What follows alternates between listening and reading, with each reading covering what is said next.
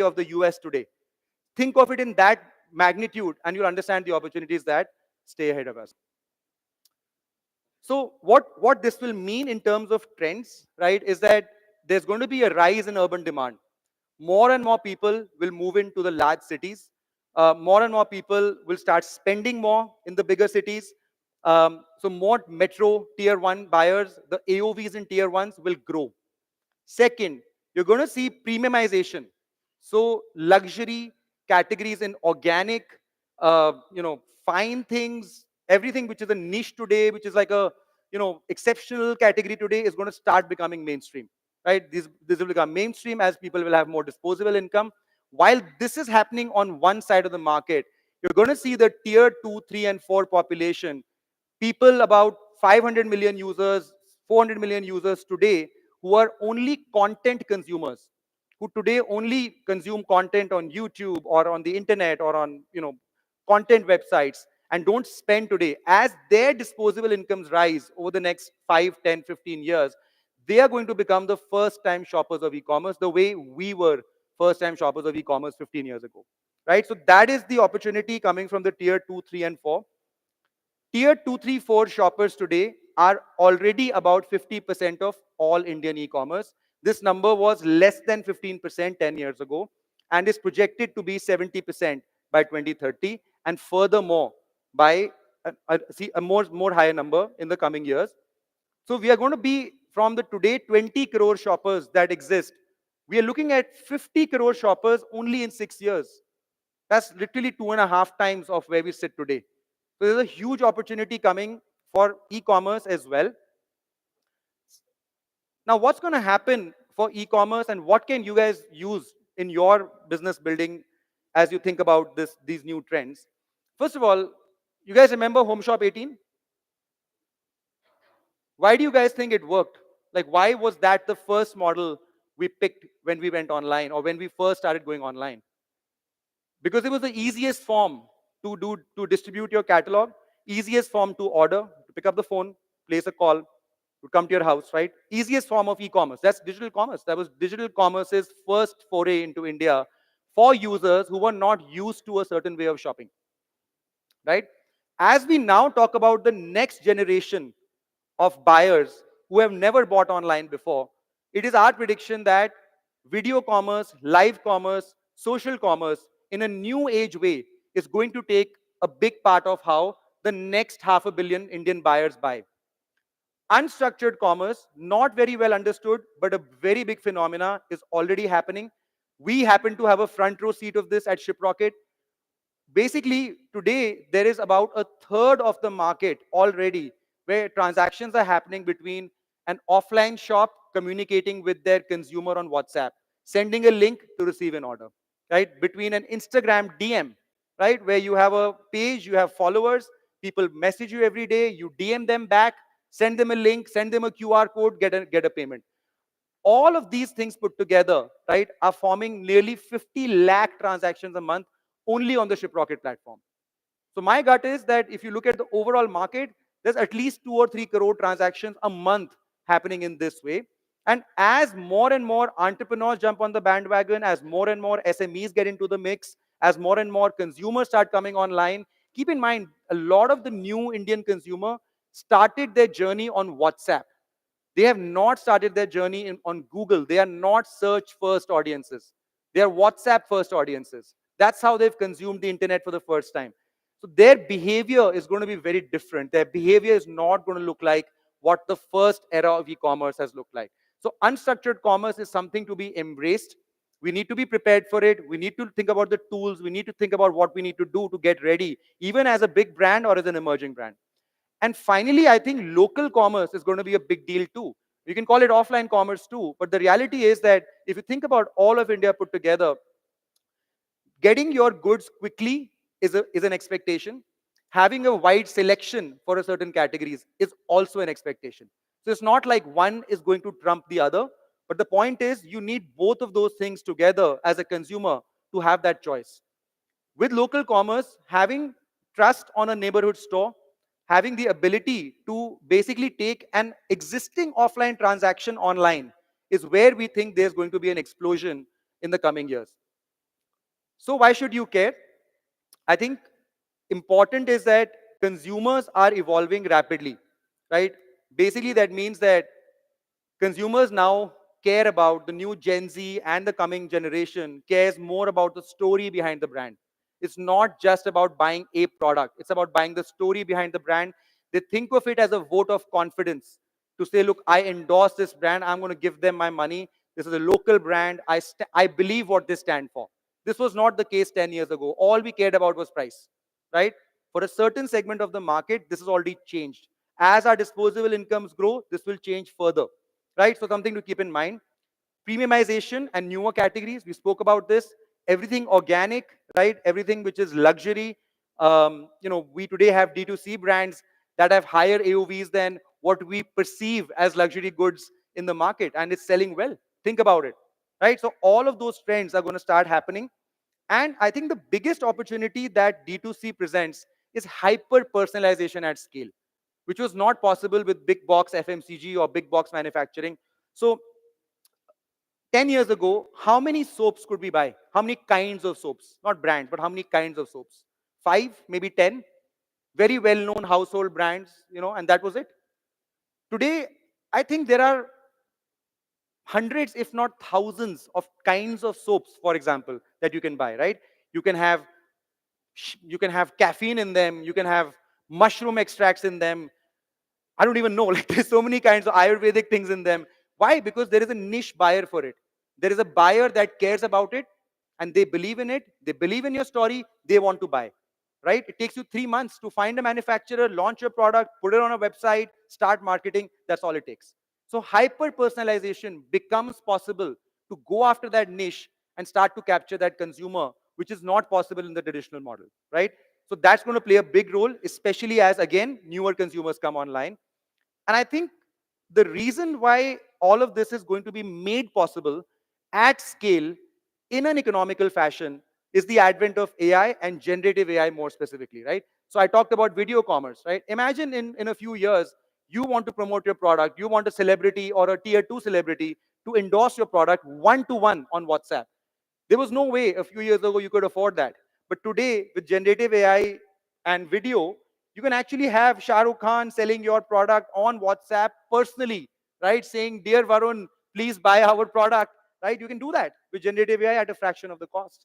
You can have voice AI calling your customers, supporting them, giving them support. So AI is what will make this operationally viable, and hence it is time to start getting smart on it, time to embrace it. The other big trend is that future shoppers are going to buy everywhere. They want to buy on Instagram, they want to buy on Amazon, they want to buy on your website, they want to buy on WhatsApp, they want to walk into your store, they want to scan your QR, and they want to be everywhere. They want to buy everywhere. So unless you're also letting them buy everywhere, unless you're everywhere, you're going to miss out. It's no longer about a single channel strategy. It is no longer about, I'm going to optimize Amazon, I'm going to sell on this marketplace. I think we need to start zooming out of that and think about, in 5, 10 years, how are consumers going to shop in India?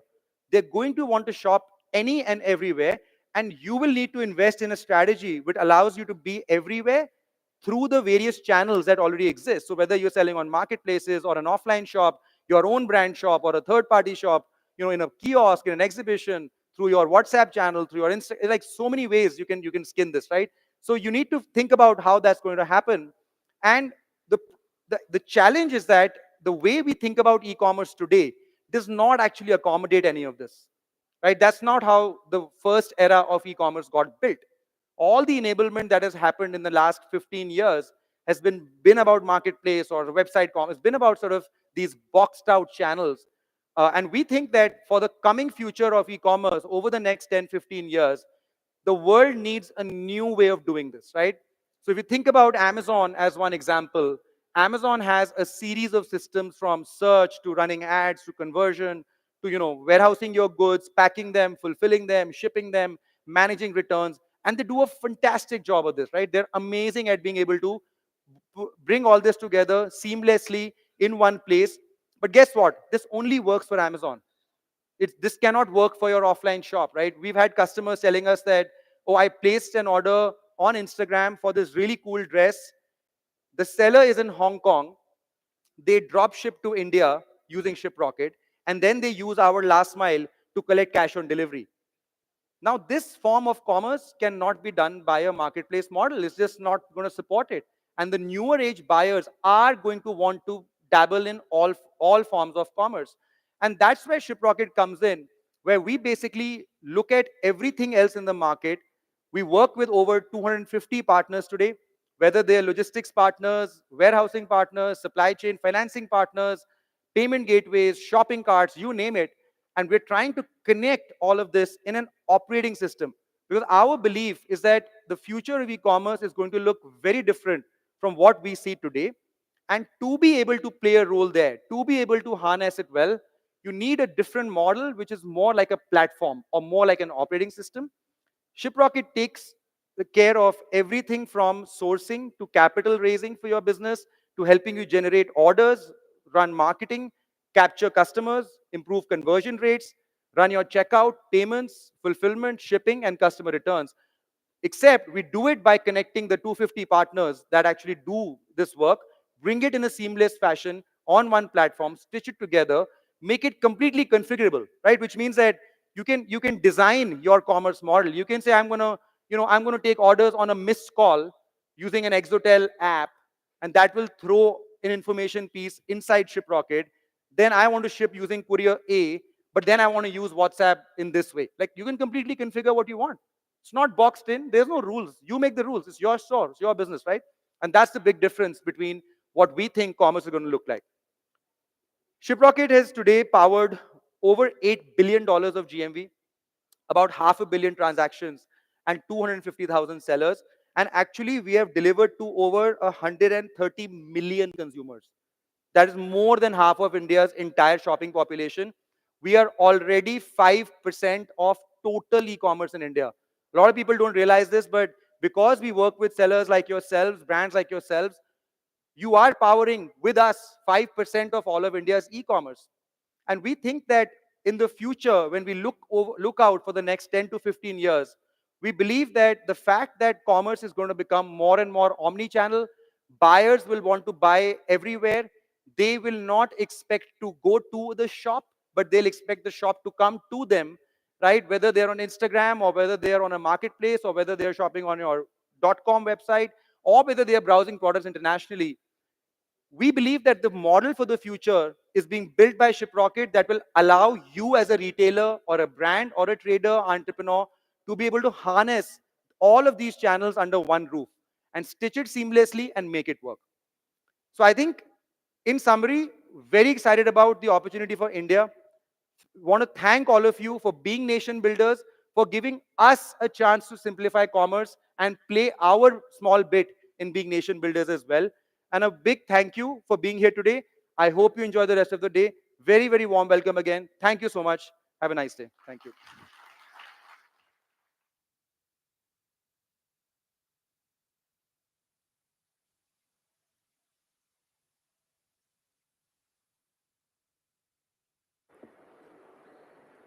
Hello.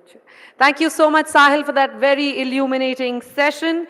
Your insights into the state of Bharat's e-commerce are truly inspiring, and I'm sure it's going to really ignite that passion into the audience to tap the limitless potential of the Indian markets. Am I right or am I right? Okay, I'm going to say that again. Wasn't that inspiring?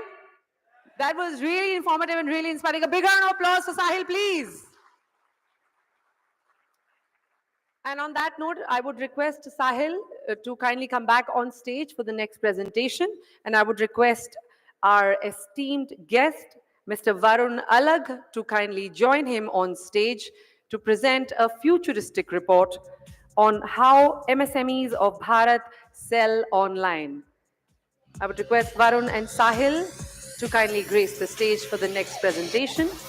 To give you a little brief, this report is a detailed study that will explore the dynamic challenges and new opportunities that define the digital commerce journey for India's small and medium enterprises. Presented and powered by Shiprocket Trends. Over to you, gentlemen. Can we have a big round of applause for our next presentation, please? Thank you.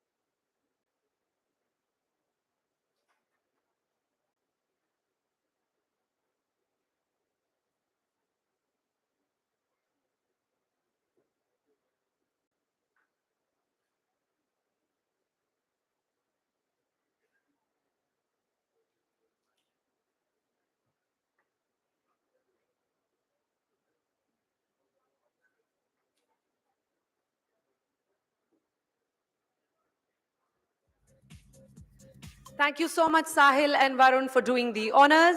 We now move on to our next fireside chat on the topic from seed to scale, the journey to going public. On that note, I would like to invite the following speakers to kindly join us in this very exciting fireside chat and steer this riveting conversation. We are thrilled to have Varun Alag again with us. I would request him to kindly join us on stage again to share his epic tale on the topic from seed to scale, the journey to going public. And to steer this chat again, I would like to invite our very own Gautam Kapoor, the COO of Shiprocket, as the moderator. Can I request these two gentlemen to kindly join us on stage? And remember, ladies and gentlemen, it's not just about the starting line, it's all about how you power through to scale up. And this fireside chat is all about that. Over to you, gentlemen.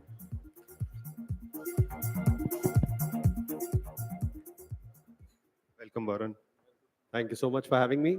Hi, hello, everyone. Uh, I know it was a lot of traffic and it was rainy.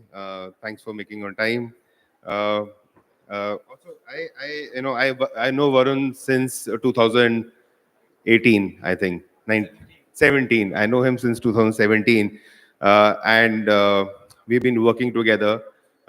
He's been building the brand. I've been trying to help them as much as possible. But given that context, I will straight away go into this fireside chat per se. But you know, the audience today that we have today is largely comprises of young entrepreneurs, brands, online businesses, selling largely on e-commerce.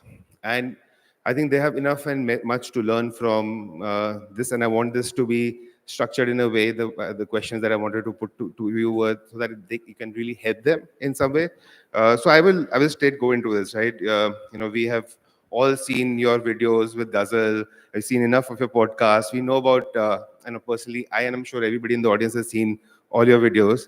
But at the same context, I want a short context on, how did you had an idea, I remember, in Mamaearth of building this organic brand, and you want to share some small notes on that? How do you think about it, and what was your early thought, and how did you start the company? No, yeah, happy to. Like you said, I've done that so many times that you can wake me up at 3 a.m. and ask me that question, and I'll be able to answer it. Right? So I think for us, building Mamaearth was a very personal journey, and it started with a problem that we were facing as parents, and when we started to choose products for our baby, and the first thing that you do while making any choice nowadays as a consumer is you go and Google, and you would look for best, you're going to Ajmer, and you would look for best hotels in Ajmer, best restaurants in Ajmer, and you're planning to buy a bag, right? You would go online and say, hey, which are the best bags nowadays, right? You would search for that and read, right? So that's a very, very natural behavior, right? And internet is search first as a platform. That's the first thing that people started to do, and search has the highest penetration amongst consumer behavior on internet, and that was very normal for us as parents to do as well. And when we started searching for which are the best baby care brands, etc., we came across a lot of negativity which was out there on toxins being found in baby care brands, right? And how globally a lot of brands had multiple legal cases of carcinogens found, right? Especially in India, we did not have any regulation around what ingredients can go into baby care products and what not. The DNC regulation is actually pretty standard, right? And whatever regulation applies to adults applies to babies, right? And of course, that conversation became like it of course was initially a cribbing conversation, saying कि यार कोई कुछ कर क्यों नहीं रहा है, and somebody should do something about it, and अरे ये तो मतलब बहुत ही गलत है, our kids deserve better, and from there on just thinking about why can't we do something about it, right?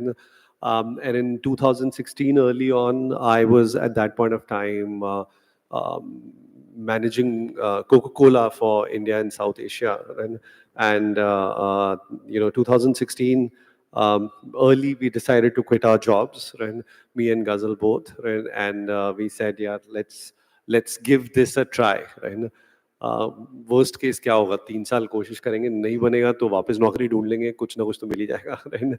But even if we are able to delight 10,000 parents in India, right, with a product that makes a difference to their lives, because when you're going to that parenting journey, वैसी बहुत stressful होती है, especially if you have less support system and you're sort of so involved, right? That छोटी सी चीज, जैसे for example हमने हींग roll on करके एक प्रोडक्ट लॉन्च किया था very early on, because when we were going through raising Agastya, right, he used to have problem of colic and gas, and we used to prefer applying the hing and coconut oil ka mix, which our dadi had told us, and it used to work really well, right? But वो बच्चा अगर रात को 2 बजे रो रहा है, you have to wake up, right? And like आपको वो गर्म करना है, वो बनाना है, right? Half sleepy, right? And then apply करना है. That's just very stressful, right? In this whole process. So we said, hey, can we make the life easy? Can we provide this in a small roll-on format, जिसमें पहले से ही pre-mixed हुई चीजें and लोग apply कर पाए? And the love that we got for that product, right? Because it wasn't something that large companies will look at, right? Because large companies would always start by saying, hey, how large is this category? And if we get to 10% share in this category, can we become large enough? Right? And they will kill a consumer need, right, just based on a Excel sheet hurdle rate. Right? And we said, कि यार ऐसे नहीं बनने चाहिए brands बनने चाहिए which are built on consumer needs, and you need to change your business model, right, to be able to serve those consumer needs, rather than applying the same business models and killing the consumer innovation capability. So I think some of that we did early on gave us a lot of confidence, right? Ki, one, Indian consumers, like Sahil was saying, are actually looking for better products and are willing to pay premium for it. And this is not a price conscious market, this is a value conscious market. And if you can prove to consumers that you are providing the value for the money that they're paying, and they would be more than happy to pay for your products, right? I mean, just this year, for example, right, HUL is the largest FMCG company in India. It is 60,000 crores in revenue, right? And Apple just took over HUL at 64,000 crores, right? And so a luxury company, phone company, right, has actually overtaken the largest FMCG company, which has penetration of over 50% households of India, right? So, I mean, that's India, right? And they have the power to pay you if you can prove, right? And so that got proven. Secondly, the fact that there is value in long-term innovation, right? And that got proven, and that just then got us rolling, and a lot of D2C, and the fact that e-commerce was disrupting digital distribution, right, all helped. Yeah, and I'm sure you put it so casually for all of us, but I know the hardship and the behind those, right? I've seen it myself also. So I think I would like to get this conversation around that now. Starting a D2C brand was never easy. I think it's become tougher, if not now. And the challenges are multifaceted. It is marketing. We were talking about marketing right now. There is supply chain. There is product design, manufacturing, and just getting the money to do all of that. So I wanted to touch upon all of these one by one, and I think I have a few questions for you. All D2C brands, and we work with so many. I think, can you share what was your early strategy on marketing, especially if you can touch upon the digital marketing aspect of it? I know that you got a brand ambassador very early into Mama Earth. Anything you want to share about that, and you think that the audience will learn from it very? No, I think very early on, there were a few things that we were very clear about, right? That, finally, you need to have a differentiated product proposition, right? If you want to build a long-term brand, right? And you need to be able to tell that story in the right manner. Right? So these are the two parts of basically marketing, right? Having a story, right?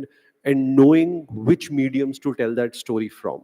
And very early on, we realized that, the story of a shared journey, right? The fact that parents, right, were trying to do something good for not just their babies, but babies around us, right, is a story which connects really well. Right?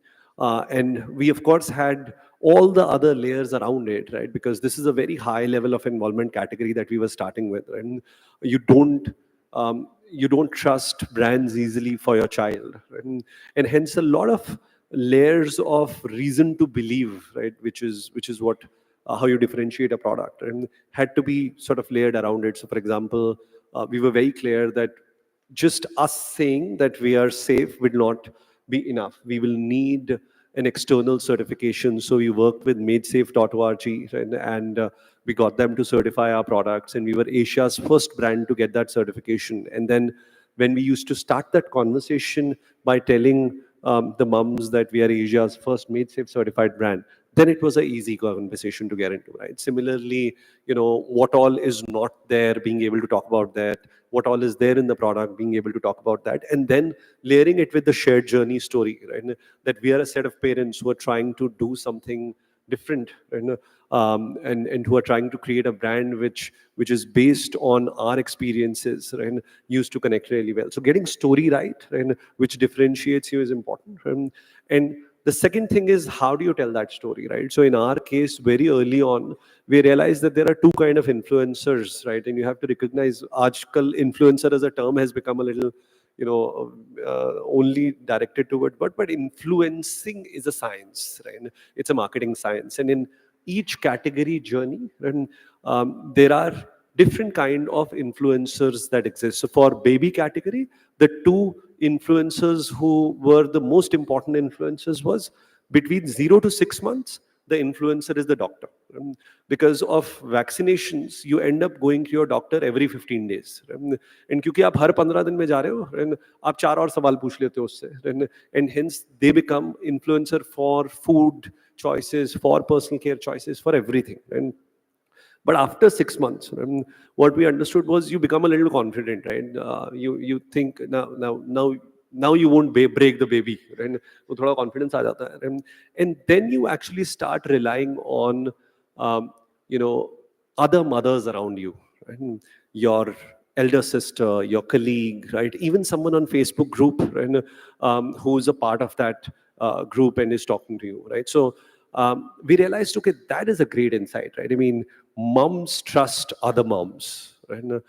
Is a media insight. It's a communication insight, right? So if we can tell the story, right, that we have clearly found, right, is workable, right, through this medium, right, of other moms talking about this story, right, then that connect, right, is the sharpest connect through which we can build the brand. So that was our early 1.5, 2 years journey. And when you talked about the celebrity, right, it's absolutely in line with that journey. So after about a couple of years, right, we felt that we've been doing this extensively with peer mothers, with socially active moms, with bloggers, with a lot of communities, right? Now, how do you take it to a next level? And you find a nationally known mom, right, who will be trusted by other mothers, right? So which is where a Shilpa Shetty sort of came in, right? So it was absolutely in line with just these two things that we did. Well, that's fantastic. It's absolutely. I think it's quite insightful for everybody. Insightful for me also. Uh, how to build the story and how to have the right medium to be able to get through and do that. Not spend a lot of money doing it. So I think that's what I would learn. I take away from this. Uh, the second one is it's not my something that I know much about, but I understand developing a product by itself is very difficult. You spoke about it, and you also spoke about the strategy around it. I want to talk about when you're building, when you've thought about a product, when you've come up with a concept and you've come up with the product, you've built the product, but you're now placing your first purchase order. You're spending that money. How is that feeling? Looking for that vendor, signing that first purchase order, giving that advance. You don't know that how much money you have to spend a lot of money for your first purchase order. How is that feeling? Yeah, of course, like the whole journey is full of anxiety, right? And in fact, those were the days. I think you mentioned a few minutes back that starting a D2C brand is tougher now. Actually, I believe the opposite. Right? Starting a brand is far easier now, and scaling it is tougher. And, Got it. Understood. because the kind of ecosystem of shared resources that's available now, and you can be a single person, brand owner, and between a Shiprocket and a clutch of TPM providers and like tech product SaaS providers, right, and a stack like Shopify, and then a marketing stack like Meta, and you have the entire universe which is sorted for you, right? And from logistics to like marketing to you don't have to do much. You just need the first two sorted, right? So, but scaling is far more tough, right? But at that time, when, finding a partner and a high quality partner, and who would allocate their bandwidth to you itself was a mega challenge, right? I mean, it wasn't easy because like while you think you are on to something great, right? The fact that you have no business today, right? Nobody cares about you, right? I mean, if they are doing 2 crore महीने का business, right, and you have zero business, but you're saying, oh, हम ये बनाएंगे, हम वो बनाएंगे, okay, यार मेरा time not खराब कर, मतलब like, I have had so many days where I've just gone, sat for 4 hours to just meet a vendor, and कि यार मिल लो, and मतलब we are on to something अच्छा, तो like, and it wasn't easy, right? And also, like you rightly said, I think I negotiated so hard on MOQs early, right? Because I was like, नहीं बिकेगा तो, right? कुछ बदलना पड़ गया तो, right? कुछ फट गई तो, right? So नहीं 2,000 पीसी बनवाने हैं सर, मतलब आप तो 5 रुपए एक्स्ट्रा ले लो मेरे से पर पीस, right? But आप 2,000 पीसी बना के दो मुझे, like तो I think managing and being frugal about some of these decisions, if you have that DNA, comes naturally to you, and but then once things start rolling, right, and you start getting confidence, right, then you sort of start doubling down on it. Thanks for sharing this. I was hoping to hear something like this, and I think this is something that I know of, and this is the first time I also met you, right? And I remember this one day I had come to meet. It was a holiday. There was nobody in the office. You were sitting in a room on your laptop, and this was your basement office, your first office, I think, in the basement, and that also was partially done. Half was half was not done, half was built as an office. But I remember coming and selling you, asking you to come on Shiprocket, and luckily you're there with us still, and I'm happy to have you as a customer. But how's supply chain is more than just that, right? It is a big pain point for any business, any product business. From sourcing, from getting your inventory in, and then getting it to our customers. How's that journey been for you early on? Again, the same thesis. No, yeah, we were just talking about it, and now I remember that day, and like you're being kind that you're saying construction was going on in our office. Actually, हमने एक building की basement जो almost junkyard थी, and they had kept all the like dilapidated stuff and furniture in their basement, and we'd convince them कि यार इसको आधा खाली करके हमें office दे दो इसमें, right? So it wasn't under construction, it was like just the junkyard behind our office, right? And you said I had a room, I didn't have a room. We had just like 14 chairs outside, and we were sitting there, right? And for 4 years of our journey, and even after we had raised a round from Sequoia 100 crores, we were still in the basement. And but yeah, I think that's how you start. That's how you create the right foundations. Very early on, and in the first 2 years itself, Gautam, I think one of the clear learnings that we had, was that you need to know what the core of your business is, right? What is it that is going to create the most amount of value, and if you focus on that, right? And given you have lesser resources than most large competitions that you're competing with, you have to be able to very sharply allocate your management bandwidth on those few functions, right? And for example, in our business, those would be brand and distribution, right, and innovation. And then you need to find excellent partners, right, who do a function far better than you will be able to manage. Right? So, for example, in our case, and it's been an incredible partnership because I remember when we started, you guys were also pivoting from Cartrocket to Shiprocket, right? And we were one of the few early folks who joined hands. But we found absolute, comfort, right, in knowing that we were working with the best in the industry, right, when it came to logistics and order management system. Right? And that just took so much headache off our minds, right? That there is one thing less that we have to worry about, right? Because someone else is making sure that they're taking care of it, right? And similarly, over time, we have been able to find such center of excellence partners, and we have chosen to build deeper relationships with them rather than just going with 10 different players, etc. Right?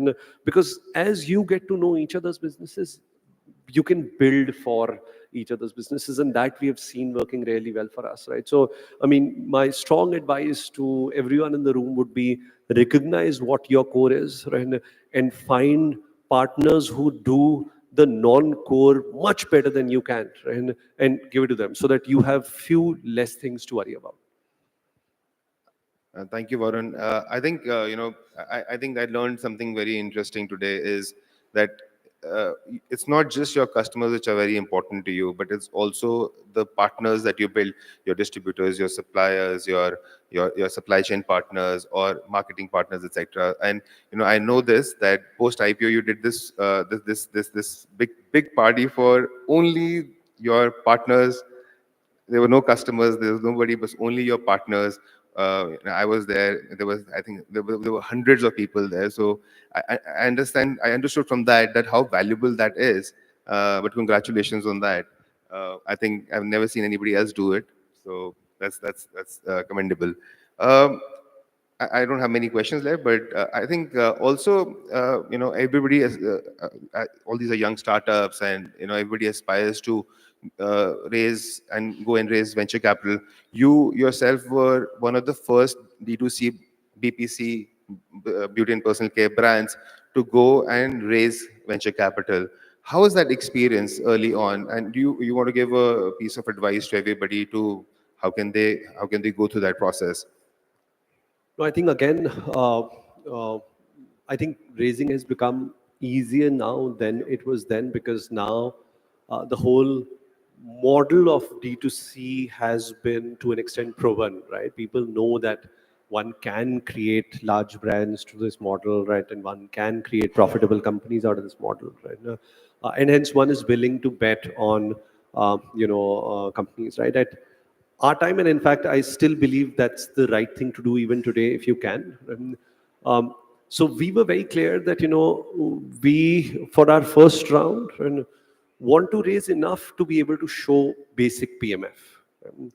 And hence, I remember the first round that we raised was just 60 lakhs. And उससे पहले 20 लाख हमने अपने provident fund में से डाला था, right? And the round that we raised was 60 lakhs. It was 5 individuals, right? One of them being Kaval, who personally invested as a angel, and but otherwise rest of the people were ex-colleagues मैंने जिनके साथ Coke में HUL में काम किया था, right? Who knew कि यार लड़का मेहनती है, these two will build something, right? And they are pretty passionate about what they're doing, right? And they took a bet on us, right, as friends, right? And that 60 lakhs, right, helped us to get to a 30 lakh sale in 6 months, and from launch to the 6 month sale, right? And then we raised our first institutional round based on that sale, right? That hey, we've been able to get to this. Look at our metrics. Look at the consumer response, right? Look at how some of our products are already bestsellers on Amazon, etc. And uske baad, whatever we have raised, right? We have raised on the back of our business performance, right? That this is where we have gotten. These are the growth levers which are now working for you.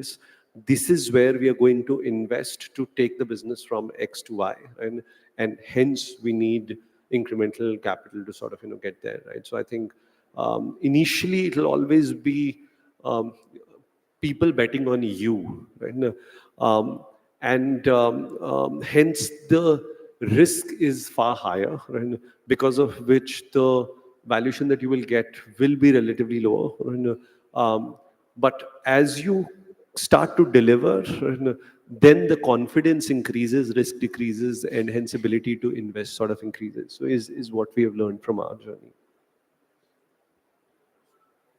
And thank you, because I know there's no other way to do it. This is the best way. I think everybody has to go through the same journey, similar journey. Uh, One more thing, and I am a big believer of this, and I've seen Mama Earth from being a vendor outside in, being looking at your metrics for the product that we were selling, or we were supporting you with. But that being said, it is my belief that a personal traits of a founder, the culture he instills, is makes the company. Now, why am I asking this question to you? Is because day one of talking to you and day now of talking to your team, uh, the culture by itself has not changed, because they're aggressive for something. They want to know their KPIs. They want to know something on costing. They want to I know the culture of Mama Earth, right? And it's I can easily say it's great, right? From I'm not talking about the culture of HR culture, but I'm talking about outside in. When a vendor talking to you, there is a specific way how Mama behaves with you.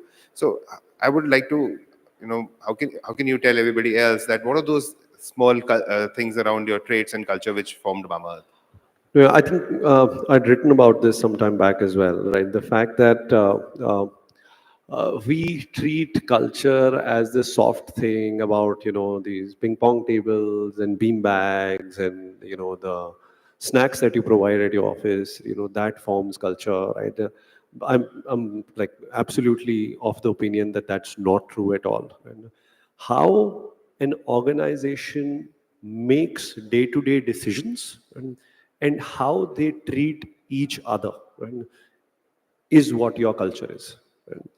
And why why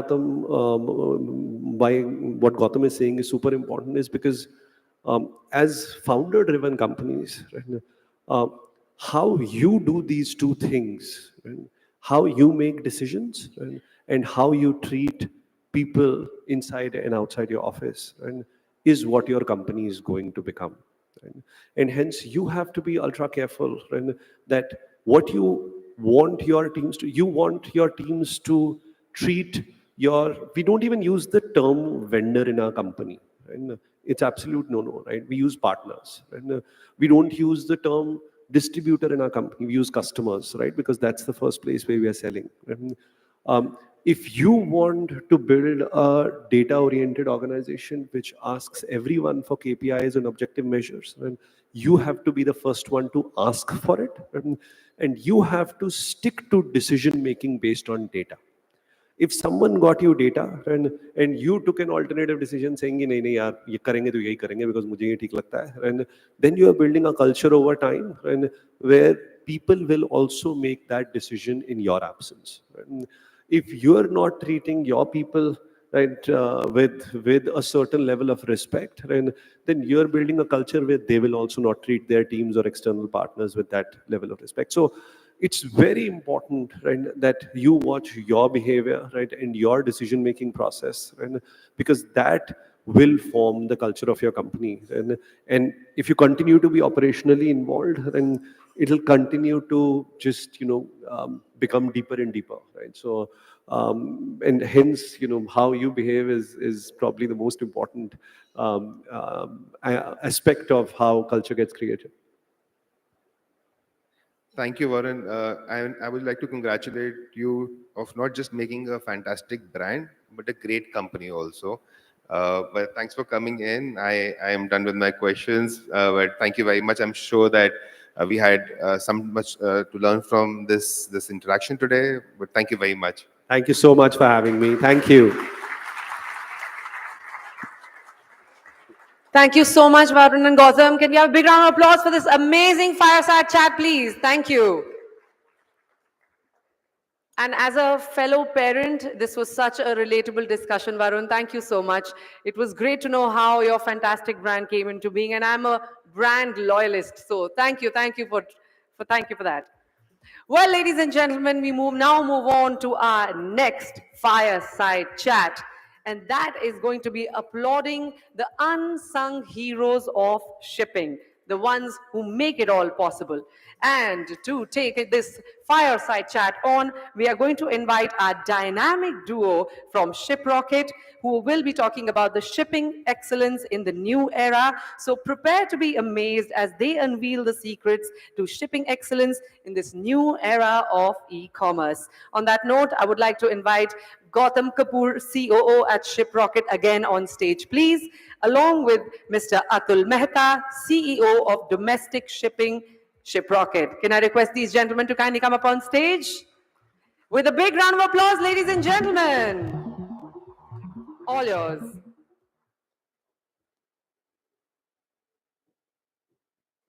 Good morning, everyone. Can you hear me? In the back? Perfect. Good. Thanks for coming in. Like Sahil said, it's amazing to see so many entrepreneurs, so many founders, so many e-commerce partners at one place. Humbling to have all of you here, and delighted to be sharing our journey of how we have enabled logistics for Bharat in e-commerce. But before we do that, let's go back in time. Let's go back to 2017 and take a view of what e-commerce landscape in 2017 in the country was. You had some 566 million users coming online, half of them smartphone users. And what that was enabling at that point of time was the first wave of e-commerce. You had an e-commerce market of around $38 billion, dominated predominantly by the large marketplaces who had, to all credit to them, established a very robust post-checkout experience. You were not afraid of shopping on these marketplaces. The experience was very cleanly stitched out, customer service, returns, etc. Challenges, what can happen when you're shopping online for the first time without physically seeing the product from a screen, which you don't know where it is coming from, can be challenging, and the marketplaces had solved it to a large extent. And that has led to 38 billion of commerce happening. And consumers like you and me were comfortable shopping online, using our credit cards, net banking to transact, pay money before we have even seen the product. So that was the landscape of e-commerce in 2017, dominated by marketplaces. But if you were trying to sell directly outside marketplaces, your world was very different. Very different. There wasn't any fulfillment system you could use. You had to store your goods at home, do manual inventory management. Shipping was not very sorted. It was all over the place. If you were trying to ship, you had to go to a place, give your product, wait for it to get received, no tracking, nothing. COD was a challenge which you had to go through, manage. You don't know when the collection is going to come. Consumer trust on shopping outside marketplaces was very low. And there was shortage of data intelligence. Like, you were operating in silo. What you were building, only you were aware of. There wasn't an ecosystem to help you sell outside marketplaces, to help you sell directly. And it was this time when we as Shiprocket decided that we want to take a mission of democratizing e-commerce, to enable everyone to access e-commerce, to make it easy for you to sell and not be dependent on marketplaces. For anyone and everyone across the country, if you have an idea and you have a product and you want to reach out to consumers, we'll help you do that. You needn't be dependent and wholly reliant on marketplaces, and in this David versus Goliath story of have a balance of power which is not equal. We'll enable you. And that was the mission we set for ourselves in 2017. And what did making easy mean? We said we'll make it accessible. Everyone, you have an Instagram store, you want to sell a product today, you should be able to access e-commerce easily. You should be able to manage your operations and reach out to your buyers easily. We want to make it simple to use. It shouldn't be restricted to folks who have a 30-member, 40-member team. You are a sole entrepreneur. You want to start today, you should be able to easily use what we are building. It has to be fair. The pricing, the billing, everything has to be fair so that you're not double guessing. You are setting up a venture. You are building a brand. You want to be focusing on what the buyer wants, what the buyer needs are. How will you build an amazing brand? We want you not to be bothered about the billing around the services you are using. It has to be transparent. It has to be fair. And we are not going to build a SaaS platform where we charge you upfront. We are going to charge you only when you succeed. It's success based. It's not SaaS based. Yeah. So those were the tenets which we defined for ourselves as we started building for e-commerce. And what to build? Do we build a shopping cart? Do we build a payment system? When we were talking to merchants at that point of time, we realized the merchant says, yeah, you know what? I'm able to get orders. I'm selling socially. I have an Instagram handle. I have a WhatsApp page. I have a Facebook page. I do get orders. You know, the biggest challenge I struggle with is shipping. I do not know how to seamlessly ship this. And that's when Shiprocket Shipping was born in 2017 to solve the challenges around logistics for entrepreneurs and brand builders, and to help them reduce the reliance, enable direct selling, enable direct commerce for them. And yeah, like I said, our motto has always been, we win when you guys win. I keep giving this analogy. In a movie, we are the background dancers, right? You are at the forefront. You are the hero and the heroine who are in the front.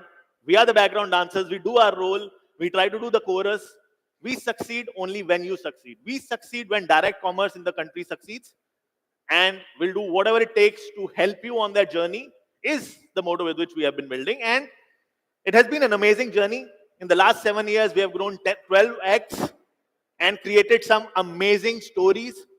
We have powered 600 plus crore-patis, 25,000 plus lakpatis, and 8,000 of them just this year. You know, Sahil talked about powering $5 billion of GME, 40,000 crore. Those are big numbers. But when you start looking at what impact it has been able to create at an individual level, these numbers are such a delight to see, and so much of joy it gives all of us when we look at the impact we have been able to create. And not only that, creating impact for sellers for whom marketplace commerce would not have worked, right?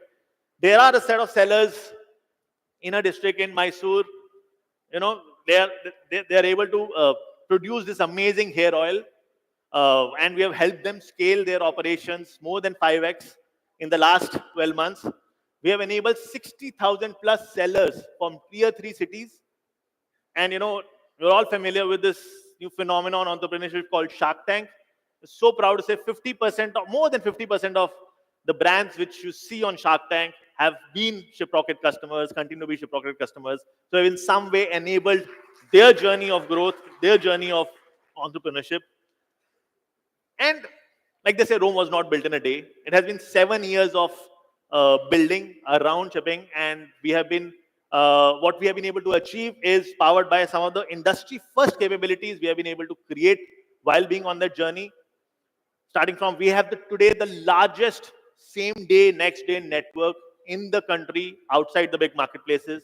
There are 100 plus lanes, 26 plus cities where we are delivering same day or next day. So Delhi to Ambala, Delhi to Lucknow, Mumbai to Pune, Bangalore to Coimbatore. We are delivering next day 98% SLA to help our merchants on their direct commerce setup enable an experience like what marketplaces have been able to. We were the first one to pioneer science into weight management. Weight has been a challenge in direct commerce. We said we brought in constructs like weight freezing, SKU and category based weights. And the last 1 year alone, we have saved 6 crore rupees of money for our merchants by bringing in these workflows and processes around weight management. We're the first one to pioneer NDR workflows, RTO workflows, intelligence to help improve delivery success rate through systems, WhatsApp workflows, IVR workflows, manage this hassle of whenever an NDR happens between the customer and the buyer, and in the process, again saved more than 6 crore of rupees by preventing the shipment from getting RTO'd, and not only that, being able to create 11% more business on COD orders by ensuring that GMV was realized for our merchants. We today are the largest returns enabler in the country outside marketplaces. Returns, again, guys, is a very important facet of shopping online. Because if we are not able to enable returns in direct commerce, marketplaces will continue to have a distinct competitive advantage.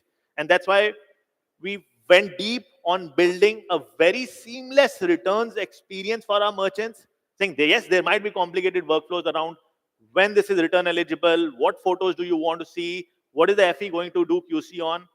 We have, as I called out in our tenet, made it very simple and easy for our merchants to access returns, create return orders, have the field executive do the quality check of what he's picking up and what he's bringing back to the warehouse. And today we enable returns for 41,000 plus merchants. 41,000 merchants in direct commerce have used Shiprocket to do a return shipment. And we have done more than 5 million plus return shipments alone. That's a huge achievement. And this also gives you a sense of how vibrant D2C as an ecosystem is building, that 41,000 merchants are using Shiprocket alone to create and process a return order. And we are processing 5 million plus return shipments. Not limited to traditional supply chain, we were committed to saying whenever there's a new technology, we'll bring it to our merchants. We're the first one to enable drone deliveries, and we're the largest player doing more than 21,000 shipments on drone deliveries itself.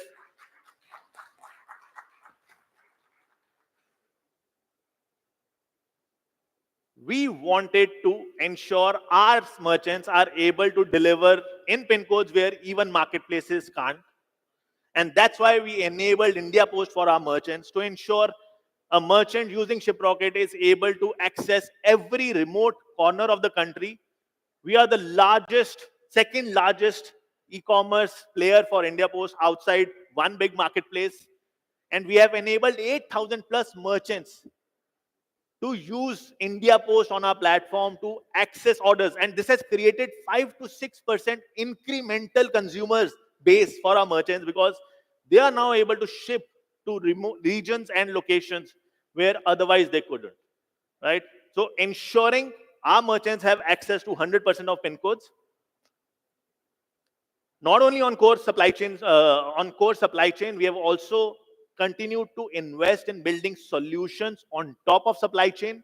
So whether it is an immersive branded tracking page, Brand Boost, whether it is Engage 360, which you'll hear a lot more about in the coming session on re-engagement or RTO management, whether it is bringing influencer marketing to SMB customers at a click of a button. Influencer marketing should not be restricted to the bigger brands only. If you have a small setup, you're starting off, you should be able to access influencer marketing. There we launched Shiprocket Amplify and bringing ONDC to our merchants to enable them to participate in the revolution which is being driven on ONDC. These are some of the solutions we have built along with on-core supply chain. And one thing we realized in the last couple of years as we are building this is, while we are doing this on shipping, buyers want their products to be delivered faster. And one key way to do that, how marketplaces are perfected, is by keeping inventory closer to their consumers. Big marketplaces have this network of warehouses through which they are able to do it. A smaller brand can't set up 20 warehouses, 30 warehouses, 10 warehouses across the country. And that's where we brought in Fulfilled by Shiprocket. Today, we have 35 plus warehouses where in a warehouse there are 200, 300 brands. And they are able to replicate using our services across 4 or 5 locations, improving delivery speed by up to 30%. And not only that, reducing cost, because now you're moving a shipment which would have shipped nationally to ship locally, right? So that's what we have been able to deliver. This is just the beginning, guys. This is what we have been able to do. And over to you, Gautam, to talk about what's coming next. Thank you, Atul. Thank you for the super energy and information-packed session. I think, okay.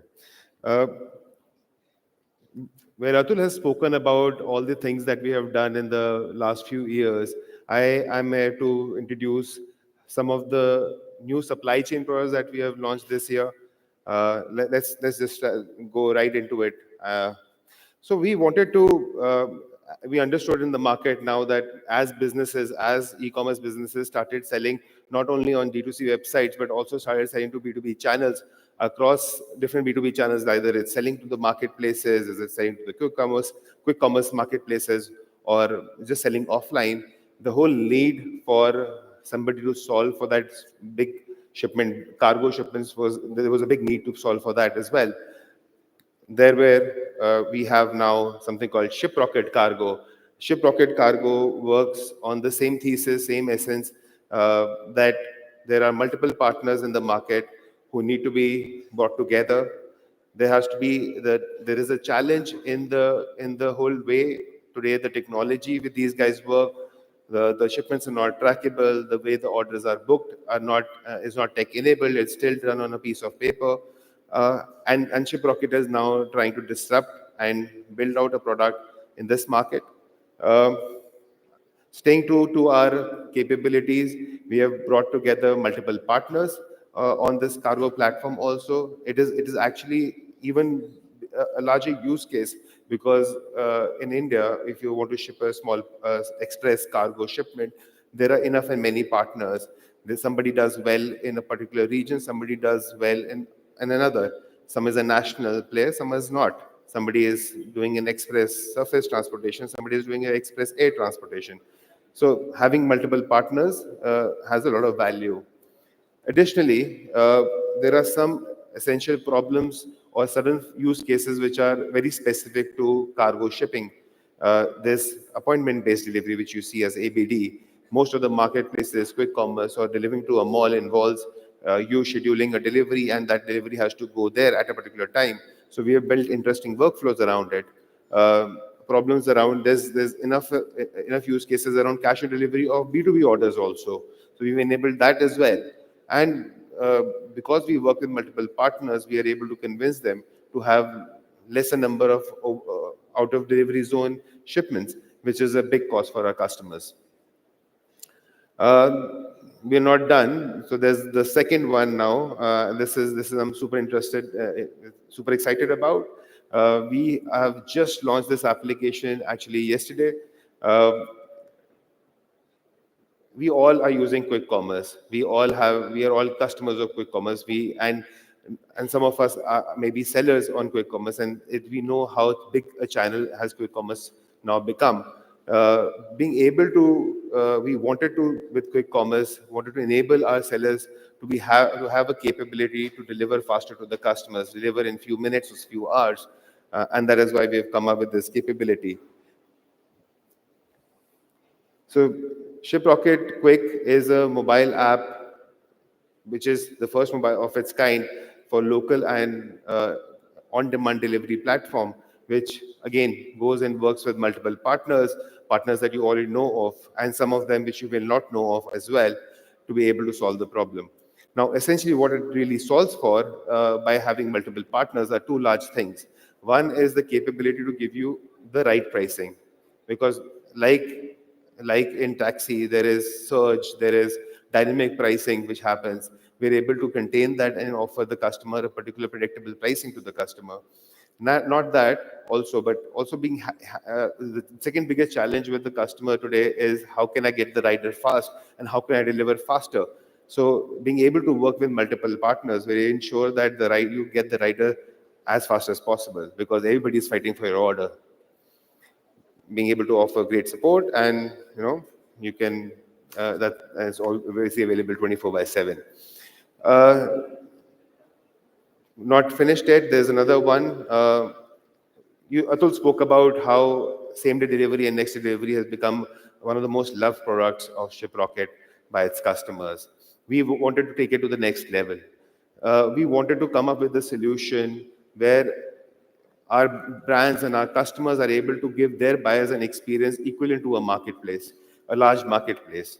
And how can their life become easier and make it more end-to-end, so that they don't have to worry about the daily running of their inventory, etc. And that's where we came up with Shiprocket Prime.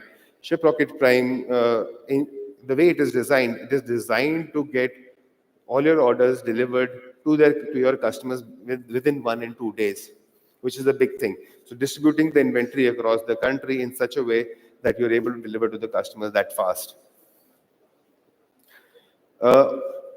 We also ensure that your inventory is available across the country. We ensure that when you get returns from courier companies, you do not have any inventory, any losses or due damages, etc. We make sure we underwrite it with the courier partner.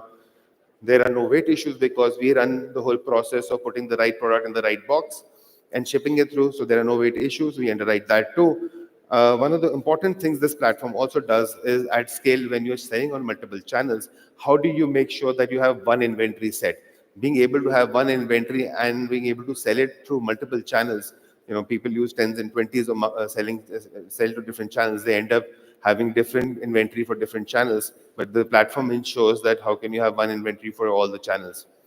So this is what what are the main products that we have launched this year, and I'm sure there'll be many more products we'll be talking about too.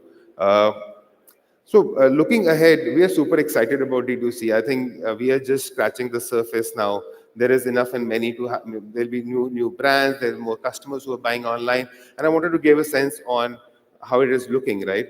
So, anybody can guess how many Shopify stores are there in India?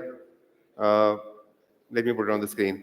There are only about 60,000 stores in India which Shopify powers. And the equivalent number in the United States of America, there's about 300,000 stores in the United States. So you can understand what is the gap of number of D2C businesses in India compared to USA. Also, do you know how much D2C contributes to e-commerce in the e-commerce space in India? It's about only 15% of e-commerce business which happens in the country happens through D2C websites. Everything else is happening through large marketplaces. What is the equivalent number in the United States? 45%. 45% of business happens through. So you can all imagine. The reason that I've put that on the screen for you guys is to imagine there is the growth for us as D2C businesses there's a big audience of customers who will move from not only shopping on large marketplaces, but also shopping on e-commerce websites directly.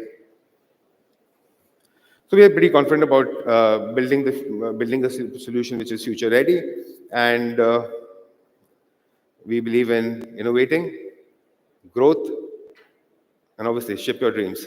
Thank you very much.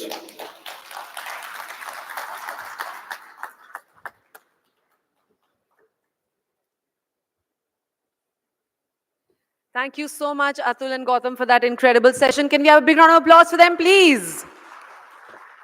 Truly, at Shiprocket, there is a commitment to empowering sellers by streamlining their logistics to thrive in the digital commerce space. But this is just the beginning of our shipping adventure. We have to travel the 7 seas. Through our today's sessions till now, we have explored the dynamic landscape of domestic e-commerce, but our ambitions reach beyond borders. The global market is vast and full of untapped potential and exciting opportunities. Up next, we have an exceptional leader whose expertise in global commerce is unparalleled. He's been at the forefront of helping businesses expand their horizons worldwide. But before I invite the next person on stage, I would like to check if there is the same energy in the room and if you're glued in. Are you guys excited for the next presentation? Okay, that's not loud enough. So let's do a little bit of an exercise. I want you all to raise your right hand. Come on, raise your right hand and make a circle with it in the air. Come on, everybody, make a circle in the air. Pretty simple, pretty simple. Now raise your left hand. Let that keep that hand going. Keep the right hand going. Raise your left hand. Make a square in the air. Come on, and do them together. Circles and squares in the air. Let's see if you can do that. Who is able to? Sir, you're making 2 circles right now. You're trying to make 2 squares. Who's making a triangle here? Come on, let's see one circle and one square. Backbenchers. The most intelligent people are right at the back. That's usually true for most classes. Okay, a big round of applause for everybody here. Now that everybody's attention is on the stage, I would like to invite our next speaker who will be talking about the global e-commerce, the next big growth story. Please put your hands together for Mr. Akshay Gulati, CEO of International Shipping at Shiprocket.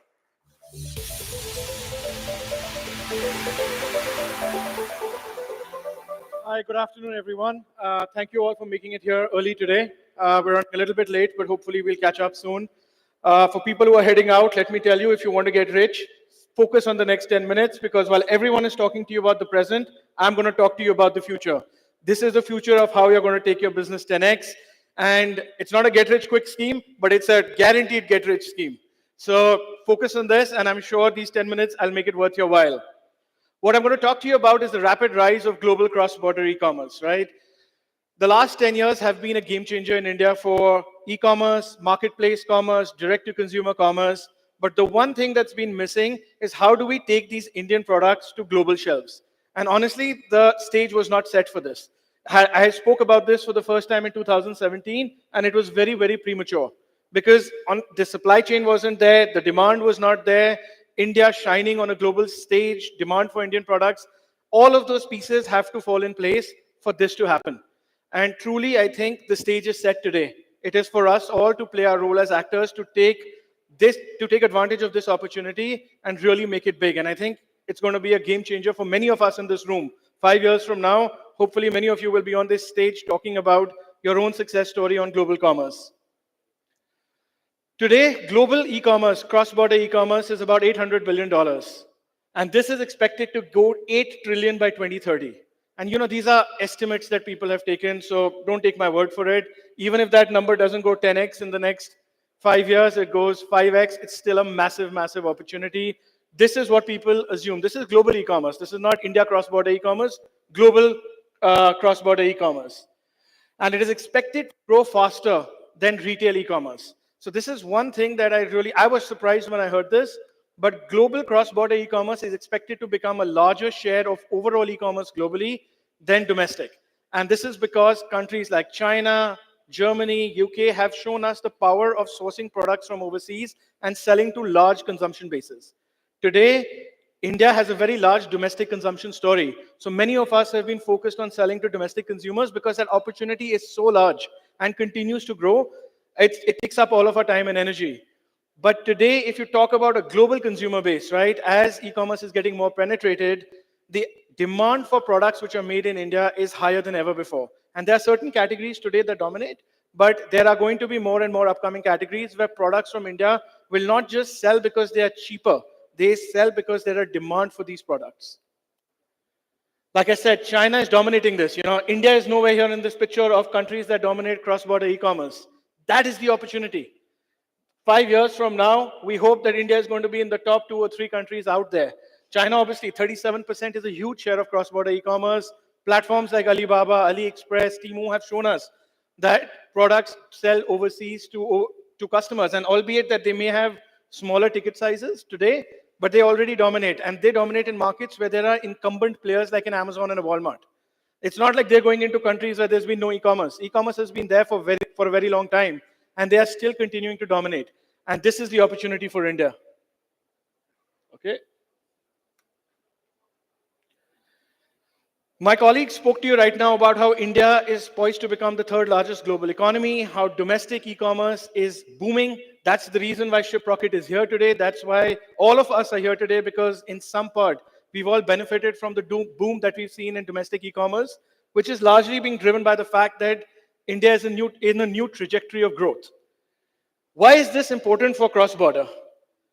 Right? This is important because as domestic e-commerce is going to go from $100 billion to $1 trillion in value, it creates an amazing stage for the same set of sellers, for the same set of merchandise now to be sold in global markets. This domestic, this supply base can easily cater to a market, whether it's in the US, the UK, China, Germany. We're already seeing this, right? Okay, China maybe less so, but US, UK, definitely 80% almost of cross-border exports right now from India happening to countries like the United States. And it's in specific categories that it's happening right now. And this is being promoted under a large part due to initiatives taken by the government. You know, in the last 5 years, we've seen multiple initiatives go live. You have districts as export hubs, which is being promoted by the Directorate General of Foreign Trade. You have digital trade platforms like ULIP and NLP.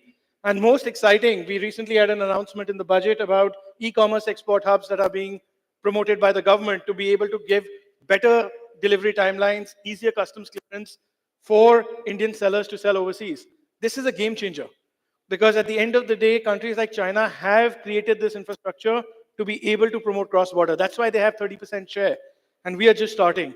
And with these initiatives, we truly believe that India will achieve the next stage in terms of that slide that I showed you of the 5 top countries. I'm very confident India will be there, right, in the next 5 years.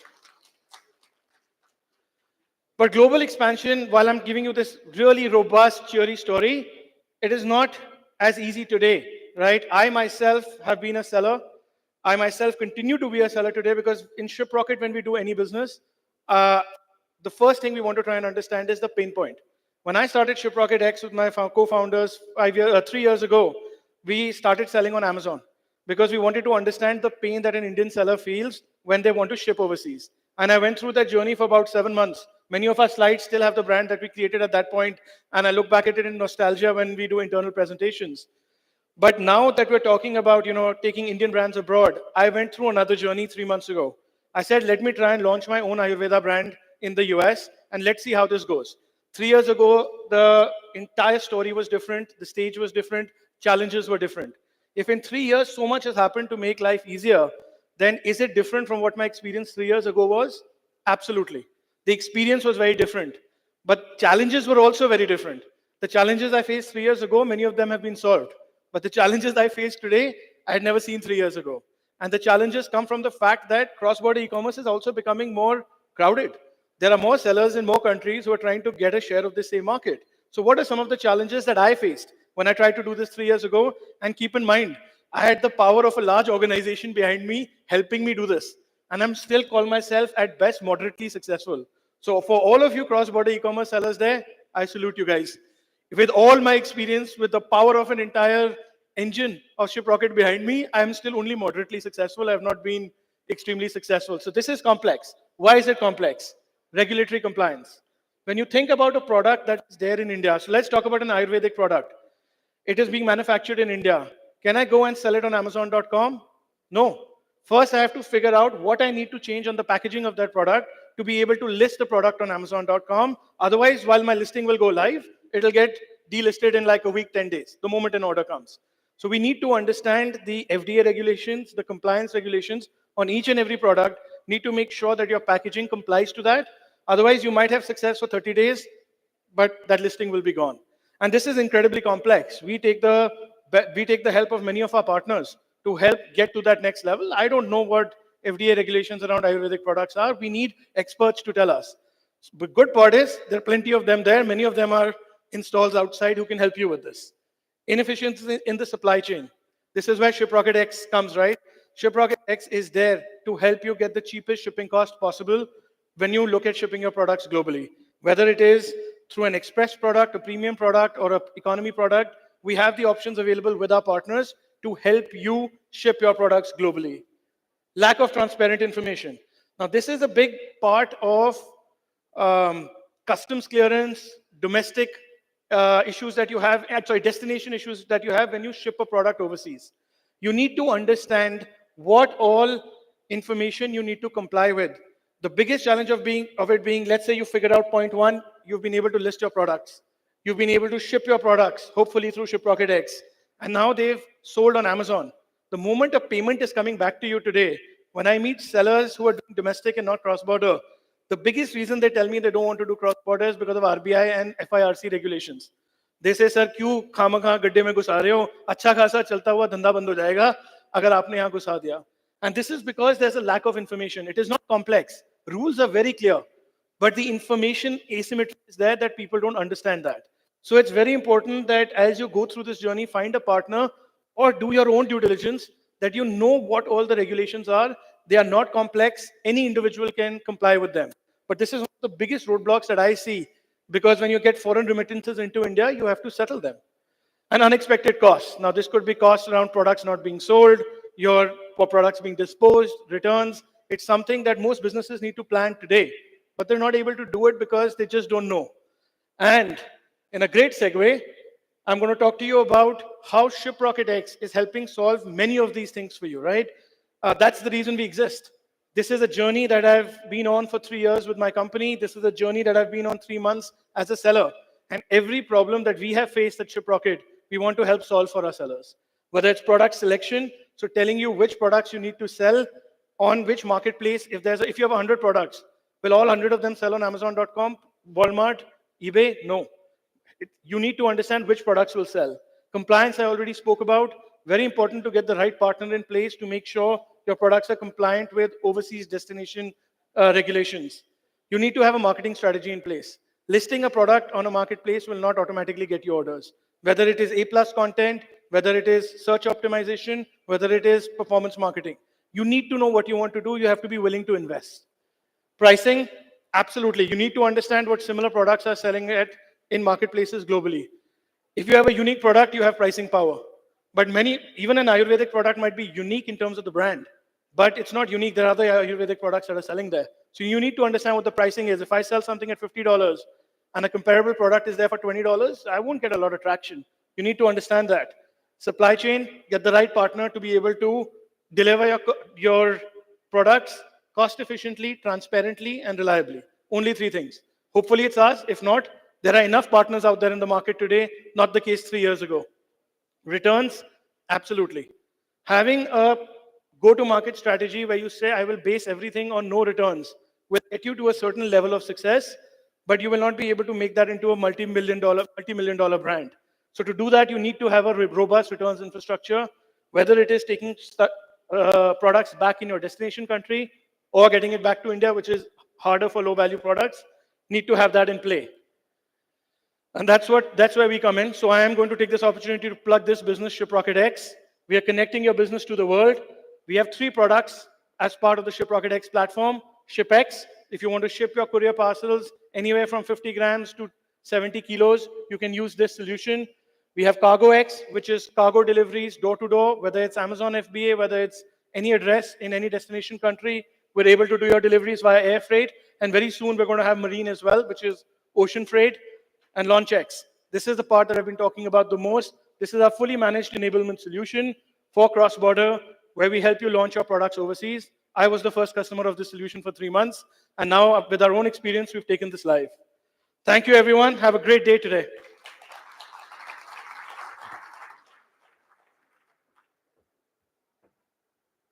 Thank you so much, Akshay, for that incredible session. It was nothing short of phenomenal. And like you mentioned before, that if you want to get rich, in the beginning of the presentation, you said that you should be looking at this presentation. So if your insights were a product, I think it would be a bestseller. So thank you so much for that, Akshay. Well, moving on to our next session, which is going to be on bridging the experience gap, marketplaces versus D2C. And for that, I would like to invite our 2 esteemed leaders to the stage. And I would request that we should welcome them with a big, massive round of applause, because this is just a beginning of the eminent speakers and the incredible fireside chats and panel discussions. We do have an amazing discussion that's going to happen after this chat, so stay tuned. So I would like to call upon these 2 leaders, namely Mr.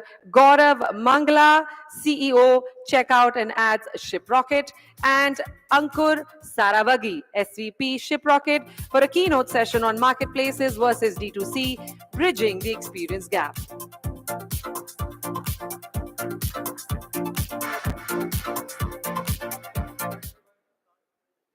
Can you hear us? Good to be here.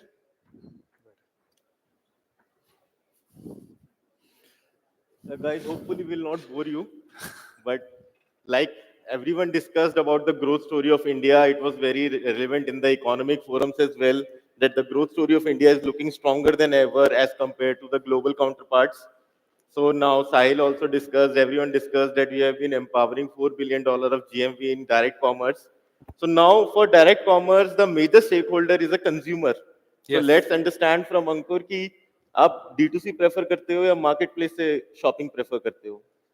यार करना तो मैं चाहता हूँ D2C से shop, like you know as Varun also mentioned कि the innovation, the new products discovery that I see in D2C, कुछ नया आ रहा है मार्केट में, I'm always able to see on D2C.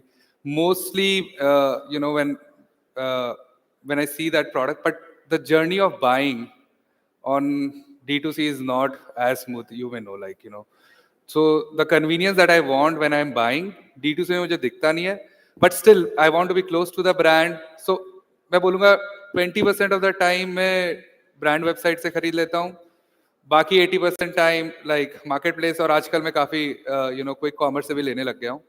सो या, सो मोस्टली दैट्स व्हाट गौरव.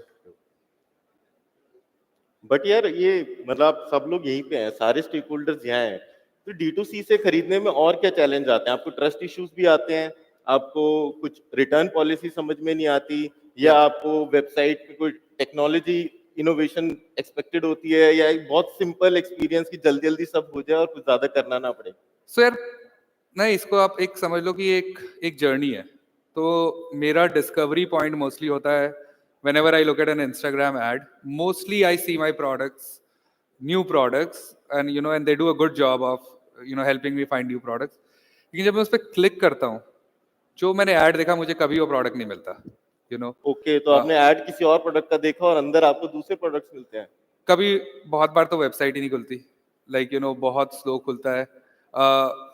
कभी कभार like once I wanted to buy a shoe, like उसमें लिखा था buy now shoe, and I landed on a page, और उस वेबसाइट से फिर मैं I just ended up buying a pair of socks, like so I ideally think आपको शू और सॉक्स दोनों खरीदने चाहिए थे अगर ब्रांड एक्सपीरियंस अच्छा हो. बट मैं ढूंढ नहीं पाया अपने साइज का shoe. Okay, So it is hard to navigate, like from the ad to the product, to be very honest. Like बहुत बार, like you will see also कि जब भी मैं किसी वेबसाइट के प्रोडक्ट पेज पे लैंड करता हूँ, मेरे लिए एक वो मिस्ट्री नॉवल है, लाइक ब्रांड वेबसाइट पे, because I am used to buying on marketplace. I have never been able to find delivery timelines, कि यार ये अगर मैंने अभी खरीदा तो ये माल या ये प्रोडक्ट मेरे घर पे आएगा कब तक.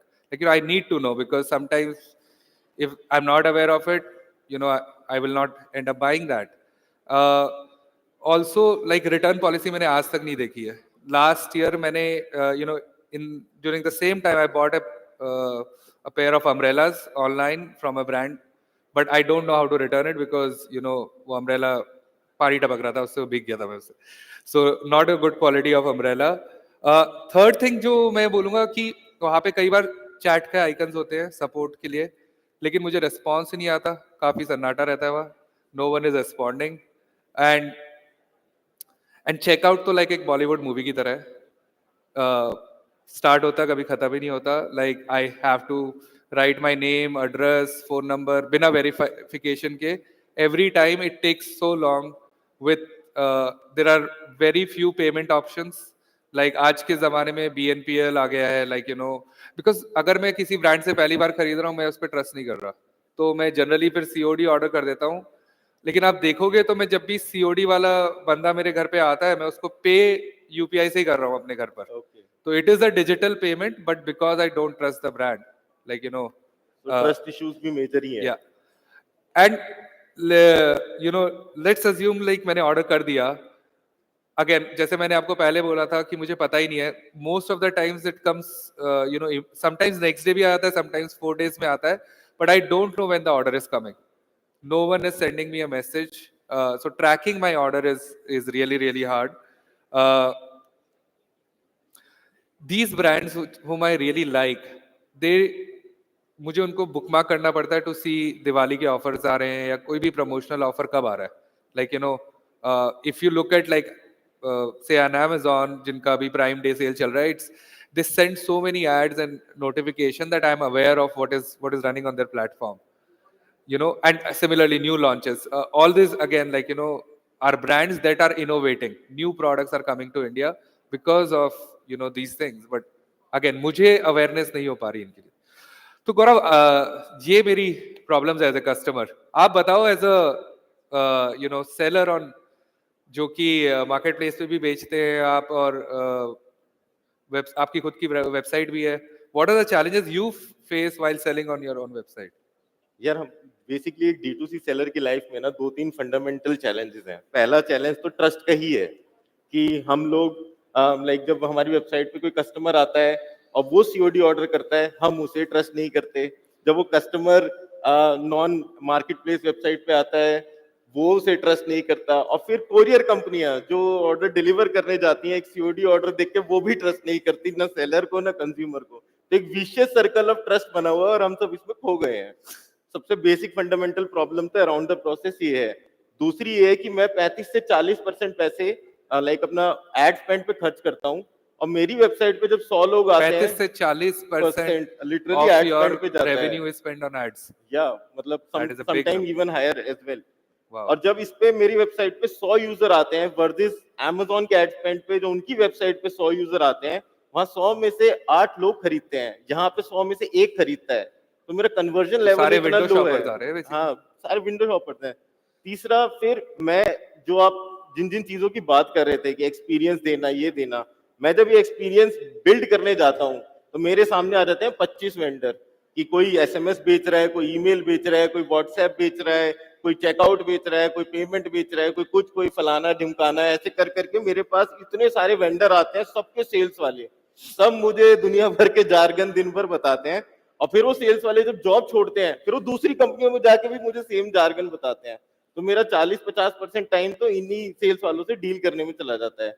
उसके बाद दूसरी चैलेंज ये आता है कि ये सब सॉल्यूशन ले लिए, इन सबको मैनेज करना, इन सबको इंटीग्रेट करने के लिए मुझे फिर टेक टीम बिठानी, जिसका प्राइसेस आप देख रहे हो स्टॉक मार्केट से ज्यादा ग्रो हो रहा है उनका सीटीसी पर एनम. तो मैं इन सब चैलेंजेस में फंस जाता हूँ और मैं ओवरऑल जब फिर अपना प्रोडक्ट मार्केट प्लेस पे बेचता हूँ तो मुझे कंज्यूमर भी नहीं मिलता और मार्केट प्लेस मेरे से कमीशन भी लेती है. और फिर जब मैं अपनी वेबसाइट पे बेचता हूँ तो इन सब चीजों में मैं अपनी वेबसाइट पे भी कंज्यूमर को पहचान नहीं पाता कि उसे क्या चाहिए था, क्या क्या चैलेंजेस आए. मैं उसका ट्रस्ट इशू का विशियस सर्कल भी सॉल्व नहीं कर पा रहा. तो ये सब चैलेंजेस आते हैं. Got it. So, तो ये बेसिकली आप कह रहे हो कि बिकॉज देयर सोल्यूशन एग्जिस्ट करता है लेकिन 20-25 पार्टनर्स को आपको एक जगह पे इंटीग्रेशन करना है. That seems to be like the biggest challenge. हाँ, मतलब वो एक बहुत बड़ा चैलेंज है in general in the industry की बहुत बिट्स एंड पीसेस में सोल्यूशन एग्जिस्ट करता है. बट शिपरॉकेट ने most probably on a serious note सारे सॉल्यूशंस बना लिए हैं. They are there.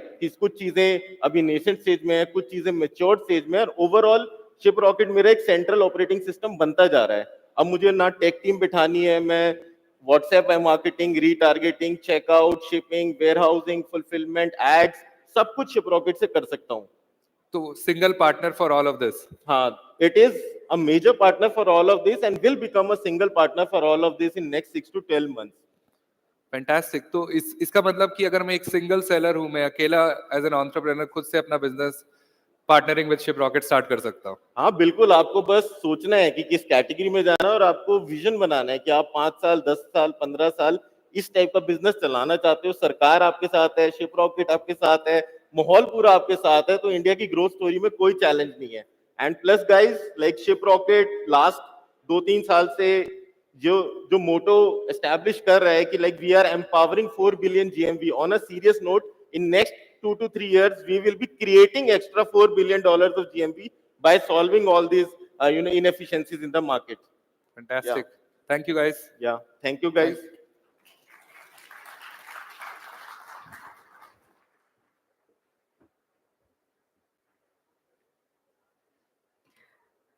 Thank you so much, Gaurav and Ankur, for such an enlightening and insightful session.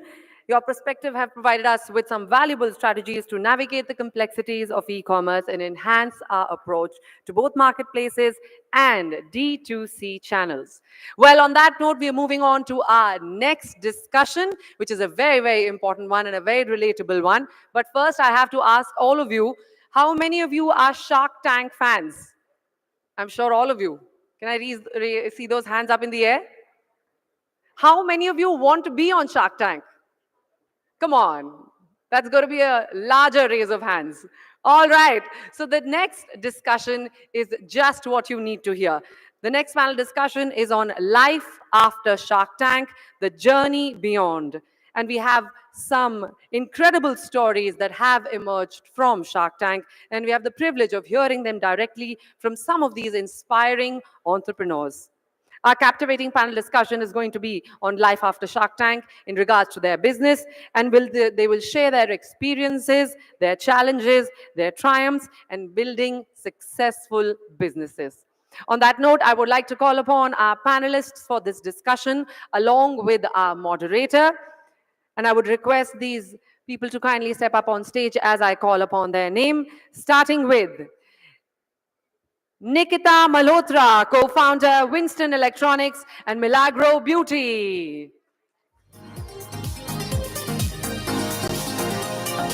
Welcome, Nikita.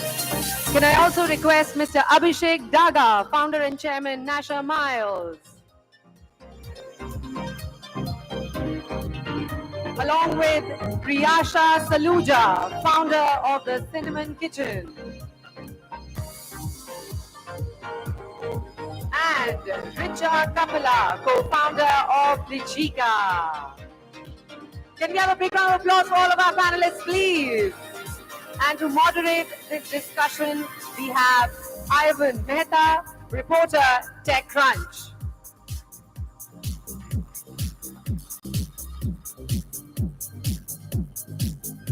Over to you, Ivan, to steer this discussion.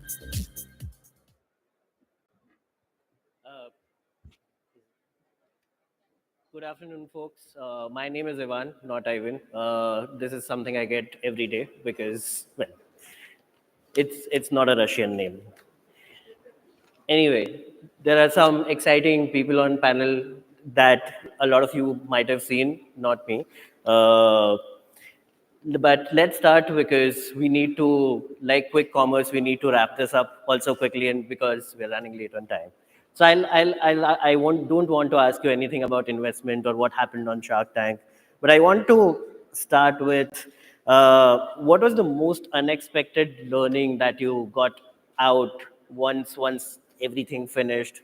I'll start with you, Abhishek.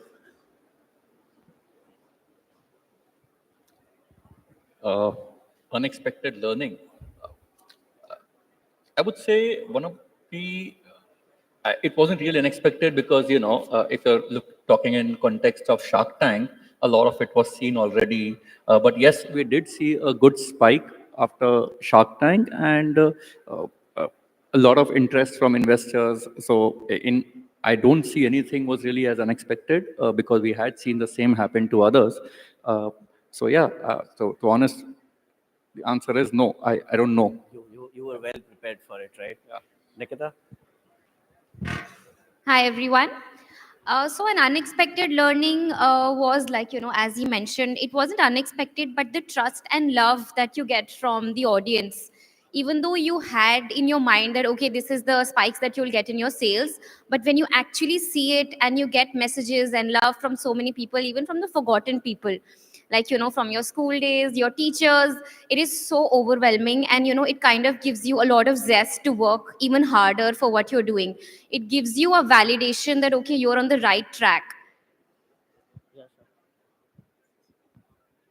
I guess for us, usually we're only targeting a certain kind of audience, which is, I mean, in the words of Kishore Bayani, like the India one, which is using the internet and has a certain kind of spending capacity and so on. What Shark Tank really did for us was expose the brand to a much wider audience. And when it did that, we understood, we were very thorough on social listening, and we understood what the customers have to say about our products at large and what are they expecting from a brand that is both healthy and delicious. And by being extremely savvy with social listening, we were able to also, and I mean, we're continuing to do that. It's not been a very long time that Shark Tank has aired, but get into markets that we feel are really good, potential conversions for us, and to be able to make products for them that they would want, instead of trying to target the same homogeneous audience that everyone's trying to go after. Hi, everybody. So, Deechika being an innerwear brand, and we're a digitally first brand since 2019. For us, surprisingly, like we were expecting like other brands, hustling and, going really rocket high sales and numbers, something very different happened with us, which was surprised us and, luckily worked very well for us. Earlier, we were spending like for a 100 rupee product, we were spending like 30 rupees on performance. Post Shark Tank, we got that down by 14 rupees. So the conversion rate, which was earlier so high for us, became so low, and the money that we were spending had much more profits than we would be doing. So the branding that we had ended up helping us spend less on performance, which did really well. And apart from that, one major thing why I'm sitting here is because of Shark Tank. We got a great amount of personal branding, which helped us, not only to the customers, but within the ecosystem, we got a lot of exposure. Like he said earlier, a lot of VCs, a lot of investors. Apart from investors and customers, a lot of co-founders, which is a great platform to work with and interact with in networking, because everybody has similar pain points. So just helping each other makes half the hustles a little easy for all of us. I think everybody agrees to that. I want to, you said about attention and getting exposure. You get exposure, a lot of customers know about you. But in India, I mean, the mind of customer is very fickle. They jump from one brand to another brand. How do you handle, one, the attention that you get, and how do you retain customers without actually keeping them being in their mind without bombarding them with different marketing channels? Great question, but because Deechika is an innerwear brand, and innerwear, it's as a category itself is a sticky category. Somebody who's using a certain product for their innerwear is very loyal to that particular product for years. And for them, shifting is a challenge, but once they shift, then that's there, okay? They're there with them. So for us, it's about creating a connect and a bond with the customer and not more of selling a product. So whenever we're doing marketing and branding and communicating with the or demographics and the audience, we do more of a brand connect or more informative about why the product is needed, what is the requirement of the product in the industry, and why is it an essential thing. Because these days, because we target 8 to under 25 age group, this age group before Deechika was either going to the women's wear and picking up small sizes, or going to the kids section and picking up big sizes. So the fact that connecting with them and informing them that Deechika is available converts sales for us.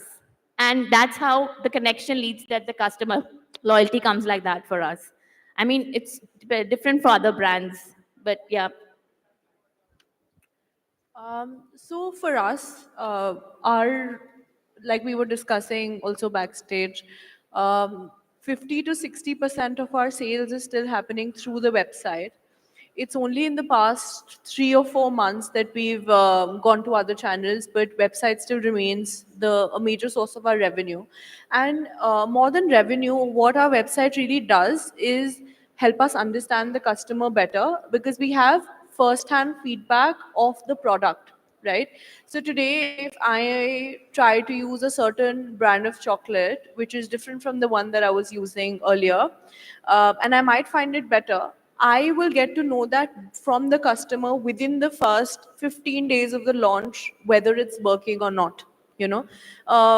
Customers often come and tell us, these are the kind of products that we need. So just having that kind of understanding and transparency with the customer, where you are listening to what they need and offering them exactly that. Of course, if you don't listen to your customer word for word, you understand what they need, and then you come up with a product that may solve it as a business problem also. I believe if you are offering quality products, and especially, again, I guess with food, if you are liking a certain product, and for our particular niche where it is healthy and delicious, you tend to stick, like you're not changing it so often. I also feel that this whole thing of trying to compete from a price point is like a losing game for everyone, because then other brands would also try to give a discount, and then you lose out on profitability. All of a sudden you've ruined the market. The customer's really used to the discounts and everything. So you'd rather offer something that is of real quality, show the people the worth, because I don't think any product is expensive. I think it's expensive for the value that it's giving you, right? So yeah, so long as you're understanding your customer and offering them what they want and giving them a good after service, the customer tends to stick. Nikita, I want to ask a slightly different question. Sure. In India, you go to different platforms to make your product visible. You try e-commerce, you try quick commerce if that your SKU suits that. What's the difference between getting the visibility and having your own channels like your own website or your own store? How does it differ, and how do you balance it out in terms of reaching customer versus having more insights and more control over your product on your website? So the major difference, of course, comes in the time of delivery. For your website is going to be different. And if you talk about quick commerce, I don't think so. Anybody, even Amazon, can't compete with it. If you want a product and it's delivered within 10 minutes, I don't think so you will switch to placing an order on the website. So that's main, and there is no balancing in terms of you can choose either. You have to be available in terms of to get the visibility and the branding on all the platforms, and the more the better, because you don't know where the audience is coming from, and whether it's like if a person is adding few products to the cart and they want to just add on one more product, if you're not available on that particular platform, that person is not going to come on your website to order it in particular, of course. So there's no choice. I mean, you have to be available on all the platforms in terms of visibility, and that is the major difference. The delivery time. If you can have dark stores for your own website and you're able to deliver the customer within a day, that would be even great. Abhishek, how about you? I mean, you're a very different brand than what they offer. How do you manage different platforms? Do you think there is a chance for impulse purchase like quick commerce for There your is brand? As well? actually, yeah, so very interesting. You asked this to us. So, if, for the people who don't know, I mean, Nasha Miles is a luggage brand. So, luggage, it's not a consumable. It's not subject to a lot of repeat. So, we have to be very careful, how much we are doing in terms of like where we are present. Of course, we started with the Flipkarts and Amazons of the world, and then we moved to our own D2C website. And now we are also on quick commerce, Zepto and Blinkit in both the Mumbai region as well as in NCR. And surprisingly, luggage, there are buyers for luggage who want it on quick commerce. And we have seen a very good response, and it really helps us, understand. So, of course, your website helps you understand where your customers are, and helps you plan later for other places. But more than an Amazon or a Flipkart or the big marketplaces, quick commerce helps you understand your customers better. So while we don't have our own dark stores, you don't have to have warehouses multiple places, smaller warehouses. Quick commerce has given us super insights because now we know that a customer who's ordering from this area, who's getting it in 8, 10, 20 minutes, is in that zone. So we are really, I think quick commerce has been the biggest learning for us, that even for something like a luggage, people are opting for quick commerce. I want to ask a slightly structural question. India is a very diverse country. You all sell very different products, so the audience is very different, and there are also regional contexts as well. We talk a lot about ease of doing business in India. What are the hurdles that you faced in your journey that you feel that, okay, it would be better if there is more structural or legal or policy support for that? Like, I'd love to hear your thoughts on that. Thanks. So yes, I think huge challenges geographically, like because we sell, a major platform is Amazon, and we do a lot of FBA, where we have around more than 12 cities in India where we sell our products through warehouses, and we have GSTs. So the compliances which we face as a challenge is huge, because you spend a a huge bomb on managing your compliances when you have to sell cross-border. And apart from that, the biggest challenge for companies like us who are constantly growing, the tax credit that we really face, the challenge of how much money or tax which is held by the government is a huge challenge for us, because where we are constantly growing and we're trying to meet ends with working capital, and if a huge amount of money is sitting with the government and you can't take the inputs for, is a huge challenge. So I think this is one reason, as a growing and a constantly growing startup, which faces, if you're if you're a traditional business and you're a profitable and you're going like you don't without a hassle and and constantly growing pressure, then it's easier because the inputs are easier to carry. But if you're constantly growing and your expenses are higher than your numbers, then the inputs are very difficult to get out of it. So I think one is the compliance, and second is the money sitting with the government. I'm sorry, but please keep it to a couple of sentences because we are slightly running. Yeah.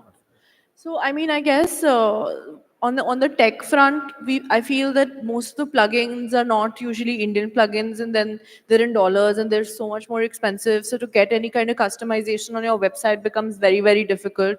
The Indian geography is very different. The customer is very different. So it would be very nice if we would have more like tech-related plugins. The other thing is, of course, tax. There's a lot of tax for basically nothing. And then also like in terms of like more tech D2C platforms, the the credit cycles that we get from the government are not very great. Like if you want to take out a loan today on your business, the bank would really want a collateral, and they would not be willing to give you something just based on your business. Whereas in India, when we have so many startups coming in, there should be more friendly policies for us to be able to take out credit if we want to grow our businesses. Nikita? So for us, the major challenge is manufacturing. We are not able to put up a manufacturing unit because, of course, there's no availability for that. And of course, the dependency on China goes even higher. And even though we are trying, we are meeting a lot of people to have it assembled, like, set up a line right here in India. So till now, there is no availability of that. And for us, like, for a brand to be have, like, the label of made in China, it becomes very difficult. Even though we have the quality, somewhere there is a hindrance that, of course, the product made in China, we do not get that acceptance. So if a brand like Philips is also not able to do it till yet, of course, we are still a startup brand, but we're trying our best. And I hope that this gets like, we are able to do it. And, we are a Make in India brand. In the next coming years, in fact, that is the plan, to have the brand like Winston have the label of Make in India. Abhishek? So your question was compliance challenges. Yeah. Yeah. So, honestly, anyone who's doing the business in India, rather than saying, this is there, this is not there, this is what it is. The only challenge in compliance, I feel, the biggest challenge, I would say, is lack of information. So it's not like I don't want to comply with something, but there is no single place which comes and tells me, okay, these are the rules you have to follow for business, for running a business. It's always very reactive. Somebody will come to you and say, hey, you're not doing this correct. Here's the penalty. You learn from it, you move forward.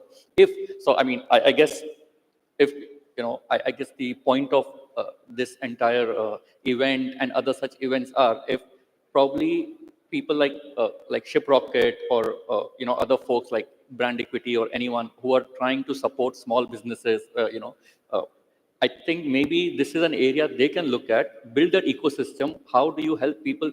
Tech to ho gaya, like, a lot of tech is already there. Everyone's doing tech, and let's move on. The main challenge is not in tech. It's, as somebody said, it's plug and play, most of it. Main challenge is compliance. Even now, we, being a reasonably big organization now, we are still facing compliance challenges because half the things you don't know till some department comes and says, you've not done this right. So if this is a cue you all can take, and probably, I know it's a tech company, Shiprocket, but probably if you can, work around and help people, have these camps or have something out there which help the new startups, give them more information upfront, that would help. We're done with the questions. I want to ask you one rapid fire question. What is the Shark Tank brand apart from yourself that you used and liked? You can't say no. You can't say your own brand. Another Shark Tank brand that you've used and liked. Another Shark Tank brand I have used and liked. Oh, who? Go ahead. Go ahead. Let me think while you go ahead. Arata and Nisher. I've used both of these brands and I've liked both of them. Baka Buki. My husband loves the shoes. At that time, it was winters. We were live, we were aired on the 20th of February. So I ordered hot chocolate from Tickle at that time. And after that, Conscious Chemist, because we were getting into summers. So the sunscreen came from there. So I like both the products. I think for me it would be Snitch. Yeah. Awesome. Thanks a lot, folks. That's it from us. Thank you. Thank you so much you. for having us. Thank you. Thank you so much to our panelists for that very invigorating discussion. Please put your hands together for Nikita, Abhishek, Priyasha, Richa, and Vivan for steering that discussion. Thank you so much. Well, we are really grateful that you have shared your journey beyond Shark Tank. It seems like you all have taken the shark's advice and to swim with the tide and ride with the wave. So thank you so much for that. You've truly inspired a lot of people here. Well, moving on to our next fireside chat. Now, we have heard from many voices today, but it's now time for a conversation that delves into the heart of what it takes to build enduring businesses. Investing is not just about financial backing. It's about nurturing ideas, guiding visionaries, and creating companies that stand the test of time. Next up, we have the privilege of hosting a trailblazer responsible for shaping e-commerce and investment landscapes. Please put your hands together for Kunal Behel, co-founder and CEO of Snapdeal, who will be in a fireside chat with Sahil Goyal. Can we have a big round of applause for both of them, please? This is something that we all have been looking forward to. Thank you.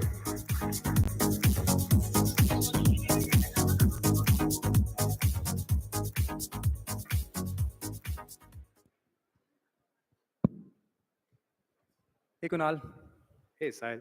Thanks for being here today. Sure thing. You and I have known each other. Only for a few years. Yeah, just a few years, right? From playing cricket 20 years ago. Just for everyone's benefit, Sahil and I actually know each other since the age of 8 or 9. Yeah, it's actually so over 30 years. 30 years. Sorry, I forgot. I thought it was 30. So I think let me start by your early days, and I remember this very freshly. You turned down a very lucrative offer in the US. You moved back to India. Did you when did you have that "are you crazy" moment to say that no, I'm gonna move back. I'm gonna be an entrepreneur. There weren't any success stories. There weren't the landscape and the ecosystem wasn't like it is today. So talk to us about how did that happen? Like how did that pop out in your head? Yeah, so firstly, thanks for having me and great to see such a great audience. Actually, the journey of entrepreneurship for me has been fully, by chance. Everything is by chance. Where I came back to India because I was working at Microsoft in the US. They applied for my H-1B visa, which got rejected. So I was asked to leave the US. So I don't want to claim that I gave up this great life in the US and came back to India. I came back because I didn't get my visa. I had no option but to come back to India. So they rejected you, basically. They totally rejected me and threw me out. And I'm so thankful to them for that. And when I came back, Sahil, like in 2007, there were about 5 million internet users in India. That's it. Wow. Right? So last 18 years, we've seen the journey from 5 million to 1 billion internet users. But there was nothing known as a startup also. There were only, either you ran a business, which you typically inherited from your family, or you did a job. Yeah. This thing that we call startup didn't exist. That nomenclature did not exist. And neither did the angel investor ecosystem, neither did the VC ecosystem. None of that existed. And to start a company at that time in India where there is no internet penetration, nobody knows what you're doing, and likely you're doing what you're doing because you didn't get a job, and you don't have family who's wealthy enough to fund you, I guess. So it was a very, very different time to build a business. But me and my co-founder Rohit, we were in school together and have been the closest friends last 25 years. We were very clear, हमें तो बनाना है. So जो भी है, we will just keep going. So it's the perseverance, and that's kind of how you started. No, it's amazing. I think it's amazing what you've achieved, you and Rohit both, on that note. And I remember, you started Snapdeal as an offline coupon business. In fact, I remember seeing the early. It's called Money Saver. I think a lot of people many times don't realize that how they know a company today is usually very different from how that company started. So because there were 5 million internet users in India, most of them were broadband users. There was no mobile internet also, no smartphones, nothing. So it was very hard to build a business purely online. So we started with a physical coupon book where you would tear the coupon, go to a restaurant and get a discount. Wow. That's how we started. And I remember in 45°C heat of Delhi, Rohit and I would run around restaurants and spas of Delhi convincing the owner, please हमें coupon दे दो, हम ये coupon book launch कर रहे हैं, इसमें ये 499 की कूपन बुक है, लोग खरीदेंगे और आपके पास आएंगे और आप उन्हें डिस्काउंट दे देना. And it was not easy. I realized, it's very humbling because अगर आपको किसी रेस्टोरेंट में खाना खाना है, they will of course host you nicely, treat you nicely. If you need something from the manager, वो बोलेंगे बाहर जाके बैठिए आप, right? And so it was a very humbling experience very early on in our journey. But I think the journey was also about continuing to pivot, continuing to shift our strategy basis the changing market. So coupon book launch की थोड़ी बहुत चली, फिर उसके बाद हमने कहा चलो अब डिस्काउंट कार्ड लॉन्च करते हैं, कूपन बुक लोग कैरी नहीं कर सकते. That's the feedback we got from customers. तो हमने वो कूपन एक कार्ड में लॉन्च किया, आप कार्ड दिखा दो, वो कार्ड स्कैन करेंगे. We build some system for that. फिर लोगों ने बोला ये कार्ड हम भूल जाते हैं कभी कभी, तो हमने कहा चलो SMS बेस्ड कूपन कर देते हैं. फिर SMS बेस्ड कूपन लोगों ने बोला ये महंगा है, हमें हर बार ये ₹1 लगता है. तब तक in 2010 this internet had started taking off, more people had connections, more people had mobile internet. That's when we launched Snapdeal as an online couponing platform, nothing to do with e-commerce actually. But what was the moment when, what was the first sort of realization that यार ये product sell करके देखते हैं? And how did that come about? Actually, for the first 18 months or 2 years, we were only selling coupons and we were seen to be successful. We had raised a lot of money. And then suddenly people said that, we started realizing that while everyone is celebrating our success, we were feeling very nervous. क्योंकि हमें लगा कि ये business बड़ा नहीं होगा.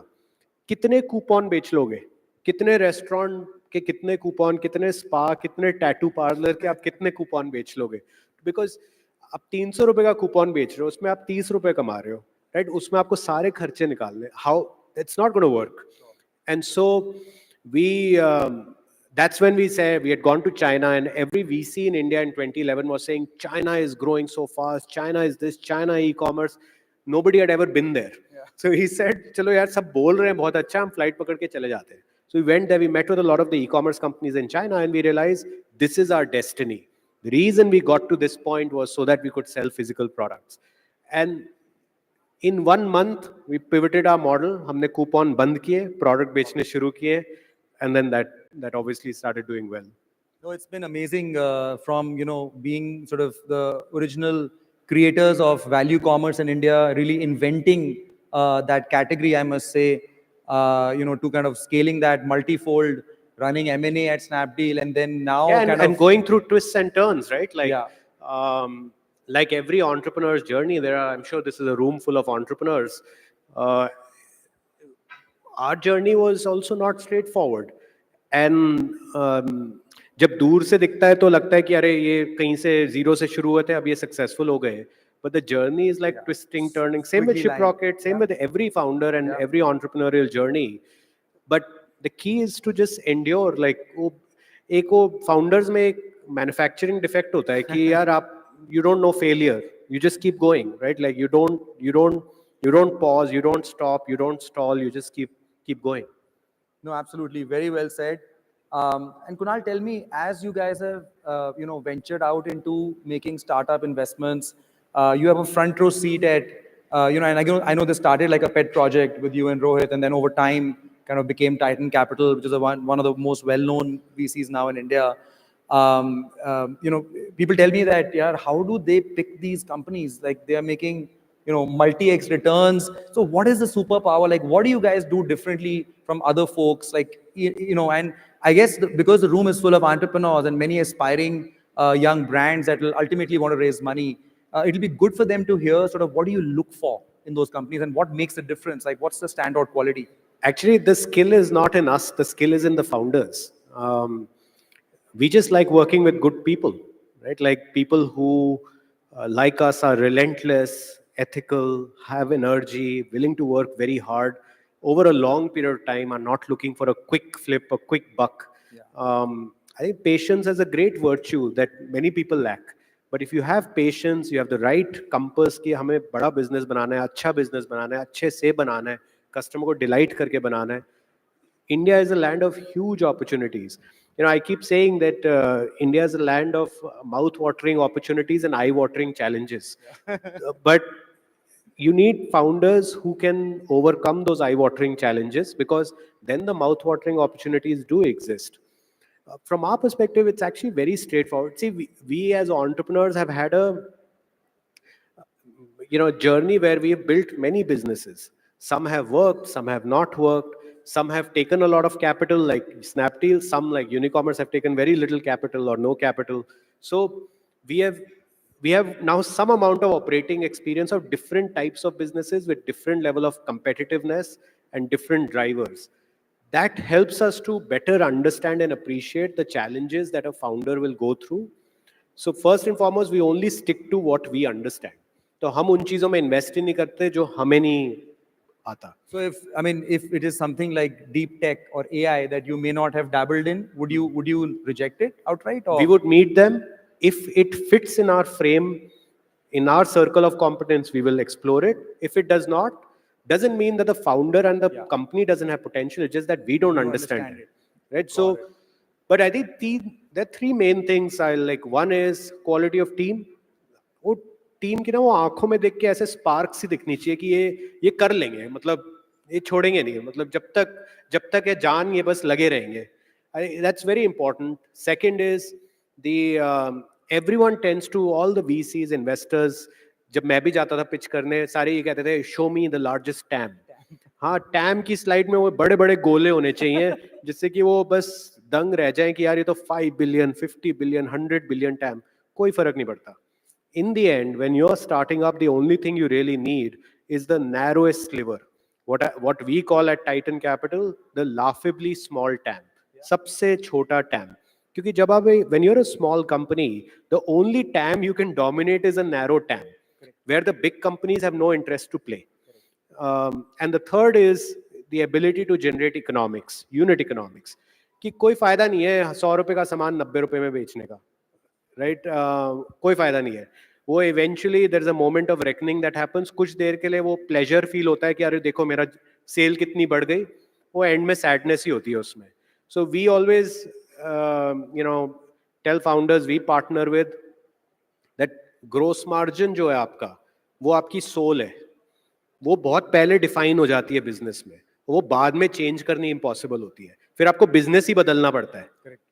Like you can't go from a 30% gross margin business to a 60% gross margin business while being in the same business. वो कभी नहीं होता है.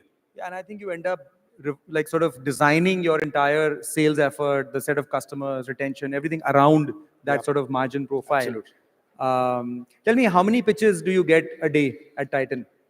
Our team sees, I think, 5,000 proposals from founders a year, right? Okay. 5,000 a year. Our team posted something yesterday. I think like someone on our team had a brilliant idea that, you have these people post, right, on LinkedIn, we are hiring. They just posted an image, only posted an image saying we are funding. I saw it with a link to a form. In one day, thousands thousands of people filled the It's form. crazy. Thousands. We were like, "Ab kya kare?" So that just shows how much hunger there is, entrepreneurial hunger there is of people wanting to start companies.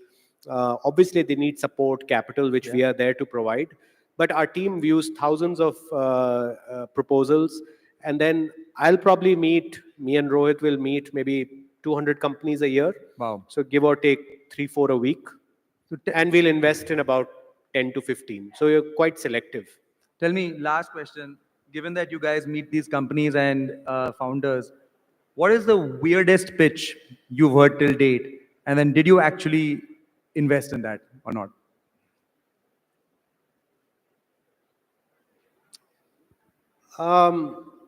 I think more than weirdest, like I think it's the stories, right? Like some of the founders have really, really poignant stories, like stories that really, make your heart cry, right? One founder I once met, and this is, around the time my daughter had also been born, and he had started a startup to allow for online chess, right?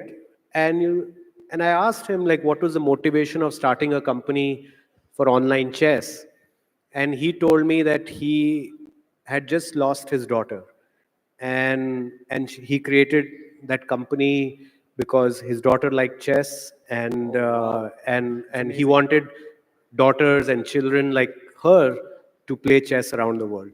I think having just had my own daughter a few 2-3 years before, I mean, it was heart wrenching to hear that. But it also shows the amount of pain and love founders and their own personal context that they put into the businesses that they built. No, absolutely. I think every entrepreneur, whatever they are doing, it's an extension of some part of them. It's not pure business or just sort of dhanda or money. It is an extension or a form of expression in many ways and a form of creativity.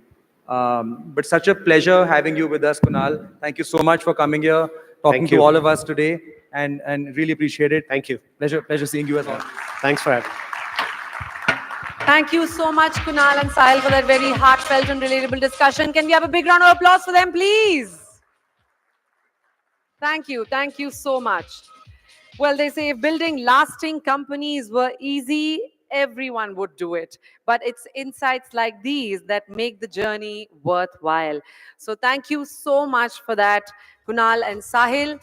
Those are words that everybody is going to remember for years to come, or till, of course, next year when we do have the Shiprocket SHIVIR again. Well, ladies and gentlemen, now we have something truly exciting on this stage. But let me not tell you what it is, because no amount of introduction is enough. Please watch this space.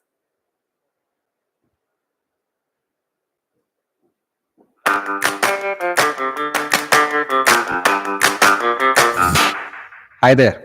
Welcome to Shiprocket, your go-to partner for all things e-commerce. Thank you for all your support.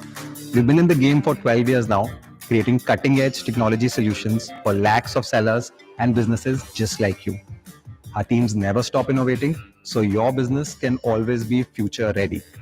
Shiprocket TechSphere is your one-stop destination for all our product updates and new launches. The 2024 edition is here, and it's packed with features to help your business more than ever.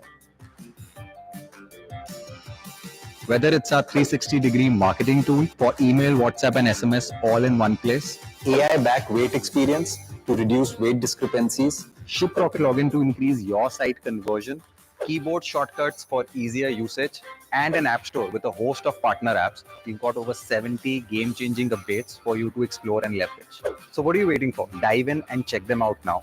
And do stay tuned for our next edition as well. Who knows, we might be unveiling a teleportation feature soon. Thank you.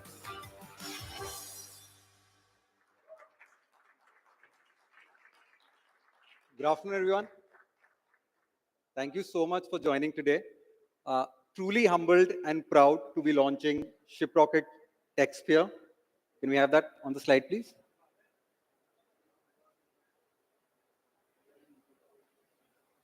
Just give it a minute.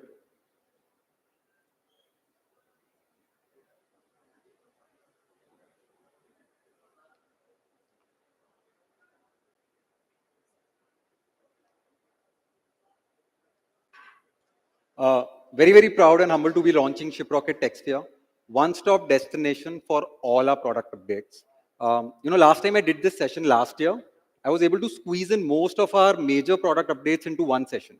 But when we got around to planning this year, you would almost need an entire day or a separate conference to go through all the updates that the team has been working on over the past year. You'll be amazed to hear we have more than 70 new product launches that we are doing today. I'd request everyone to scan this QR code or go to shiprocket.in/TechSphere to understand all of our new updates. It's truly exciting what the team has been building over the last 12 months. I'll give it a minute just to play, just to give you guys a sneak peek on all that we've built over the last year and things that we've been launching today.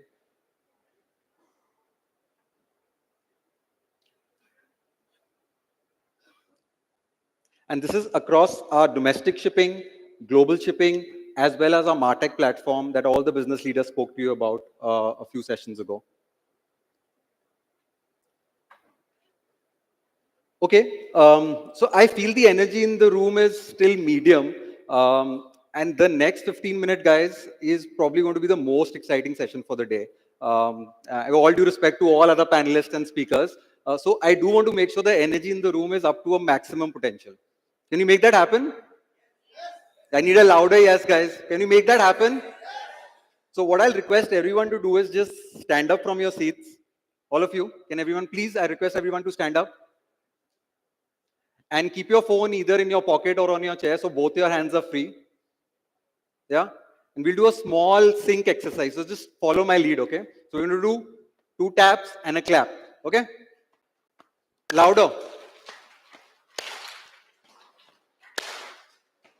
Okay, now when you do the clap, just shout out, hey, okay? You're going to do this again, okay? Hey, hey, hey.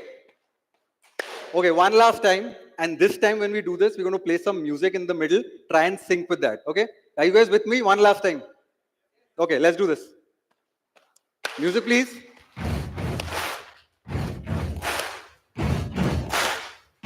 Louder. And if you know the song, sing along.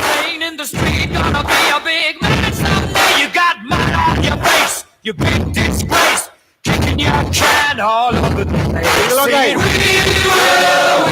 will rock you. One more time. We will rock you. Superb, guys. Thank you. Thank you so much for being a sport. I hope this gets the energy back in the room.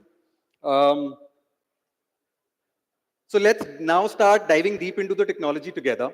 You know us for shipping, fulfillment, and more recently, checkout and cross-border logistics. I'm not going to take too much time in talking about that. All the business leaders that we just went through have spoken about all the exciting stuff that we've been launching and doing. But I'm going to deep dive into a lot of exciting things we've been building on next-gen technologies and more importantly, AI. Yes, AI is a key focus area for Shiprocket now. I am going to need some help in navigating through some exciting demos that I have planned for today. So everyone, please say hi to Rohit. Rohit, are you there on the panel? Guys, can you say hi to Rohit? Rohit is one of our product leaders and is going to help me do some of the demos today. Rohit, are we good to go? Super. So let's start. A question before I get into my first launch. So Rohit, can we go back to the slide, please? Yeah. Sorry, guys. Yeah. What was the most exciting tech launch in the last 12 to 18 months that made news all over the world, generated super curiosity, and had millions of users come on in the matter of a few days? Any guesses? ChatGPT, of course, right? Some are calling it as big as the availability of the internet at large or the launch of the mobile phone. Yes, it was that important. And it's truly amazing what technology can solve for us now, right? And we were having massive FOMO of this not being available on our platform for our customers. So we ended up building Shiprocket Copilot. Yes, a one-stop go-to solution for all your Shiprocket needs right on the Shiprocket panel.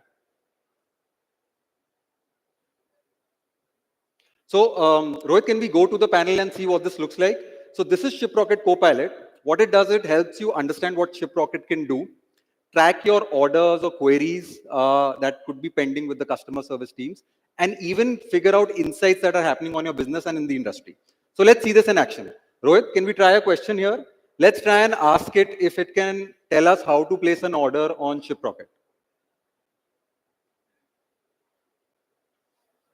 Okay, we're facing some UI issues. Just give it a minute, guys. I think you cannot see the chat screen or the chat window down below.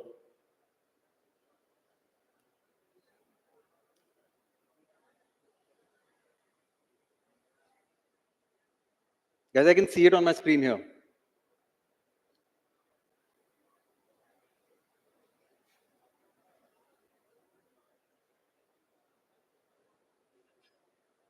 Should we just...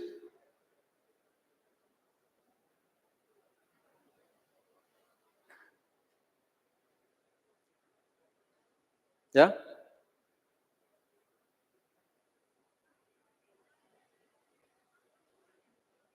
Okay, how many people use ChatGPT or have tried it till now?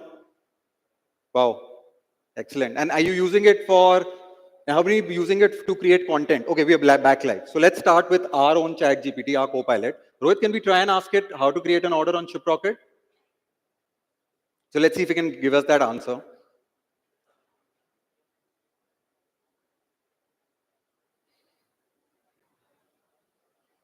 So as you can see, the Copilot is giving us a very detailed answer with the right screenshots and the links to navigate through the Shiprocket panel on how to create an order on Shiprocket. Let's try something different, right? Rohit, can we try and ask it a question about tracking a specific order?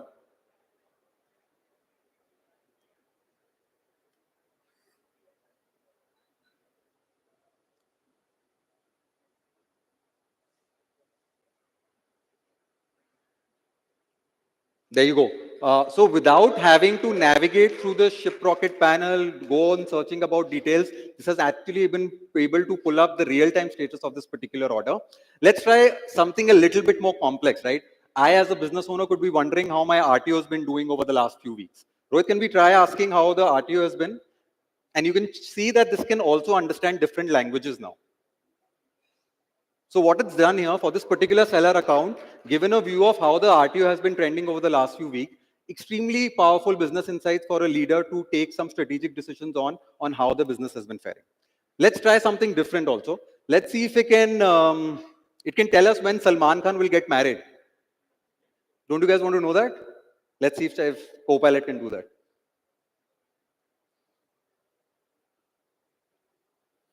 You see, that's even tough for AI to answer.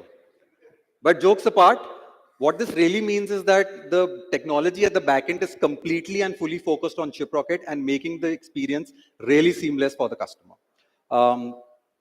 Not just this, it can also help us understand what kind of trends are going on in the e-commerce industry.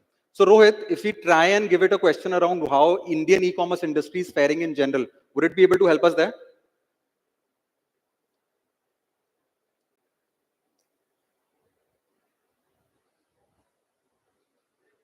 See, now this is interesting. It's actually redirecting us to a new platform called Trends.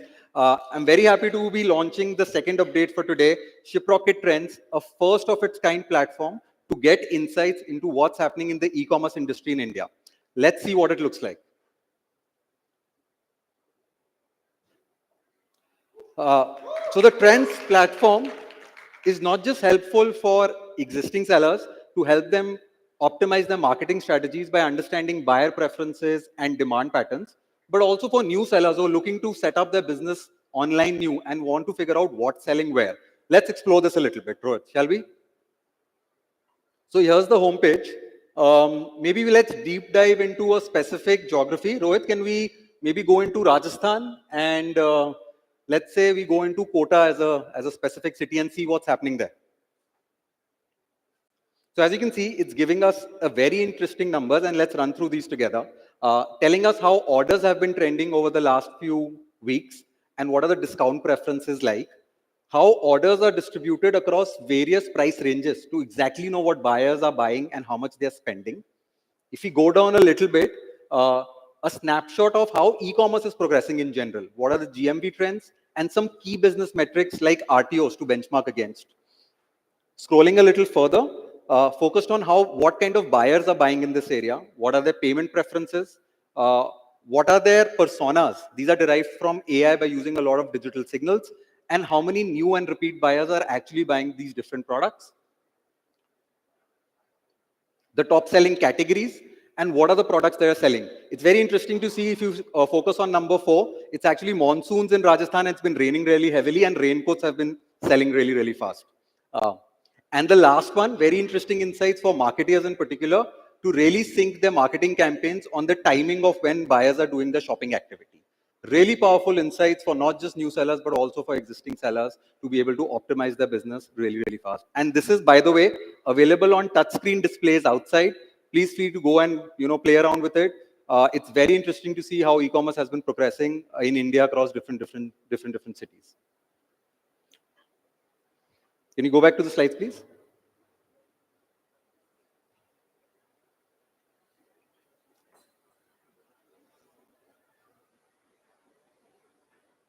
And all of this is powered by billions of data points to make sure sellers like yourselves are always on top of the trends that are happening in the industry. Are you guys still with me? Is this making sense? Okay, so we understood how to use a product very simply through our own chat, like ChatGPT-like experience. We understood what's selling where. It's time to now start getting orders, right? And start processing them. This is bringing me to my third launch of the day. Very excited to be talking to you about Engage 360. Last year, we had upgraded our Engage product to Engage Plus. Very happy to communicate that now it's become Engage 360, an omni-channel marketing and communication suite which is powered by AI. A lot of buzzwords, right? Let me explain what this really means with taking you guys through some of the capabilities we have there. For the first one, our proprietary AI now magically increases subscribers and shoppers by identifying visitors on your website. Through some of our initial beta customers, we've been able to increase the number of subscribers for a particular website by up to 50% of what they were getting earlier. Smart tags, which help marketers do much more targeted campaigns and personalized campaigns. These smart tags are generated by AI by understanding a bunch of digital signals that we can see the shopper do across different areas, and then using a lot of predictability to create these buyer personas, helping marketers do really targeted and personalized campaigns. An RTO AI, which basically predicts the riskiness of an order. An order could be a high RTO risk or a low RTO risk, which basically gives the power to our customers to be able to make the right decision whether to ship the order or not.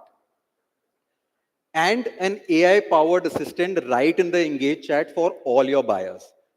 This automatically answers all pre-order and post-order queries at the click of a few buttons.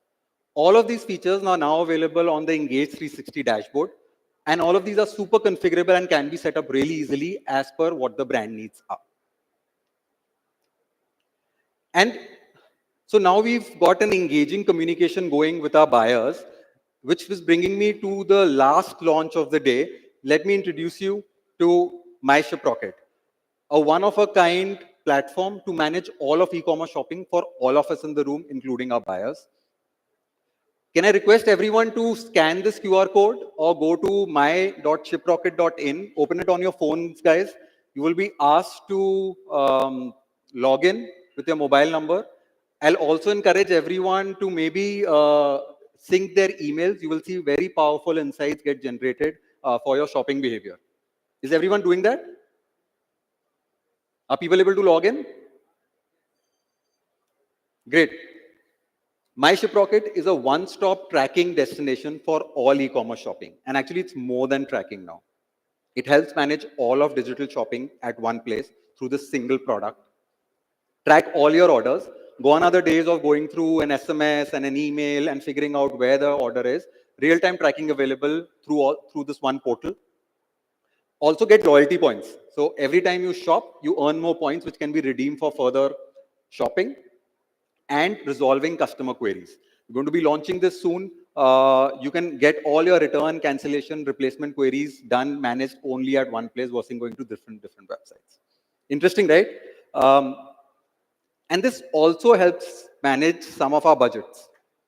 Well, in a way, if you go to the homepage and you see the brands that you've shopped from, you will be able to actually see how much you're spending with each of these different shopping destinations. Can anyone see that? If people have been able to sync some of their orders? Not yet? Maybe the technology is still at work at the back end. Can you see that? Any high spenders in the room? Anybody who's maybe spent more than 1 lakh on a shopping destination? Raise of hands. All Shiprocket guys are raising their hands. Nobody? No, okay, anybody with more than 50,000 spent on a particular shopping destination? No, okay. We're definitely going to tag all the Shiprocket guys, smart tag them with active online shoppers. But this is again available for you to go around and explore. Helps manage all e-commerce shopping at one place. So that's it, guys. That's it from me. You saw how AI is hard at work at Shiprocket, from a chat GPT-like experience to trends to our all-in-one communication tool. I hope you enjoyed all the updates that I was talking about as much as I did presenting them. Have a great rest of the day. Thank you.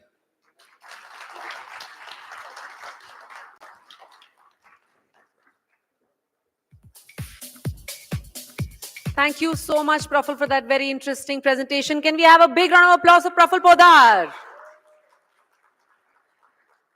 Just to bring to your notice again that there are master classes that are happening in the basement. So any of you who are interested and you should be attending these, please do proceed to the basement and keep your eyes on the schedule for all the interesting activities that we have in store for you today.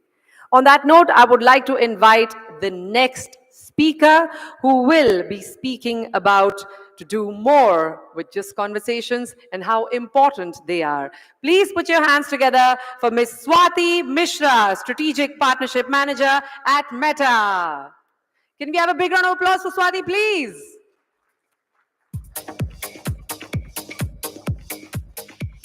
Hi everyone, how's your day going?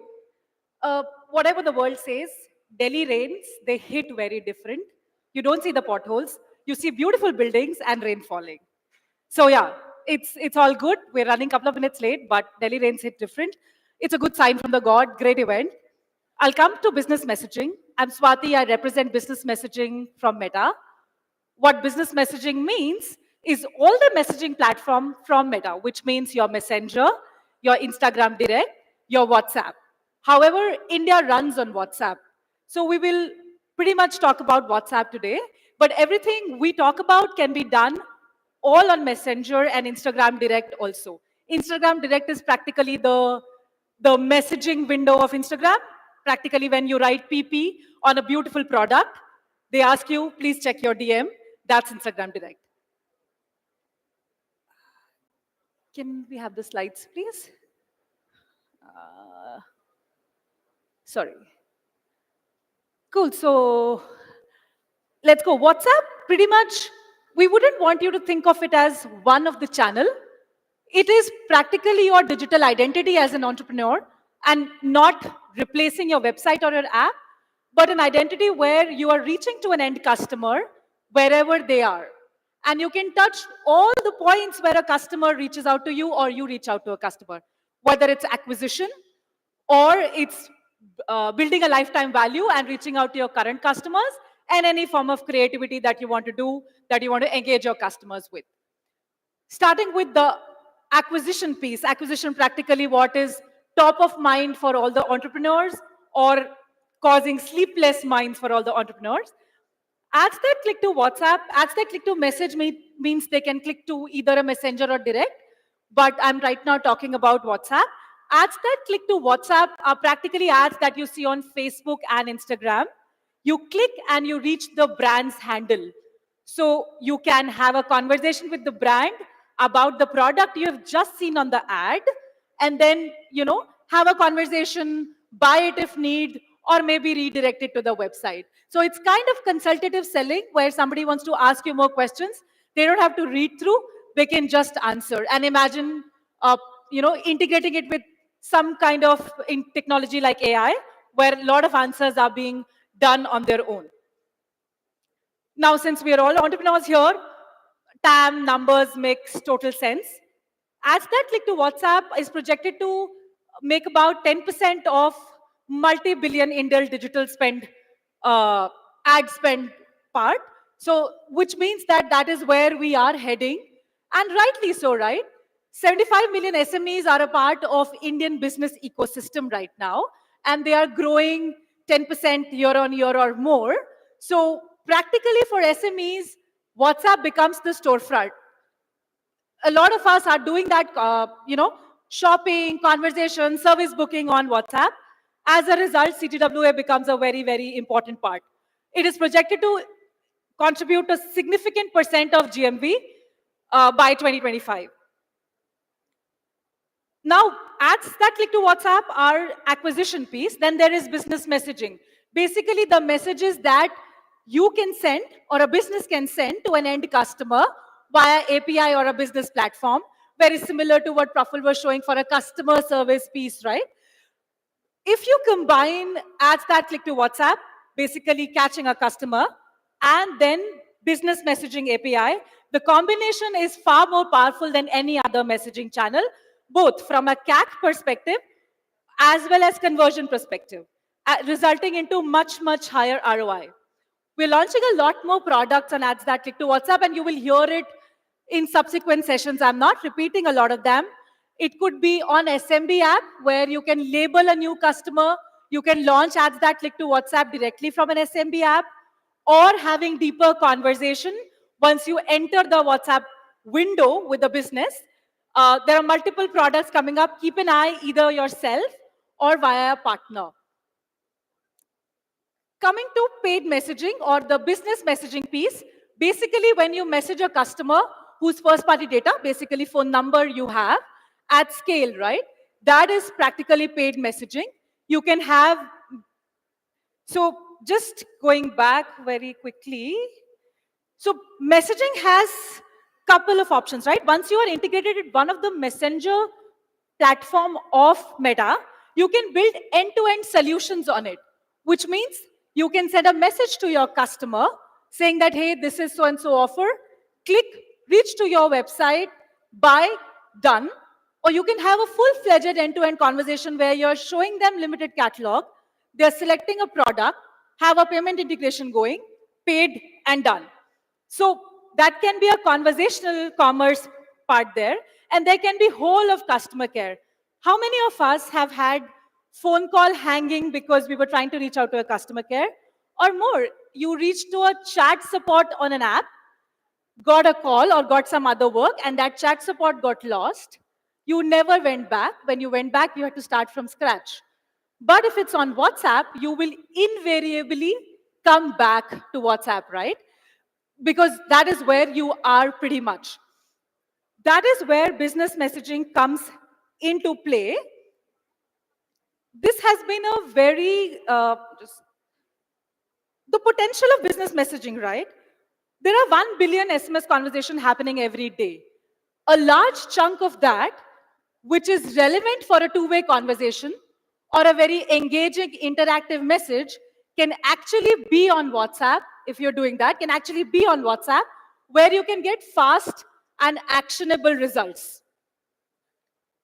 There are a couple of features that we have launched very, very recently, and they have been working pretty well. So for example, imagine you are a product which need a consultation. It could be a wellness product, it could be a hair care product, it could be a product you don't know how to lock or unlock, right? Or an accessory, how to use it. Now, you have bought the product, on the packet there is a QR code which says, hey, scan me for scheduling an appointment. Now, either that appointment will be on phone or a back and forth on a WhatsApp or a back and forth on a chat. We have flows to replace that whole experience, right? What you can do, there can be a single screen which opens up, and instead of back and forth, hey, when would you like your reservation or when would you want to book a table, a screen comes up and you can actually, yes, you can actually put your name, put the product name if need be, have the date selected, and the booking is done. After maybe 30 minutes before the scheduling of that consultation, you can again send a message on WhatsApp, hey, you have a session coming in 30 minutes. So-and-so will reach out to you via WhatsApp call, or this is your meeting link. Now, what does that whole do? This gives you shopping, delivery, consultation, all experience at one place. These are called flows. These are customizable forms. While this is for booking, that can also be for logging in and checking loyalty points. Similarly, payment integration, we've all seen when somebody gives you a payment link, people drop, and then once you pay, you don't know if it's finished or not. This is an integration where with a couple of minutes of integration with the partner, you can actually get the payment going within WhatsApp, finish, and all the follow-up conversation of product delivery, RTO or anything, and even customer support can come into the same. The last and most important thing is innovation or creativity. So this is a platform, right? What you do with that platform or the creativity of that platform is on how somebody uses it.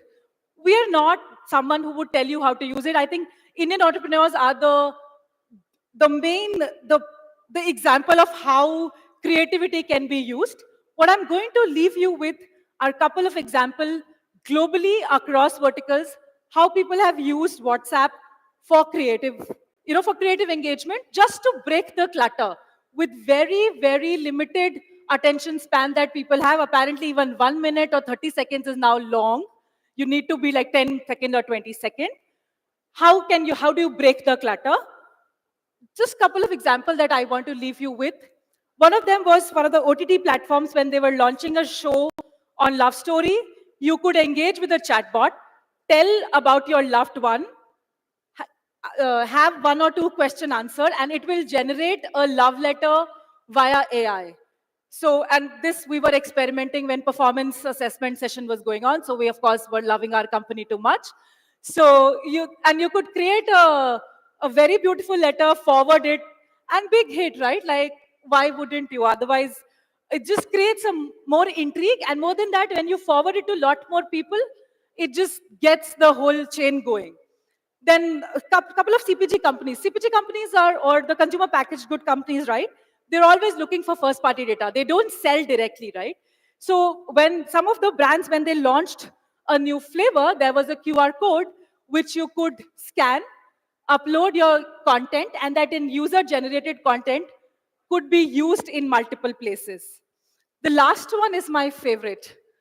And I don't think we can play the video, right? Okay, so I'll be the chat GPT. I will explain how the video works. So what Coca-Cola did in Brazil, they realized it's a non-English speaking market. Are we able to run the video? No, right? Okay. They realized that it's a non-English speaking market and everybody sent voice notes. Even we do, right? How many times have we called and explained mom via voice note, how does this printing works or whatever works? They practically had people record Merry Christmas to make the iconic Coca-Cola bottle. And whoever could do it, they actually gave them like sort of awards and gifts, right? This was a lot of user-generated content. You just had to engage with the chatbot, record your video, and send across. About 4 million people sent messages. A couple of thousands new users registered, and then a lot of user-generated content. I think I would leave with that. Creativity is what people can do with the platform. There are a lot of features coming in. We have a masterclass later on ads that click to WhatsApp. And I think you will know about a lot of business messaging features. In sometimes there are multiple speakers covering that. I think this is what I wanted to cover. If we can't play the video, I'm good. Thank you so much.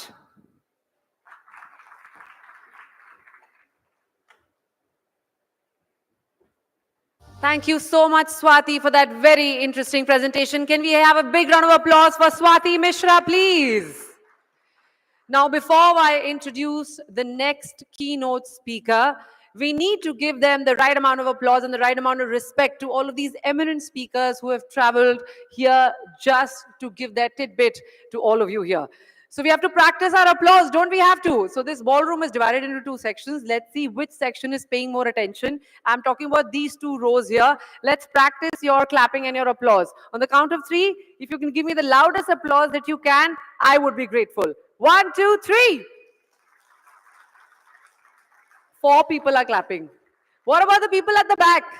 Okay, how about everybody raise their hands up in the air? Come on, these 2 rows. Up in the air, all of you guys. All of you guys, now give me a big round of applause. That's more like it. Okay, now let's see which side of the room is more present. How about those two rows? Can I see your hands up in the air? Everyone. Everybody sitting on that side, closer to the door, ready to exit. We are going to shut them in a while. High up in the air, hands up, high up in the air. And 1, 2, 3, go. Oh, I see some hooting and some noises also. Very nice. So it seems like that section of the ballroom is paying way more attention, probably because there are more people sitting there. But let's even it out and give these speakers the amount of respect that they deserve, because these are very, very prominent people giving their little slice of life to you all just for our betterment. So let's give them that applause that's required. On that note, I would like to call upon our next speaker. Please give it up for Mr. Amandeep Sahani, Senior Director, Enterprise and Wholesale Business, Tata Communications Kalera, who's going to be speaking on driving CX excellence in e-commerce, Tata Communications Customer Interaction Suite. Give it up for Amandeep.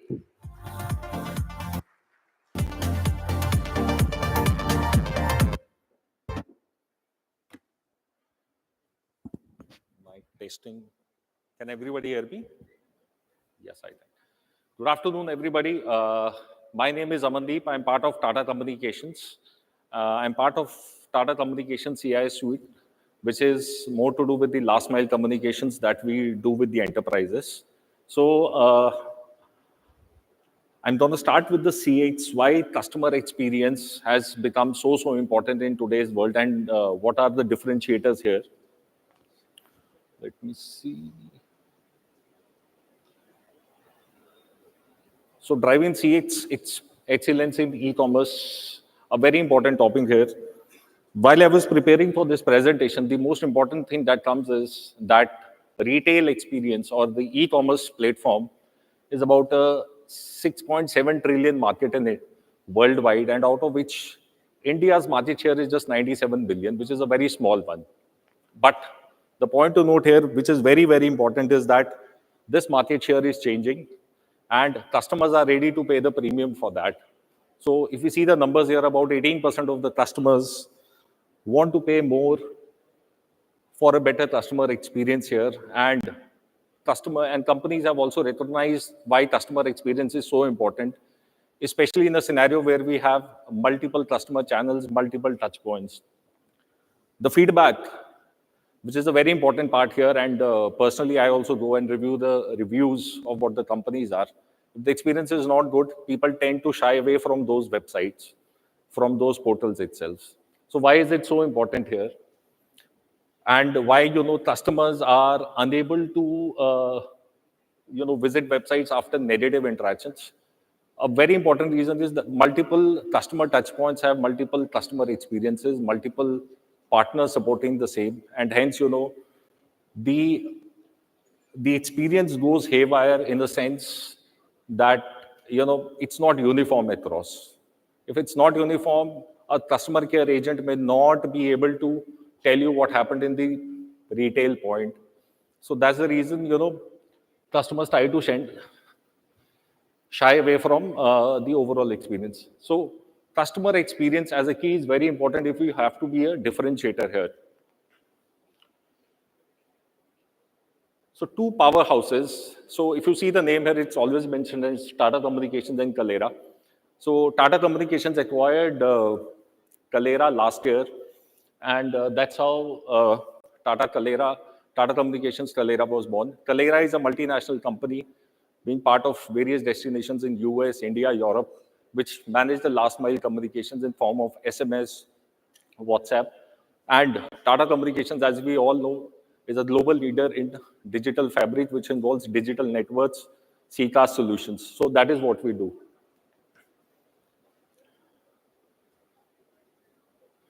That is how, what we power or what we call as a digital fabric for customer experience and employee experience is very important. And that is how we've been working with Shiprocket for last so many years, solving customer issues. So we have solutions which are very important for your employee experience in form of email, WebEx, screen sharing, meeting video calling solutions. And for customers, we have SMS, WhatsApp, last mile communication channels, and most important, contact center solutions also. We have multiple partnerships here. Because of our global presence, obviously, we have to be compliant with all the regulatory requirements that come across the geographies. In Europe, we are GDPR compliant. In India, we are compliant as per our own guidelines here. So we are also part of various applications or the cloud communication suites that we have that I'm going to cover in the coming slides. Our customer interaction suite enables a very seamless communication here. So our solution start, very important, starts with the orchestration, which is very important. Which customer to target whom, what time, which channel, which is the most preferred channel. So that is a very important layer, which passes on the last mile communications through different connectors that we have. We have SMS, WhatsApp, voice as channels. We have different use cases. How does the customer journey starts? From a discovery, whenever transaction happens, any authentication that we do, any customer service cases after sales happen. But all that have to be very, very seamless across all channels. The communication has to be personalized. The communication has to be very rich. Gone are the days where we had a plain vanilla SMS comprised of just 160 character spaces. So that has all changed. So our CPaaS platform, which comprises of different channels, majorly to do with WhatsApp and SMS, is the one used by top-level enterprises because of the capacities we are able to manage. One of the biggest sales events that we have across the country around Diwali is being managed by us. And because of the capacities, the analytics that we provide, and chatbot facilities, builder journeys, whatever you want to do, just drag and drop, and that is how it happens with our platform. It's moving really fast. Another thing that is very important for us is our CCaaS solutions. We are the only partners in India which have tie-ups with Genex. We have partnered with Amazon Connect. We are partnered with WebEx. And we are working on a very consultative approach with all these partners, getting the best of all the worlds here. It's a very different ballgame when it comes to a CCaaS kind of a solution. And that is where our expertise with all these partners comes in place. The whole purpose here, having a CPaaS and a CCaaS solution, is to have a universal kind of an experience for the customer. It should not be that somebody goes to a call center where the agent does not have any background of what interaction has happened in a retail store or on an online website. That is where these two pieces are very important as part of the digital fabric that we offer. These are some of the very important case studies that we have. I'm going to show you here. Now, Asia's biggest OEM is our customer, and they had some problems with their dealers. Dealers were sending communication messages, be it via WhatsApp, SMS, but no efficiency, no customer experience knowledge of how to do that. So we solved it by integrating with their CRM. To have the better customer experience, the results were coming out, and most important, employee productivity. This was only possible because we were able to manage the CRM piece of it, which was a very complicated piece here. And this case study is for Asia's biggest OEM. Unfortunately, I can't take the name here. Second is what we do in the fintech space.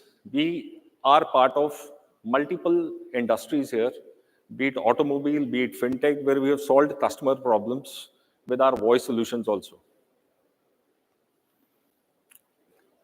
Third is something we have done for the employees also. So this is a use case which we did for Bosch, where employees could also register their complaints and get them sorted ASAP on a WhatsApp channel.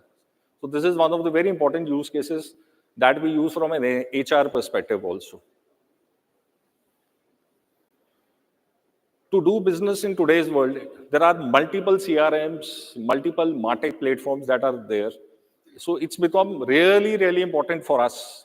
How do we integrate, or are we already integrated with these platforms? So being part of Tata Communications and having a global presence, we are there with 380 kind of integrations here. So you name Oracle, you name Meta, WebEngage, CleverTap, AWS. Nobody needs to think twice on that. We are already integrated with all these platforms. This gives us a lot of leeway here because all these integrations, if done afresh, or if it is done for the first time. There's a huge cost involved, but we've tried covering everything because we are already integrated with these players. So it's just a plug and play for us. We have been recognized by Juniper and other, Gartner research because of the products and the offerings we have. Being present globally has a lot of advantages for us.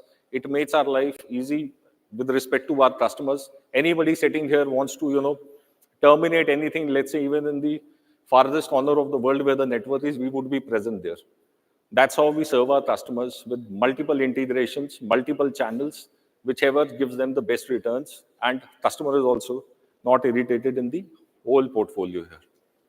Thank you. Thanks.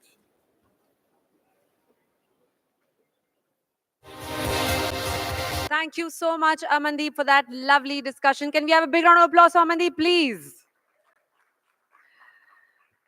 Well, on that note, I would just like to announce that we have opened lunch in the basement. So if you would like to grab a bite, you can do so.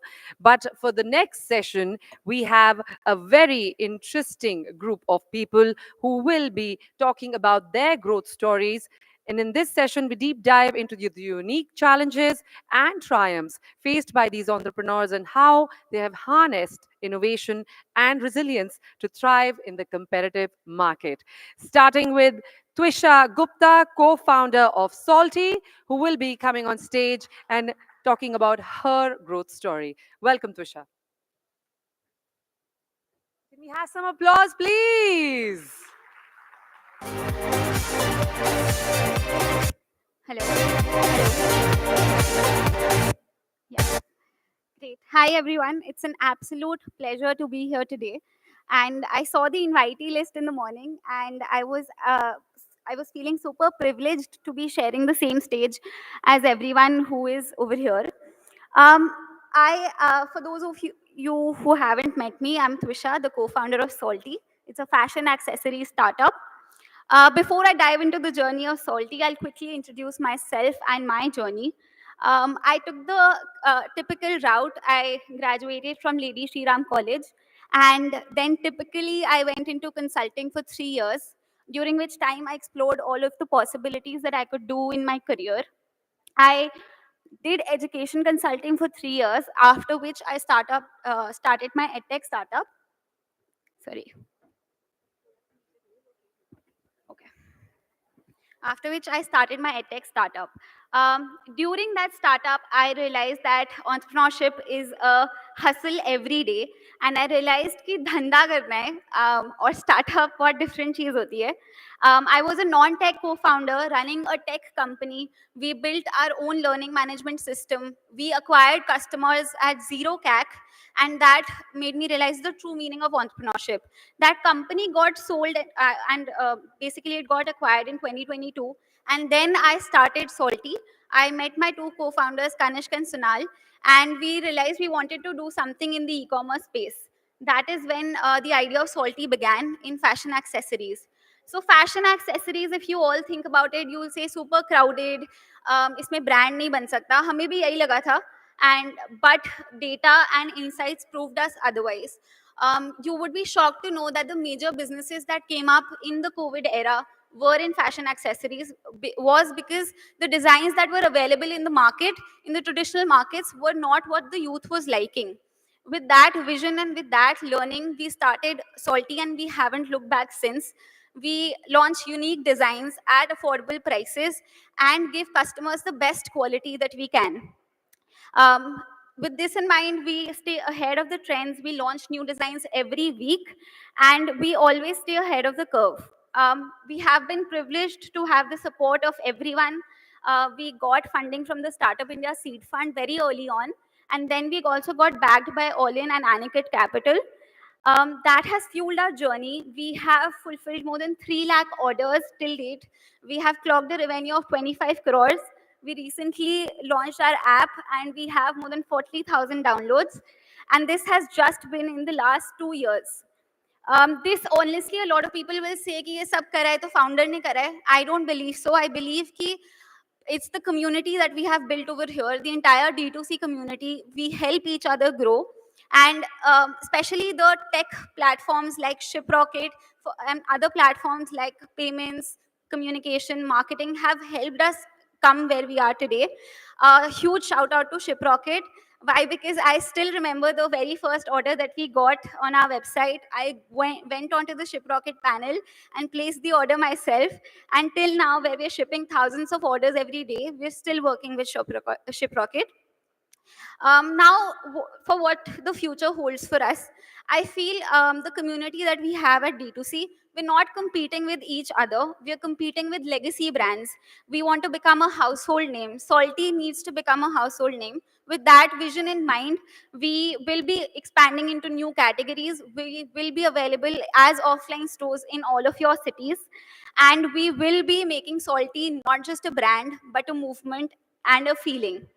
And I think that's all I had for today. I'll just close with one final line. I was given from Guru. मेरे को 5 minute का time मिला था, मैंने 4.5 minute में wrap up करा, तो 30 seconds का मुनाफा. Thank you.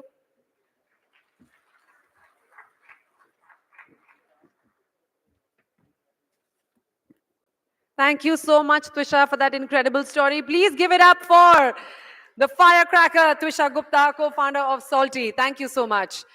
And with that, I would like to call upon our next speaker, Rajesh Angara, co-founder of Distacart.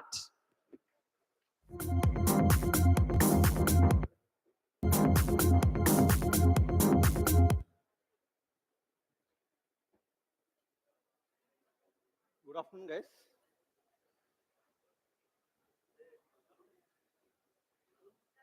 See, this is the Distacart. Distacart is a cross-border e-commerce platform.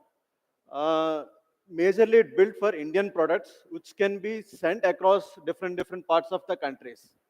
So those who have grown up in India, they would definitely want to look for Indian products after they've gone to abroad for various reasons, for studying or for doing job and all those things.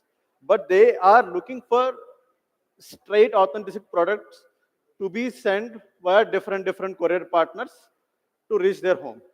Then the challenge over here is that the customers, whatever they are looking for, is not getting directly to their home address. So we understood that there is a gap. And then we started this as an e-commerce marketplace, as a tech platform, where it will cater requirements of customer in terms of the pricing and as well as the vendors from the Indian market. So as of now, we have around 40 plus countries where we have served so far. And then lakhs and lakhs of customers, we have built a portfolio. And then all these lakhs and lakhs of customers has very higher satisfaction levels. So we are hoping to build more and more into all these areas by expanding the categories. So we've gone into few categories right now, and we want to expand into more and more categories of Indian products, Indian native products. So this is a short slide about me. See, I have learned the skills coming from the civil engineering background and understood how the finances should be taken care, how a people can be managed, how a company has to be run. All those things I have acquired into around 15 years of experience, and then I put up into this company. And then we have grown eventually from that point of view. So I'll just go directly to our story. So we started in 2018 as a Distacart.com website. And then the first initial 6 months is very hard for us to get any order or to push any customer to place an order, because the trust building is a very big challenge for any of the e-commerce platforms in terms of the customers. So once you eventually build the trust, then customers started looking, they started giving their requests, the international customers. So we need these products. From there onwards, we built. So our platform or our company basically built on the customer's request, on the customer, whatever they're looking for. So that's how we started. So once we got all those expansion of products based on the customers, then we started looking for the vendors. And eventually we got into the COVID area. So COVID has become so hard for all of us we could not able to grow our businesses. That's kind of around 6 months to one year. It's very dull period. Then we eventually spoke with different vendors who has D2C brands like Mama Earth. This is the start of our collaboration with Mama Earth. And then different brands we have collaborated. Then we started giving that exposure to all Indian brands at global level. Because we are a end-to-end like tech platform and as well as a marketing platform also. So we do our own marketing and we do our own operations. End-to-end solutions, we have given that option to all the customers. So that's how we started. And then we eventually grown up with different courier partners. That's where we had a backbone. The logistics is a backbone for any e-commerce. For international, that's the main thing. Until unless you don't figure out the logistics, you cannot scale the things. Just so one more point here. So we are a leading e-commerce platform for Indian brands. And I would point out that one of the major brands, and we are a completely bootstrapped company so far. And then we want to expand more and more into different countries and as well as categories of products. So this is our journey with Shiprocket. It started with 2024, but it's an excellent journey so far with Shiprocket. And we are so delighted as a company and as well as customers. So we could able to give at very reasonable price to all our customers. And within very comfortable short period, the deliveries and all. So this has made us reach higher level satisfaction from our customers. So we started with 10 shipments and then we reached to 2,000 shipments per month with Shiprocket itself. That's a great achievement, and then I should congratulate whole Shiprocket team for giving us an opportunity. And then the benefits. See, the tech platform, whatever they're providing, that's an end-to-end solution. So we are very much happy by accessing that platform, because starting from creating AWB and looking for CSB5, that's where the international courier partners will be looking upon. So they have given everything into one platform where it is easy for us to scale better. So, I mean, synergies, yes, the continuous product optimization, they are working with us, and then they want to expand into different countries. So we are supporting in both the ways so that we scale. Being an Indian company, we both want to have a win-win situation. That's where we want to have a greater collaboration with Shiprocket.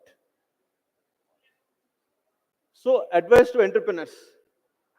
So here what we are looking is that to all the D2C brands in India, or any brand, anything you want to create, which can be sent in India, out of abroad, out of India, and then which can be receivable at destination countries. So please come to us. We will support you. We will help you grow your brand.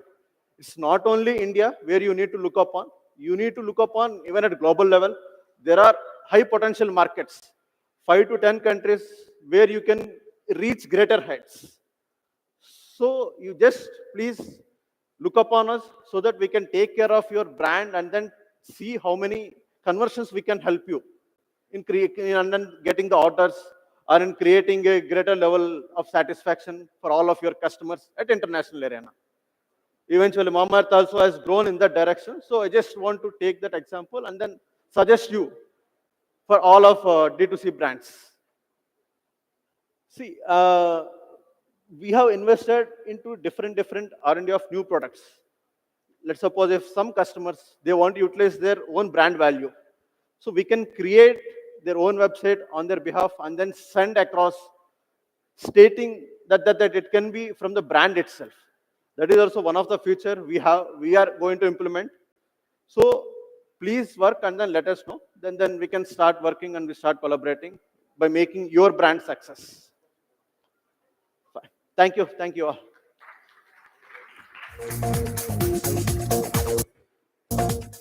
Thank you so much, Rajesh, for your inspiring story. Can we have a big round of applause for Rajesh Angara, please? And on that note, ladies and gentlemen, we are going to be taking a little bit of a lunch break, which is going to be only for 15 minutes because we have a lot of esteemed speakers. We have eminent personalities like the co-founder of Razer Pay and the director of ONDC, who are going to be speaking right after lunch. So I would request everyone to kindly be back here in time. We are doing a very little short lunch break only for 15 minutes. So see you all in a bit.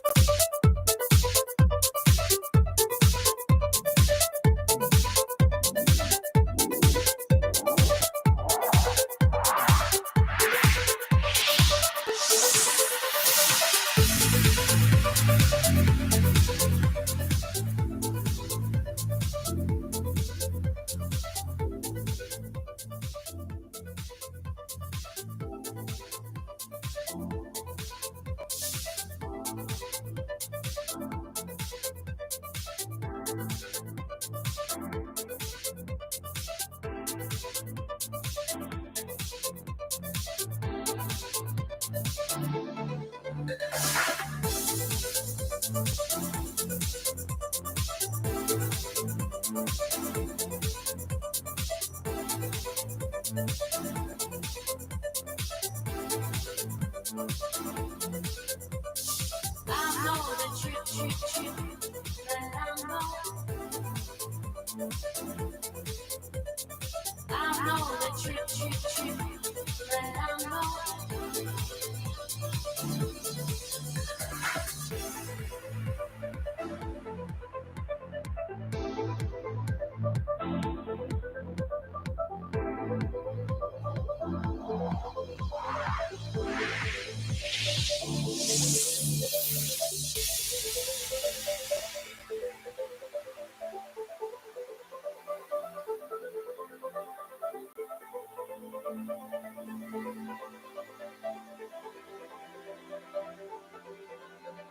Step by step, we walk through the days. Late at night, we count all the stars. Make love till morning light, feeling high, and so they love. I know that you know that I know that you really love me. And you know that I know that you know that I really care. I know that you know that I know that you really love me. You know that I know that you know that I really care. I really care. I really care. I really care. I really care. I really care. I really care. I really care. I really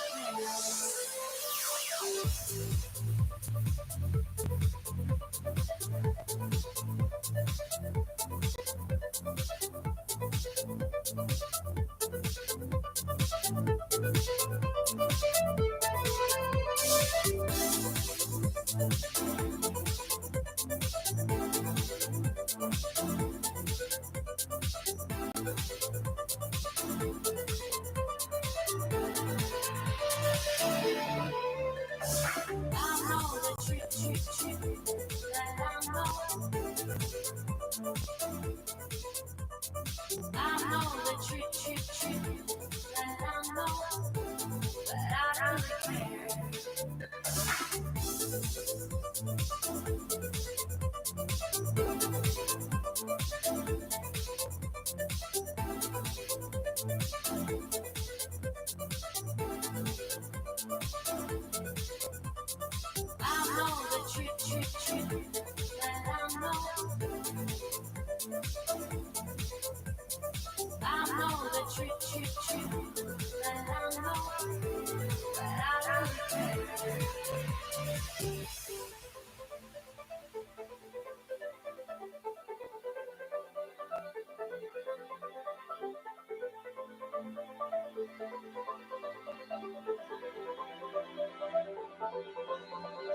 I know that you know that I know that you really love me.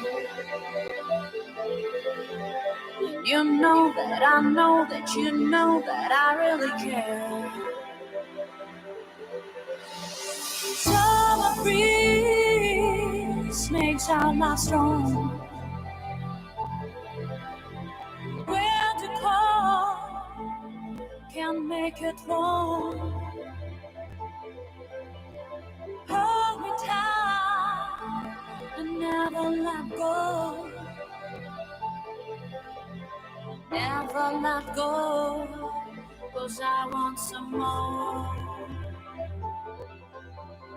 I know that you know that I know that you really love me. You know that I know that you know that I really care. I really care. I really care. I really care.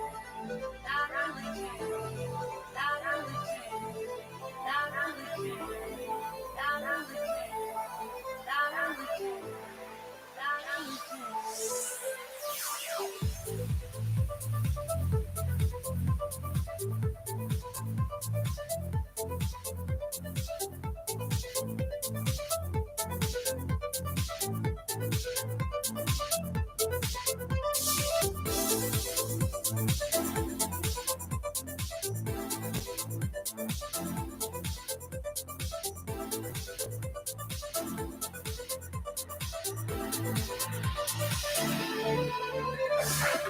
know the truth, that I know. I know the truth, that I know. But I really care. I know the truth, that I know. I know the truth, that I know. But I really care.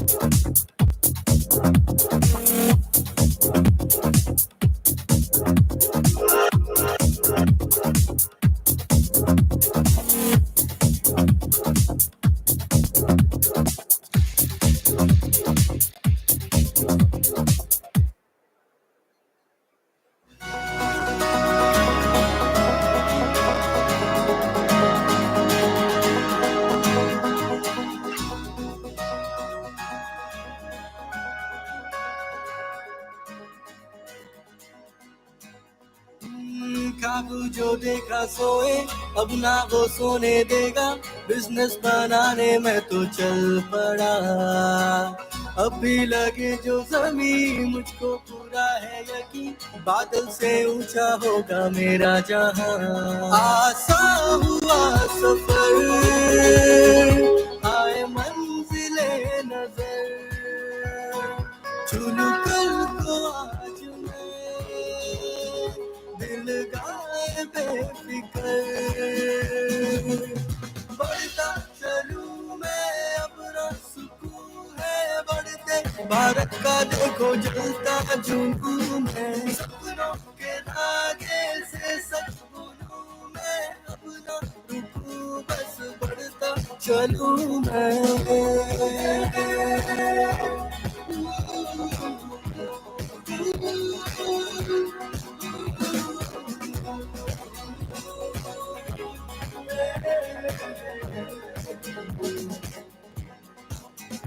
मेहनत की स्याही से लिखी कहानी जो उसको सजाने में तो चल पड़ा सुहानी शहरों में उम्मीदें लहरों पे रोक ना पाए मुझे कोई तूफान मुझ में भी है हुनर मुझको हुई खबर चुलू कल को आज मैं दिल गाए बेफिक्र बढ़ता चलूं मैं अब ना सुकून है बढ़ते भारत का देखो जलता जुनून है सपनों के धागे से सच बोलूं मैं अब ना रुकूं बस बढ़ता चलूं मैं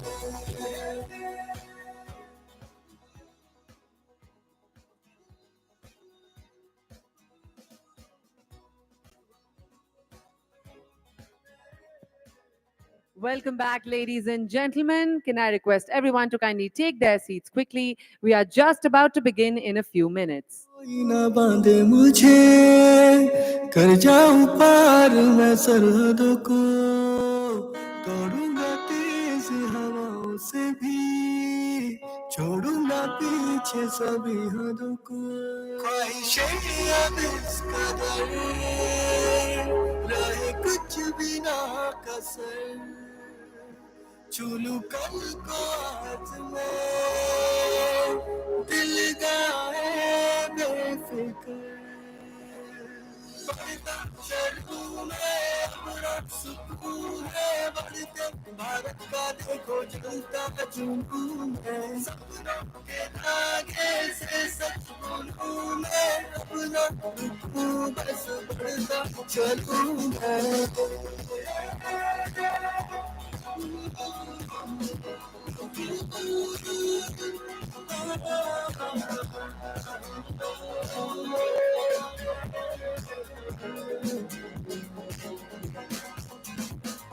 संग मेरे चल, संग मेरे चल, चल चला चल, चल चला चल, यही वो पल है, यही वो कल है, कर पराक्रम तू भी सफल है। संग मेरे चल, संग मेरे चल, चल चला चल, चल चला चल, यही वो पल है, यही वो कल है, कर पराक्रम तू भी सफल है।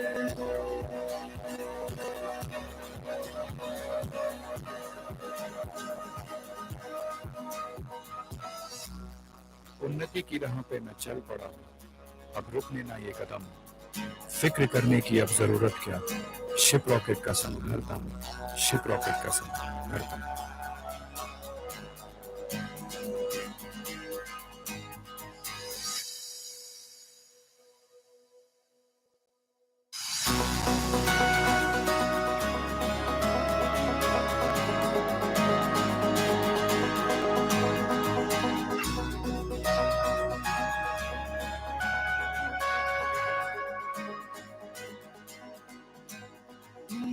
खाबू जो देखा सोए, अब ना वो सोने देगा, बिजनेस बनाने में तो चल पड़ा, अब भी लगे जो जमीन मुझको पूरा है यकीन, बादल से ऊंचा होगा मेरा जहां, आसान हुआ सफर, आए मंजिले नजर, चुनूं कल को आज मैं, दिल गाए बेफिक्र,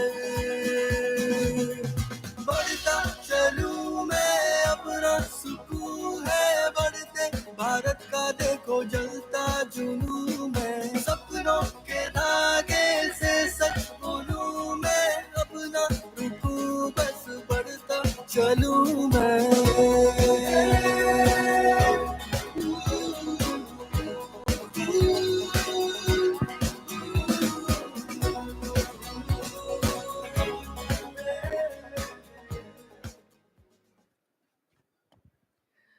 Welcome back, ladies and gentlemen. I hope that you've enjoyed the scrumptious lunch and the networking session that must have automatically ensued as you were enjoying the lunch. So is everybody present in here? No one's present. Okay, I'm going to ask you again. Is everybody back here? Okay, as usual, we have this side of the ballroom, which is full, ready to take off at the mention of a mere lunch, and this side is absolutely empty. Can we have people sitting on this side as well so that there's equal partnership on both ends? So we're going to do a little bit of a game to get some energy into the room, because the next panel discussion has got some eminent speakers and we would love to hear their tidbit about this topic. But before that, we need to give them the right attention. So everybody heard of the game Simon Says? Who's heard of the game Simon Says? Can you give me a raise of the hand? Who knows Simon Says? Simon Says, one person knows. Ma'am, you'll do it with me then? You'll do Simon Says? You will also do it. I'm just joking. Everybody is going to do it. So I would request everyone to stand at their places. Can everybody stand, please? Ab is stage par Simon to hai nahi, par Pavleen hai. So we're going to play a game called Pavleen Says. I'm self-glorifying myself, taking the opportunity of this stage that Shiprocket has provided so sweetly. So we're going to play this game called Pavleen Says. It's pretty simple. मैं आप लोगों को जो भी instruction दूंगी, if it is preceded by Pavleen Says, you do it. If I don't say Pavleen Says, you don't do it. Very, very simple. Isn't it simple? Everybody's got it? Give me a thumbs up. This side also with less people. Everybody's got it? Okay, let's try this now. Pavleen says, right hand up. Pavleen says, right hand down. Pavleen says, right hand up. Right hand down. Oh, I didn't say Pavleen says, sir. You put that down and put it up again. Okay, let's try that again. Pavleen says, sit down. So lazy, 10 minutes isi mein lag gaye. Can we be faster? Okay. Pavleen says, stand up. Pavleen says, sit down. Now stand up. Oh! Okay, okay. So we're getting there, we're getting there. The number of people who are following the instructions is getting greater and greater. So the last one now, just to get some energy in the room. Pavleen says, clap loudly. Stop. Okay, clearly this section of the room is paying more attention, not just to the exit doors, but also to the stage, because they did it better. But we're going to try that again. Okay, this section, let's see if you're catching up. Pavleen says, clap loudly. Pavleen says, stop. Pavleen says, clap loudly. Okay, stop. Okay, getting there, everybody. Let's try this section again. And आवाज बहुत ही ऊंची आनी चाहिए because आप double amount में है. काफी तादाद में यहाँ पर लोग बैठे हैं on this side. I don't know why, but let's try that. Pavleen says, clap loudly. Louder, faster, faster, faster, faster, faster, louder, louder, stop. Oh, okay, okay, okay. Well, clearly, this section is giving a competition to this section. So let's see if you guys are going to know, are going to be paying attention to what's going to happen on this stage, because I might just do a pop quiz later. But are we all alive and well now? This section is more alive. Are we all alive and well? Are we all ready for the interesting discussions?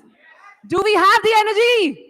Give me a loud yes. Do we have the energy? All right then, let's get this show on the road now for our next panel discussion, which is going to be with some lovely speakers.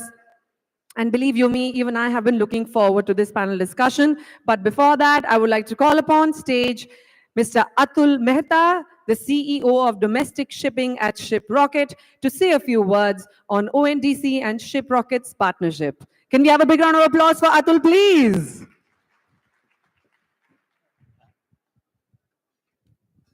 Hello. Can you hear me at the back? Always the toughest session to do post-lunch, but thanks for the energizer.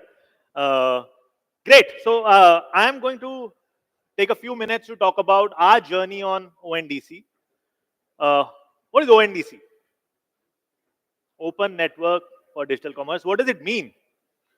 You know, fundamentally retail in the world happens in one way. And you'll all agree, बहुत basic सा है. एक दुकानदार होता है, he has something to sell and he's able to sell it, right? You are able to sell only what you have. That's the premise of retail. That leads to hoarding, that leads to whatever ill consequences of restricting demand linked to a supply, but that's how retail happens. Globally, आप अपनी दुकान से वही सामान बेच सकते हैं जो आपके पास है. आप कुछ और सामान नहीं बेच सकते, right? और अगर आपको सामान कुछ बेचना है, you want to sell something, you have to go to some shopkeepers, distributors, retailers to say, please take my stock, talk to them, engage with them, align whatever ways of working you want to with them. That's how retail works everywhere. When e-commerce happened and marketplaces came into being and flourished, a similar model sort of emerged, right? There is a marketplace, call it Amazon, Flipkart, etc. There are sellers who go there and say, "Ye mera saman hai, aap bechiye." And then the marketplace pe buyers can come and buy. Right? The fundamentals of commerce remain same, retail remains same. Everyone has a set of supply which they are selling. But as a retailer, as a brand, as a as somebody who wants to do commerce, I have to go to everyone. Physical में मैं दुकान by दुकान जा रहा हूँ, digital में मैं platform by platform जा रहा हूँ. And that's how retail has happened. 100 years, 1000 years. What ONDC is trying to do is like, can we break it somehow and find a new way to do retail, which is fundamentally what? You can announce once, sir, मेरे पास ये सामान है, and I want to sell it at this price. Anyone in the world who wants to sell it can sell it. I announce once, consistently with everyone, right? So there's nobody who can sort of put pressure because of their scale or because of whatever control they might have if I was talking to them individually. It truly democratizes commerce. It truly democratizes commerce. And that's why we have been on a journey to simplify direct commerce, and for us it was a natural extension to extend and be a integral part of ONDC. I don't see the clicker working. Can somebody help?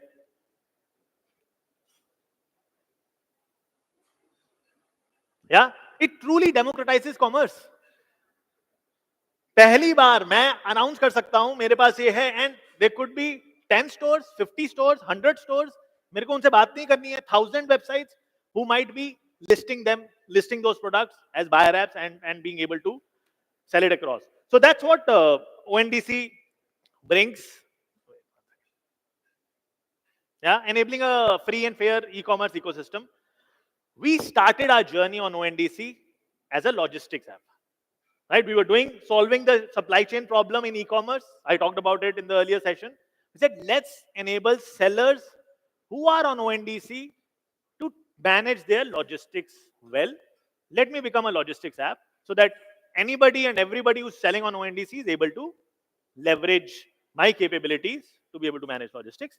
But we very soon realized the opportunity for our sellers to be there on the platform is huge and immense. Right? It's a new ecosystem getting developed. Why not help my sellers who are working with us as Shiprocket, enable and access the platform and make it very easy for them to be able to leverage the network and leverage the protocol. So that's when we evolved and ventured into being a seller app, extending it even further to say we work with the MSMEs and the smaller sellers. We want to enable commerce for them. So we want to make the process of onboarding the smoothest, the easiest for sellers on our platform, and which is when we went into mobile-only onboarding for our sellers. So this has been our journey on ONDC, and it is worked out really well for our merchants. First, it's an incremental source of demand, which comes at a fraction of the cost what you spend on bigger marketplaces. And two, you get the customer info because it's your customer. Unlike on bigger marketplaces where you don't have access to who is buying, what are the trends, etc. Here you have all the information about who the buyer is, even when it is being sold across thousands of different buyer apps across the ONDC ecosystem. So that's the value which ONDC is creating for our sellers. Today, we have more than 10,000 sellers live on the platform. 73% of them under 60 lakh turnover, 700 plus led by government entities and initiatives. We are enabling sellers across the country to be able to access ONDC, to become a part of ONDC, bringing 2.5 million catalog into that pipeline and announcer, where there is 2.5 million catalog available for folks to build buyer apps. Yes, there's a journey which is happening on building buyer apps so that demand side part of ONDC also matures. We have the catalog available and it's going to happen. So my earnest request to all of you is join the flywheel, join the community. It's truly a flywheel because the more sellers which join, the more buyer apps come and thrive, the faster the flywheel will start spinning and the more value it will start creating for the ecosystem, for the merchants, for the buyers, and for all of us. The future is here. Don't miss out. There are going to be millions of customers on ONDC, buyers, and being part of it can be truly transformational for e-commerce. And with that, I want to call on the panelists for today. Some of the torch bearers, some of them who have been able to adopt and leverage ONDC really well. So can I have Akash, co-founders of, on the stage? A round of applause, guys, please. Preeti, co-founder Mural. Rahul, co-founder Love of India. Welcome. And Girish, co-founder and CEO Shopalist, a key partner for us as we have gone on the journey of being a seller app.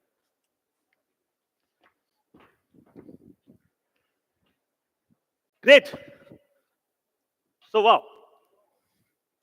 Okay, let me start with you, Rahul. I think you were one of the earliest ones to be on ONDC.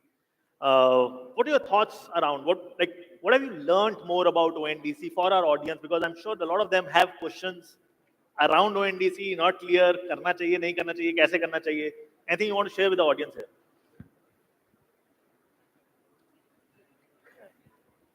First of all जो ONDC पे आने पे सबसे अच्छा हमको जो benefit मिला वो ये था कि एक साथ में विजिबिलिटी जो हमारी विजिबिलिटी थी वो एक साथ में कई सारे प्लेटफॉर्म पे इंक्रीज हो गई. सबसे पहला फ़ायदा ये हुआ बिकॉज हमको हर प्लेटफॉर्म पे अगर मार्केट प्लेस पे जाना है तो उसके लिए अलग से लिस्टिंग करनी पड़ती है, अलग अलग मार्केट प्लेस से बात करनी पड़ती है, अलग ग्रोथ प्लान बनाना पड़ता है. बट यहाँ पे एक क्लिक के साथ में हम लोग मल्टीपल प्लेटफॉर्म पे मल्टीपल बायर ऐप पे लाइव हो गए. तो visibility first factor. Second factor I can say low commission rate. बाकी प्लेटफॉर्म से अगर हम लोग कंपेयर करें तो ONDC का जो कमीशन रेट है वो काफ़ी कम है. थर्ड कि ट्रस्ट फैक्टर बनता है बिकॉज ONDC जो है वो गवर्नमेंट बैक्ड है. तो बायर ये नहीं सोचता कि कहाँ से खरीद रहे हैं. लाइक अगर हम न्यू ई-कॉमर्स लॉन्च करें, अपनी वेबसाइट लॉन्च करें तो बायर सोचता है ये कौन सा सेलर आ गया. बट अगर गवर्नमेंट बैक्ड है, ऑलरेडी एडवर्टीजमेंट चल रही है कि ONDC है, तो लोग ट्रस्ट करते हैं, प्रीपेड ऑर्डर देते हैं जो डिलीवर्ड ऑन टाइम होता है. तो ये सारे जो है वो की बेनिफिट्स हैं जो कि एज अ सेलर हमें मिले हैं ऑन दी ज्वाइनिंग फर्स्ट. और ये मेरे को लगता है कि सभी सेलर्स को जो है इसको ज्वाइन करना चाहिए to get this benefit because ONDC growing really fast. Thank you. I think a very interesting point. I covered the commissions and being single click har jagah. But I think trust is also a very interesting factor. You being live on ONDC can have a rub off on the brand, etc., and which Rahul very rightly pointed out. Akash, you started recently, but I think within 2 months you have scaled phenomenally well, doing 30,000 plus orders on ONDC.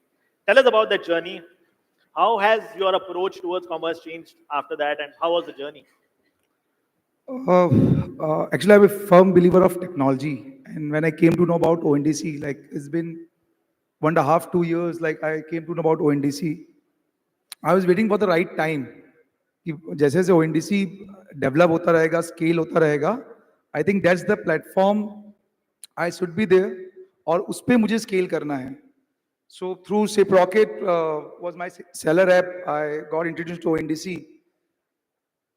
There's a buyer app. Like we started with the Paytm. Traffic Paytm का already है.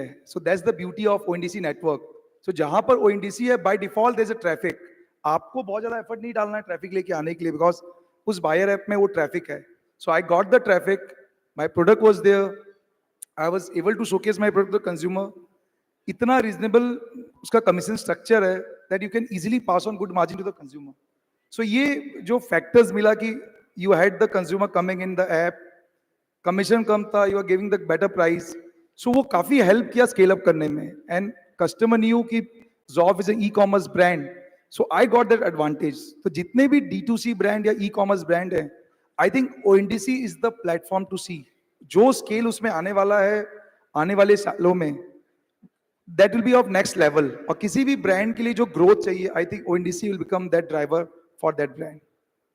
No, thanks. I think the point that I like the approach, Akash, where he said it's not that it was lower cost channel, so I increased my profitability. No. So he said it was a low cost channel and I could create more value for my buyers so that they see a lot of value in the brand, come back, shop from me, etc. And hence, yeah, it enables you to bring long time customer wealth, better LTV, affinity, etc. working for the brand. Great. Preeti, you manage multiple brands and like you have experienced Shiprocket being a seller app and managing the logistics. So what's your experience been both on what new opportunities you believe ONDC has opened for you running 3 different brands? Do you think opportunities equal for all the brands or are you seeing a nuance? And how's the experience been working with enablers like us? How mature do you think the ecosystem is for brands to come and join now? Sure, thanks, Atul. So first of all, I'll just introduce what Mural India stands for. So at Mural, we are built on strong pillars of 5 D2C brands led by the House of Brands strategy. And at the core of our business, we work with the local farmers and the artisans to fulfill all our supply and demand requirements. So coming to how ONDC has opened up new opportunities and markets for us is that since we run at a House of Brands, uh, you know, level, so we do have different set of consumers, different markets, and different demographies that we have to cater to. So by default, naturally, as ONDC is sector agnostic, it becomes a really practical use case for us. I'll give you a very small example. Kesarco, which is one of our leading brand in the group. So the staples is the most significant category. Now, with the current set of buyer apps that we have in the market, Paytm becomes my go-to app. At the same time, for fresh fruits, which is one of our other categories, PIN code by PhonePe becomes our go-to app. So as we rightly said, it does open a whole lot of opportunities and new markets for us, which is independent of which region you want to cater to, which industry you want to cater to, and what the demography you are targeting. So, And experience of, just slipping in a question, experience of working with Shiprocket, being a seller app, being a logistics app. It was new for us, being a seller app. That was a new sort of way of working for us. We said we want to do it because we want to enable our sellers. So how's your experience been there? a little backstory, 6 months before we launched our brands on ONDC, we were still trying to figure out and understand what exactly ONDC is, what it brings to the table. We approached many agencies, many people in the industry, but we were not getting the right answers. It was more like DIY, ab kuch samjho is cheez ko. So since we had a long-going partnership with Shiprocket, when Shiprocket launched ONDC, I think it was a no-brainer for us because Shiprocket has always been a leader when it comes to the logistics aggregator tech that it has built. It has always been at the forefront. So it was a no-brainer for us to get on board as and when it had launched. And I would not, it would not be a lie if I say we had a blast when we launched our brand. In the first month, in fact, in the first 15 days, we clocked about 10,000 orders itself on ONDC. And as a matter of fact, our repeat rate on our our repeat customer rate went up from 40% to 57%, which I think is a success story when it comes to, ONDC. So I think kudos to the brilliant team of Shiprocket Tech and Mr. Koshi sir for the platform that they have given us to, which really democratizes the entire ecosystem of e-commerce, breaks it down into different pieces of buyer, seller, fulfillment, payment, and makes it very simple. No, thanks for that. Coming to you, Girish, you have been a key partner for us on our seller app journey, and you understand technology. And to build a platform so massive and complex, it has to be technologically sound. And you have been at the forefront of what ONDC brings.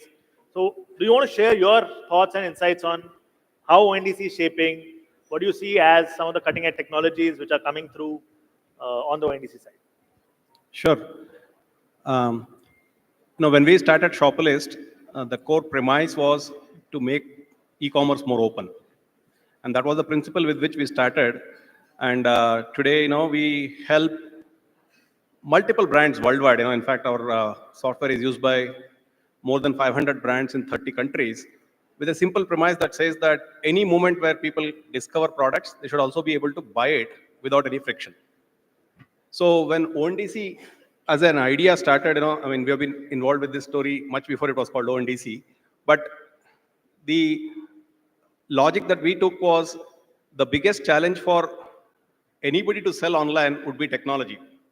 It's not because it is hard. It is simply because it is hard for someone who is not a technology person, right? So which basically means if you have to democratize online commerce for everybody who wishes to sell, meaning every entrepreneur in the country, you need to take the tech barrier out of it. So if I can use Instagram on my own, if I can use WhatsApp on my own, I should be able to sell on ONDC on my own. That's the design philosophy with which we started everything that we're doing. Yeah. And thanks to our partnership, Atul, with Shiprocket, today we have more than 10,000 D2C brands that have joined the network in a very seamless way.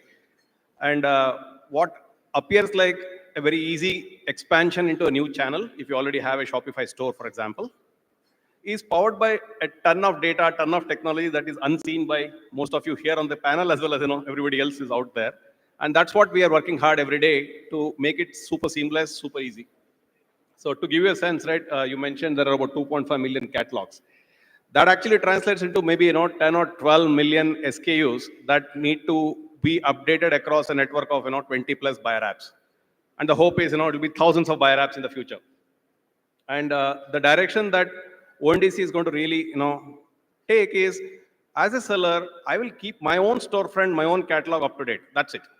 It gets discovered automatically by every buyer app in the ecosystem, and hence every shopper who's looking for something that I sell. And that's the vision that can be accomplished only if you have a lot of underlying data and technology managed in an automated way, use AI wherever it is relevant. I'll give you one or two examples for you to get a sense. Today, catalog. We have catalogs coming from different categories. It could be an electronics seller, it could be a grocery seller, it could be someone else. Now, the ability to take all of that as an input and use machine learning to classify that into a taxonomy that ONDC understands, and hence every buyer app understands. If you do it manually for 10,000, probably you'll need a team of 100 people, and there will be 100 errors every day. That's the nature of the beast. But with AI, right, you could actually do a wonderful job in terms of creating that as a seamless pipeline. And that's behind the scenes that actually works hard every single moment to make sure that your catalogs that you have on Shopify is automatically refreshed and updated on every app on the network. So there are many that I can cite. I mean, if you're a food company, for example, today there are a variety of different regulatory requirements, right? I mean, FSSAI, for example. Right? The labels are already on your packaging. So some of the problems that we solve is, read the packaging from your pack shot and identify the FSSAI label and, be compliant with that without you having to do something every day. Simple use of technology. So there are many that happen behind the scenes, but the intention really is for us to be able to enable every seller, big or small alike, join and thrive on the ONDC network without having to have a deep learning curve or a deep spend on technology. That's really kind of the approach we are seeing. I think, and and it's not a question of if, it's a question of when ONDC becomes the source of truth for everything around e-commerce. Imagine rating of a product. Today you go on Amazon, yes, there are verified ratings, but then there are ratings you might be double guessing happening on a D2C website. ONDC technologically can potentially bring that as a consistent way of source of truth for merchants, for buyers and merchants on what is this product or what is the seller about. So there's a lot which can be enabled through technology, which is coming, I'm sure, in the next couple of years. Rahul, given your background in digital marketing and whatever you have done before, how do you see selling on ONDC different from selling on typical digital e-commerce platforms? Like, what are the distinctive differences there? Atul, इस समय हम लोग 100 से ज़्यादा small और medium size company के साथ में काम कर रहे हैं, D2C कंपनी के साथ में काम कर रहे हैं. उनके पर्सपेक्टिव से मैं बता रहा हूँ कि उनके लिए ONDC बाकी प्लेटफॉर्म से ज़्यादा ज़रूरी क्यों है. फर्स्ट ऑफ ऑल, अगर मैं न्यू सेलर हूँ, मैं जस्ट आपसे कांटेक्ट करूँगा शिपरॉकेट से. 1 क्लिक के साथ साथ में सेलर ऐप है आपके पास, 1 क्लिक के साथ साथ में मैं मल्टीपल बायर ऐप्स के साथ में कनेक्ट हो जाऊँगा. ये मैंने पहले भी मेंशन किया था, विजिबिलिटी. ये विजिबिलिटी का एक एग्जांपल देता हूँ. ऑन वीकेंड मैं फीडबैक कॉल्स करता हूँ 2 से 3 घंटे के लिए अपने कस्टमर्स को. मैंने फेस्टिवल टाइम पे सम बायर सेज कि मैंने आपको पेटीएम पे देखा था, ठीक है. तो पीपल आर नोटिसिंग कि यहाँ पे देखा था, वहाँ पे देखा था, तो आपको ओवरऑल जो रोएस है in terms of return on investment आपका बढ़ेगा. तो ये विजिबिलिटी आपको बेनिफिट देता है. प्लस में ONDC पे आपको एडवर्टीजमेंट कॉस्ट नहीं लगता. ये आपका दूसरा एडवांटेज है कि आपको एडवर्टीजमेंट कॉस्ट नहीं देना, तो आप लोगों को ज़्यादा बेटर प्राइस दे सकते हो. आपका कॉस्ट कम है, कमीशन का, तो उसके लिए भी आप ज़्यादा बेटर प्राइस दे सकते हो। तो बायर को भी एक्चुअली अच्छा प्राइस मिलता है, सेलर भी सही टाइम पे सेल कर पाता है, और ओएनडीसी नेटवर्क जो है वो हेल्प भी करता है।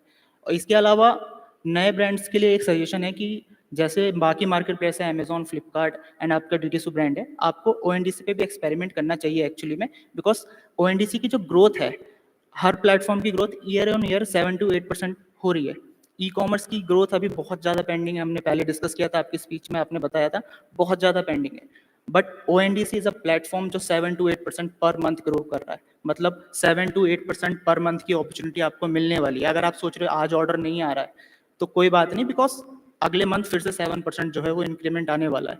तो आपकी हिट लिस्ट में अमेजॉन, फ्लिपकार्ट, आपकी वेबसाइट प्लस ओएनडीसी होना ही होना चाहिए। And if you want to on board, then आप इनको कांटेक्ट कीजिए। एक क्लिक के अंदर में शिप्रॉकेट के साथ में हम लोग ओएनडीसी पे लाइव हो जाएंगे इन 20 to 25 एप्स, एक सेकंड में। Thank you for slipping in the recommendation. Akash, your wish list. What do you want to, like, how you visualizing? If there's something you want enablers to build, the ONDC team, what's your wish list for ONDC? क्या मतलब next 2-3 साल में क्या दिख रहा है? See, ONDC will be, I think, in many buyers app going down, and सारे apps के जो benefits होंगे definitely आपको मिल रहे होंगे। The best part is कि जो आपका website है, it's like a second website for you. So जितने भी आप changes अपने website में लेके आ रहे हैं, product cataloging में लेके आ रहे हैं, it comes to ONDC. जो business है, I think ONDC can give you a good business going ahead. जो Amazon, Flipkart दे रहे हैं, उससे कहीं गुना ज़्यादा business दे सकता है, because उनकी अपने एक limitations हैं। Product listing के, you cannot list many products. अगर आप उनके inventory model में, you need to send stock to their warehouses. Here in through ONDC, आप अपने warehouses से you can ship any number of products. So मुझे ऐसा लगता है कि going ahead जो ONDC में जो ease of ordering है, या जो ease दे रहा है कितने सारे प्लेटफॉर्म पे आने का, that is the next big thing. वो जैसे जैसे और ease out होते जाएगा, जैसे जैसे the brand will come to know how to use ONDC in a better way, वो एक additional sales उनको ला के देता जाएगा। So I think revenue driver ही देखता हूं मैं, जितना ईज, जितना टेक्नोलॉजी उसमें आते जाएगा, because it's a network, it's not a platform, it's a network. ये कहीं भी हो सकता है, for B2C, for B2B, even for the export purpose also. So technology, ease of ordering जो भी ब्रांड्स के लिए बनेगा, I think that's the next big thing which I see in ONDC. Thanks for that. And I think I've tried to answer that question, right? And for me, it's today we have what, like 15-16 buyer apps. I talked about बहुत सारे sellers आ गए हैं, buyer apps बन रही हैं. For me, it's about when every college student in the country is building a buyer app on top of the catalog which is available. I want to build a bookstore which is online bookstore which is only graphic novels of a particular type. Today I can't, because I have to figure out supply. What ONDC is going to enable is have the supply, fuel that creativity in me as a buyer app to create a value prop, take it to the consumers. I think that's where potentially. And someone was telling me, जैसे आपने भी बताया, मतलब कि whosoever has followers, he can become a buyer app. उसके पास traffic है, yes, he can just invite उसके followers या किसी को in ONDC. So I think that was the beauty of ONDC going ahead, like being a network. वो कहाँ पर होगा किसी को नहीं पता आने वाले सालों में, and who all will be taking the benefit of it, even no one knows. But this is the future, I believe. और आगे आने वाले टाइम में जिसके पास followers है, जिनके पास traffic है, I think they want to become the buyers app for the ONDC. No, thanks for that. And with that, I want to thank the torch bearers, truly, of ONDC, the 4 of them here. And I want to call someone very special. Koshi sir is here with us, the man behind ONDC. And I'm going to invite him to come and give a certificate of appreciation to the 4 of them for being truly the torch bearers of ONDC for us.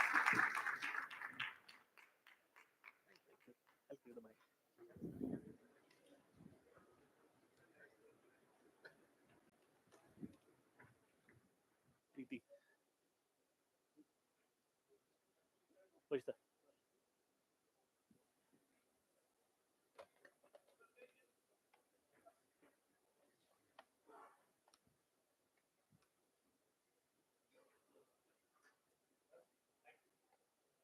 Rahul. Rahul. Or wait. We'll take a photo. Koshi sir.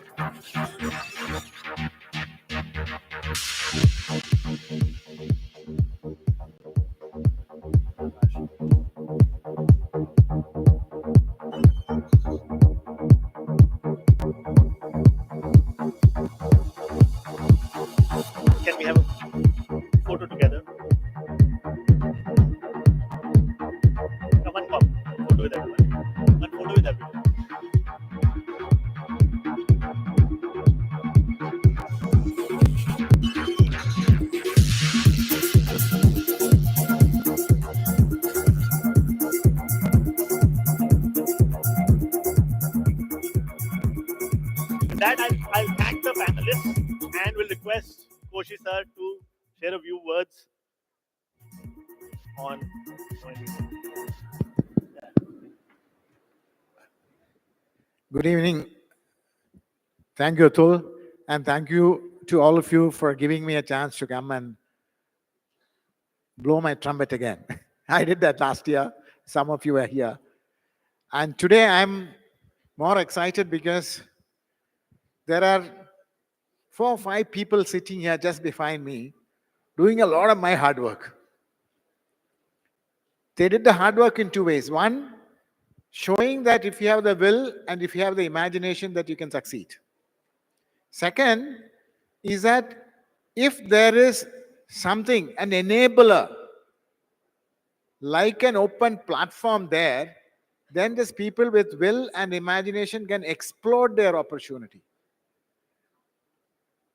So that is what ONDC is all about. The idea of a network is to help you be imaginative, creative with respect to your product, your brand, your pricing, everything, and succeed based on merit, not based on some deep pockets that either the VC gives you or your grandfather has given you. You succeed based on what you are, who you are, what's your product, what's your branding strategy, how you want to do. You heard the gentleman saying that they experimented different thing. And one, I forgot who said, he said that we really don't know how it will explode because the network gives humongous possibilities of innovation and specialization. So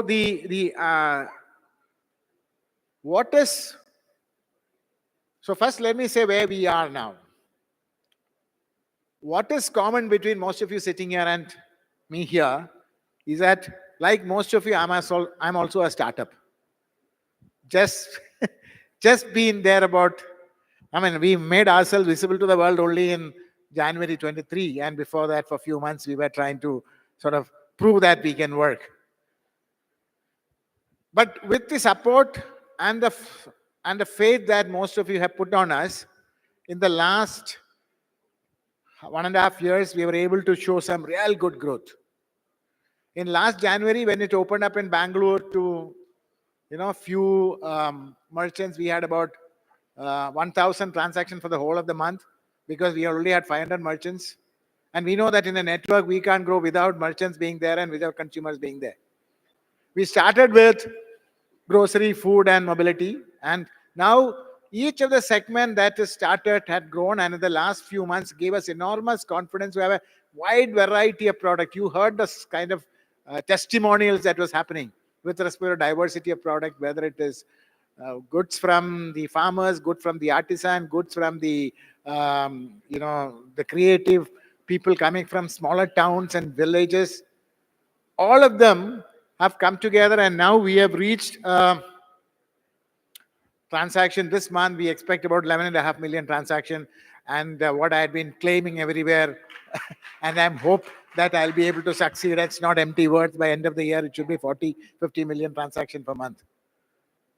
And I'm hoping and I'm believing that you guys will help me make that happen. And we have also been able to do a lot of complementary product. Like something that we have started a few months ago, a couple of months ago, is like, to help you guys to do your business better, bring financial products onto it, which includes, we just started, it's in the early stages, like few transactions have gone in the last few months, credit for the small business, insurance for the small business, sachetized insurance for the small business.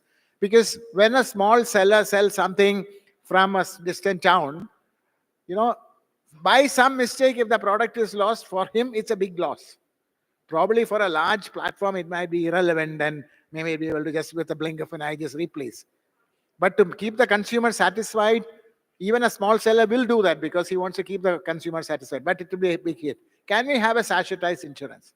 So these are the kind of innovation that we are working on. And just to show some, the way this business is expected to grow and how it will help you to benefit, is that you heard many of the D2C brands saying that now we have an opportunity and avenue to make ourselves visible to the whole market. So let me just highlight some of the interesting nuggets of case. I don't want to take too much of a time. You know, what's the ultimate ambition that we say? That every product or service which is catalogable, which is catalogable. It's a very bold statement. Catalogable will be available in this network. It could be B2C, it could be B2B, it could be product, it could be services, it could be bookings, it could be travel, anything. Different buying application will come and say that for my kinds of consumers, I want to offer something more. Just give an example. Let's say that you might have seen Ola is a ride-hailing app. He said, now I want to help my clients to order food.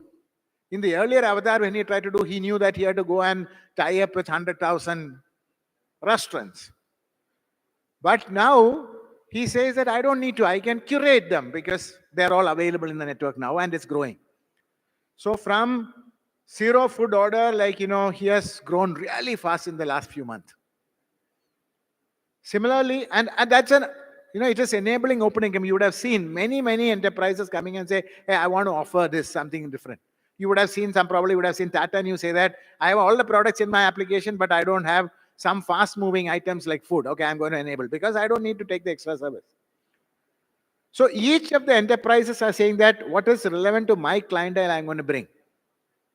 One of the recent opening, probably some of you would have noticed, is the media company.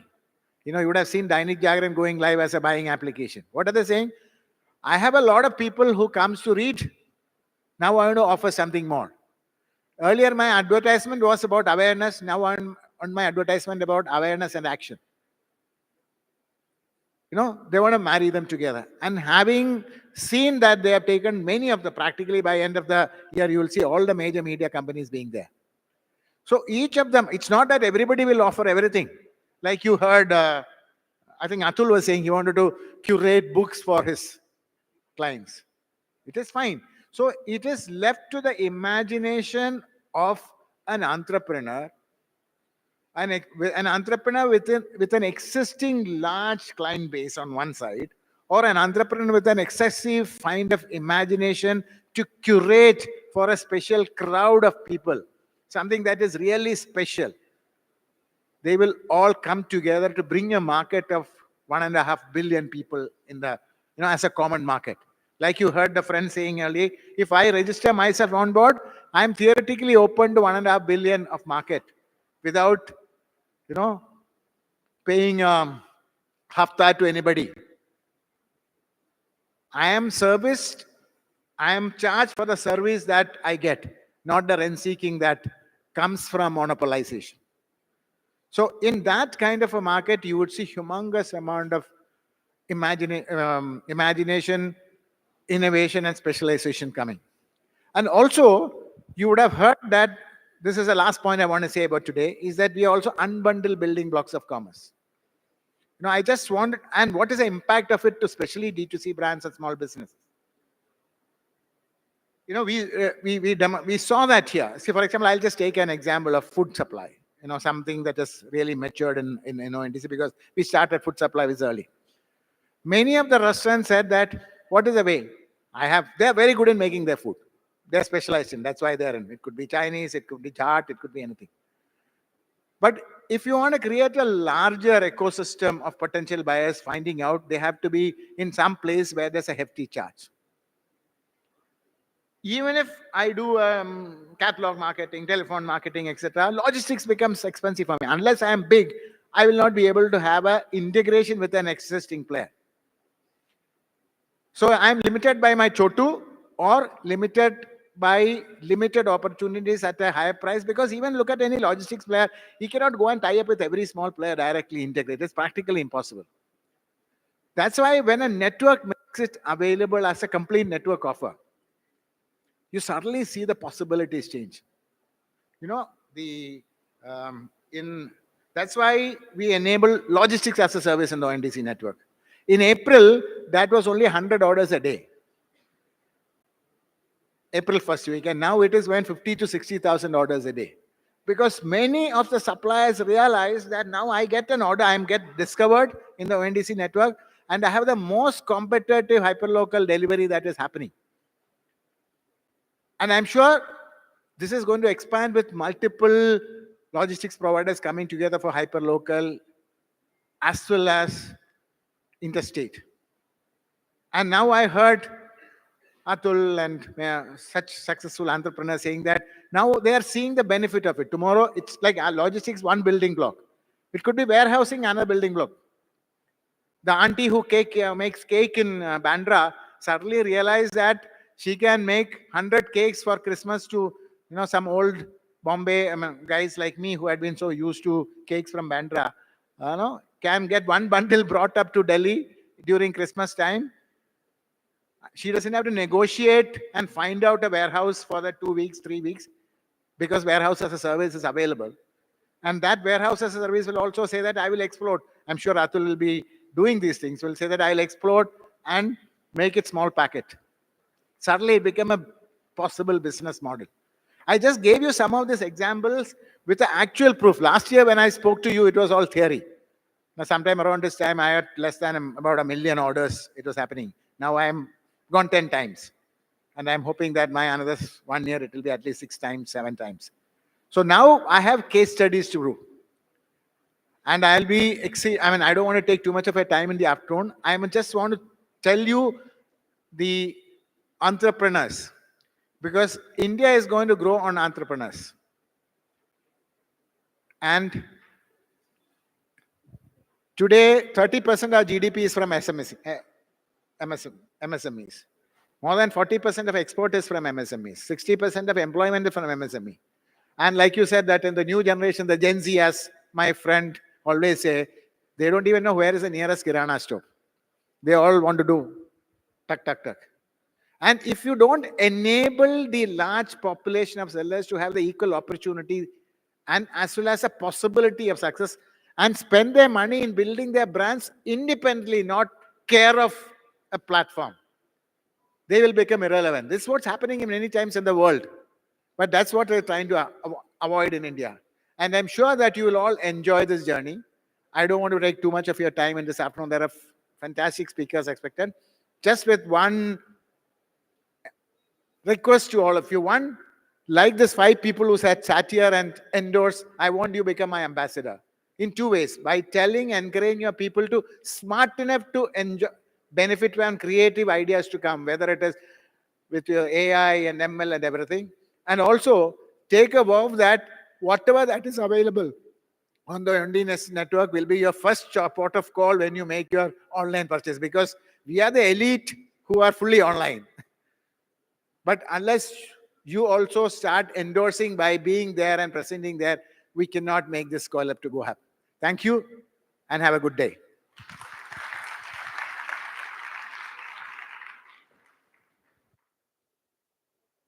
Thank you so much, Mr. Toshi. It's an absolute honor and a pleasure to listen to you. Can we have a big round of applause for Mr. Toshi, please? Thank you. Well, that brings us to our next presentation. But before that, I would like to thank the panelists and the very interesting panel discussion that just ensued on this stage. And we will be carrying on the same wavelength throughout today. So I would like to call upon the next speaker for the day to deliver the keynote session on banking solutions for startups and ONDC with emphasis on specialized products. Let's give a warm welcome to someone who's about to deposit a wealth of knowledge into our minds appropriately. So, Ms. Sonali Rohra from Senior Executive Vice President at HDFC Bank. Can we have a big round of applause for her, please?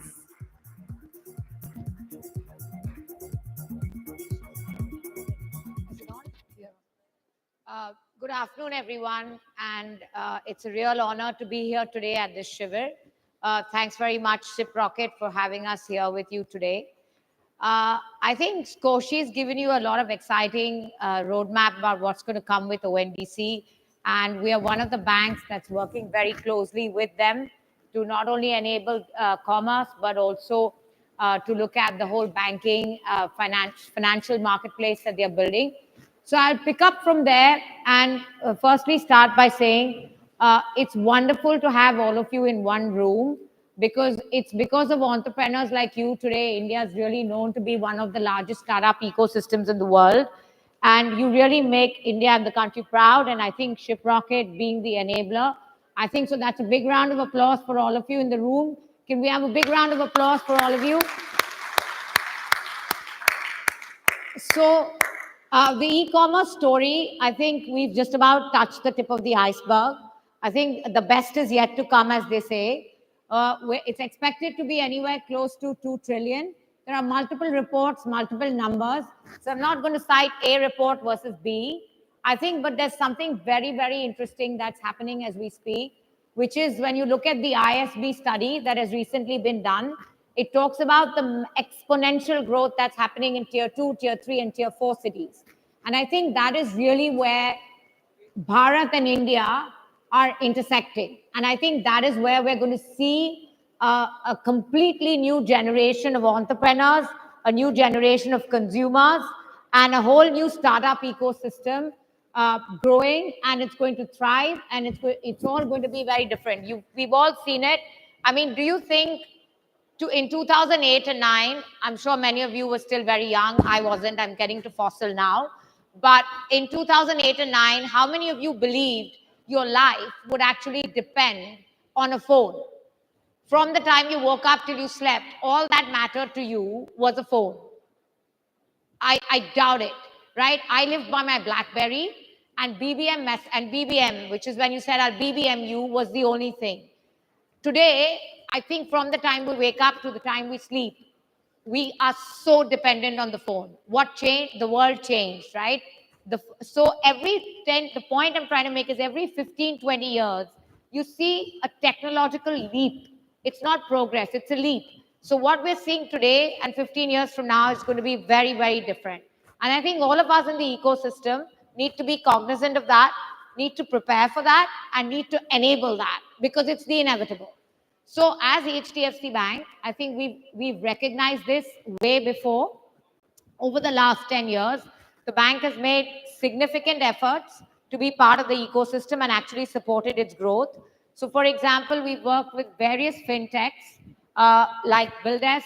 Our entire bill payment system is something that started with them several years ago. We work very closely with Razer Pay.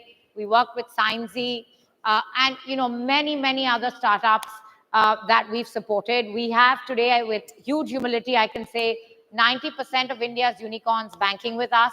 We have more than 30,000 startup customers, and we will be very happy to extend our services to those of you in this room who are not our customers, and thank you to all our customers who are in this room, because it's been a wonderful, wonderful opportunity to be able to serve all of you, and we would very much like to be part of your continued journey. Now, as a bank, what can we do to support you? I think we've obviously, over the years have the standard banking products, but over the last 6 to 12 months, we actually undertook a fair amount of research with startups to see what do we need to do to reboot ourselves and to reboot our offerings for startups. So that's where we've not only upgraded the liability account that we offer you, but we actually have a series of offerings for startups. The first being, I think we have today and if my Razer Pay colleagues are here, we've set up the first of its kind omni-channel payment gateway with Razer Pay, where today we've digitized online and offline collections. So I would encourage many of you to actually look at Collect Now and talk to us about it, because we have digitized cash on delivery. And that to me was very heartening, even when I looked at the statistics coming out of Shiprocket, which really talks about 60% of orders being cash on delivery. So how did we do it? Today, you have the cash on delivery gentlemen walking around, your delivery partners.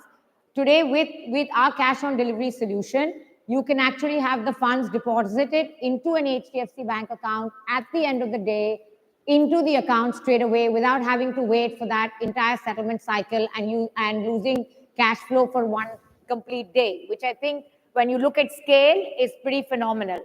So today you have a cash on deposit, you have a cash on delivery, a Shiprocket any agent, it could be Blue Dart, it could be any courier agent, walks into an HDFC Bank branch, knows the account number, The account and the amount are both validated and credited directly into the accounts of the particularly designated account of the merchant, of the marketplace, so be it. And I think this has fundamental potential to change the way the overall cash flow economics work.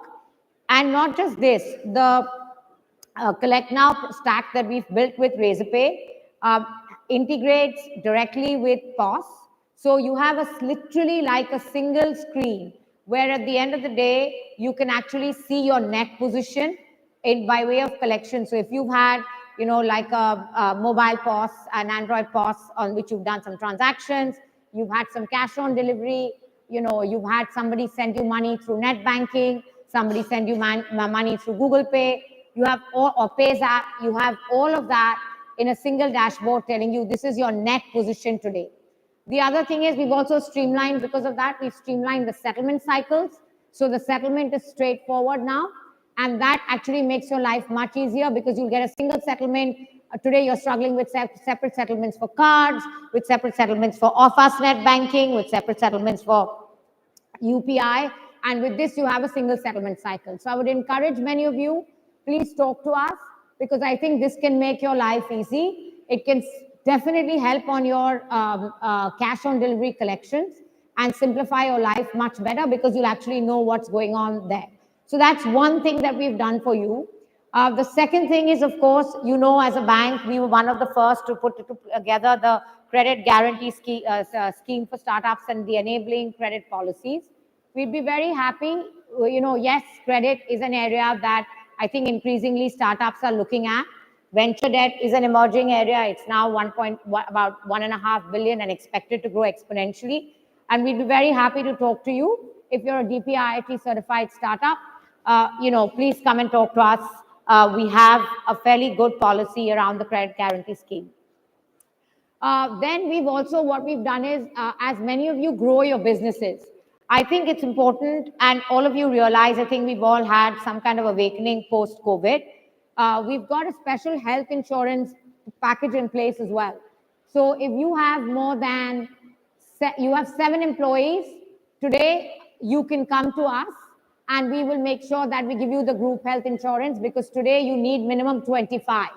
And we've actually done that with the group companies to make sure that you can avail of that benefit as a startup. So that's the other thing that we've done for you. We obviously can help you at Gift City. We've all of you looking to expand overseas, and that is the future. We have that.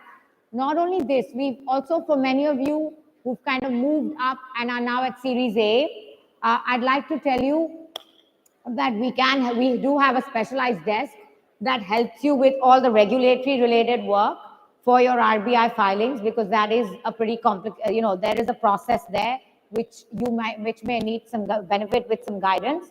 And not just that, I think we have very competitive foreign exchange rates, which we can help you with. Those of you in the room, I don't have to say this, but looking to IPO or have friends who are looking to IPO, call us. We have our investment banking team. Like I mentioned, we're working with Koshi to get you onto ONDC, to see how our startups can get into the ONDC network. So we've actually looked at all of this and said, these are some of the things that startups need today. And most important of all is we've got you commercial cards. So many of you, as you start out, you really need one card. You don't need to run around with multiple cards, one personal, one professional. How do you buy your credits? How do you pay for them?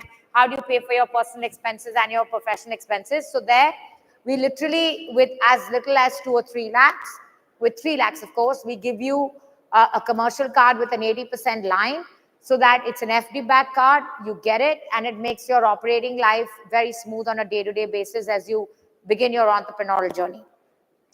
Now, what's coming up ahead? For many of you, and what we've also realized is every entrepreneur first became a gig worker.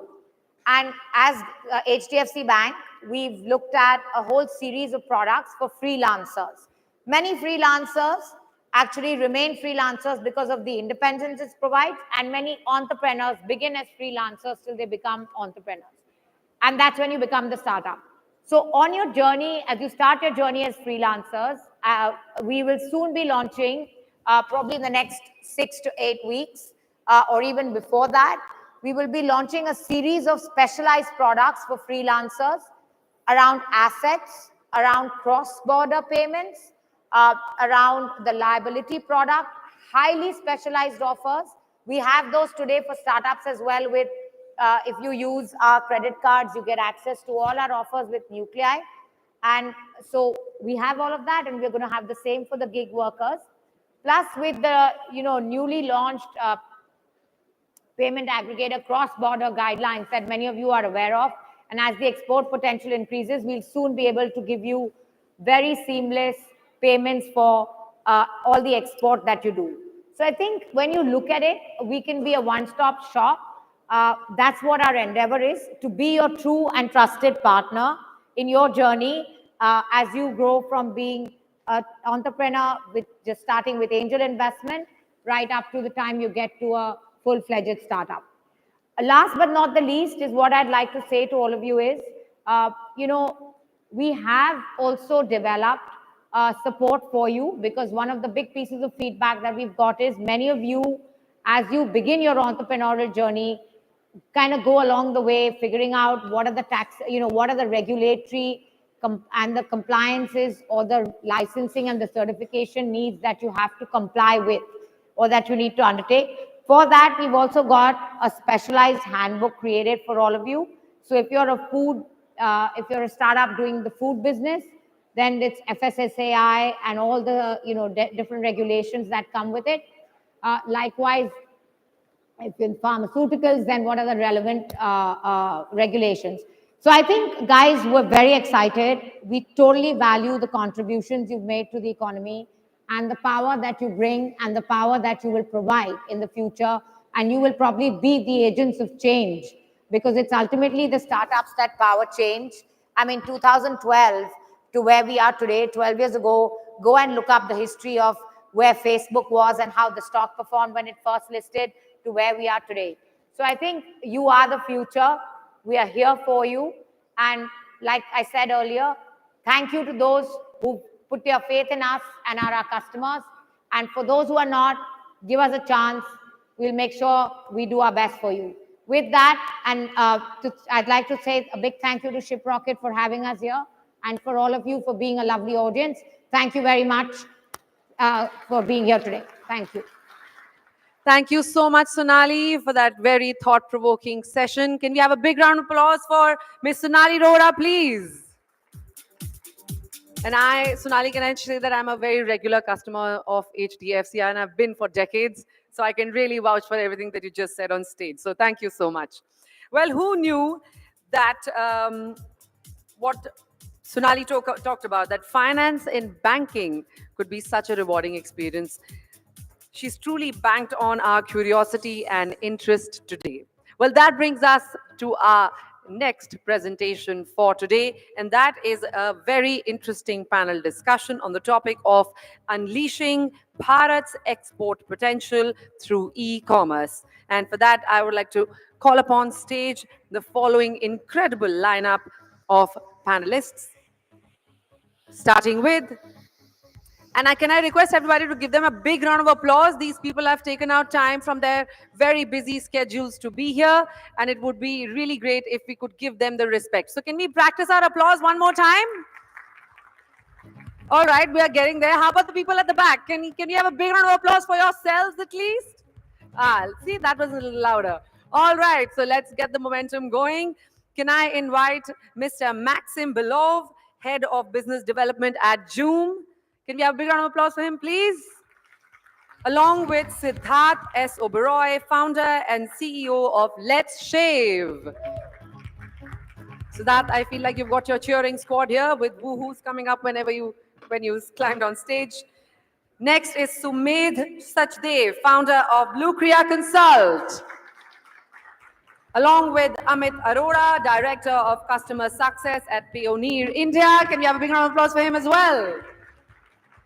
And Tanmay Trivedi, Industry Manager and Lead Exports at Meta. We all love Meta. And our moderator for this interesting panel discussion is the guiding light of international shipping, our very own Akshay Gulati. Over to you, Akshay. Hello, everyone. And firstly, a warm welcome to my panelists today. Thank you for taking the time out. It's truly an honor to have you all on this stage.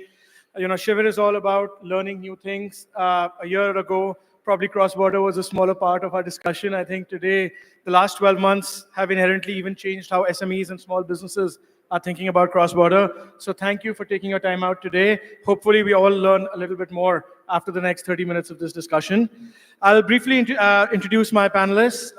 We have Siddharth Oberoi, who's the founder and CEO of Let's Shave. We have Maxim Belov, Head of Business Development at Joom. Sumit Sachdev, founder of Lucria Consult. Amit Arora, Director Customer Success at Payoneer. And Tanmay Trivedi, Industry Manager, Lead Exports, Meta. And guys, may I just once again ask you to give my panel a huge round of applause, please. Now, given the interest of time, because these things always run late, as are we running late, I'm going to jump straight into the questions. Tanmay, I'll start with you. Would love to understand, when we think about the untapped export potential of India through e-commerce, you have a front seat when you look at cross-border trends at Meta. Would love to understand what you think about specific industries or categories which truly could create a niche for Indian sellers as they look to sell cross-border. Okay, I'll start off with visiting as to what e-commerce does to us, right, to our brands. It makes available the entire global reach at a fraction of a cost. It allows you to engage with your audience, build a brand over a period of time, showcase your product and designs and your services, and build business overall, drive revenue scale, transcend beyond the Indian boundaries. In the last few years, while we have done some good job in terms of driving exports, I think we have just scratched the surface so far, right? For India to become a global leader, one of the important elements would be to kind of drive exports. Few of the industries that comes to my mind is handicrafts. India is known for its artisans and the kind of designs and vibrant colors that it uses. There's a huge potential for them. Food and beverage industry can definitely benefit. The Indian cuisine is so famous and so popular across the world, and hence Indian spices has a big product. There's an increasing demand of natural and organic products. So Indian Ayurveda and herbal product category can do well. Sports goods, automotive components, home decor, furnishing, multiple such industries comes to my mind when it comes to kind of driving exports.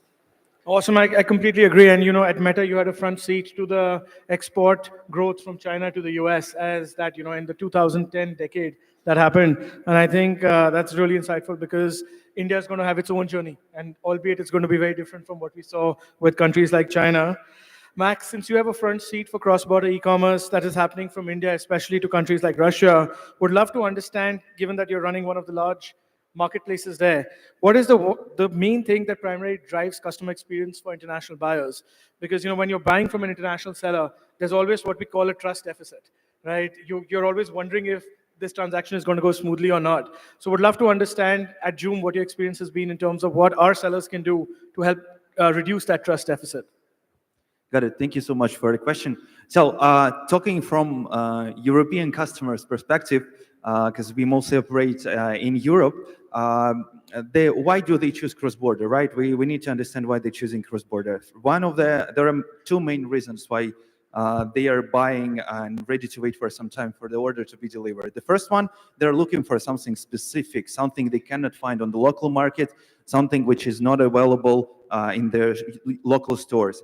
In this case, they can be a little bit more loyal to quality and even sometimes to delivery time because only assortment really plays the big role. So to maximally satisfy such customers, you need to provide maximally wide assortment of different unique items which they can't find anywhere. And the second type of customers, those customers who are looking for a good value for money. They want to save money. So they are ordering cross-border because they want to save some money. And here they're looking for, there is this, the term, which is good value for money. So for sure, they don't expect the product quality to be like outstanding ones, but at least they are so tired from cheap Chinese products that they're ready to pay a little bit extra, but get the product which won't fall apart in one day or something like after one single use. So yeah, in order to satisfy, there is an ideal equilibrium between quality and price. which actually I think one of the key factors for success right now for cross-border sales, if you're not selling locally. Thank you. Understood. Thank you so much. Siddharth, at Let's Shave, it would be great to understand that when you look at identifying the most suitable marketplace where you want to sell your products, what are the criteria that you look at? Because obviously, marketplace selling is not easy, but it's a logical first step when you think about cross-border.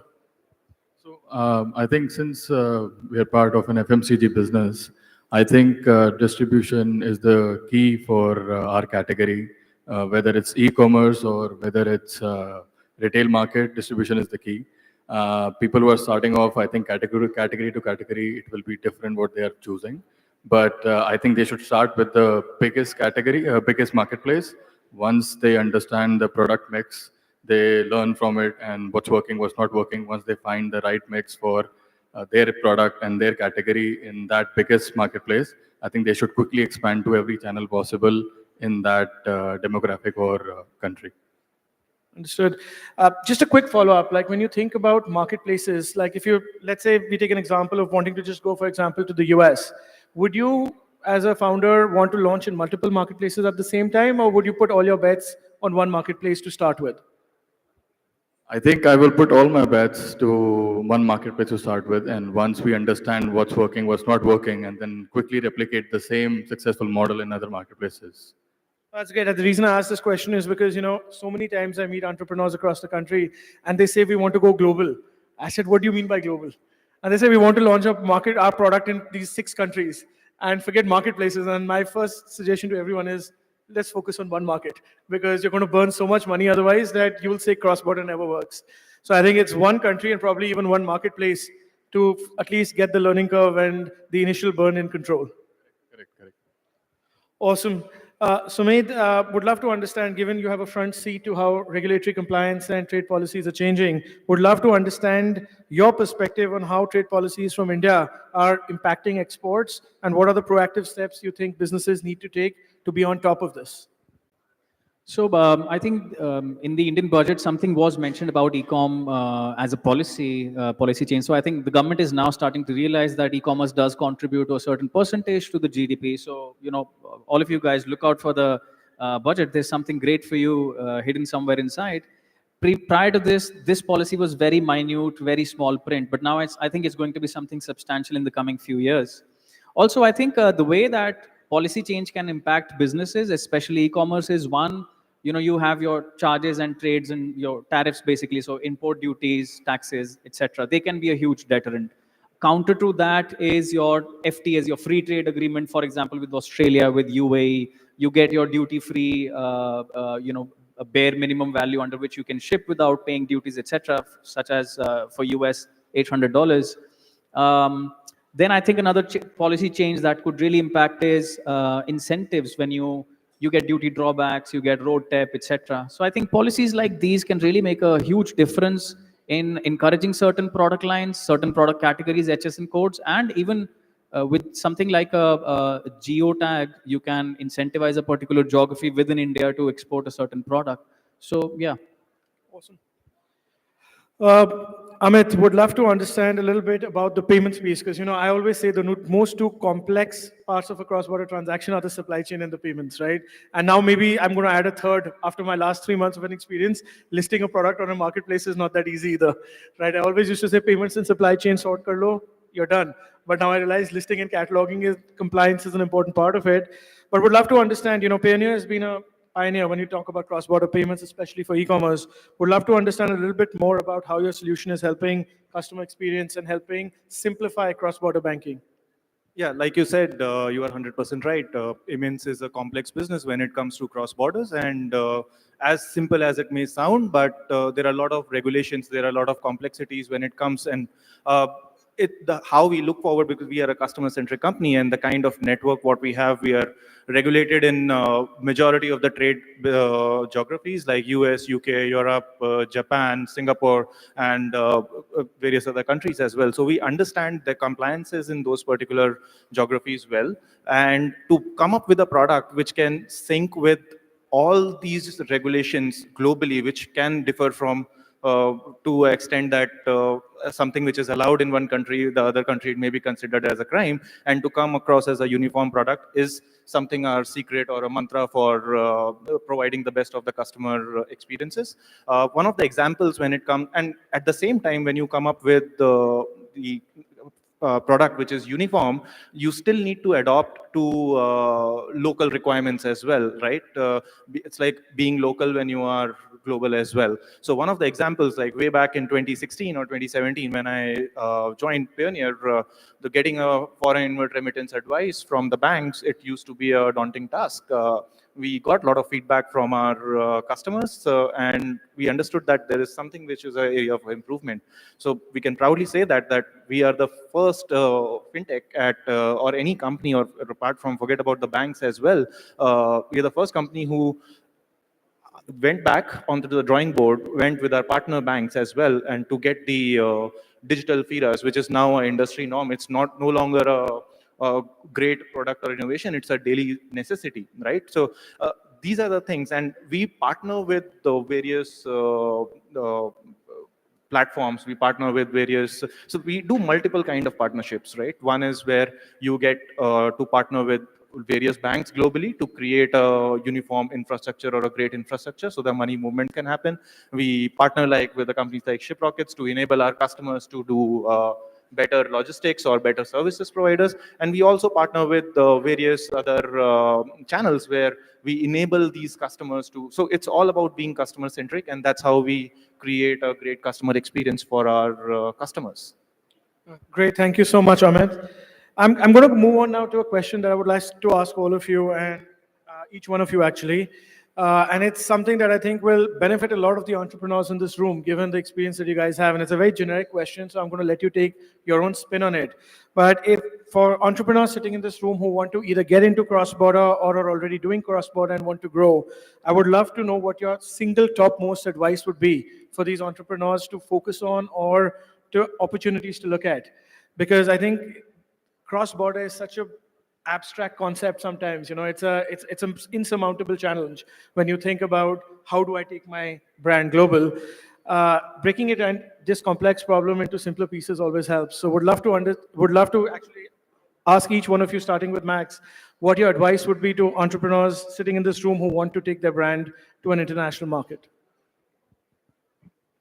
Let me just double check the question. So I got it correct. So it's kind of advice for new entrepreneurs in terms of cross-border, like how is, this is quite an interesting case. From my experience, I think the best option, you need to, if you're going cross-border, the recommendation would be to identify your market, right?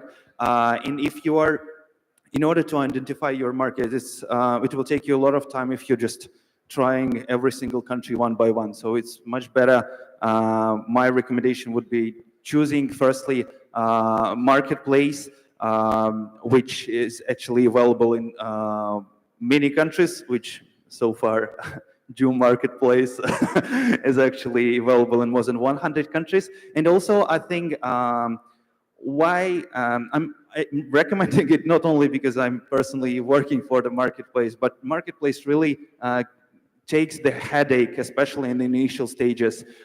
You can try, when you check, you get the first sales, marketplace can help you with understanding the logistics, understanding the peculiarities like legal compliances and etc. But if you firstly start just opening your store, you don't know how, you may not have experience in buying advertising and etc. So it's maybe a little bit slower and sometimes not that much efficient. But if you already have experience on the marketplace, then you can go for your own website and develop already having the skills of selling on the marketplaces, go global with your own website. But I think marketplace can be something like an incubation center for you at this stage. Thank you. Great, thank you. That's great advice. Siddharth? I think based on my own experience and our own company's experience, I think the key is that since every market is different, right? So I think I would have 3 points here. One, start with less than 3 SKUs, pick only one country and one marketplace and ace it. Once you have the success there, I think it'll be easier for to put our resources and expand in other marketplaces. I think that's the key. Thank you. Sumit, what about you? I think having a very, very strong ecosystem around you really helps. So people who can support you in shipping, logistics, legal, compliance, selling the product. So be in a very conducive environment. Find a conducive environment. Find good partners. That's one. Second is getting your product market fit really early on. If you're not getting the right product market fit, please pivot ASAP. Don't spend extra energy trying to make it fit to the market. Find the product that will fit. Thirdly is know when to quit, or rather know when to jump ship. If something is not working out, if some decision is not panning out the way you want it to, learn how to say a no, learn how to say that I want to stop now. So quick 3 takeaways. Thank you. Amit, I'll move to you. Yeah, so basically going into global markets is like entering into unknown territories. So if you are going into unknown territories, you would look forward for something which is trusted in all forms, whether it is payments or whether it is a marketplace or whether it is the right country to start off with, right? So one of the things which we should look at is the people who are experts, so people who have a lot of knowledge around in those particular markets locally, but they have their global operations as well. And as well as at the same time, how compliant you are, because one of the biggest fear for somebody to do business cross-border or somebody who's looking forward to start business cross-border, we don't understand regularity or what are the regulations in those geographies. So somebody who is compliant, somebody who is knowledgeable and expert in every field, whether it is payments or or marketplaces or brands, or in fact the product as well, including the shipping as well. So I think that choosing the right partner, trusted partner, is the very most important thing. Thank you. And Tanmay, what about you? Yeah, I think a big plus one to everything that has been said.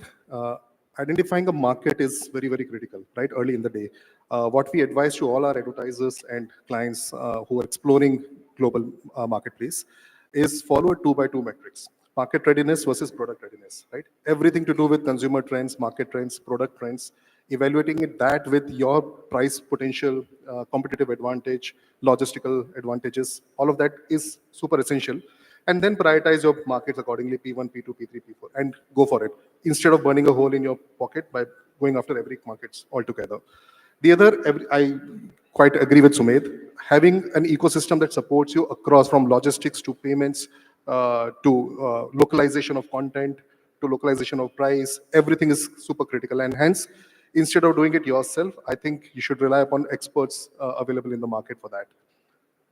Absolutely. No, and thank you. And you know what? The one thing from what everyone has said, it resonates to what we probably used to say 4 or 5 years ago when we used to talk about online e-commerce in this country, right? I think if we do a flashback to events like this 5 or 6 years ago, much of the advice would have been very similar when we talk about for traditional brands or new brands going for domestic e-commerce or D2C. So I think the playbook is there. I think we have to adapt it to obviously a growing global market. And I want to thank all of you for your time today. Really appreciate it. I'm sure the audience today has really benefited from your insights. So thank you so much, and thank you for being supporters of Shiprocket SHIVIR. Thank you so much for the opportunity.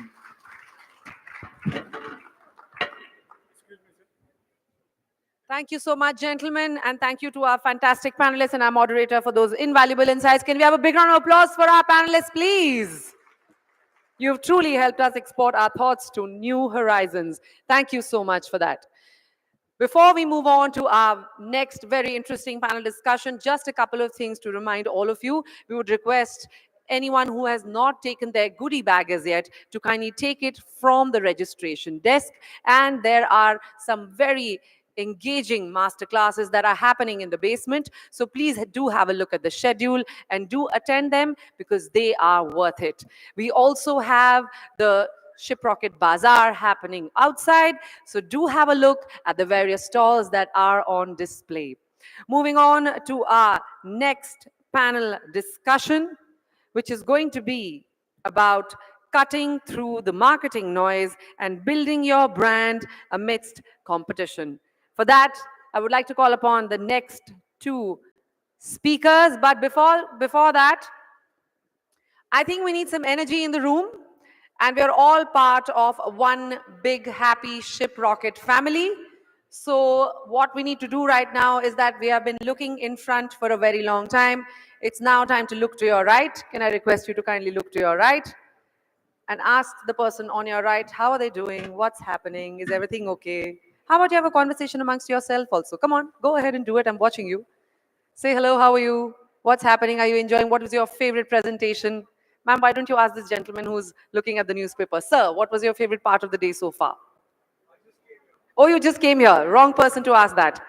Anybody else who has a tidbit about their favorite part of today till now? Ma'am, you have been looking at the stage very attentively. What was your favorite bit, your favorite speaker till now? Sorry? Varun. Yes, of course. I think that I'm talking like a fellow parent. I think what Varun spoke was very relatable, but because I'm a parent, that's why. But I think that what Sonali spoke from HDFC also was, she's a lovely orator, and the way she spoke was very engaging.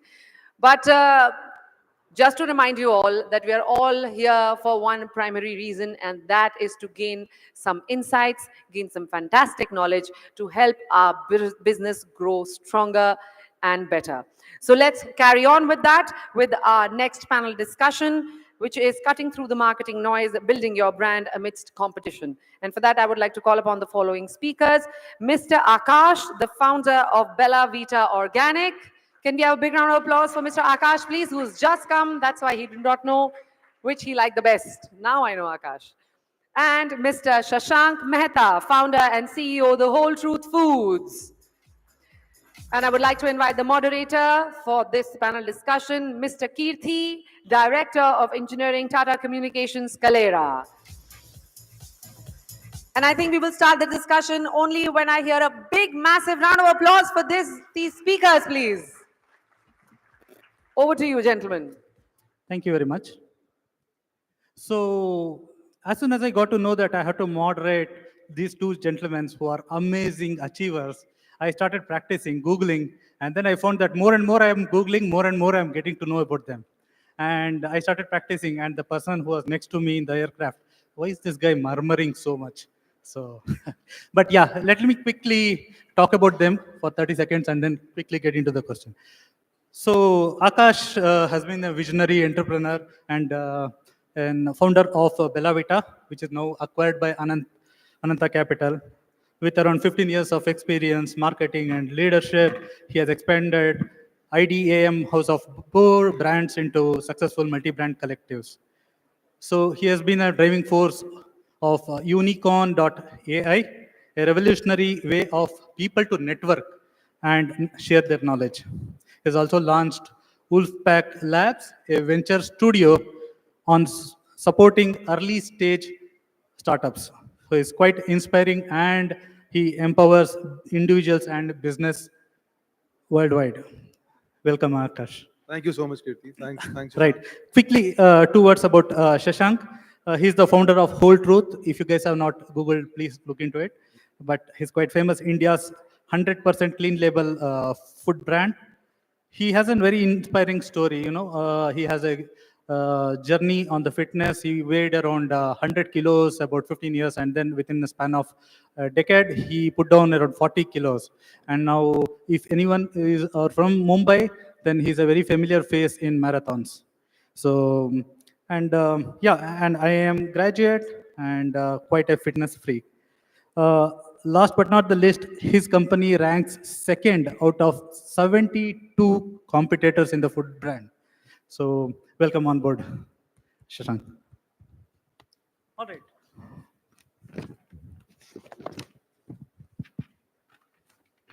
All right. So they are here to talk about challenges of standing out in a crowded market, which is the market noise, where numerous brands are competing to compete for the consumer's attention. So let's start with the first question, probably for both of you, Shashank, to start with.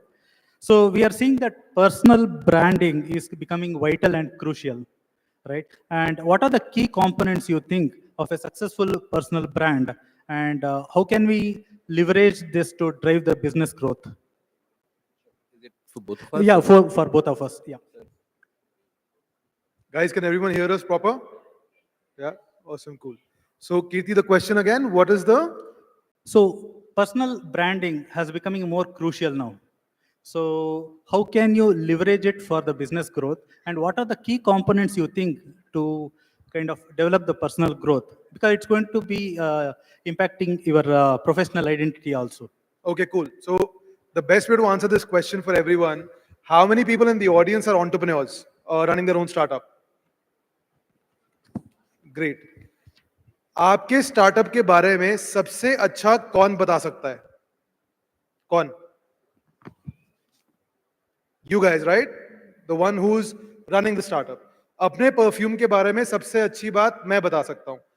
अपनी health बार के बारे में सबसे अच्छा शशांक भाई बता सकते हैं, right?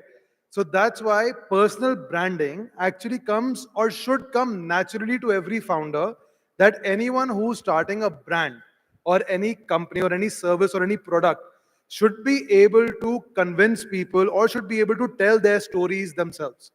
And you know, as I always say, we are now living in the world of the Nawazuddin Siddiquis and not Shah Rukh Khans. So even consumers love authenticity, love the truth.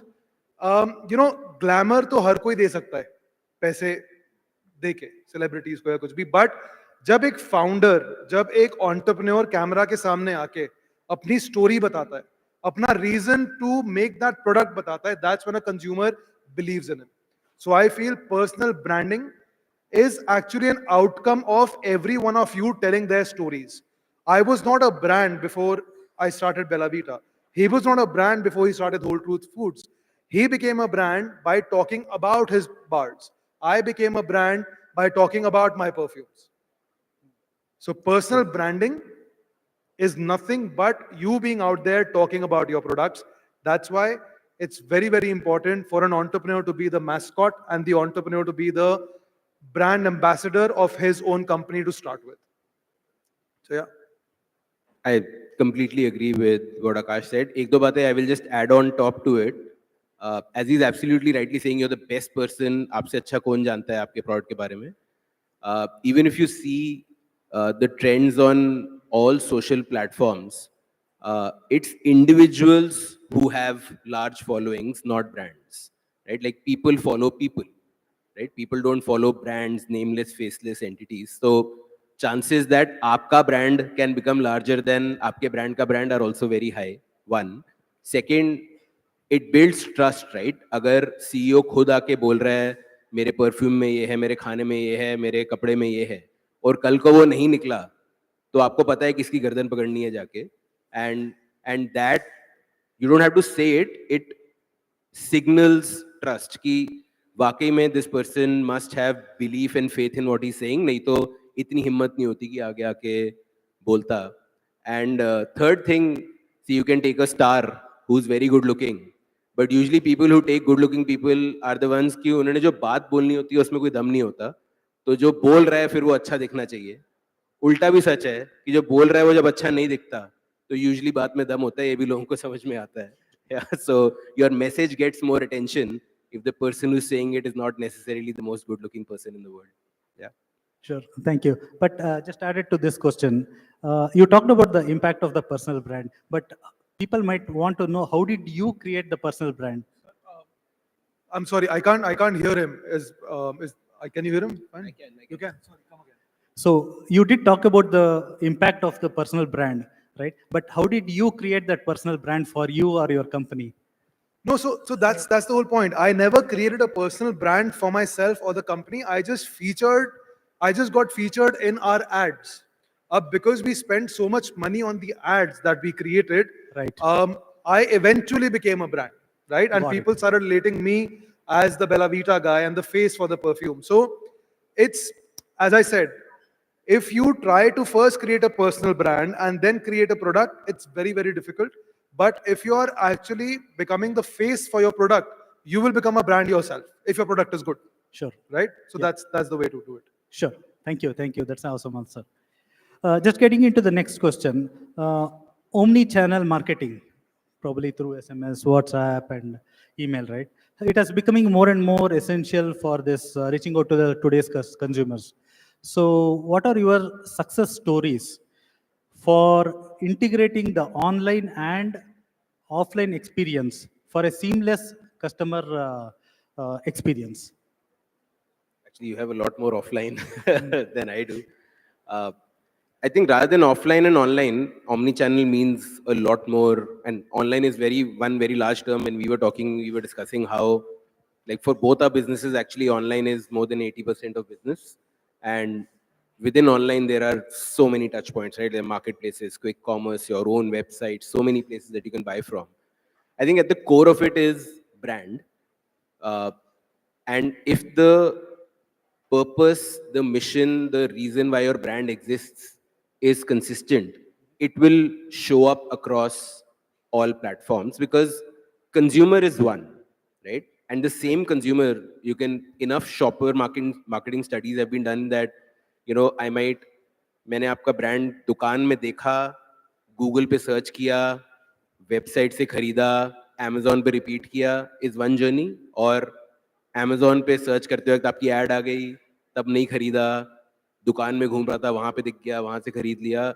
So all sorts of journeys are possible, right? Like I'm sure audience में सब लोगों ने सारी journeys करी होंगी, but buyer एक ही है, right? And if they see inconsistent messaging across कि ये brand जब वेबसाइट पे देखता हूँ तो बहुत बड़ी बड़ी बातें बोलता है, लेकिन Amazon पे देखता हूँ तो हमेशा buy one get one पे चल रहा होता है, लेकिन ऑफलाइन में जब दुकान में जा रहा हूँ तो 8 महीने पुराना है और वहाँ का प्रमोटर को कुछ पता ही नहीं है इसके बारे में, right? Then the experience of the brand breaks. Yeah, so we pay a lot of attention to how the story will remain consistent, and that can only happen अगर आपका कोई मिशन, आपको कुछ पर्पस है एज अ ब्रांड जो आप बार बार internally अपने लोगों के साथ रिपीट करते रहते हो. That's I think the Mantra. Sure, thanks. I think great. What he's saying is actually what makes sense, and I don't have anything else to add. But just to make it simplified for everyone, Kirti, you're a human being, okay? If I ask 5 different people who know you, and they all describe you in a different way. Someone says Kirti is an introvert, someone says Kirti is an extrovert, someone says Kirti is this, Kirti is that. Then I will never believe what Kirti is. But अगर वो 5 लोग कीर्ति के बारे में same बात बोल रहे हैं, then I will have trust on a Kirti. Right. So that is omni-channel marketing for you. आपका प्रोडक्ट जहां मर्जी हो, it could be on a Blinkit, on an Amazon, on a website, or on a shop. The communication has to be consistent. Consistent. If the messaging is the same, authenticity is generated through the consumer. Yeah. And that's what people have to understand. Sure, thank you. I think I totally agree. Consistency, transparency is very much important, and then yeah, across the channels. Awesome. Probably Shashank, this is a question for you. You have been campaigning for the harmful effects of food chemicals, and that has caught significant attention, right? So how has this initiative impacted your business, and what is the strategy that you are going to convert the awareness into actions? So there are 2 parts to marketing as we see it. And in common parlance, एक part को लोग performance marketing बोलते हैं, but you know the intent behind it is कि उस ad से sale आती है, ऐसा हम directly you can track it, that वहाँ पे shop now का button था, आपने दबाया, आप गए, you tracked it. And then there is brand building, which is talking about the mission and the purpose of your brand. जरूरी नहीं है कि वहाँ पे कोई shopping का link था, etc. Right? I first of all think that these two are this is a bad bifurcation. All marketing is marketing, and the campaigns that you're talking about, where we try and educate people about how to think about food, how to read a nutrition label, how to read an ingredient list, etc. इसमें हम अपने products की बात तक नहीं करते. We don't talk about our products at all because we fundamentally believe that if consumers know कि अच्छा खाना और बुरा खाना क्या होता है, how to read an ingredient list उन्हें पता है, then automatically my product will sell. So we actually, there is a part of our marketing where we don't track sales, because the minute I attach a sales target to that spend, then the incentives become misaligned. Then everyone is thinking कि क्या सबसे sexy बात बोल सकते हैं जिससे sale हो जाएगी. Yeah, where the intent here is education. Yeah. So to answer your question, I don't track on some of these campaigns. I don't track यहाँ से क्या sale आएगी. I just have faith that if I keep doing the right thing over a long period of time consistently, sale अपने आप आ जाएगी. Sure. Thank you. Thank you. Akash, there has been a growing trend towards organic and natural products in India, right? And what are the factors you think is influencing consumers willing to pay that premium for these products, right? And how can businesses effectively tap this market segment? So first of all, there is a very small set of consumers which are willing to pay a premium for ingredients. Okay, which a lot of people have to understand, that if you think that just by promoting ingredients a consumer will pay a premium, doesn't really happen in my experience. But consumers end up paying a premium if you promise the right results. Okay, it's like saying कि मेरे face wash में XYZ है जो एक organic ingredient है, इसलिए मेरा face wash बाकी फेस वॉश से 50 रुपए महंगा है. A consumer will not buy. But if you tell a consumer that my face wash gives you better results, that's why it is 50 rupees more expensive, and it gives you results because iske andar ye ingredients hain, that's when a consumer buys. Sure. Right? So yes, consumers want to choose for options which have more organic, more natural ingredients, but first they want to be told that what will the product do for me. Right. What mistake a lot of founders make is they start promoting the ingredients and not the results. Okay. But if you start pushing the results to a consumer and then back it by ingredients, it works better. Awesome. Correct. Yeah. Sure. So that's the trick. Yes, totally agree.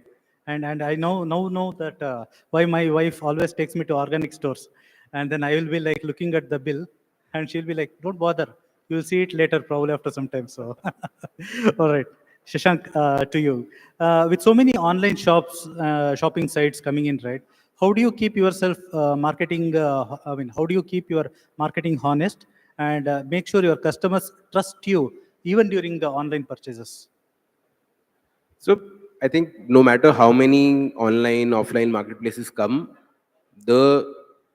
how does the consumer meet the brand? They only meet you in product or in the content that you put out, right? So we control the narrative centrally very, very strongly. So even if you see us on a Blinkit, on an Amazon, wherever, the creatives that you will see there, whatever is the advertising that you're seeing there, would have been made in my head office, right? Like they are not making anything. And that we are very anal about. We sit on it like a hawk. Ki no word, no line, no color, no nothing can go out of this office without people having seen and signed it off that this is as per brand and as per mission and as per purpose, right? So I think this is actually a fairly controllable thing. Where we go wrong many times is laziness, that we let creative material go out without enough oversight. So we just pull that pendulum to the other extreme. We are very, very anal about if something is leaving our desk, it has to meet the highest standards of who we are as a brand. Otherwise, it doesn't go. Yeah, sure. Akash, this is an interesting question. How are the new technologies like AI and AR, augmented reality, right, changing the e-commerce marketing, right? And how can you use these tools to improve customer engagements and sales? Yeah, so AI, AR, all these technologies coming in, they're really helping new brands to give consumers better look and feel, right? So if you take Zomato's example, you can now see a lot of dishes through augmented reality on your table, right? But obviously new brands will not have the budgets right now to do it unless the technology or implementing it becomes cheaper. But AI can be used in a lot of different ways. For example, we just tied up with this company. So what we've done is, with Bella Vita, every time we ship a product, okay, and Shashank, you should try it too because we both are faces for our brands. So what we've done is, the confirmation message that goes, we've replaced that with a video of me, but AI has been able to change the customer name differently, but the messaging remains the same, right?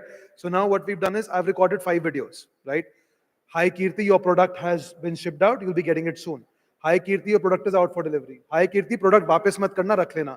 Hi Kirti, hope आपको product अच्छा लगा हो, perfume लगाओ, खुश रहो, like that. And hi Kirti, 40 दिन हो गए आपने perfume नहीं खरीदा, when should I send you the next bottle? Now, What AI is doing for us is just changing the word Kirti to a Shashank, to a Simran, to a Harshit, etc., etc., etc. Right? And that becomes great because now a consumer receives a message where they see the founder or the brand ambassador talking to them with their name. True, true. So a lot of people over here can use the CRM tool instead of those boring WhatsApp messages. You can now send a video by using the customer's name. You know, Sure. Works brilliantly. Sure. In fact, that's the personalization you're talking about, and the customers will be quite excited. Yeah. Correct. Sure. Sure. Awesome. I think. Time check. Okay. Awesome. Okay. Sorry, guys, I have a flight, so I have to give him a time.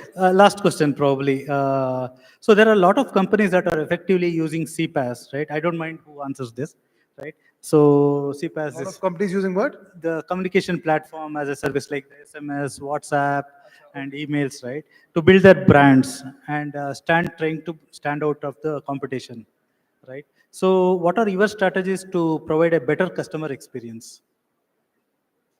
Just great communication. The companies are using CPaaS to reach out to customers, no?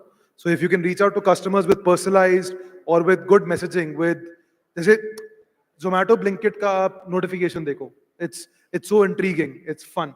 So if you can have consistent branding while being fun in terms of reaching out, great.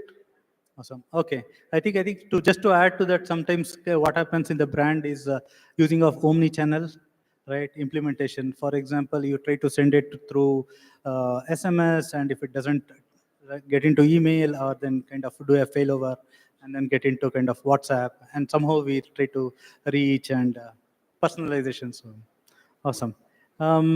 We are good. Any quick questions from the audience? Yeah. If you want to leave. I'm sorry, guys. I'm going to have to get up. No, I think. Otherwise, I'll Guys, miss my Shashank is flight. leaving. If any questions, I can address it for you on his behalf too. I agree with whatever Akash will say. Thank you so much, Akash, Shashank, and Kirti, for that very interesting discussion. Can we have a big round of applause? We have a question?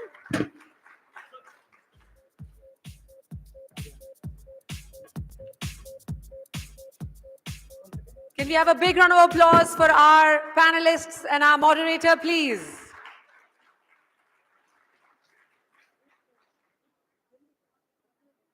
Guys, seriously, so many entrepreneurs and no questions?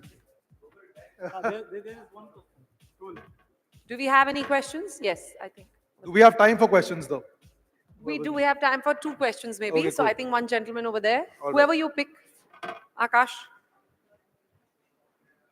ऐसे पूछ लो यार, then I'll 2 repeat your questions, please.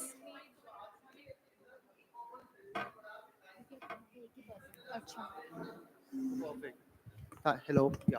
So people with less average order value, what they feel the issue is of the returns. Like how do they tackle the return? They have to bear the cost of returns, then ship it again. If they're offering free shipping or free returns, then how do people with small average value tackle such issues in the e-com segment? So, are you talking about your own business? No, I'm talking in general. Mine average order value is high, but since I see your product like it's perfumes But and it's it's not a- 1300 for, like 3. So how do you tackle Sorry, the how return much issue? for 3? 1300 for 3, right? So 1300 is not a low average value, no? For 3, it's like 400 for 1, right? So what is a low AOV? So for me, if I have to ship my product to Tamil Nadu from here, so it's like 180 shipping, then somebody returns it.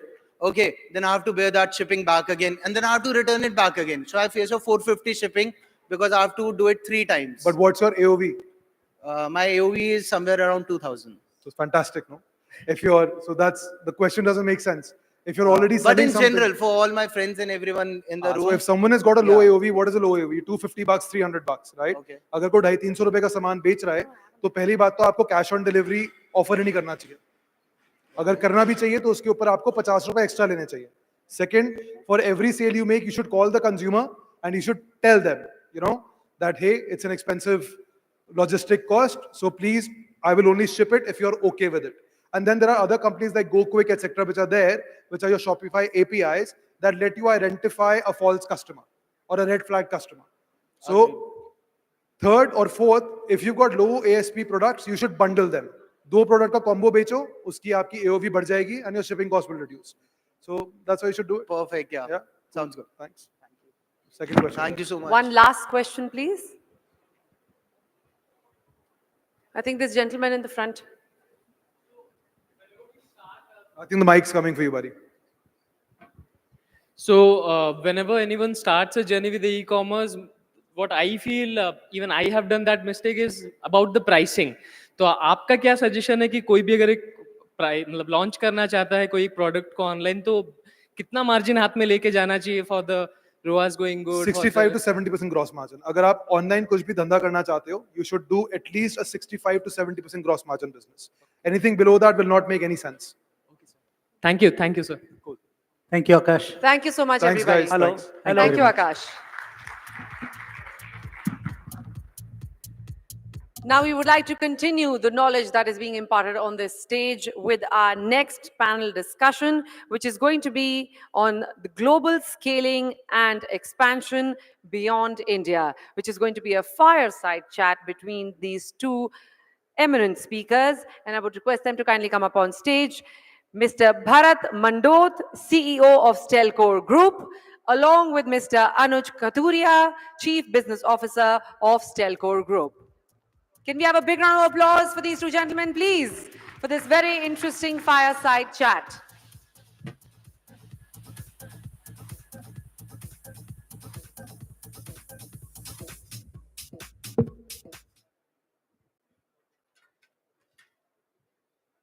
I think you'll prefer to stand. Good afternoon, everyone. My name is Anuj Kathuria. We're going to talk about global scaling and expansion. The question is, what exactly do we mean by global scaling and expansion, and what does our organization Stelcore do? We are a global cross-border trade enablement organization operating in 14 plus countries across the globe and managing 5,000 plus global clients across industries. Very complex statement, difficult to understand कि ये क्या बक कर दिया. So let me try and simplify it for you. What do we do? Where do we come in? And what challenges do we face and solve for all our clients? What does this statement mean? Think of it that from the time you have your products ready and want to go global, till the time those products reach your end customer, there are 5 broad buckets that needs to be addressed for the business transaction to get completed. Number 1, first bucket being business compliance. Bucket number 2, product compliance. Bucket number 3, business scaling and diversification, which includes online, offline retail. Within online, you would have marketplaces, you would have ONDC, you would have D2C. Next bucket, fulfillment services. And then comes payments and customer feedback. Now, if this is your value chain, we provide services across this value chain at a global scale. And as I mentioned, we are operating in 14 plus countries, soon to go double in the next couple of months. The question comes, this sounds very easy, but what if you are ready to go global? How do you decide where to go? Why should I go? And what is required for me to go global? Let's have a discussion on that. Can you move to next slide, please? Oh, thank you. Yeah, so here what I can say, when you are just starting global market or global expansion, this is the 4th thing we should consider, like how to start global business in compliant manner. When I'm saying compliant manner means when you're looking for a sustainable solution, then compliant. Otherwise, you can do a number of things, sending as a sample or many other approach, you can take it. The second question comes up, how you diversify.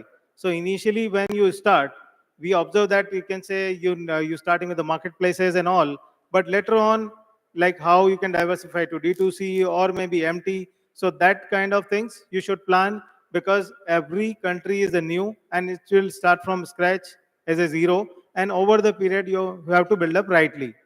And third one comes up, you can say what factor you be consider for assessing the global market.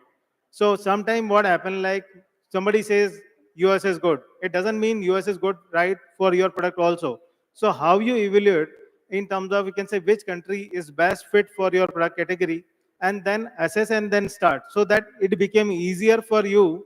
And like you can say, if you become successful, then confidence point of view or maybe gross margin point of view, you feel like you are investing in the right segment, and over the period you can expand multiply.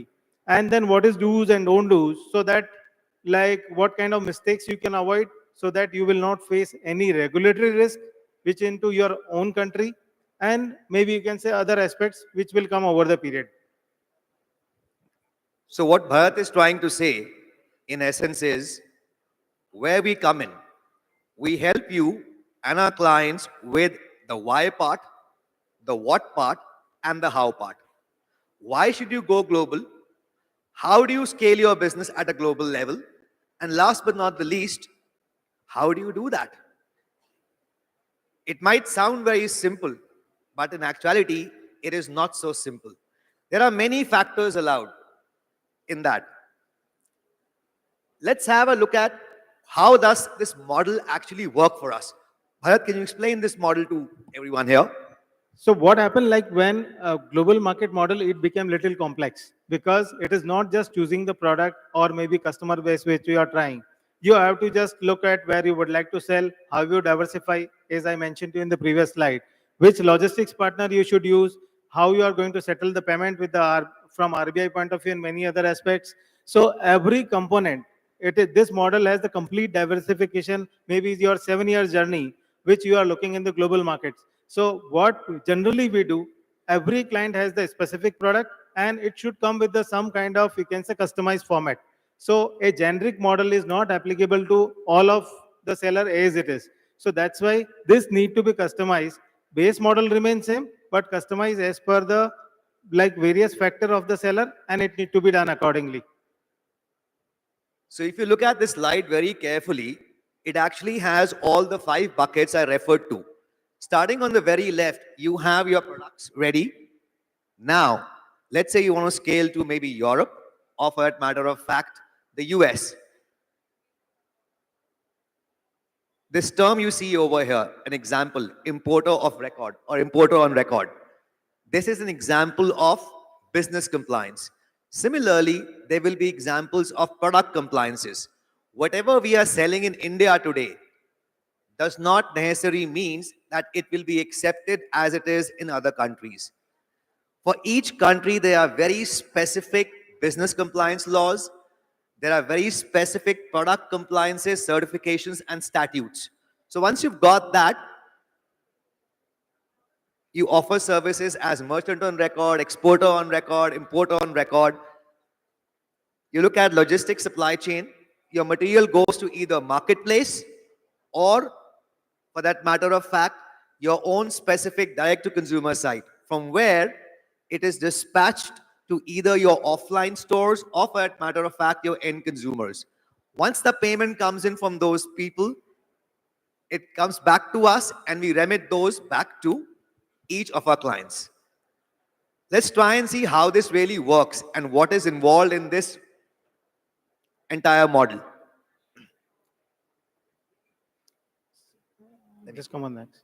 So what happened, like when, just I'll not explain everything, I'll just in a simple manner, where what you have to think when you just think for the global market, initially to start, we divide into multiple phases.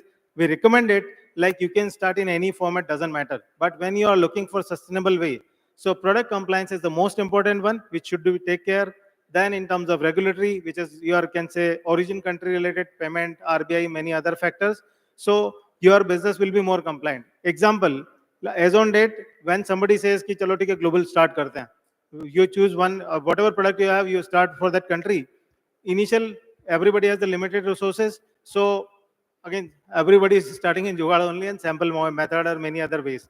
But later on, the moment you see कि right product traction आ रहा है, then you should be go in the more compliant manner. That only we are going to communicate over here, and that's where you can say over the period how we can handle your journey. I am talking one simple statement. What Stelco do? We help end to end, origin market, destination market, product moving from your warehouse to money coming to your bank account. Everything can be facilitated in the proper way. And if you are looking for sustainable business, it should be in compliant manner only. That's it. A trivia question for everyone, and just to check, are we all awake? Let me take an example. Let's say I want to market my product, sell my product in 50 plus countries across the globe. And I'm an Indian. I want to sell my products in European countries. I want to sell my product in the Middle Eastern region. And I want to sell my product in both North America as well as South America.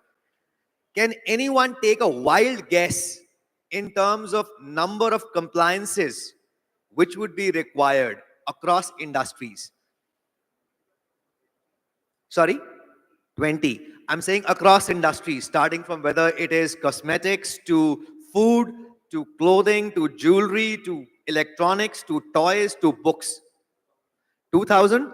So it is 800 million plus compliances which are required. 800 million plus compliances.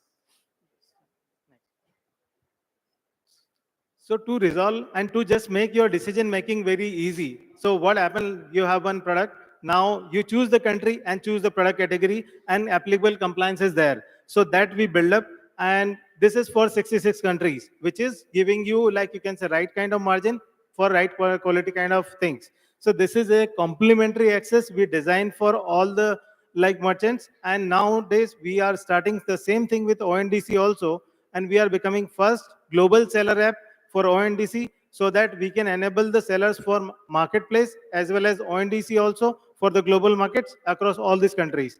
And this tool will help you more about decision making. I'm not saying about you can say how you should do, but at least you should check where you are lacking in terms of compliances and what exactly should be there in longer run. So anyways, this will be a complementary access which can be done. And over the period, we'll be just reach out to you. So the key question over here is, how does one figure out किस country में क्या compliance चाहिए, क्या statute चाहिए? You know, we all try to Google and WhatsApp. And thanks to the WhatsApp universities and some misinformation on Google, we have seen many of our clients have suffered because they did not go through the right way. And to help everybody at a global level, we have built this tool. This tool itself has got all 800 million plus compliances across multiple different products for all the countries across the globe. And this is a complementary tool, wherein at any point of time, if you want to go and figure out what exactly are the compliances from a business standpoint or a product standpoint, what trademark regulations are there, what IP regulations are there, you can access this tool, reach out to our team, and we will facilitate your understanding of this at any point of time. And this is, by the way, our backbone, which has led us to expand our business.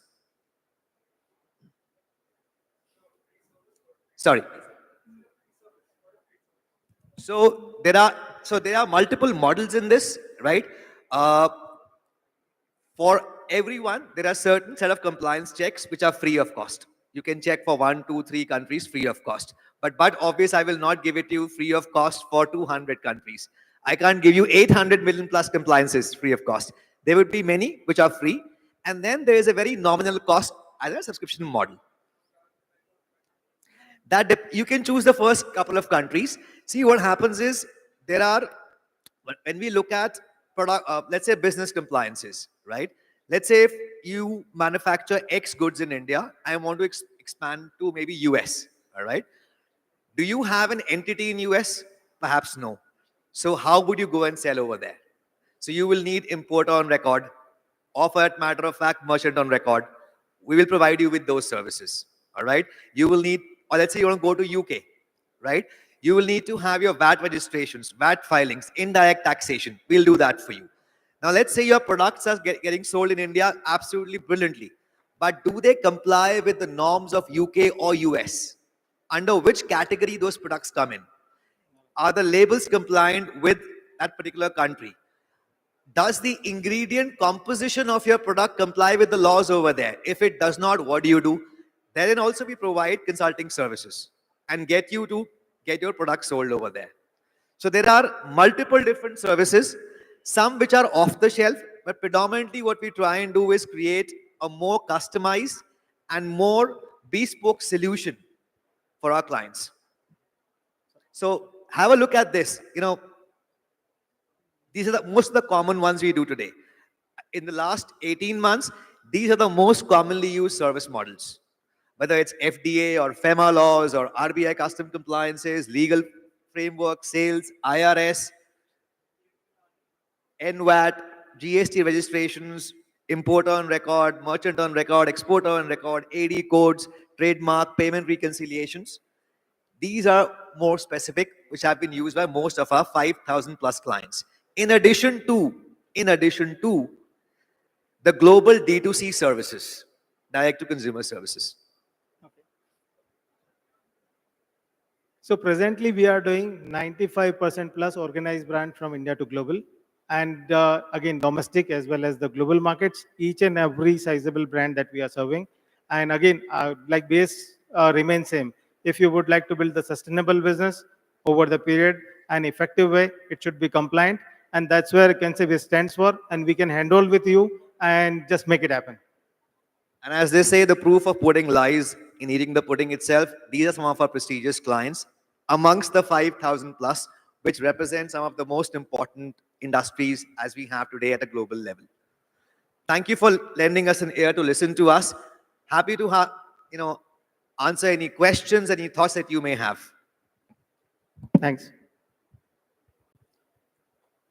Thank you. Thank you so much, Bharat and Anuj. Do we have any questions for both of them in the audience? We can take it off. Yes, all right. Thank you. Thank you so much. After that very interesting fireside chat, we now move on to an equally interesting panel discussion. And for that, let me first tell you the subject of this panel discussion, which is From Pitches to Profits, an entrepreneur's guide to funds and finance. A very important aspect in an entrepreneur's life is the funds and finance to take their passion forward. So let me call upon stage the following people who will be taking this panel discussion forward, and also our moderator who will be steering this discussion. And I would request the following people to kindly come up on stage as their names are called upon.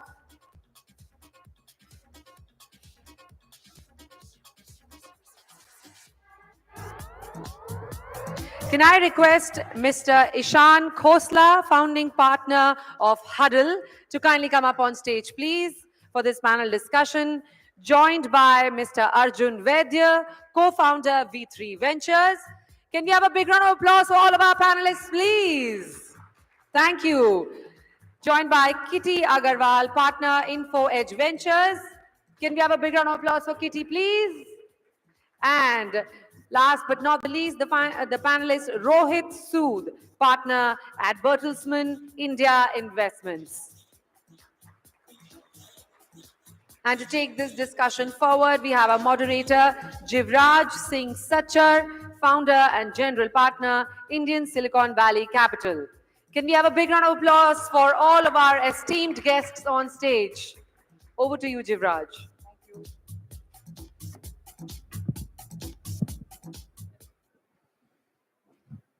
Hello. I hope I'm audible. Thank you so much for the kind introduction, and super glad to be doing this. I think it's a panel of people I would learn a lot from. So it's a pleasure to be having the best listener seat on the panel. I think the idea behind the next 20-25 minutes that we have for the panel is to really quickly grasp learnings, which are very, very diverse from a range of investors. We have a super early stage investor, we have 2 seed stage investors, and we have somewhat of a growth investor on the panel. We'll do a very quick poll before we get started, right? How many of you here know about the brand Licious? Can we take a show of hands? Awesome. So we have one gentleman whose fund has, whose firm has funded Licious. Shiprocket is also one of their portfolio companies. So they've done a lot of good work at Bertelsmann. Rohit is from Bertelsmann. How many of you here know about Zomato? Yes, InfoEdge was the first investment in Zomato. Kitty represents InfoEdge. How many of you I think it'd be unfair to ask about Arjun because Arjun has an unfair advantage in terms of distribution and his presence, but he's met some, invested in some 200 plus companies. How many of you follow Arjun on social media? Awesome. By the end of this panel, it'll be a full room. How many of you here know about Blue Tokai? Huddle was the first investor in Blue Tokai. So we have a very diverse panel. I want to get right to it. I'll start with Arjun. He's my favorite person on the panel. I'm biased because he's been super helpful to me in the last 4 years. But Arjun, you've been a founder, you've been an angel, you're now an institutional investor. If you can give us a 3-minute download of what do you look for in founders when you invest in them, and what is the empathy of being a founder, having raised capital by yourself, tell you about raising capital. Sure, I think firstly, it's an honor to be here. Shiprocket was a big part of our journey at Dr. Vaidya's. My wife, who will be here shortly, had very close relationship with the Shiprocket team, mostly positive. Sometimes she would call and yell about why the orders didn't reach. But honestly, we have seen the company, or we worked with the company from 2017 onwards, and it's just amazing to see the growth. So this is something that both of us had to be a part of. I think, look, the D2C ecosystem has come a long way. I was telling Kitty actually before we started the panel as well that in 2016, actually, we were learning about what is courier aggregation. We were learning about what is third-party warehousing. We would draw up the warehouse design ourselves and sort of create the warehouse. Started with a 50 square foot warehouse, ran it till 500,000 square feet, then went third-party, right? So I think along the way, a lot has changed. And so honestly, we look for different things in founders from what maybe people would have looked at 5 years ago or 6 years ago. I think as the world has changed, I think there's one big advantage for all of you as D2C founders in the audience and one big disadvantage as well. The advantage is that there are a lot more customers, right? So 2017, 18, we were just sort of coming online. We were just getting comfortable consuming on marketplaces. And so buying on a D2C brand website was quite unheard of, right? I remember having to convince people who I knew, like my parents' friends, place the order now, I'll show you how to do it, etc. And then COVID happened. And after COVID happened, consumers like my dad who had never placed an order online, eventually have placed 50, 60 orders on Amazon. Consumers like him now go on their Instagram, shop something, and are savvy enough to call up the customer care and say, hey, my order's not reached, right? So I think the world has changed. The bad news for you, actually, all of you is, unfortunately, with the world changing and you have in certain categories 2x, 5x the number of customers, you also have 2x, 5x, and 10x the number of brands, right? And so the discussion we were having before we got on the panel as well is, there is lots of competition. In any space that you see potential, 2-3 years ago, we'd say, hey, we're looking for a brand in this space. Now we are asking the question, and Nishan is also asking this question a lot, even at the early stage, is which one should I choose? As a customer, as an investor, as a stakeholder, who should I work with, who will do well and who will win, right? So I think in a D2C brand today or a founder today, what we look for is 3 things. One, we look for who is the founder and why do they have a right to win, right? Because you will go through tough times, all of that grit and resilience we can talk about, but there should be some right to win that makes you want to, that makes you have an unfair advantage. So I would say 50% of our decision as early stage investors is who's the founder and what's their right to win. 20% of our decision actually is in a thing that we don't talk about enough, and it's market size. Investors love to use this term TAM. Founders hate us when we say the word TAM. I used to hate investors when they say that. But the reality is that, when you look at the consumption ecosystem of India, it's very different from this AC ballroom in Aero City, Delhi, right? There are much more customers who consume in different ways. And so as investors, we have to be able to see a 5x, 10x scope of growth for the brand. If it is catering to a sugar-free, gluten-free diet like mine, there may not be more than 1 million customers in India who eat like that. So 20% would be on market, and then 30% would be on the sort of standard stuff, which is sales, gross margin, bottom line profile, lifetime value, repeat rates, and also team, right? So that's how we sort of look at the world.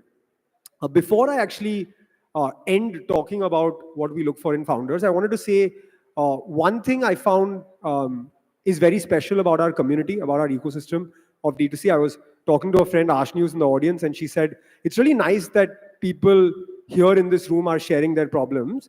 I met a founder who was running a business called Gift Clear, and he actually came to this conference and he saw who the speakers were, and he gave me this product that he had got for me from home, and he said, I wanted to meet you and give you this product, right? So from him, what I learned and what I encourage all of you to do is, look, the going is tough. All of us have the same problems. If you can all share with each other and help each other, the ecosystem will benefit and grow much more.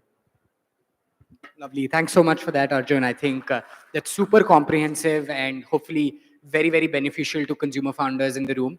I'd love to come to you, Kitty, next.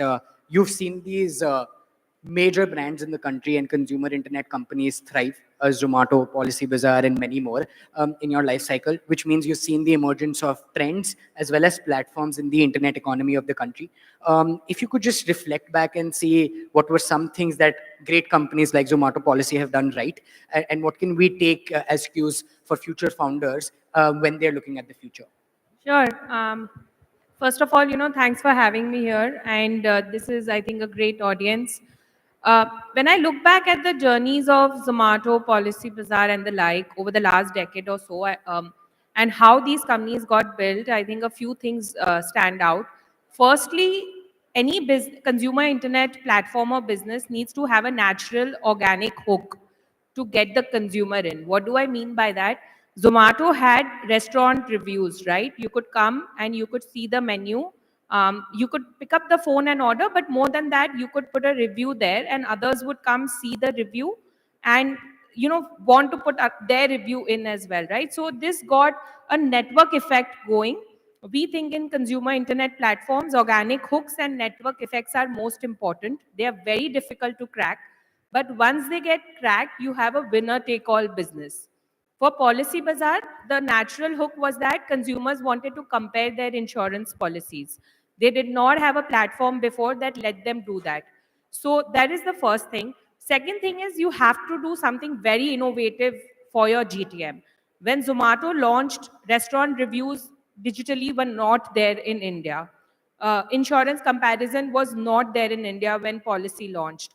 So I think for all the founders out there, my advice would be that if you're trying to build a consumer internet platform today, find something innovative and 10x better in terms of what exists today in how you're going to go to market. The third thing I would say is building exceptional teams. So if I look at the talent that these companies drew in the beginning, and it had nothing to do with their paying power. Even when they were very early stage and seed funded, the founders had the kind of charisma and they had the ability to communicate the vision of the company and attract really good talent from their network. A lot of that talent came in by cutting down on their salaries, taking ESOPs. So both these companies were very generous with ESOPs. If I look at InfoEdge as well, Sanjiv was very generous with ESOPs. So in general, being generous with ESOPs, giving people a lot of leeway to execute. Broadly, I would say these are the three things. And lastly, of course, listen to the consumer. There is a lot of iteration involved in any consumer product. The product that you go to market with is not necessarily going to be the same product 5 years out. Zomato today is a food delivery platform for the most part. It does have dining out and it has other things, but they're very small compared to what the food delivery platform became. Policy Bazaar used to sell leads to insurance companies, but today they are a full stack platform. They get paid on sales, right? And they have a huge call center and sales setup. So it is important to be frugal and to keep listening to the consumer and iterate till your metrics show that you have hit that organic product market fit. Awesome. That's super helpful. Thank you so much, Kitty. And I hope those points can benefit future founders. Coming to you, Ishan, I think one of the things that a lot of founders wonder is how VCs make decisions. And especially at your stage, when you're coming in very early with very little data to show for, no proven thesis, very few quantitative data points, you probably don't have enough to go on with. If you can give us a sneak peek inside your mind when making a early stage decision and evaluating a company, I think that'll be very helpful to understand how VCs think, especially in the early stages. No, super. Very happy to share a perspective there. This is something that we talk about enough internally. So I'm very hopeful that we can share our perspective with everyone here. But first of all, I think what Shiprocket's doing year on year with events such as this, I think is a great platform for everyone to collaborate and learn. So kudos to the team, and look forward to a lot more initiatives of this nature. The way we look at it at Huddle, because we're effectively, typically the first institutional check for companies. So we're fundamentally coming in very, very early, right? So when we talk about stage of entry, in a lot of cases, we're even talking about pre-revenue, pre-launch entry points, or we're talking about early validation, right? For a lot of B2B companies, we're talking about, when they have their early MVPs in place, where they have their early pilot discussions in place. That's what gives us a good sense of direction for that business. And that's when we start considering entry points, right? So fundamentally, the way we think about it is that there are two very high-level things that we're looking for. Obviously, the fundamentals, including how the founders are thinking about it, whether they come from the right kind of experience, background, perspective on how to build this company. I'm assuming that if all of those things are kosher and we're aligned with, what we really spend a lot of time on is to gauge what the execution capability of the team is. Because when we're even talking about the 0 to 1 journey, what we're trying to get a better grasp on is that have the founders thought through what their next 12 to 24 months of execution really look like? And do they have a crystal clear vision of how that's going to play out, right? We all understand that when we're starting off, there are certain assumptions that we'll have, that things will go according to plan, things will not go according to plan. But having that clarity from an execution first mindset perspective gives a lot more comfort to investors because we're betting on that journey to play out, right? And alignment there is very, very helpful because that provides, a comparison lens to how we can evaluate our journeys moving forward as well.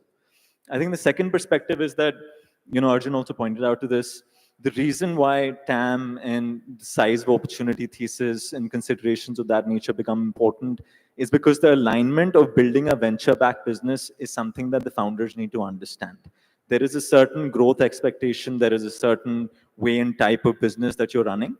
And alignment with how to kind of build your business with that nature is something that we do look for because that gives us a clarity in terms of direction and vision for the business, right? Even at the earliest stage, if you don't have that lens of how large this opportunity needs to get, you're never going to be able to get there, right? You can't just rely on growth perspectives and then take a call of how what direction you want to take for this business. It's extremely important for you to have clarity on what that goalpost is and navigate your way towards leading up to that point. So fundamentally, these are some of the softer, high-level aspects that we look for, which is, I guess, a generic way to look at this. Everything else gets very subjective, company-wise. So I'll kind of hold off on those comments. Awesome. Thank you so much, Ishan. Coming to you, Rohit, I think you're the one on the panel which invests at a later point in a company's life cycle. By the time you invest in a company, there are perhaps far more data points to look at and then invest. We've spoken about the art of investing as of now, but if you had to shed light on what is the quantitative lens or what is the data usage in investing, what is the science behind putting money in a company, and perhaps also if you can reference to the anecdote, since you're an investor in Shiprocket, what was it that was evident that made the Shiprocket investment very desirable? That'd be very interesting to hear from you. Sure. Though on the last part, I don't know whether Shiprocket wants me to discuss that in detail. But thanks for having us here, and thanks, Jivraj. You bring great energy to the panel. Quickly for context, as Jivraj mentioned, I work for Bertelsmann. We are a early growth Series A/B investor, which means that as opposed to seed investors, we typically have more data to go by. But I won't go as far as to say that there is science involved. I would love it to be that way, but unfortunately, like in a founder's life, in our life, there's always imperfect information, constantly grappling for more wisdom and just taking our decisions with whatever best we know. Also, in my observation from early to late stage, I believe that the parameters everyone is looking at the same. A great team, great product, customer love, TAM, all those things got discussed, right? It's just that the lens changes a little bit, and depending on the investor or the fund, sometimes the weightages change a little bit.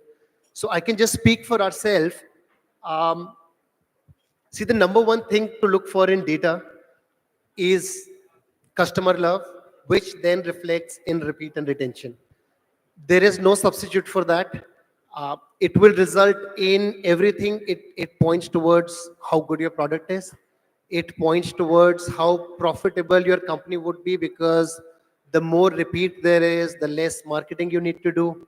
It will also decide how fast you grow, because if you get more and more business from your existing customers, your marketing will either have more efficiency, or you have to acquire that much less people to get to the same scale.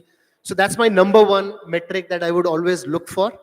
Outside of that, it's all standard stuff that you will look through: the unit economics, margin profile, competition, bunch of other things. That's all that there is that we would look at. One additional factor that I'll go towards, just to highlight, uh, because I am in great agreement with Kitty over here. Defensibility is something that we focus a lot at our stage, right? Because at early stage, most of the discussion is about whether this product will work or not, whether we'll find customers for it or not. At our stage, that is more or less there. There is some revenue flowing, there are some customers there. We do focus on business model as to so we have already created value. In most cases, we will focus also on how do you capture value as you go along. Got it. Super interesting. I think by now we've covered some perspectives so that if you were a founder in the room, you know by now that you have to have unfair advantage, you have to have a strong charisma for attracting great talent. You need to be having a large market that you're aiming, and you need to focus on customer love. So that's the summary for the first half of the panel. I think as we proceed, I was talking to a couple of people pre-panel, and everybody was talking about how VCs focus on certain sectors to invest. The flavor of the season currently is AI. And to the benefit of the audience, I think everybody was in consensus to understand which are the sectors that all of you are looking at. So I'll probably leave this as an open-ended question with, sector expertise across the table. Kitty, you've, now invested in consumer marketplaces across the board, and you look at multiple sectors. But if you could focus on the consumer internet economy, and if you had to take a 5-10 year view of India trends where founders can build, what would you have to say? That's an interesting question. See, we are very bottoms up in terms of how we invest. Even in consumer internet, we will actually look at what is the hook that is working and whether that can be scaled up profitably. Might not need to get a lot of revenue today, but tomorrow can it make a lot of money, right? Fundamentally, if I look at my last few investments, nearly half of them would be in the consumer platform space.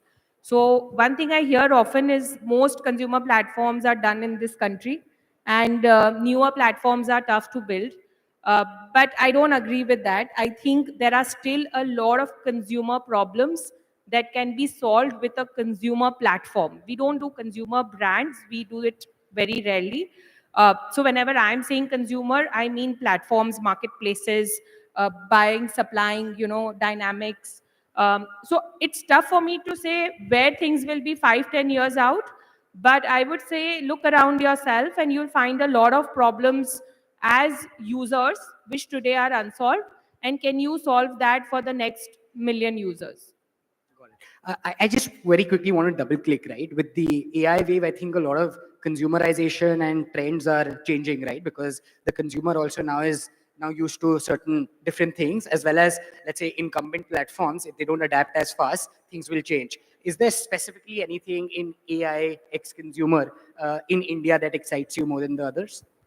No, I think, what AI, I think, will do in the consumer internet space is it makes your GTM a little different. It makes your backend a little different. What you can do with the data of users on your platform in terms of your own products, services, increasing customer love will be very different. For example, if I look at the incumbents, like a Zomato or an InfoEdge, they're doing a lot of work in AI.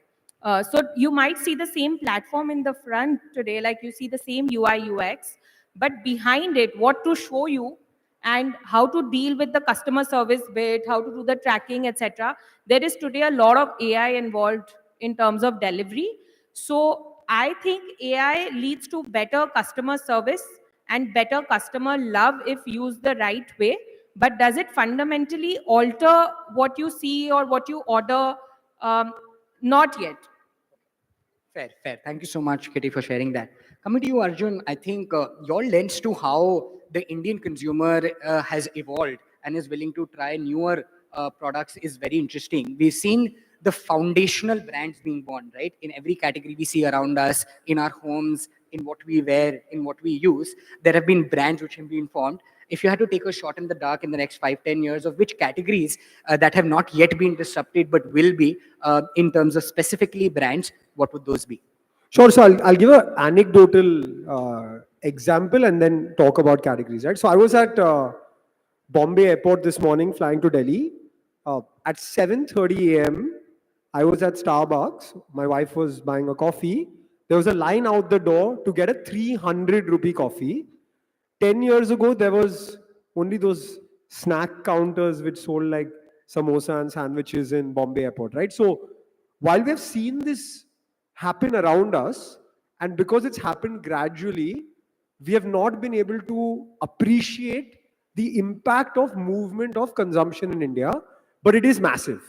It is truly massive, right? I've been back in India 10 years after my undergrad. I moved here in 2013. I can say our consumer is far, far, far ahead, advanced, and spending much more money, right? So Vishesh is in the audience. He convinced me to buy this fitness tracker that I wear.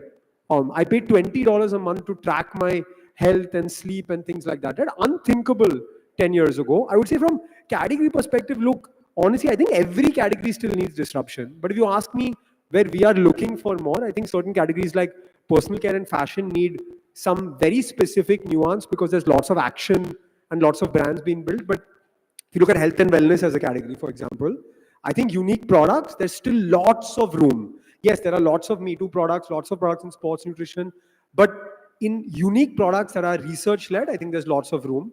I just moved to a new home 2 years ago, home and kitchen, and we tried to buy only from D2C brands. I think home and kitchen, there are just not enough brands out there.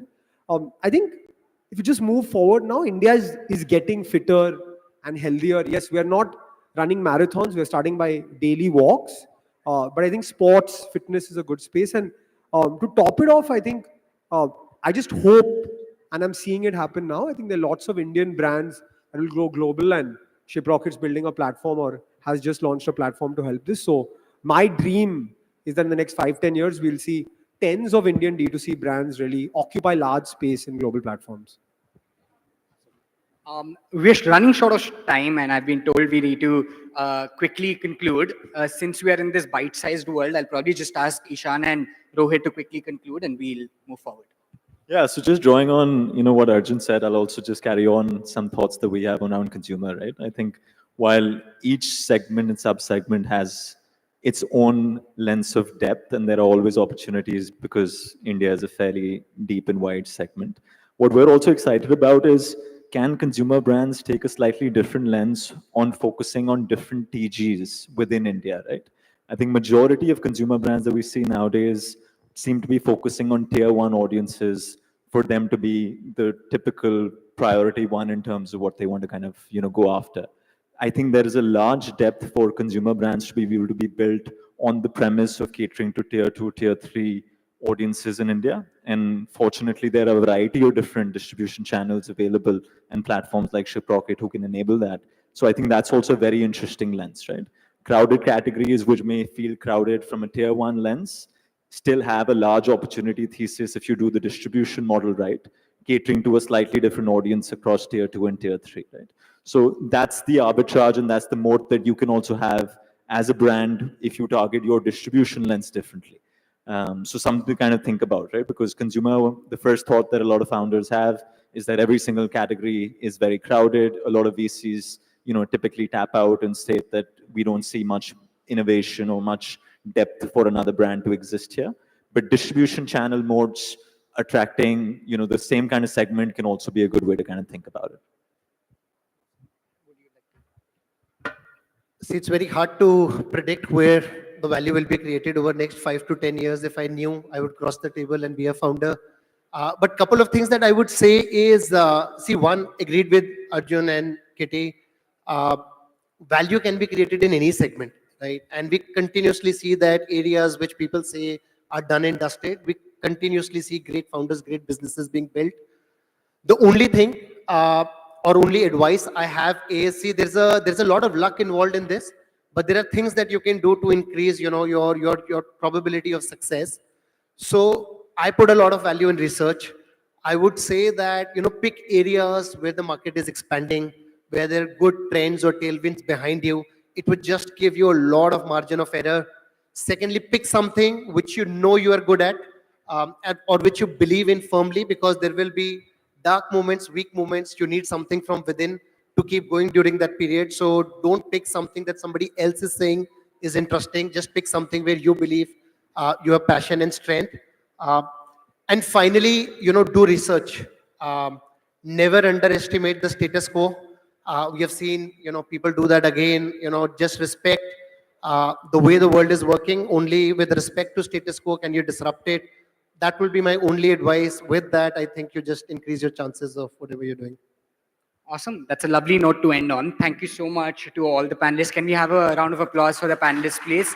And thank you so much, Shiprocket, for organizing this. Can I say one thing? I saw the founders of Shiprocket walk in as we were doing the panel. I just wanted to say that 5-7 years ago, this room would have been a small conference room and there wouldn't have been so many people here. So thank you to you guys for doing what you're doing and actually enabling us as entrepreneurs and investors to really ride this journey. So thank you for having us and thank you for doing what you're doing. Thank you.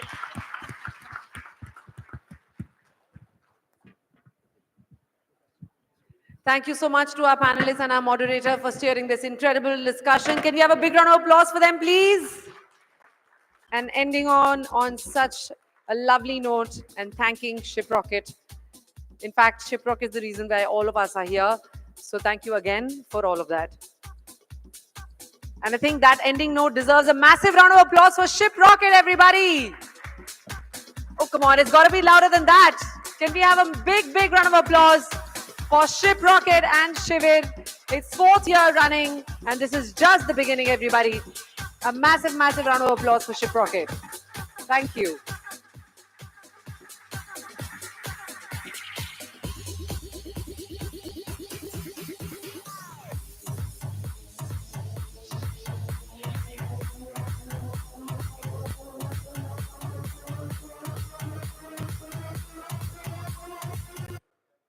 Thank you so much, ladies and gentlemen. Thank you for gracing the stage.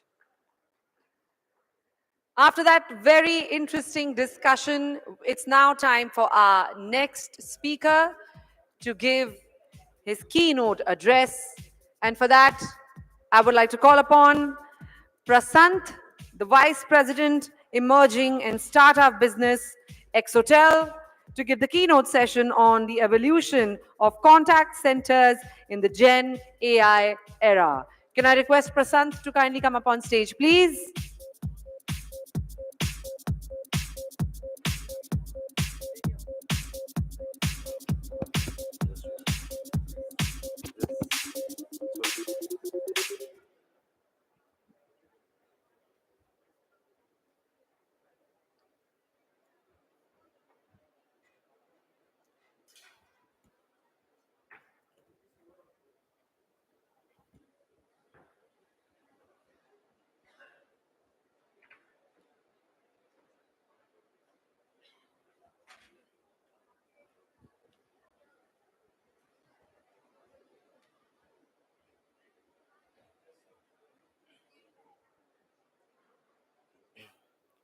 Good evening, everyone. I'm Prashant and I'm from Exotel. We're doing some very interesting stuff in the Gen AI space, and I wanted to share a couple of thoughts on that. I think Kitty here was mentioning earlier about how Gen AI can actually differentiate customer experience and customer support. Firms such as Zomato are probably using this in the back end. We wouldn't realize what's happening in the front end, but probably in the back end, they're using a whole lot of AI to improve their customer experience. So what we have seen, and I totally agree with that, right? I think Gen AI is just going to redefine the contact center space and the customer service landscape. We've seen tremendous results with the initial adoption of Gen AI. I'll take you through them, but I'll also take you through what we think is the evolution, right? I think we're still in step one here, right? I'll give a simple analogy, right? How AI or technology helps drivers. You have something called emergency braking. You have blind spot detection. You probably have hillside assistance. There's a whole bunch of features that help drivers drive better. There's even driver monitoring. It'll alert you if the driver is dozing off. So there's a whole bunch of features where the driver is still sitting behind the wheel, but gets a whole lot of benefit from technology, right? We are probably in that phase in the contact center space, wherein AI is assisting agents. And the step two is where it gets really, really interesting. And I think this is going to come sooner rather than later, probably in a year or so, is when agents assist AI. So the front end, it's similar to your fleet monitoring in the driving example, right? So there's nobody sitting behind the wheel now. It's a completely driverless car, but you still don't trust it enough. So there's probably fleet monitoring being done by someone sitting in a room, and they can take remote access and remote control of the vehicle as and when they see things going wrong. So that's what we call as agents assisting AI. And the third step is obviously the full autonomy. We are probably some years away from this. So this is how it looks, right? AI assisting agents. What do we mean by that? What if the agent would have complete context of all previous customer interactions in a nice summary with a clear intent, state, and vibe? So the customer service agent, now when they pick up the call, they already know what the customer wants based on all their previous interactions. If the customer is already annoyed, they already know that. So that's what we call as context, right? We are also seeing, and there's something very interesting called conversation analytics that we're doing, which what it does basically is it analyzes every one of your calls, every one of your chats, and then derives meaningful insights from it. So the obvious ones are, improving agent productivity, improving agent performance, KPI tracking for agents. But there's a whole lot of takeaways for product specialists who are shaping up the roadmap. There's a whole bunch of other insights that we get from this as well. And you also have Copilot, wherein the agent is asked a question by the customer, and the agent is shown in real time what is prompted. Why don't you tell this? Why don't you pitch this? And so on and so forth. So this is phase one, and the phase one itself is very, very exciting for us. We're seeing a whole bunch of use cases around this. We're seeing a whole bunch of customers adopting this very, very early and getting fantastic results. Phase two is what I talked about earlier, agents assisting AI. So imagine if there are 4 voice bots actually handling 4 different calls, and an agent is sitting behind this 4 voice bots, monitoring how the conversation is going. He gets a he or she can actually read the summary of what is happening, and as and when with AI, you can sense when a call is going wrong, and that's when the agent intervenes. Probably is just whispering to the bot, or he can completely take over the call. So this I think is going to come very, very soon, and it's going to differentiate. Note that this is very different from the current chatbot and voice bot model.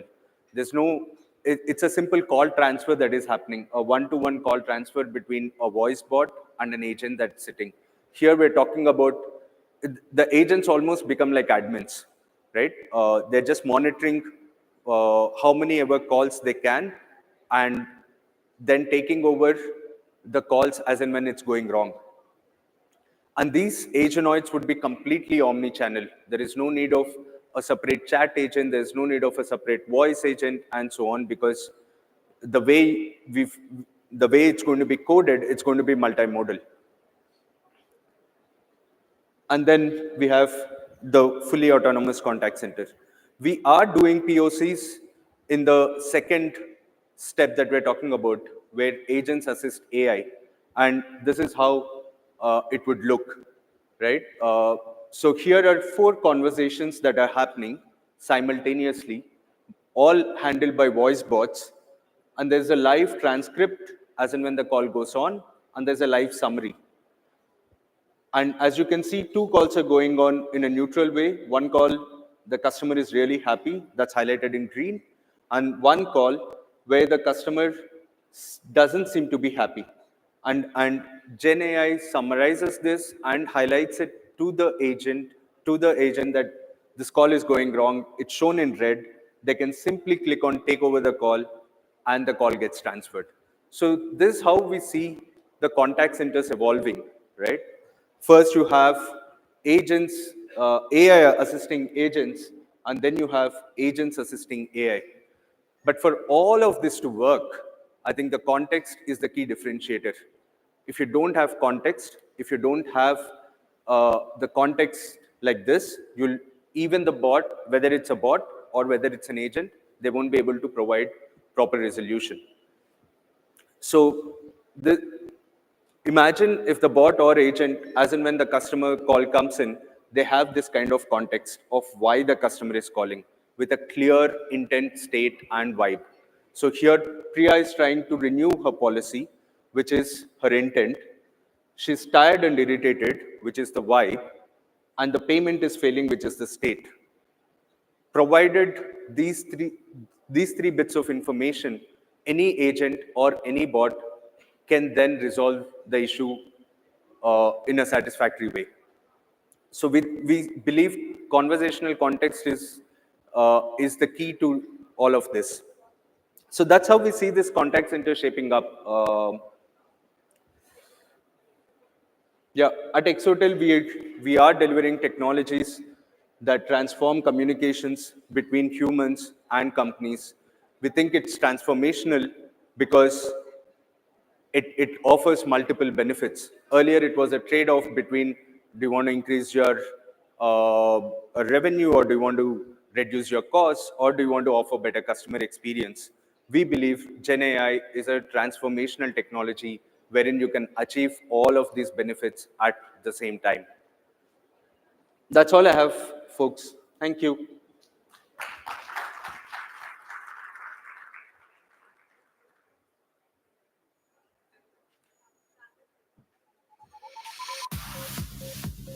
Thank you so much, Prasant, for that very informative presentation. Can we have a big round of applause for our speaker, please?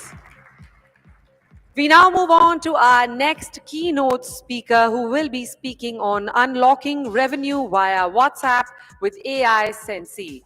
And for that, I would like to call upon Gautam Rajesh Shelley, founder and CEO, AI Sensi, for this keynote session.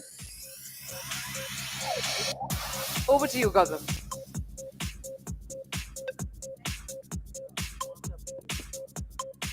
Hello, hello.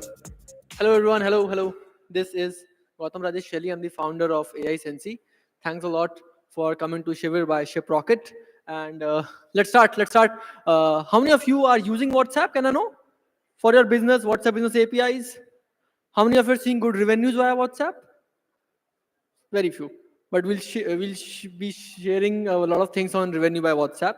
Let's get started. I have slightly less time. I'll start with a video. You can play the video. This is your last chance.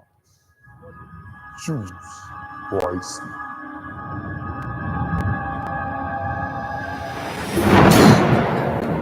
साहब headphones का नया stock आया है। अच्छा, emails भेजो।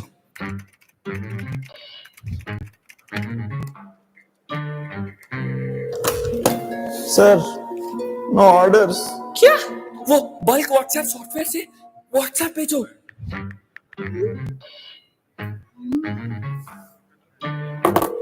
Sir, number block हो गया और नंबर तो अपना था भी नहीं। क्या?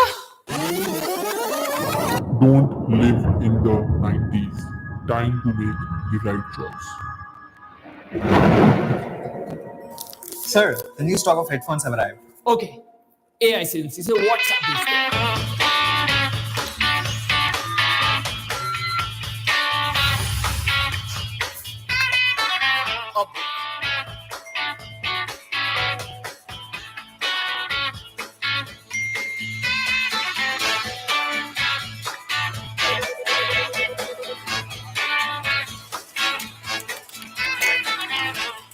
business growth easy because AI Sensei official.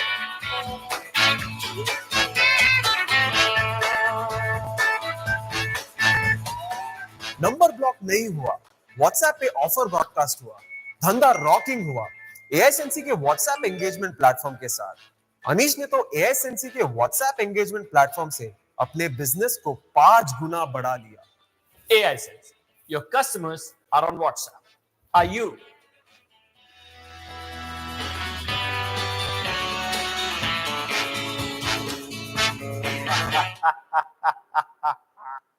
This. I think now we understand what that green pill was about, and it's a choice. Which pill do you choose, right? I'll give a brief about AI Sensei. What do we do? And to start with, we have been doing WhatsApp marketing, WhatsApp automation, WhatsApp engagement across the funnel for more than 50,000 brands today, right? And we've crossed almost 1 billion messages. We work with a lot of brands like Quaker, Vivo, Skull Candy, Home Lane, and a lot more. Moreover, we've generated more than almost 4 to 5,000 crores of business for the brands we work together with. And we have a lot of partners who work with us, helping a lot of businesses who come to us. Move on further, what is AI Sensei? In very clear terms, we are a complete WhatsApp marketing and engagement platform, and we are adding up a lot of AI now to help you grow your business. We recently did ticketing with Delhi Transport Corporation. So all the DTC buses that you see, you can book a ticket for the DTC buses using WhatsApp. There are 2 new features introduced by WhatsApp that are used in this bot. I'll be showing you a demo. The first feature is a web view. So you can open up a website now within WhatsApp, and you can allow customers to, see your app, see your websites within WhatsApp. And second is WhatsApp payments. So you can collect payments within WhatsApp. I'll be showing you a quick demo for the same.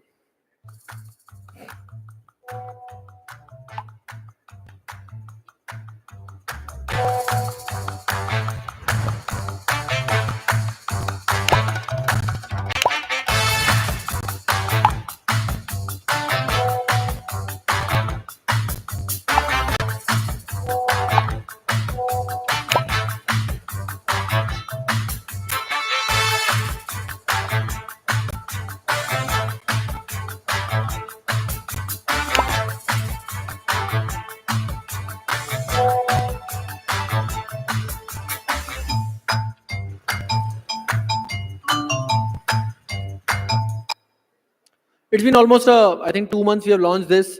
We have done more than 500K tickets via this mode at this point of time.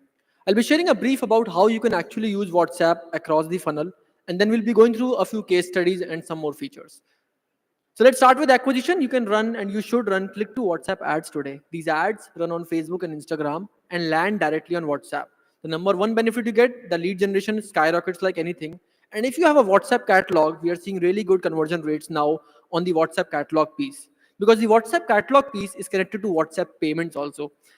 The next is engagement. So for the first acquisition piece, we have noticed that a lot of brands are now installing QR codes on their offline stores, right? So recently there was a session by Meta also where they shared that QR codes are becoming big. So if you're doing offline marketing, if you have an offline vertical brand store, you should definitely have a WhatsApp QR code, because your footfall is high, but the conversion is low. So at least you're getting those leads and you can remarket them using WhatsApp broadcasting, WhatsApp automation, right? And get them converted. So WhatsApp QR codes is working really well for brands. Next, obviously, you can build chatbots. We have very seamless dashboard, a drag and drop builder for chatbots. And you can also introduce, have your agent sit on live chat and talk to them and convert. We've been seeing a lot of brands in drag and drop style, self-serve mode. They're building their own chatbots with catalogs, with WhatsApp payments. Next is obviously onboarding. You want to have your app installs get done. You want to welcome your users when they sign up on your Shopify or anywhere. You should definitely send them engaging notifications. There's a small update. WhatsApp recently launched authentication messages. Authentication messages are basically OTP messages, and the cost is 12.5 paisa. Next good update is all the transactional messages you are doing today. Today it costs around 30-35 paisa the price is going down. All the transactional messages, account updates, which means your order notifications, your order update notifications, the price is coming down to 12.5 paisa flat. So it competes neck to neck with SMS, gives a better experience, builds your engagement, and makes your WhatsApp more green, right? In a sense that your WhatsApp is now more applicable to marketing messages. The more you engage with them with your utility messages and authentication messages, WhatsApp will be promoting marketing messages more. I'll move to the next part. It is retention. Obviously, to retain your customer, to upsell, cross-sell, WhatsApp has been the best channel. And then obviously there is monetization, right? So we have smart retargeting dashboards, which improves your monetization and retargeting options. And you get very real-time analytics. You can broadcast again. And we have a lot of flows, which I'll be covering. And obviously monetization, right? So I'll be showing a short video of HRX, how we built the whole flow from acquisition, onboarding, engagement, retention, monetization for HRX. So yeah, please.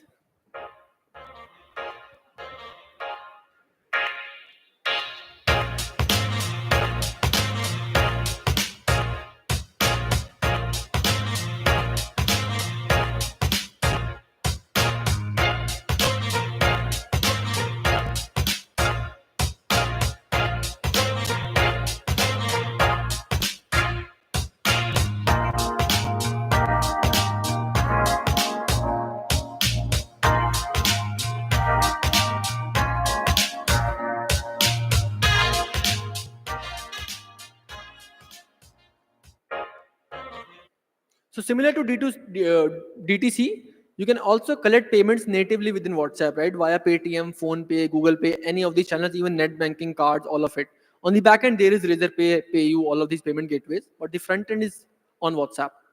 Let's go through a few case studies on WhatsApp, how we have been helping some big brands to really scale on WhatsApp and build engaging use cases. This is Eternia Windows, a part of Aditya Birla Group, right?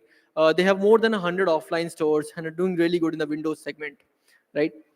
How are they using WhatsApp? Initially, what they used to do was they used to call everyone, all the leads that used to come, they used to call them and qualify them.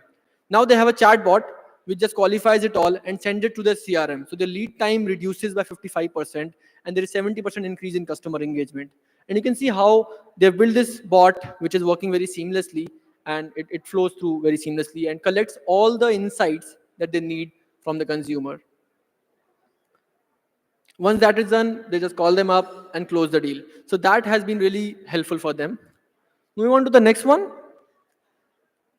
Yeah, so next is Yakult. So Yakult is a really big brand. It has 40 million bottles being consumed every day in 40 plus countries, right? So a very huge brand running in 40 plus countries, using WhatsApp now on a very good scale for a very good use case, converting home delivery. So for the quick commerce thing, for for home deliveries, everything they are just using WhatsApp now, which has increased their booking time by 48% and increasing customer satisfaction by 65%, right? Initially people used to call them or go to their website and all, but now it's easy on WhatsApp. And I think once you start using WhatsApp, the behavior is so high, the next time people come back to WhatsApp again and again. And this is how they actually do it. Moreover, they keep broadcasting messages for product launches, for offers, and everything. Moving on further, Vaya. Vaya is another brand selling bottles, and they have some offline stores and online stores also. And what they are doing, they're doing the QR thing that I shared, right? So they have QRs, and through that they run some offers, some quizzes, some contests via their QRs, which is very engaging for the consumer. Also, they are bringing their online consumers to their offline stores, right? Now you have the online data, so you can just promote your offline stores once you have that data, right? And via WhatsApp, right? And they've integrated their POS, their chatbot, their CRM, everything very seamlessly. Next is HomeLane. HomeLane is, one of the largest, providers for home interiors, and 35,000 plus happy homes at this point of time. What they do is they also have a store locator within WhatsApp now, right? And to book a consultation, they are using WhatsApp. So if you were to book a consultation, you can just go to WhatsApp and you can see this flow. You can choose a date, you can choose a time, and you can visit their store at that point of time, and they'll be happily, engaging you with that flow. So this is how their flow works. What is your budget? They qualify the leads and they go on with that, right?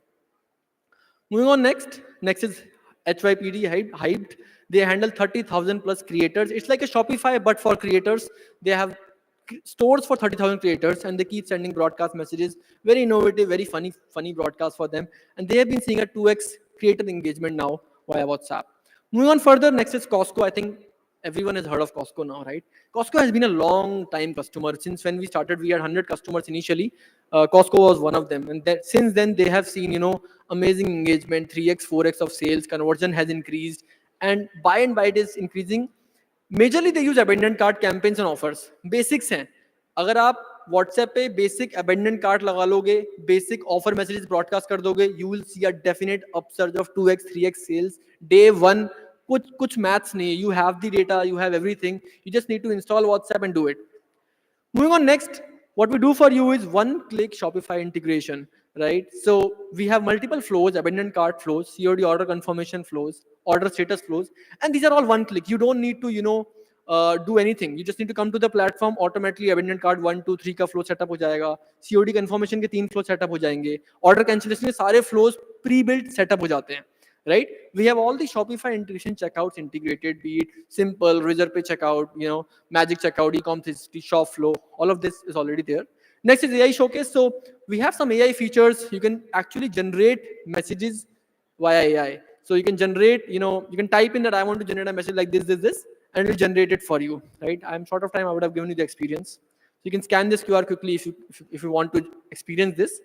Next is forms. So next is AI Ads Manager. You can actually run click to WhatsApp ads via AI Ads Manager. The AI Ads Manager actually helps you drive more and more leads. We help you drive more leads. So technically saying that you get a higher conversion rate, you get 2x your conversions. You don't click to WhatsApp ads automatically on the platform. You just come on the platform, आपके products के लिए अपने आप ad run हो जाते हैं, right? In a sense, and your ROAS goes high. Because our AI fuels your targeting in a much better manner, and we understand what works for which product in a sense. Ankur Wariko uses in-app WhatsApp forms, right? So in-app WhatsApp form is again a new feature. You can just collect data. किसी कोई user बोलता है कि मेरा product broken है, वो आप बोलते हो photo भेजो, वो photo आप form के through collect कर सकते हो. I would like on an ending note you to actually experience WhatsApp forms. You can just scan this QR and experience how does WhatsApp forms work and how it can help you. I'm sorry, I'm really short of time. Thanks a lot, everyone. Thanks.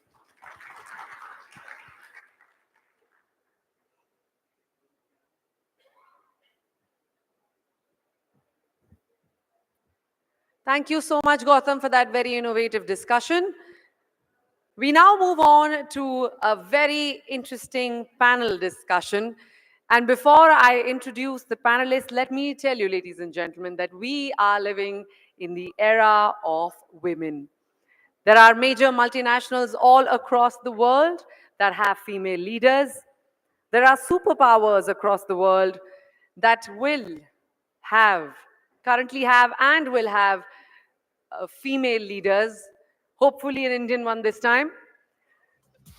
So superwomen are taking over all industries, including e-commerce. So today, in this panel discussion, we are welcoming the superwomen of e-commerce. So can I request everyone to kindly take their seats, because this is a one-of-a-kind panel discussion that we would want everybody to contribute. And I see a lot of women in the audience applauding really loudly before I even take the names. I think that deserves a big round of applause for this next panel discussion, including myself. So I would like to invite the following women on stage, and even the moderator is going to be a very successful women entrepreneur. So let me tell you a little bit about these women. They have formed a niche for themselves in this industry, which was predominantly taken over by men, like most of the industries are in our world. But the only issue is that now things are changing, be it any industry. Even on stage, you notice that most of the panel discussion had men. We had to dedicate a separate panel discussion exclusively to women. So they deserve all the honor and all the applaud that they will be getting once they join this discussion. So I would like to call upon the following people to join this panel discussion, starting with Astha Katta, co-founder of Shile. Can we have a big round of applause for her, please? Next, can I have Malika Sadani, founder and CEO of the Moms Company.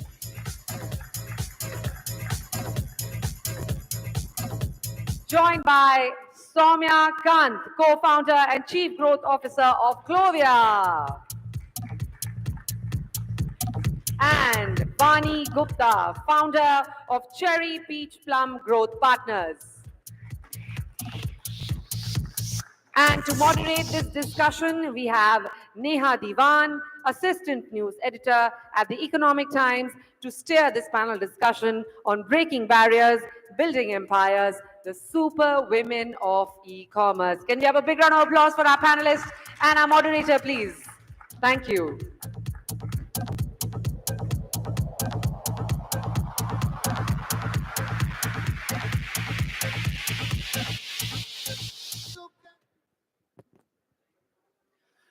Hello everyone. I understand typically after lunch, the energy is a little down, but I hope with so many women on the panel, the energy will be up. So I guess it's time to wake up, and I welcome you all to this discussion. And a quick round of introduction to my panelists. We have Soumya Kant, co-founder Clovia, Astha Katta, founder Shail, Vani Gupta Dandia, founder Cherry Peach Plum Growth Partners and former marketing director PepsiCo, and Malika Sadani, co-founder the Moms Company. Please can we have a round of applause for them all? Thank you. The Indian e-commerce industry is likely to surpass the $350 billion mark by 2030. And women-led enterprises can play a key role in this growth trajectory. On that note, I want to begin with an opening question to you all, that how has it really helped to be a woman entrepreneur in the product category that you represent? And why don't we start with you, Astha? Hello. Yeah, thank you for the lovely question, Neha. See, when it comes to being a woman entrepreneur in a product category which is women-centric, you know, somewhere it always gives an added advantage to the brand. For instance, if Shail has a product which is jewelry, so you know how a woman can understand the product, I believe not to that, to that edge a man can. So yes, the products like apparel, jewelry, or a lingerie in that case. So, you know, it's always an added advantage to have a women entrepreneur on board when it comes to women-centric products. Right, Malika. Hi, everyone. So, you know, I'll take a little spin on the question because I think both men and women have equal capabilities. But I think the little thing that gets added is there's been a change in the consumer of today, right? While we landed an originally form of marketing was largely saying big TV, big communications, that's now changed to a lot of snippets of daily communication that goes through Instagram. And a lot of consumers have started connecting with brands on stuff which is also slightly more deeper than just brand narrative. And I think that's where, for a lot of brands, women can add a lot of advantage to it, right? So for instance, it's been years for which, you know, men sold sanitary napkins. But when women came into picture and started having deeper conversations on what are the actual issues that are being faced by women, and started education drives around it and how you could take care of, that changed the narrative, right? That changed the number of products that were available, that changed the quality of products that came in because it came from a space of personal experience. And hence people who wanted deeper engagement with the brands, that was allowed. So I think women bring out that in women-centric brands, which is very, very interesting, which you're noticing now. I think any company that you start is pretty much gender neutral when it comes to the founders. It doesn't matter whether you're a male or female. It doesn't help if you're either of the gender, really. What matters is what product are you pushing out? Is it a problem out there that you're solving? And like Malika said, that, you know, both genders have equal capabilities. So a specific gender doesn't help, but what it does is that it brings a unique point of view to the table. Yeah, so I don't have too much to add. I think I'm a marketing consultant and I've had long years of experience with Unilever, PepsiCo, and Reckitt. And in my experience, I think just being a woman brings in greater empathy because no business can be built without sound consumer understanding. I think that women are just naturally wired to be better at. And then like you and Soumya and Malika said, there's empathy in communication, there's simplicity, and I think we're better because we are who we are. Right. Well said, and great to hear that. And Soumya, I would want to come first to you. And I want to ask about the category that you represent. And, what do you think is key when it comes to selling a hushed up product category like lingerie in the Indian market? And how easy or difficult was for you to build a digital presence in that domain? So, if today here also I talk about bras as a product, there's going to be a little bit of a shockwave happening. It is a category that has been taboo when you speak about it. It's been a very uncool category, so to speak. And that's the challenge that Clovia took on. When you think of lingerie, most brands will talk about education, that women don't know their sizes, you should know what to wear with what, you should know basis your breast profile, what you should be wearing and so on. And education generally is boring. So we set out to make lingerie cool. And I think we've successfully done that. If you look at our social communications, if you look at our website, we make it a very fun, fashion-driven conversation. When customers come and interact with us on social or on our website, it's not that, we're not preachy. While we try and solve their problems, but we have fun while doing it. And if we can't solve a problem, we'll have fun even talking about that conversation. So I think what Clovia did differently was that they changed the conversation. We changed the conversation to making lingerie a cool thing to do, cool thing to talk about, a cool thing to flaunt. And I'm hoping the change is not complete. It's still a long way to go. While I can carry a bra sample in the lift very freely, a lot of women cannot. So I hope to see that change further and further as we go forward. Yeah, but at least the conversation got started and things have started rolling in that sense because it's a very different market compared to West when it comes to selling online, so to say. And on that note, I want to come to Astha, who also chose a very different product category in silver jewelry over gold, which typically has a lesser connect in a market such as India. So what made you really believe in this concept and think it can offer you better returns in India, in the India market? See, I was very much clear when I was starting that business has to be online. And I was clear, jewelry segment mein precious metal mein hi jana hai. Now, the option is silver or gold, keeping diamonds apart. So gold requires, investment is huge. Or that confidence of selling gold online, it needs, so I chose silver over. The average, अभी average order value अगर 5-6 हज़ार होती है, तो I have that kind of confidence that I can go ahead, in the online space and make the market, make the raise the numbers, raise the revenues.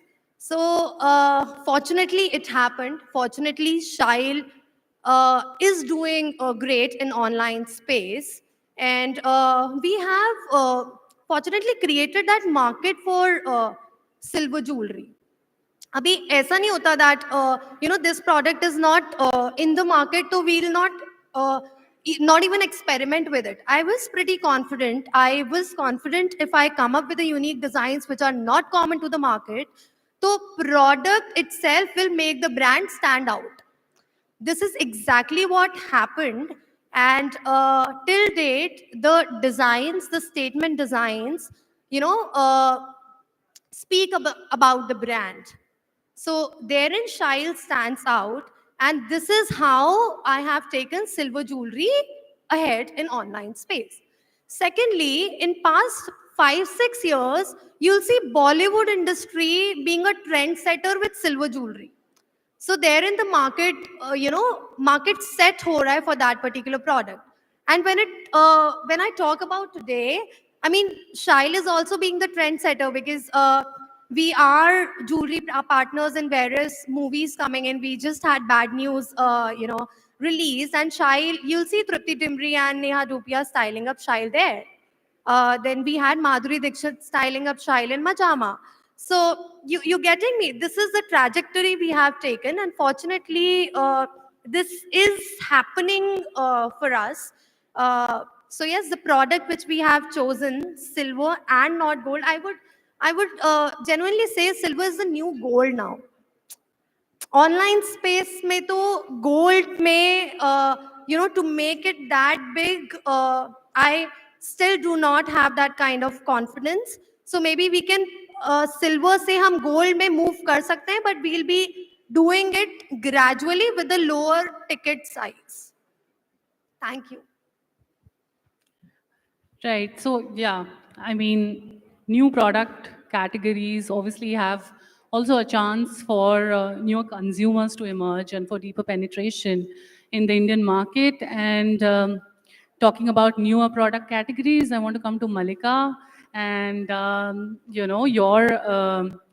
company has specialized in typically products which are natural and for prenatal and postnatal. So how do you build trust in a niche category like that in e-commerce? It's a very interesting question, but to answer it, I don't think we had any other option. Because when we launched the Momsco, and even when it was in the space of ideation, I think the biggest question which we were posed by everyone who was there, from investors to customers to everybody else, is that you're entering a category. For the benefit of people who don't know what Momsco did, we created skincare products for expecting moms and babies. And everybody posed the same question, saying that you're going against in a market where leaders are known because of years of existence, right? And years of existence has given the confidence to the consumer to be able to use it by saying that, okay, I used it as a child and I'm fine, and hence even if I use it for my child, it'll be all good. So trust was, I think, exceedingly important for us to build as a brand. And the question was, I didn't have so many years to spend to build onto the trust. So how do you do something so differently? And that's where e-commerce and the entire online boom kind of helped us, right?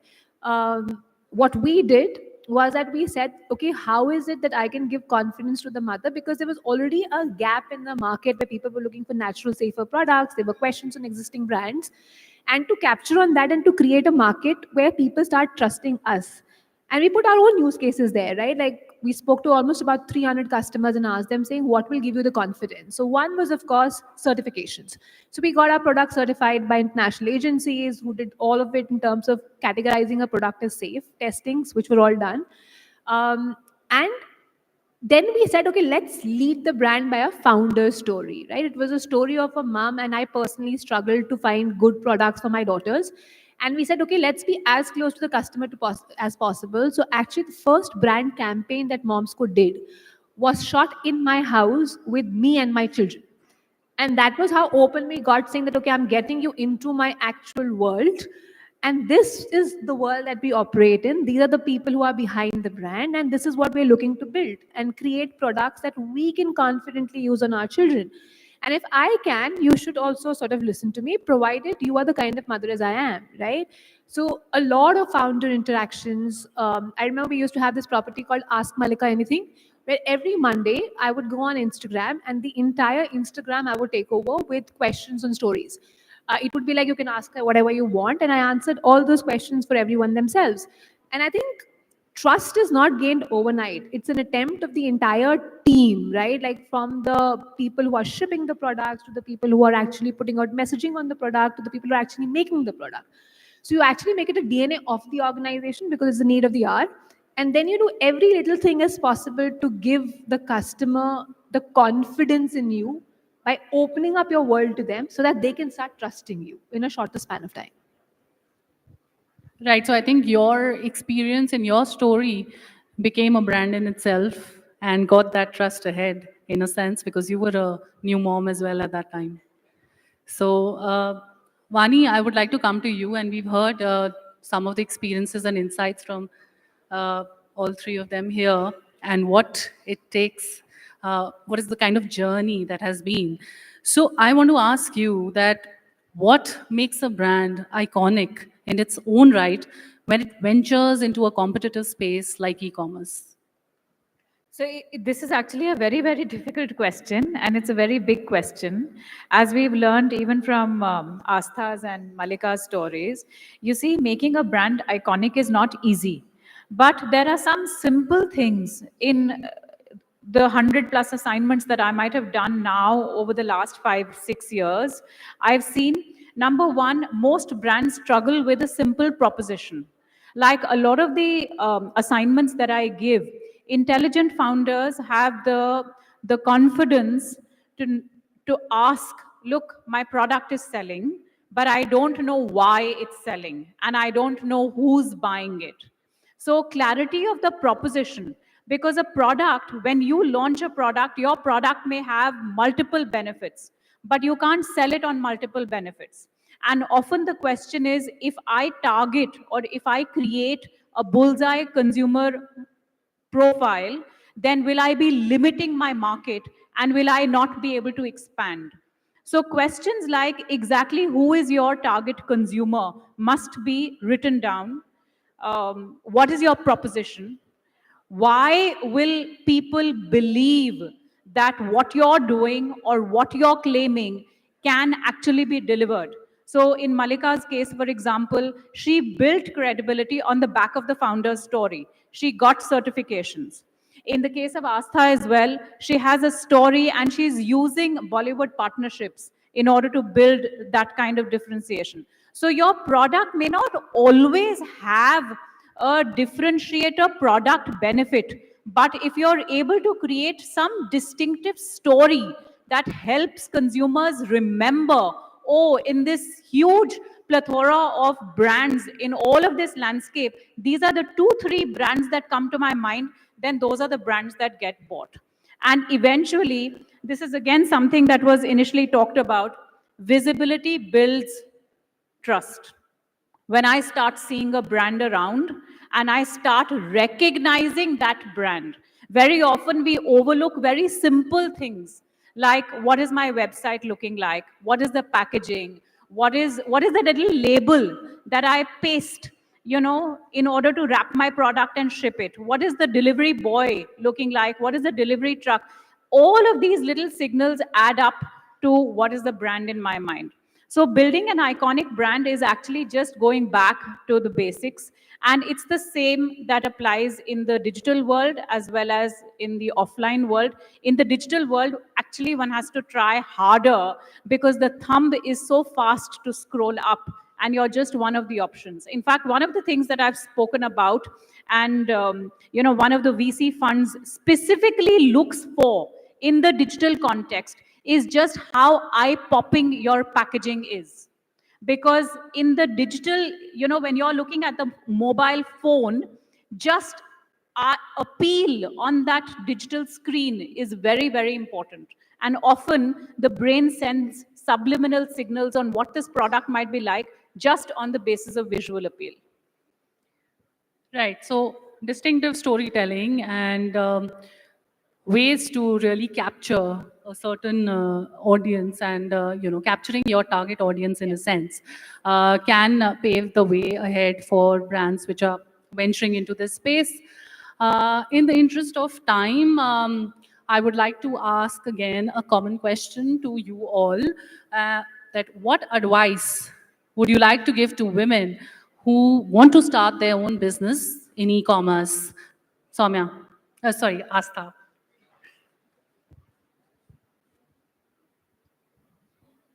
See, don't think too much. if you are confident about the product, if you have studied ki competition kitna hai market mein, and how do you, how will you simply start with it, or e-commerce mein agar start kar rahe ho, so as Vani ma'am said, it's the visibility digitally. So create that, start your brand, start with your product. बहुत सारे apparels के competition में भी apparel brands are, coming up. Even today, if somebody is starting an apparel brand, they are becoming big. It's all about आप product कैसा है आपका, the quality कैसी है, और product statement बना लिया तो आप दिखा कैसा रहे हो उसको. Obviously, throughout the funnel कहीं भी void नहीं होना चाहिए, but the funnel starts from the product. Then how are you showcasing it digitally, and then the further process of shopping it online and the customer experience. So please, if you want to start, if you aspire to be an entrepreneur, I'm talking about people who are starting, don't think too much, and you can give it a heads up. Yeah, thank you. I'll say three things. The first and the foremost is, if you have an idea in mind that's keeping you up through the night, then please just get started with it, right? Because if it's keeping you up and you keep going back to it over and over again, maybe it's your true calling and you should go ahead with it. When you do keep these three things in mind, product is extremely important. So have an insane amount of focus on what product you're building.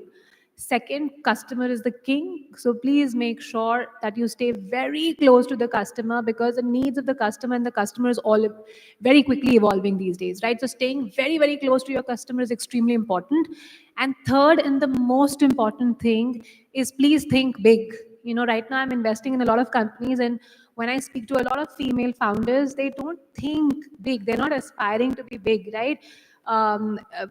I want to reach a 50 crore mark, I want to reach a 10 crore mark, I want to reach a 20 crore mark is not thinking big. And some of them are actually in categories which can be so huge. And as an investor, when I look at them and I'm speaking to them, I'm like, listen, this can be far bigger than what you're aiming it to be. Why are you setting the target so low? So please think really big, because you are the driving force behind your own company. And the larger you think, that's what's going to percolate as a message to the rest of the team as well and keep them excited. So those are the three strong pieces of advice that I have for anyone who's looking to start. I think my advice would be gender neutral. And especially to women, that take your gender out of the equation.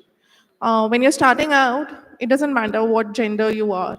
What matters is that, are you solving a real problem? Have you researched enough about it? Do you know your customer? Do you know how you're going to market it? Do you have the financial prudence to actually take it to market and sustain till you raise funds? Do you see that there is a market gap for what you aspire to do? Is there competition in the market? Have you studied it enough?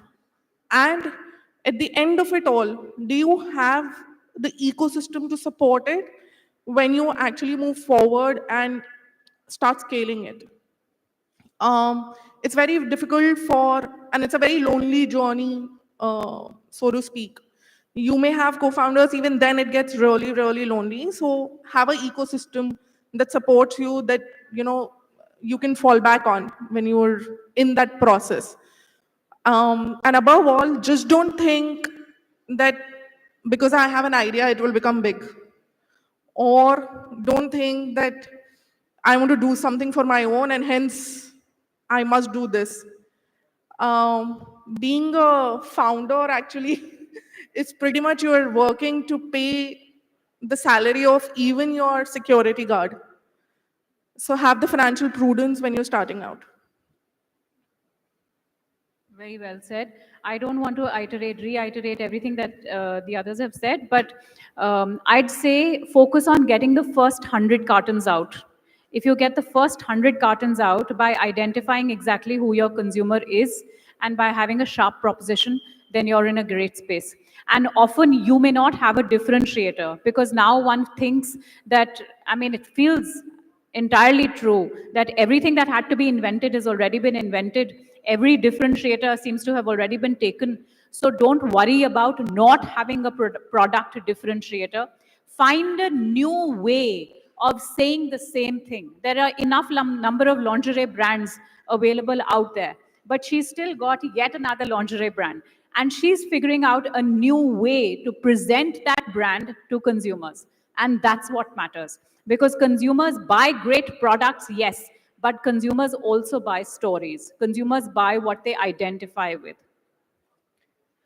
Wonderful. So I think we've heard some very interesting insights from all of you about how one should think big when it comes to the digital domain, and otherwise also as an entrepreneur, financial prudence, and of course the power of a good story and what it can do in taking your brand forward, even in e-commerce, and just to build that hype and letting consumers know more about it over a period of time.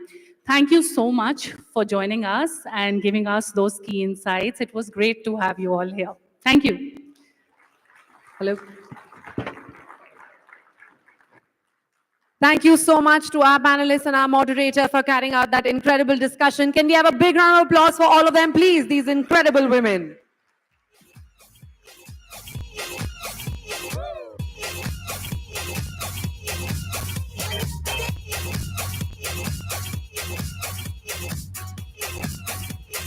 Well, ladies and gentlemen, as was very rightly mentioned by almost all of our female panelists, that it's not about whether you're a man or a woman.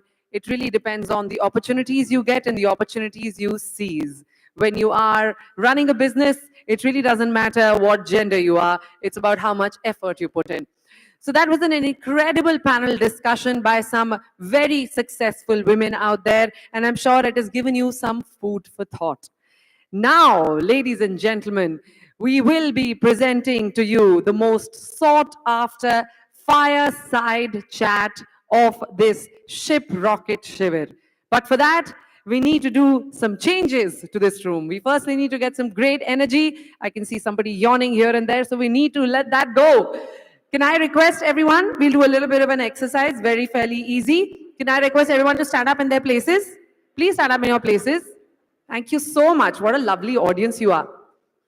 And can I request the people at the back? Now, this is something that you need to come closer to the stage for. Can I request the people at the back to kindly come in front, please? Especially on this side. Can you please come in front and fill up the rows that are closer to the stage? So I'm talking to you. If you could please walk forward, because this next game requires you to be closer to the stage. Can I request everybody to please come in front? Come on, you can do that. Fairly easy, just move those legs, give them a little bit of a workout. Can I request everyone to come in front, please? Yeah, that's more like it. Okay, so what we're going to do is very, very easy. Yes, can I please request everybody to come in front? All right, so this next exercise is super easy, it's super exciting. It's actually a game, and if you do it right, you might just win some. So are you all ready? Are you all ready? First of all, for starters, we're going to give each other a massive round of applause. Let me hear that applause. Come on, louder. I can barely hear you. Okay, this section, give me a big round of applause. It's getting there, getting there. What about here? With these young boys smiling at me. Yeah, that's more like it. Fantastic. Okay, how about this crowded area right here? Can we hear it? All right, some woohoos. All right, I think the verdict is in. Out of these three sections, I think, again, the one closer to the exit doors are the one who have done very, very well. A big round of applause for all of you guys here. And the prize that you're getting is a lot of love and support, a lot of good wishes, and a lot of hope that you will be here next year as well. Thank you so much. Can everybody sit down, please? Thank you so much. But ladies and gentlemen, this was just a preview of all the excitement that is going to happen on this stage for the next fireside chat. And I would request everyone to kindly applaud the loudest for the next person that I'm going to call upon this stage. It's one of the most renowned success stories that I myself am very eager to hear about. Ladies and gentlemen, in a fireside chat with our moderator, Sahil Goyal, please welcome Mr. Harshil Mathur, CEO and co-founder of Razer Pay.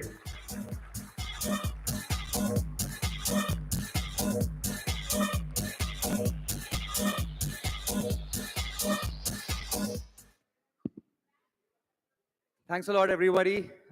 Great to see you today. Thank you, Harshal, for being here today. You know, I think we spoke to you guys way back in time.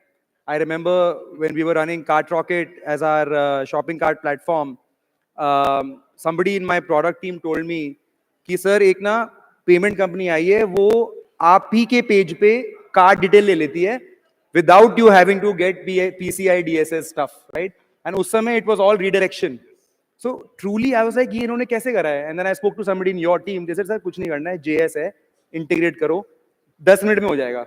And that was my first interaction with you guys, where I said, यार ये कौन, who's doing this value-added stuff in payments? Which by that time I thought already हो गया है. And I'm talking 6, 7, 8 years ago, right? So you guys are stalwarts at building this true innovative platform. You're the largest payment gateway. You started with like a developer-first approach, went to SMB, built a bunch of value-added products, built sort of massive GTVs through your platform. All of the innovation in payments in many ways has been done by you guys, right? So you've led that category. You've kind of built India's own, I don't want to compare it with Stripe because India is different, and then expanded into doing sort of other stuff around Razer Pay X with banking and payroll and so on. Before we get into the chat, maybe there's a small video we have about Razer Pay. Can we have the video, guys, before we get into the chat, please?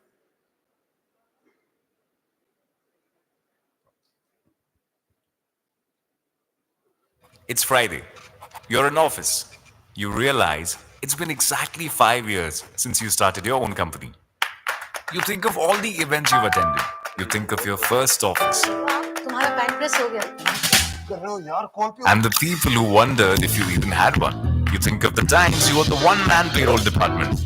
You think of your very first customer order, the office furniture you paid for, the salaries you skipped, and all the ice cream after bad meetings. You think of all those pitches you made to investors who promised funding but pulled out, to your parents who were supportive but worried, to friends who stopped responding.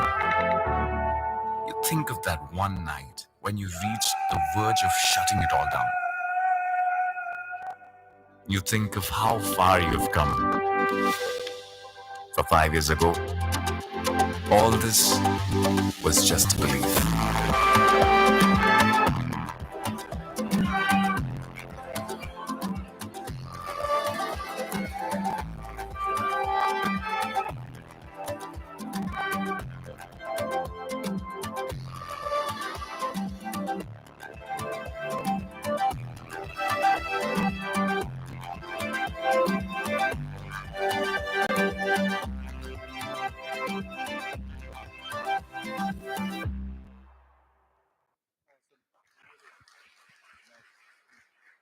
What an inspirational video. Harshal, real pleasure to be chatting with you today. And thank you for being here. I think, you know, every great venture, every story is not just about building a business. It's not just about, you know, going out there and solving a problem. While it's all of those things, it's also a personal expression of oneself, right? There's something which is itching one enough that they go out there, put themselves out there, take that plunge, take that risk. Talk to us about, you know, how did you guys, like you and Shank, how did you guys come up with the thought of doing this? You know, it's not like we didn't have a payment gateway when you guys started. There were a few, of course, it was still early days. But how did you think about, what was your itch that you wanted to scratch? How did you guys start Razer Pay? Yeah. No, thanks, Sahil, and thanks for inviting. It's an amazing event. Thank you. Our journey started about nine years back now. Both me and Shashank were techies. We really didn't have any idea of what startups and businesses and all of that means. So, of course, startup is a bigger word today than 9 years back. I don't think any of us started by thinking that, hey, we want to build a startup, we want to build a business. We were both techies. We were used to do a lot of side projects and hobby things. And for one of those projects, we had to accept payments. We were building a social crowdfunding as a side project, and we had to accept payments in India. And we tried all the, there were like at least 15, 20 players at that point of time. We tried all of them, and we found that the process was fairly complex and was not built for the early small guy. So because most revenues in payments, even today, come from large enterprises. So most payment companies were built to cater to large enterprises, like say, equivalent to an Amazon or a Flipkart. But nobody really cared about the small guy because nobody really believed that a small merchant or small business can become big and you can earn through that. So we encountered the problem ourselves, and as like Baisi says, like most successful companies are built when people encounter the problem themselves. So I think that was for us that we saw that, hey, it is very complicated, and payments is such a bottom of the layer problem. Like you can't have social media and all of those things without internet. You can't have commerce on internet without payments. So payments is like a backbone to build commerce, like the way logistics is and so many other things. So with that thought, we thought that, hey, this seems like a no-brainer, that if somebody solves for payments for small guys, a lot of these guys will grow big in 2 to 3 years. And if you were able to power payments from them from early on, then you could grow big with them. And this is proven out in various developed markets. Like there are examples of PayPal and Adyen and Stripe and so on. But it was not done that well in India. The good part was that we were quite ignorant about how complicated this is. So I think generally when you're starting up, I think if today somebody asked me, would you start a payments company? I'd say no. But it's completely true. If you knew what it would take, yes, you wouldn't do it. Yeah. So the ignorance of how complicated it is worked in our favor, that we thought, hey, this makes sense. Like, why is nobody doing it? So we went about, we tried to read through regulations and try to figure out how to get into this space. It sounded fairly straightforward. So I remember I walked into I was in Jaipur. I walked into an HDFC bank branch next to my home and said, hey, I want to start a payment gateway. How can I partner? And the guy laughed at me, and it took a lot of convincing to a lot of bankers from there on to get started. But I think the great part of solving this problem is because we faced this problem ourselves, we started speaking to a lot of, like, we used to hang out in, that time Facebook groups were really popular. So we used to hang out in Facebook groups around Bangalore startups, Pune startups, and so on. And I would talk to people that, hey, if you need a payment gateway, I just want to talk to you.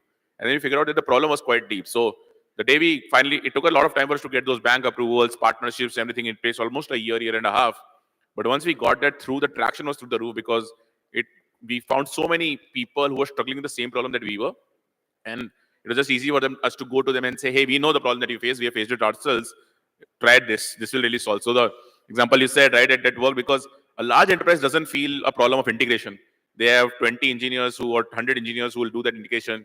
But for a small startup, you have like one engineer, maybe even not that, and you have maybe one contract guy working for you who's building a website, and you want payments in it. If I give you a 20-day integration to complete, you'll never be able to do it. So we built it ground up for that, like that process, that, hey, one person just want to add payments to it. How can you do it in less than 30 minutes?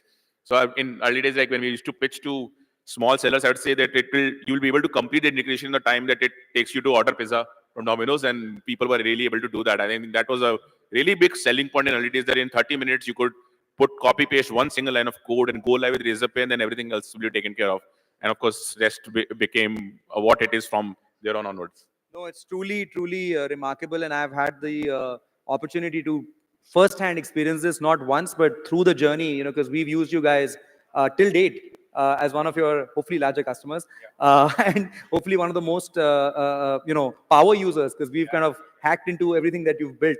Tell me, how did you, you guys went from a startup 9 years ago to this behemoth today, processing one of the largest GTVs through your platform.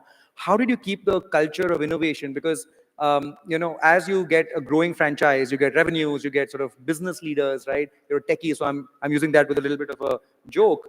How did you keep the innovation alive, and what did it mean in terms of culture or organization? Like, how did you keep? And I know you guys still do it, because I keep track of you, I keep in touch with you. So how do you keep that going in terms of innovation? I think we are still primarily a tech company. So, and what that means is that for us, like, the differentiation comes from tech. And I would just explain that a bit, right? Like, a lot of companies claim that they're primarily a tech company, but a lot of their differentiation comes from other things. So, for example, if you are in the business of food delivery, then a lot of your differentiation not just comes from tech, but it also comes from logistics. It's also come from how you're able to manage your supply chain better. If you're in e-commerce, how do you maintain quality control better, and all of those things. In our case, none of that exists. It's just tech. And in tech ecosystem, there is no, right, like, there's no stopping you from somebody else from building what we're building. So the only thing that differentiates us is how do we keep innovating. Because whatever you innovated today, it's not very hard for somebody else to build the same things.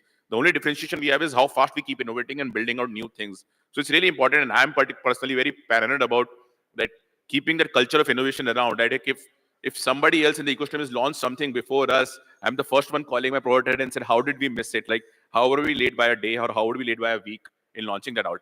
I think that paranoia is the first starting point. And the second that follows from there is the culture of innovation.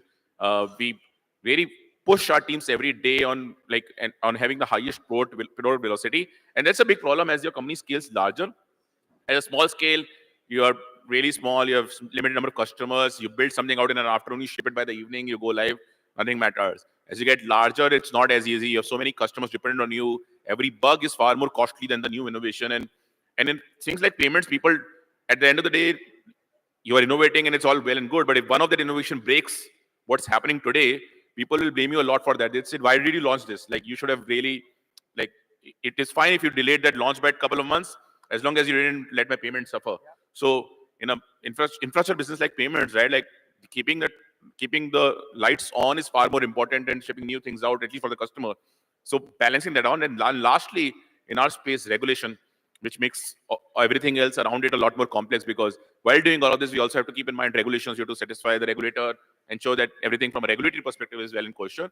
I think balancing all of this becomes really critical. But what really works is that culture of innovation that you keep percolating every day, and that paranoia that keeps you pushing that, hey, no matter how large we become, our only differentiator at the end of the day is how fast are we innovating, right? Like if we set out and sit down today, then it will take probably a year for everyone else to catch up and offer exactly the same things that we offer in the market.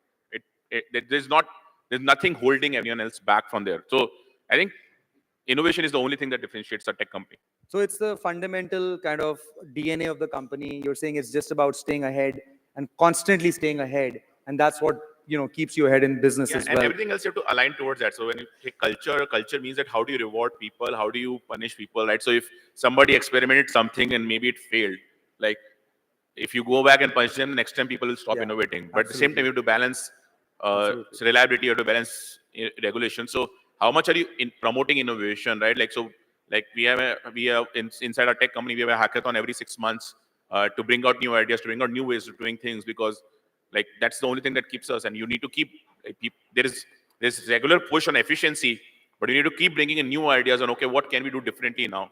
And I think that is really important. So a lot of rituals go into building that culture around on how do you keep incentivizing people within the team to find that next innovation, and don't punish them too strongly if that innovation fails. That's also part and parcel of the innovation. No, absolutely, and completely relate with kind of everything you've said. I think given that there's a bunch of entrepreneurs, early stage founders, businessmen, traders, and so on in the audience, and given that similar to Shiprocket, you guys are a system of record for all transactions happening on marketplaces, direct commerce, WhatsApp, etc., etc. Are there trends that you're seeing, as a platform, or insights that you can offer for our community here, or your predictions from your data? Anything that you've picked up that you think will be beneficial for the audience here? Yeah, definitely, right? Like we internally tell our team that, hey, our growth is an index of the growth of the internet ecosystem in India, right? So we grow as much as the internet ecosystem grows. So we constantly see that, and we have seen that wave, like in COVID, how a lot of new age internet businesses started scaling up rapidly. We saw the growth that happened in e-com, ed tech, and other things, especially in the marketplace side. I think post-COVID, what we have seen, especially in the last 1 to 2 years, is there's a very important class coming up in India, which is a class which has a very strong disposable income. And that's the growth that we see across the board, whether it is in terms of investment. So we power like mutual funds and insurance and all of those things. And that is going through the roof right now, because there's a large class of India that's coming up, which is a significant disposable income. And the impact that is having on the e-commerce ecosystem is that customer base is far more quality conscious. So the first wave of e-com happened, which was cost conscious. And that's why we saw a lot of growth coming in marketplaces, which would say, hey, I want the cheapest water bottle. How can I buy it? And you go on Amazon or Flipkart and buy it, right? And they were using primarily e-commerce because they were looking for discounts and something cheaper, which is not available in the neighborhood. But now we are seeing a good bunch of that customer segment coming up, which is quality conscious, which is looking at, hey, I want the best out there. Like, I want the best quality water bottle out there. How do I get that? And that customer base, that growth is coming primarily in the D2C segment, because in the horizontal marketplace, it's hard to find quality. You can find cost and convenience, but you can't find quality. And that segment is slowly moving towards the D2C segment, the new age e-commerce segments, because they are caring about the brand that I'm buying from. We have seen growth of brands like Mamaearth and others coming in. And a lot of that is happening because there's this quality conscious customer coming up. And that's a great thing for the economy, for the ecosystem, because that customer base just doesn't care about discounts and who's offering the cheapest product. There's still problems to be solved for that base, because so while there is the positives is that they are looking for quality, and as long as you're meeting the quality and the experience part, they're willing to pay a premium for it.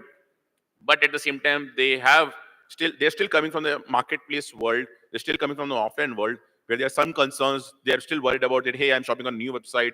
Can I trust this? Should I, by default, should I try COD first and then try online payments? Because I don't know this website. I've never shopped on it. I trust Amazon, but I don't trust this new website.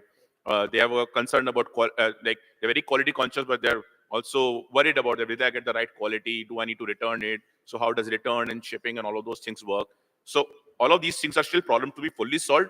And we are seeing that segment coming up and start going to these websites. But a lot of times, even when they land to these websites, they still go back and shop on the marketplace because they're still not worried. They're still worried about the trust. They're still worried about it. Hey, I don't know this new website. What will happen to my money? I think some of those problems we are also trying to solve for. We are trying to help do returns better. We're trying to build our brand out there and saying, hey, maybe you don't know this website, you know us, and you have shopped with Razer Pay across the board. So can we put the trust marker? So any merchant on our platform that, for example, has done enough and more business with us and has low rate of returns and stuff, we put the trust marker out there called trusted badge. So some of these things we're trying to solve. Some of these things the merchants will have to, and the businesses will have to solve. So those problems are yet to be solved, but the great part is that the ecosystem is coming up. So if we keep solving these problems, I think this ecosystem will grow a lot in the next couple of years. No, awesome. Do you have any interesting merchant success stories or anything that sticks out in your head in the course of your decade plus of running the company? Anything that there's interesting anecdote for the audience? No, there are a bunch of interesting, and some things that happen in India just only happen in India, right? So Absolutely. like for example, we have a very large merchant which is a marketplace for animals, right? And when it got onboarded by, and it's surprising because in US in a lot of states selling animals is banned because it's considered illegal. It's considered animal cruelty and stuff because it's traded for purposes of meat. Sure. So when we were onboarding that merchant, it came to me because by default our team rejected it. Because when we send to banks, they send to the Visa, the MasterCard category code or the Visa category code that animal selling falls into is by default restricted by Visa rules. So that merchant got banned. And then somehow that guy reached out to me and checked and said, hey, they are a marketplace. They were selling cows. They were selling cows, buffaloes, all of that. And in the very rural and hinterland parts of India. And I had to personally call up the Visa head and convince him that this is a proper business in India. This is guys running a genuine business. And even though it's banned in US, in a lot of states, in India, it's a proper business that runs. So it took a lot of time to convince them that why would somebody buy a cow on the website? And finally, we got him to convince them. Then we convinced the bank. Then we took the merchant live.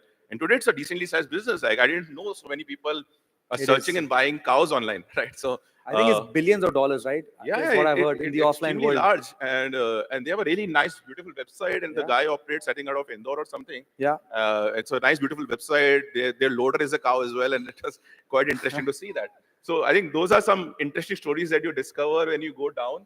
And that's why, like, building a business in India is quite different. And sometimes when we have to play that job of explaining the global players that, hey, this is how business happens in India, and you need to allow this to happen. No, absolutely.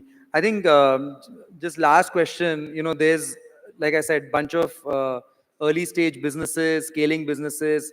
You've been an entrepreneur. You've probably dealt with merchants in the early days, personally, now through your teams and so on. If there was one piece of advice that you could leave for the audience in what to do, what not to do in the early stage in terms of how to build their business, anything that, like a personal mantra or a business mantra, anything that you think of is valuable, it would be great for people to hear that. Yeah, it's hard to put it down into one month. There's so many lessons. You can give a few, whatever comes to mind. Couple of things. There's so many lessons through the years, right? I think one thing that I want to call out, I think, as I said, like when we started 9 years back, startup was not that big of a word. So nobody really started a startup because, hey, everyone was doing a startup. You didn't have that going on. I think one thing that has changed now is, of course, the good part is that there's a lot more talk about startups. It's a lot more easier. But the bad part is that a lot of people jump into it because, hey, everyone is doing a startup, so I need to do it. I think one important thing is to find a problem that you really feel and really connect to. Because it's not just about starting today and building out for next 1 year. Generally, most successful in India is a long game. So most successful businesses take at least a decade to build out. So only if you connect enough about a problem that, hey, can you spend a decade solving that one problem every day for next 10 years? only then it makes sense to jump into it. So you need to feel that passionate about the problem statement. I think that part is really important. And the second thing, if you have that, is perseverance. India is a tough market. Building it out is going to take a lot of time. There'll be ups and downs to the journey. But as long as you know that there's a problem that's worth solving and you feel passionate about it, then you'll have to find a way to persevere through it, right? So there'll be setbacks. I don't think there wasn't any year of Razer Pay that we didn't have significant setbacks, but we had to fight through it. Right from day one, when we couldn't find a bank approval, to over the years, finding out ways to grow a business, finding out ways to get into new businesses. There are setbacks every year, but if you have a problem statement that you connect with and you feel passionate about it, then you need to persevere through it. You need to find a way to push through it no matter what comes on your way. Well put, Harshal. Thank you so much, and thank you for being a co-creator for this market. Thank you for being a co-enabler. Thank you so much, and such a pleasure having you with us today. Thank you, everyone.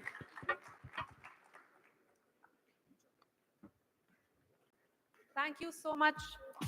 Thank you so much, Harshal, for those inspiring words. Can we have a big round of applause for Mr. Harshal Mathur from Razer Pay? Those were truly inspiring words. And I feel like a lot of us are looking at our businesses with a different view, and that is surely going to help us in the future. Well, ladies and gentlemen, we have saved the best few for the last indeed. After that incredible conversation with one of the most notable success stories of India, we have yet another eminent speaker and a successful personality amongst us. And it is my absolute honor to introduce this next fireside chat. But let me tell you a little bit about him before I call him upon.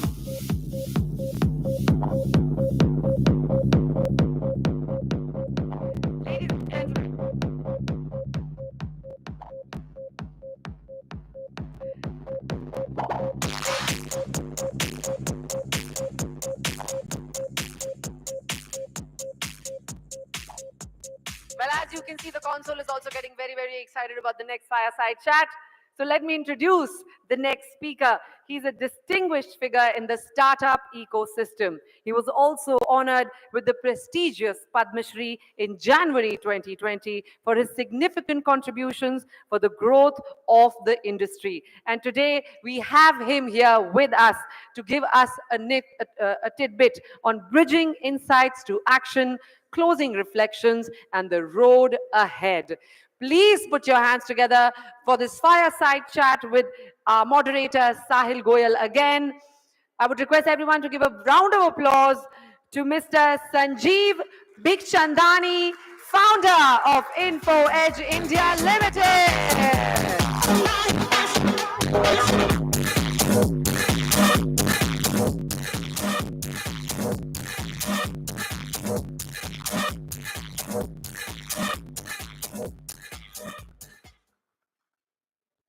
Such a pleasure having you here, Sanjeev. Thank you so much for being here today with us. Thanks for calling me.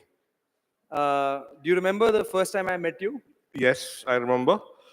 I was digitizing the old issues of the Columban magazine of St. Columba's School. And I was going back the years, and I was reaching out to alumni and say, if you have the magazine of your years in school, can you please lend it to me? I'll scan it and send it back. And his father went to St. Columba's School, maybe a dozen or so years senior to me, maybe 8-10 years senior to me. And Sahil turned up with a few magazines.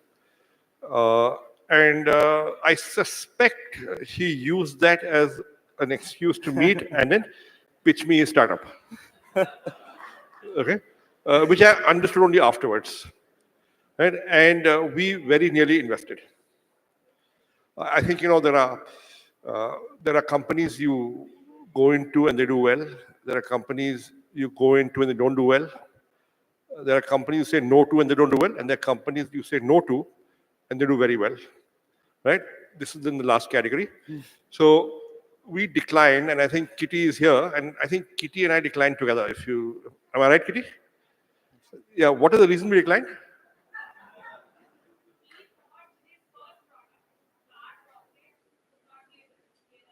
We thought his first product, Cart Rocket, would not work. We were right. Yeah, you were. We were right. It didn't work.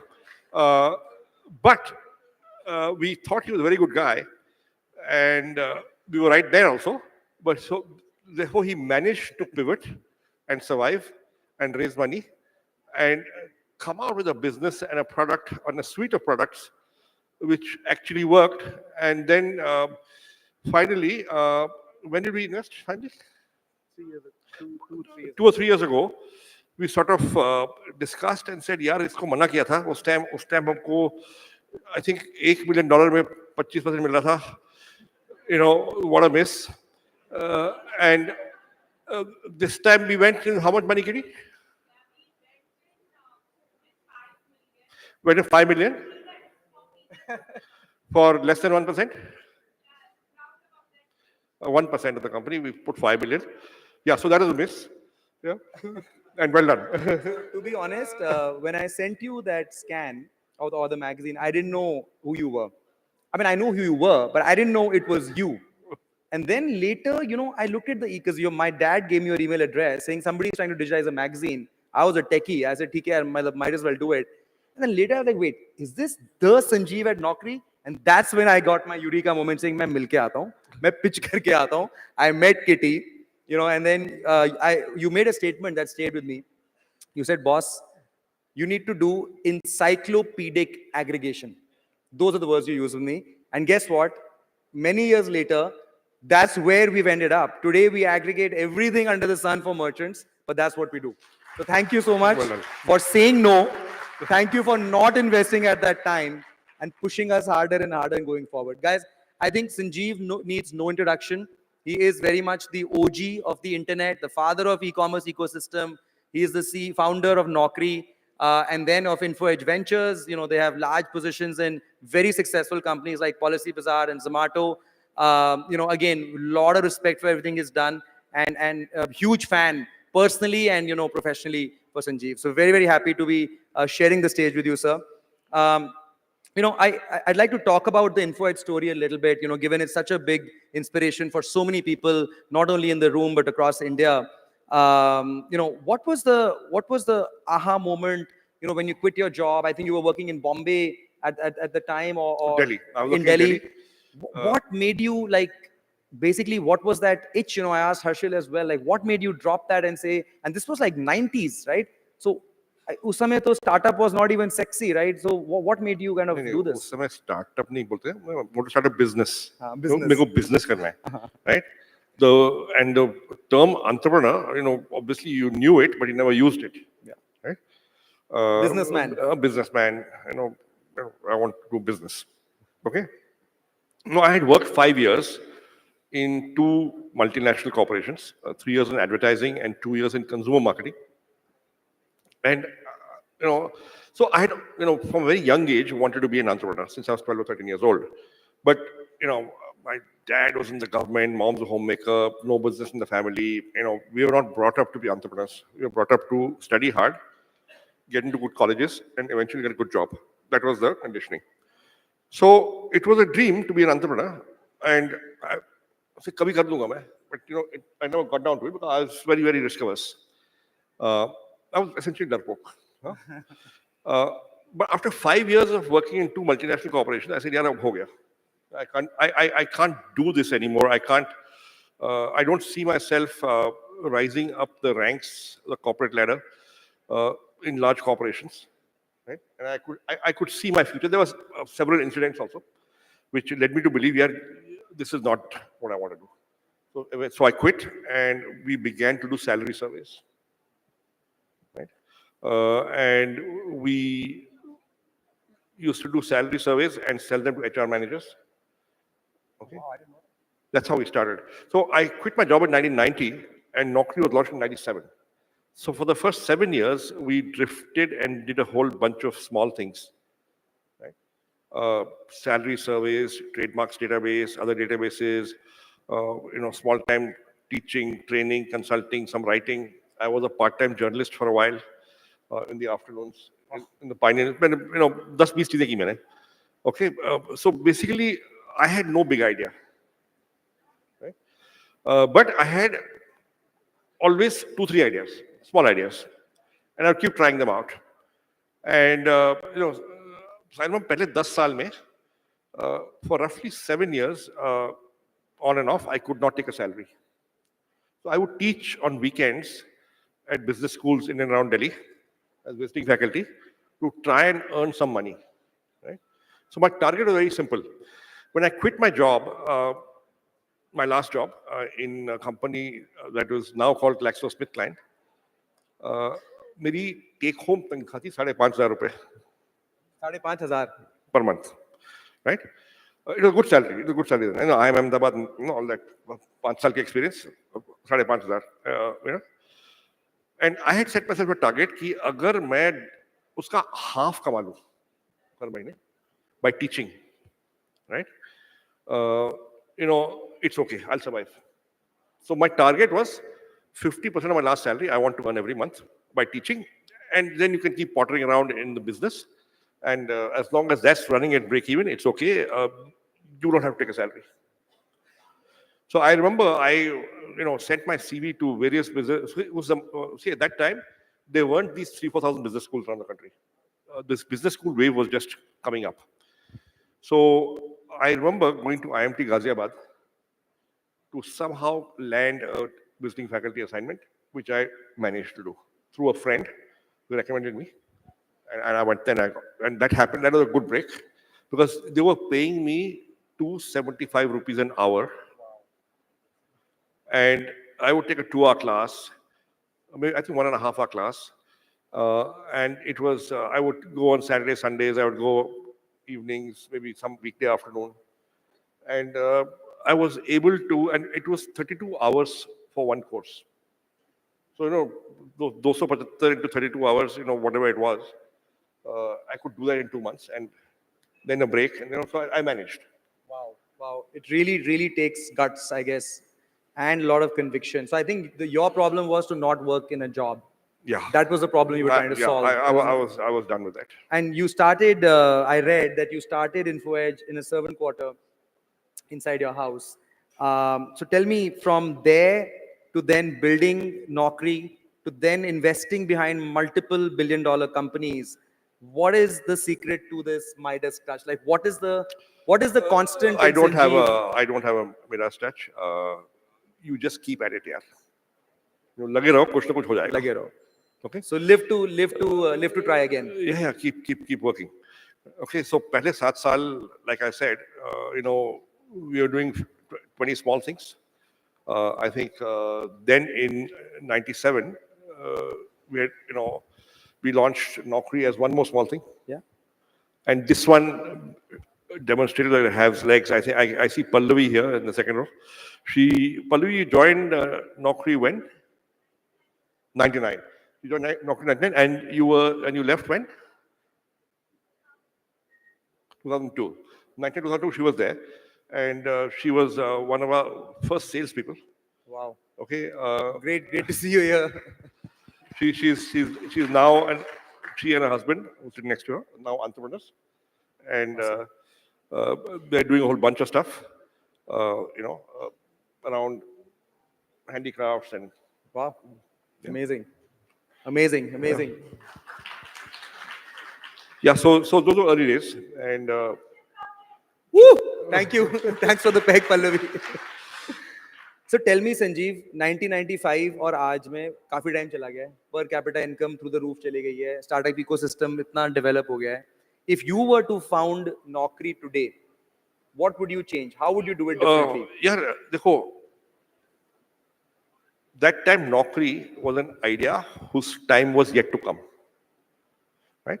And over the next 7-10 years, it was an idea whose time had come, right? Now it's established.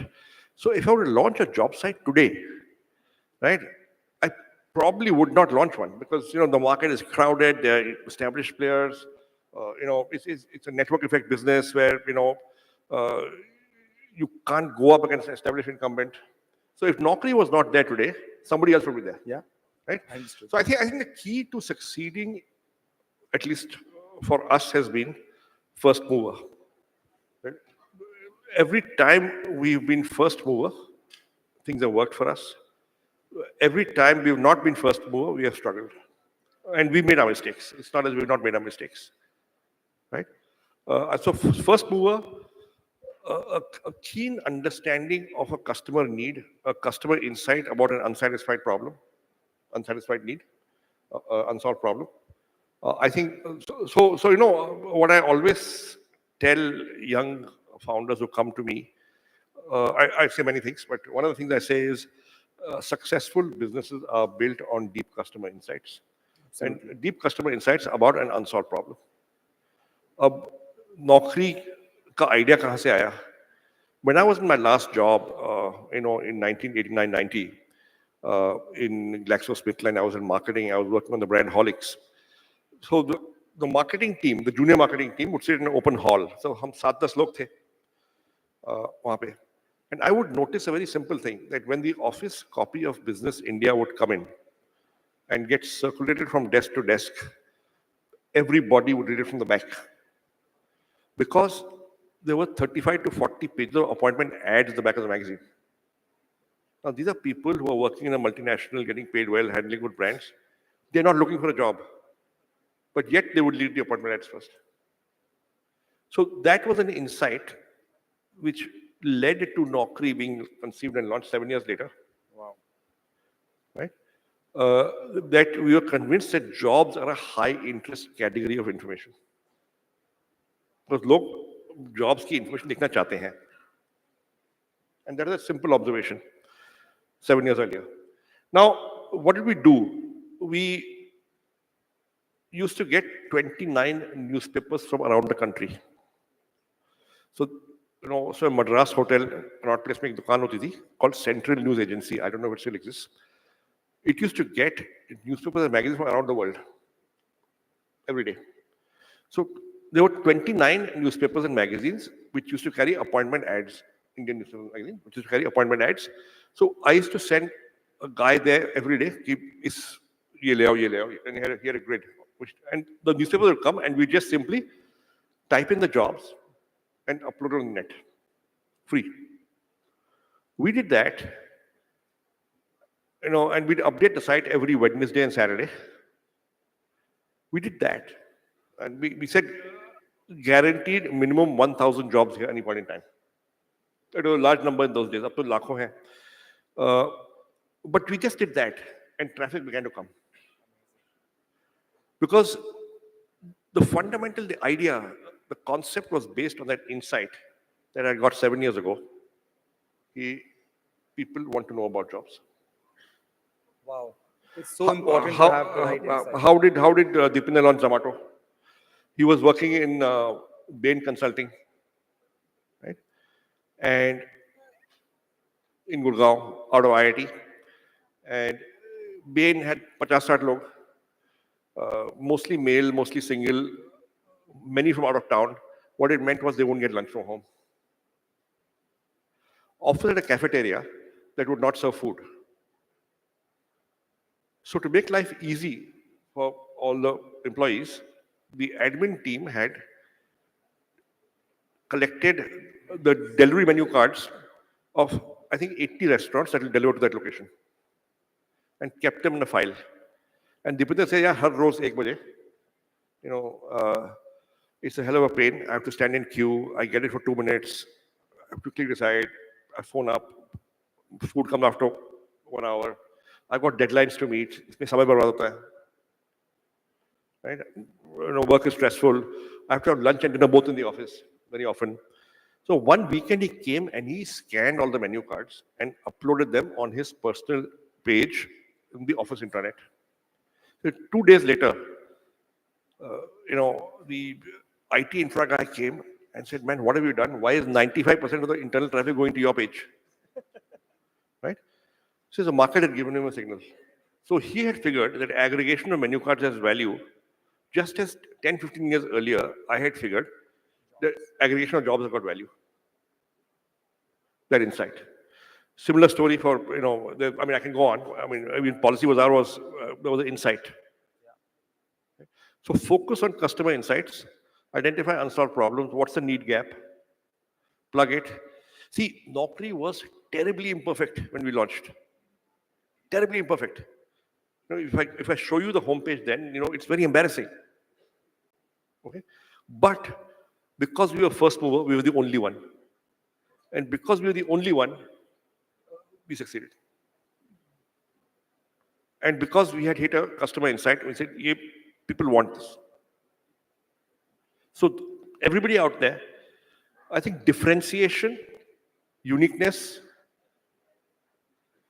is relevance, that people want this, need this. These three things are key. If you're a me too, you'll have a hard time. You have to spend extra on marketing. Your margin will get eroded. There'll be price competition. So differentiation is key, relevance is key, uniqueness is key.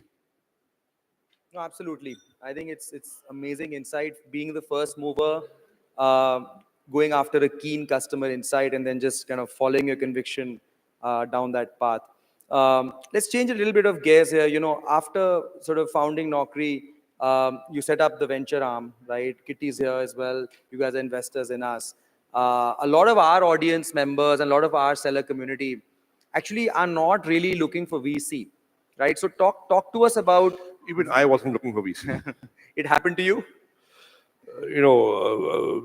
VCs, well, I will not say anything here. And since this is being video recorded.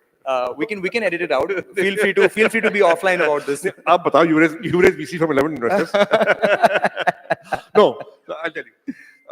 You see, we, हमने नौकरी launch की तो पहले साल में 2,35,000 रुपए का cell हुआ. 2 lakh पहले साल में, right? We were not breaking even, but the other stuff I was doing, would make some money and we would subsidize it here. The second year, the sales went up to 18 lakh for the year. Now, see, these look like small numbers, huh? But let me tell you, in 98, in a pure services business with a 95% margin, it was not a bad number, right?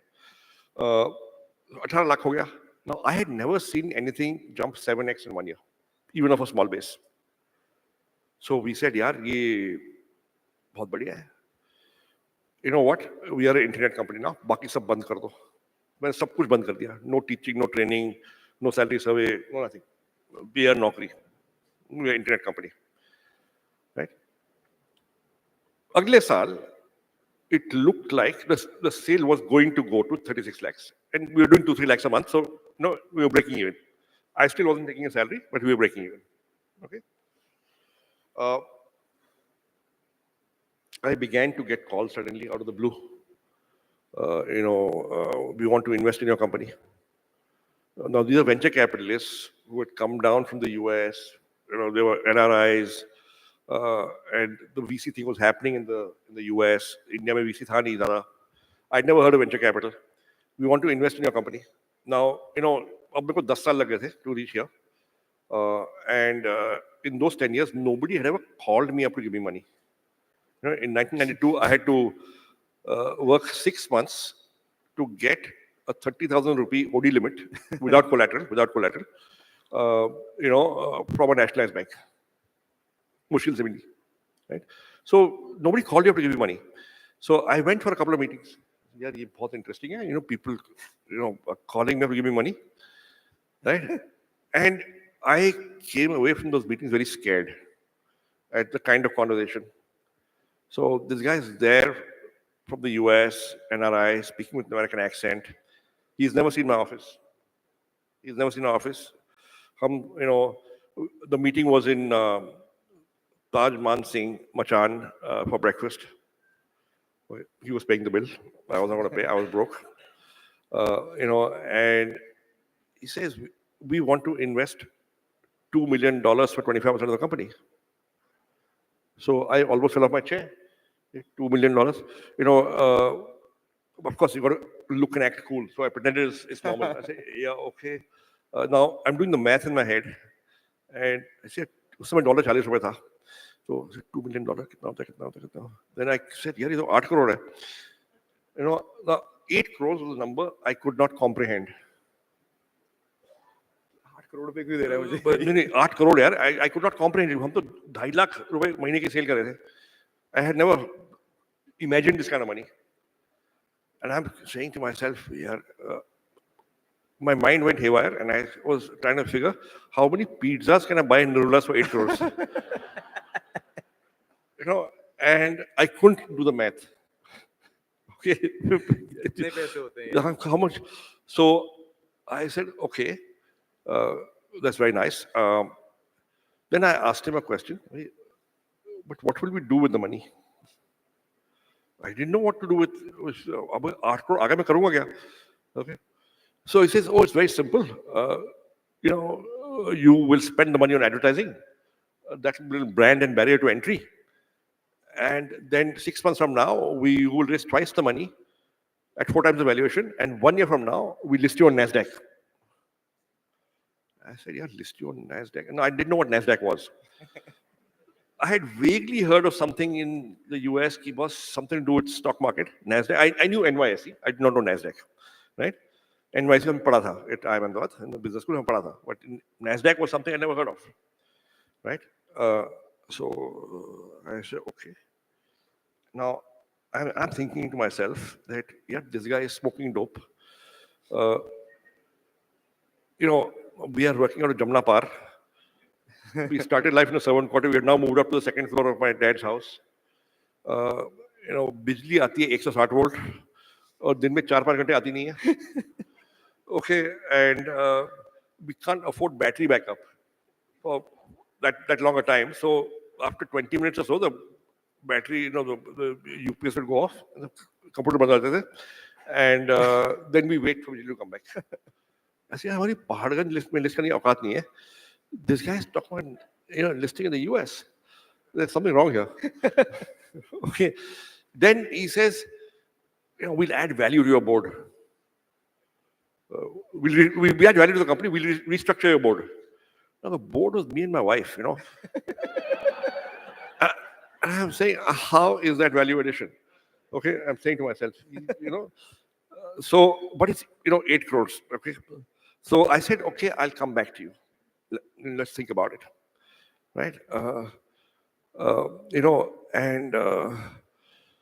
But I said one thing, if we spend 8 crores on advertising, no, I've worked in advertising and marketing. I know, this, I was a familiar territory, I had done 5 years in that. I said, boss, we will never get the money back.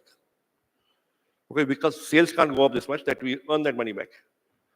So, and we are currently making a profit or breaking even, then we'll make a loss. He says, this is the problem with you Indian entrepreneurs. You want to make a profit on the internet. Don't you know? This is the new economy. You don't have to make a profit. I'm saying, hey, Bhagwan, So I went away. I 2 दिन नींद नहीं आई, 8 crores, a lot of money. But eventually I wrote him an email saying, thank you so much. We are not ready to take venture capital yet. We will come back to you when we are. And I made up my mind कि मेरे को venture capital नहीं चाहिए. These guys are crazy. A business has to make a profit. You have to sell at a price that's higher than your cost. You have to get customers and repeat customers. That's business, yeah. And you have to be selling something that people want. That's business, right? But then, so I decided, I don't want to run a big company. I want to run a small company. मैं बहुत खुश हूँ small company में. इस साल 36 लाख हो जाएगा तो अगले साल 60 लाख हो जाएगा. At 60 lakh, I am confident मेरी तनख्वाह निकल जाएगी. So my only ambition was to take a salary. I need to get a salary. That's all. I don't want to run a big company, right? But then Jobs I had launched, having raised $7 million prior to launch, and they launched with an ad campaign on television on the India-Pakistan cricket series in Sharjah. And the launch ad budget was twice our annual turnover. 75 lakh tha for launch ad budget. So that's when we died of fright, and we said, yeah, we can't compete with this. We will have to raise money. So we went back in the market and we raised venture capital. So venture capital, boss, it's okay if you don't have it. Just make sure you make a profit. That's more important. Amazing. No, very, very valuable advice, Sanjiv. And super important, a lot of times folks look at sort of all the news and the PR and kind of, think that that's what it's about. But ultimately, a business is about creating value and then capturing value. And then it's about shareholding and so on. I think sometimes people forget that a lot of our businesses and our merchant community run this like a dhanda. I mean, that's how to do it. That's what it is. मैं वही कर रहा था यार. And if venture funded competition had not launched, I would be quite happy doing that. I think one other thing that it would be great to hear your comments on, which I think the audience will benefit from a lot. See, a few years ago there was no e-commerce, and then as e-commerce happened, most people would think of e-commerce as Amazon or That's the question I want to ask you. Okay, since you're the center of this thing, how much of e-commerce is Amazon and Flipkart, and how much of it is a bunch of other stuff? Okay, so I think, look, I'm asking as an investor, huh? Yeah, okay, done. फिर मैं pitch मारूंगा लेकिन. Okay, so I think there's when we launched our business in 2012, I think आधा % भी नहीं था, right? Which is when we came to you and Kitty, and it was right because we were convincing people that time कि आपको online क्यों जाना चाहिए, right? That was the time. I remember Gautam and I went to, I won't name the partner, but we went to their office and we said, यार हमको ना COD की facility चाहिए, cash on delivery चाहिए, because e-commerce आ रहा है India में and people need cash on delivery. And there was a guy in the room who he actually burst out laughing. कि यार आप कोई बात नहीं, यार आप बाहर जाओ यहाँ से, right? And from then, obviously, as e-commerce grew, I think Amazon landed. Flipkart obviously innovated cash on delivery, kind of built the market. Amazon followed. And that became, even Harshal was talking about this, as we were value-conscious shoppers in the beginning, that became the only medium of doing shopping. But if you look at the last 5 years, there's been a big emergence of direct commerce, right? And when I say direct commerce, I'm talking about all kinds of ways where independent brands, retailers, traders, D2C brands are finding ways either through social media, offline plus online, or on their own .coms to reach directly to their buyers, right? That's the market which is growing more rapidly. And it's about 15% of the total right market. now, 15%. Yeah, 15%. And how much? Okay, but it's gaining share. It is gaining share. So this was 2-3% maybe 5-6 years ago when Shiprocket we made the Shiprocket pivot. And today it's about 15%, about $10 to $15 billion of the total e-commerce in India. And to give you a sense, in the US, direct commerce is about half of total e-commerce, right? So there is proof points across the world. I buy that. I did my own experience. So recently, in recent months, I've become I've got into coffee beans and grinding them at home and making coffee, right, through a French press. So, and in my school WhatsApp group, there are सब लोग 60 साल के हो गए, so people are jobless, right? So there are about 8-10 guys who are into coffee and they discuss coffee and so on and so forth. So one guy, one close friend, he sent me a bag of coffee beans. Say, try this. This is really good. Okay, and it was really good. Okay, and I looked at the name on the bag, and it is from Coorg, one coffee plantation, right? And I searched in the net and I found that website. थोड़ा मुश्किल से मिला, but मिल गया, right? And they were accepting orders online. So I ordered, it came. It took a week, but it came. So I've done enough of that. So I can see that happening. But I really had to hunt, and I really wanted that product, so I bought it. Yeah, but that's you, Sanjiv. That's not the buying population of India. No offense. So if you think about all the Gen Z, right, they are buying on Instagram inside a DM today. So out of our 1.5 crore transactions that we power every month, you will be surprised 50 lakh transactions are punched in by hand. We are not pulling it from an API. People are using our mobile app, a Google Sheet, or something else to basically punch in that transaction. We were recently in Mysore meeting this sort of tribal community of sellers. And you know what they're asking for? They're asking for placing orders via a missed call. Because that's the Bharat commerce, that's the Bharat audience that's buying from them. So this is a new emerging sort of kind of commerce, and it's not been done before, not in China, not in the US. So how much are these this tribal people selling? My estimate would be that anywhere between 500 to 700 crores a year of hair oil. This is a community? It's a community it's a family of 200 odd people. I'm trying to spot Atul, he knows the deets on it. but it's a family of it's a tribal community of 200 families. They have an age-old recipe. They're brewing this kind of oil with these ingredients. बाल आ जाते हैं? I think आते हैं. मैं आपको I'm going to send you a pack personally. Okay. मेरे को खुद भी try करना है. I'm also kind of balding here, so I'm following in your No, footsteps. you but got a long way to go. But still, jaldi itna kare acha hai. So, and the beauty is that they actually don't have a website. They sell on WhatsApp. They make these videos on YouTube. They recently got a big influencer to come and kind of market it, and they put a phone number. कि यहाँ call करो and हम order place कर. This is teleshopping. Which influencer? Right? They got Farah Khan. Okay. They paid Farah Khan like a ton of money to come and promote them. Can you imagine that? 500-700 crore की sale अगर वहाँ हो रही है. This is the new commerce of India. ये किधर Amazon पे होने वाला है? This is what we're talking about, right? And that is the operating system that we're trying to build. Very insightful. For the next 15 years for India, as India commerce becomes $1 trillion. So, what are the various tools you have that will help sellers like this tribal community of 200? So I think, families? so we started with shipping, obviously, because we identified that in India, shipping and payments are the same thing. So shipping and cash on delivery together forms a big part of the transaction. देखो, e-commerce transaction करने के दो ही काम हैं, order लाना, order पहुंचाना, right? तो हमने order पहुंचाने वाले काम पे पहले काम किया. For many years, we kind of built the shipping engine. But you are not a courier company. You are an aggregator of other couriers. Yes, we think of ourselves less as an aggregator. I think the market likes to use that term, but we think of ourselves more like an operating system. Because what we are saying is that ultimately, operating systems don't define कि इस पे कौन सी application कैसे बनाओ. Operating systems say that I am a gateway. You can run multiple applications on me. You can configure them how you like. तो अगर आप WhatsApp commerce करना चाहते हो, payments नहीं लेना चाहते digitally मत लो. आप COD करना चाहते हो COD कर लो. आपको COD में risk meter high रखना है high रख लो. Low रखना है. So there is all of that configuration possible. We think of us like Windows.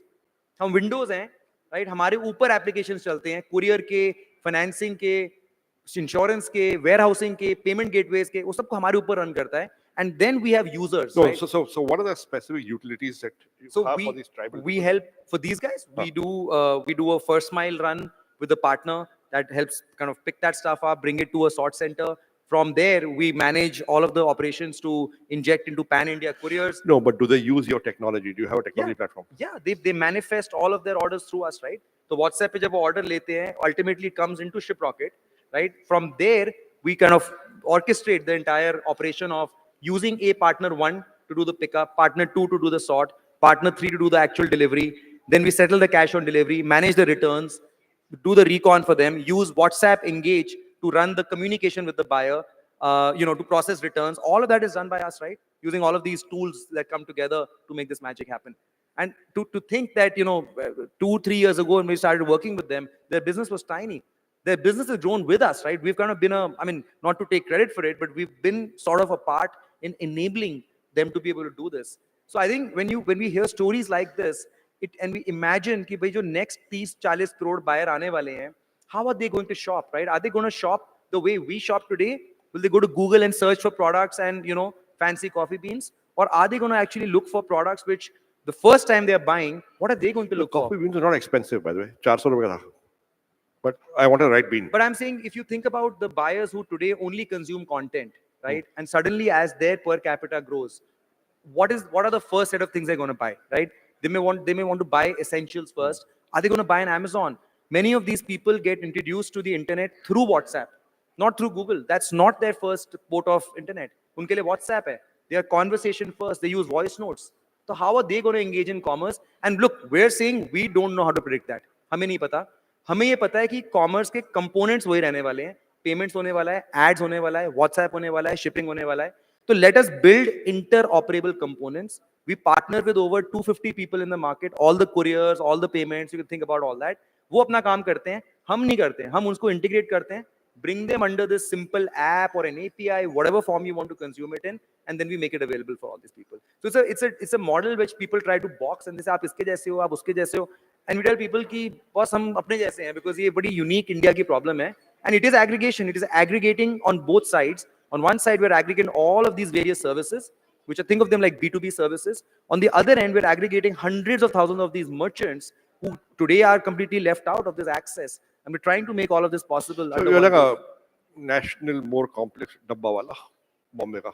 Yeah, in a way, yes. In a way, yes. No, quite remarkable. I think, look, this is not an easy problem. There's too many moving parts. To do it nationally across all pin code zones, I think it's quite remarkable and well done. Thank you, Sanjiv. Thank you so much. And again, just time check, but again, really, really, honored to share the stage with you, to have you here with us today. I think the audience has learned very, very valuable lessons. And again, I'll remember this day for a long time. Thank you so much for Thanks so gracing much. us today, Sanjiv. Thank you. Real pleasure. Thank you so much, Sanjiv, for that very entertaining discussion. A big, massive round of applause for our very special guest, Mr. Sanjiv Bikhchandani. Thank you so much for being here.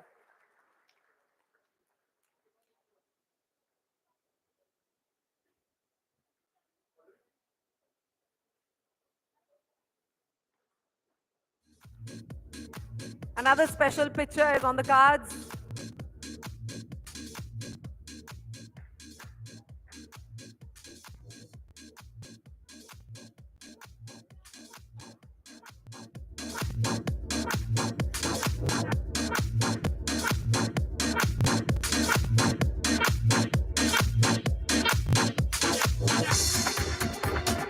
Ladies and gentlemen, give it up for Mr. Sanjiv. I have to say, the most entertaining fireside chat of today. I was in splits listening to all of this in the corner. You really are a funny one, sir. All right, ladies and gentlemen, as we are nearing close to this epic day today, but we still have a fantastic evening gala for you. I would request everyone to kindly take your seats, please, because next up are some very incredible growth stories that you would not want to miss. And what a lovely continuation it will be after this incredible fireside chat with this incredible entrepreneur. Can I request everyone to kindly take their seats, please? And for the first growth story, I would like to call upon Mr. Amit Garg, MD of Gyan Books.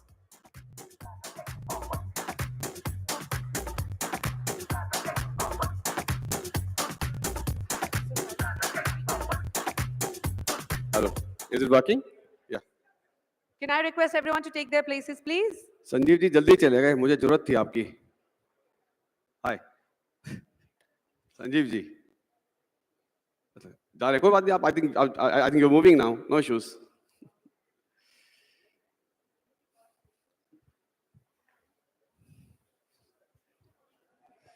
shall we start basically this is my first presentation here मैं तो शायद आता नहीं मेरे बेटे ने मुझे कहा कि नहीं जाना है आपको आज और कपिल जी ने कहा नहीं आना है आपको आज तो मैं आया हूँ Kalpaj why don't you come in forward please come in forward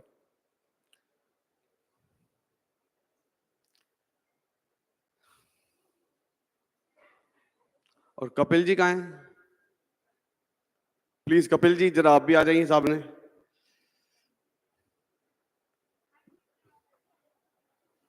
please चलिए ठीक है मुझे दिखाई दे रहे हैं यहाँ से आप basically this is Amit Garg. I'm just representing here my company Gyan Books Private Limited.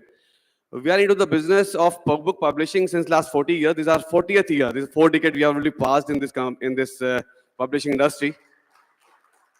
Let me this way, right? Here's the one, right? Here's the brand of ours. We incorporated in 1984, and basically we are into academic book publishing, which are what we say, you know, the books which has been written and read by the doctorates, the scholars, the academicians, the professors. These are the books that we are publishing. This is the third generation. We are here, and my son is the third generation here, who is in the same business.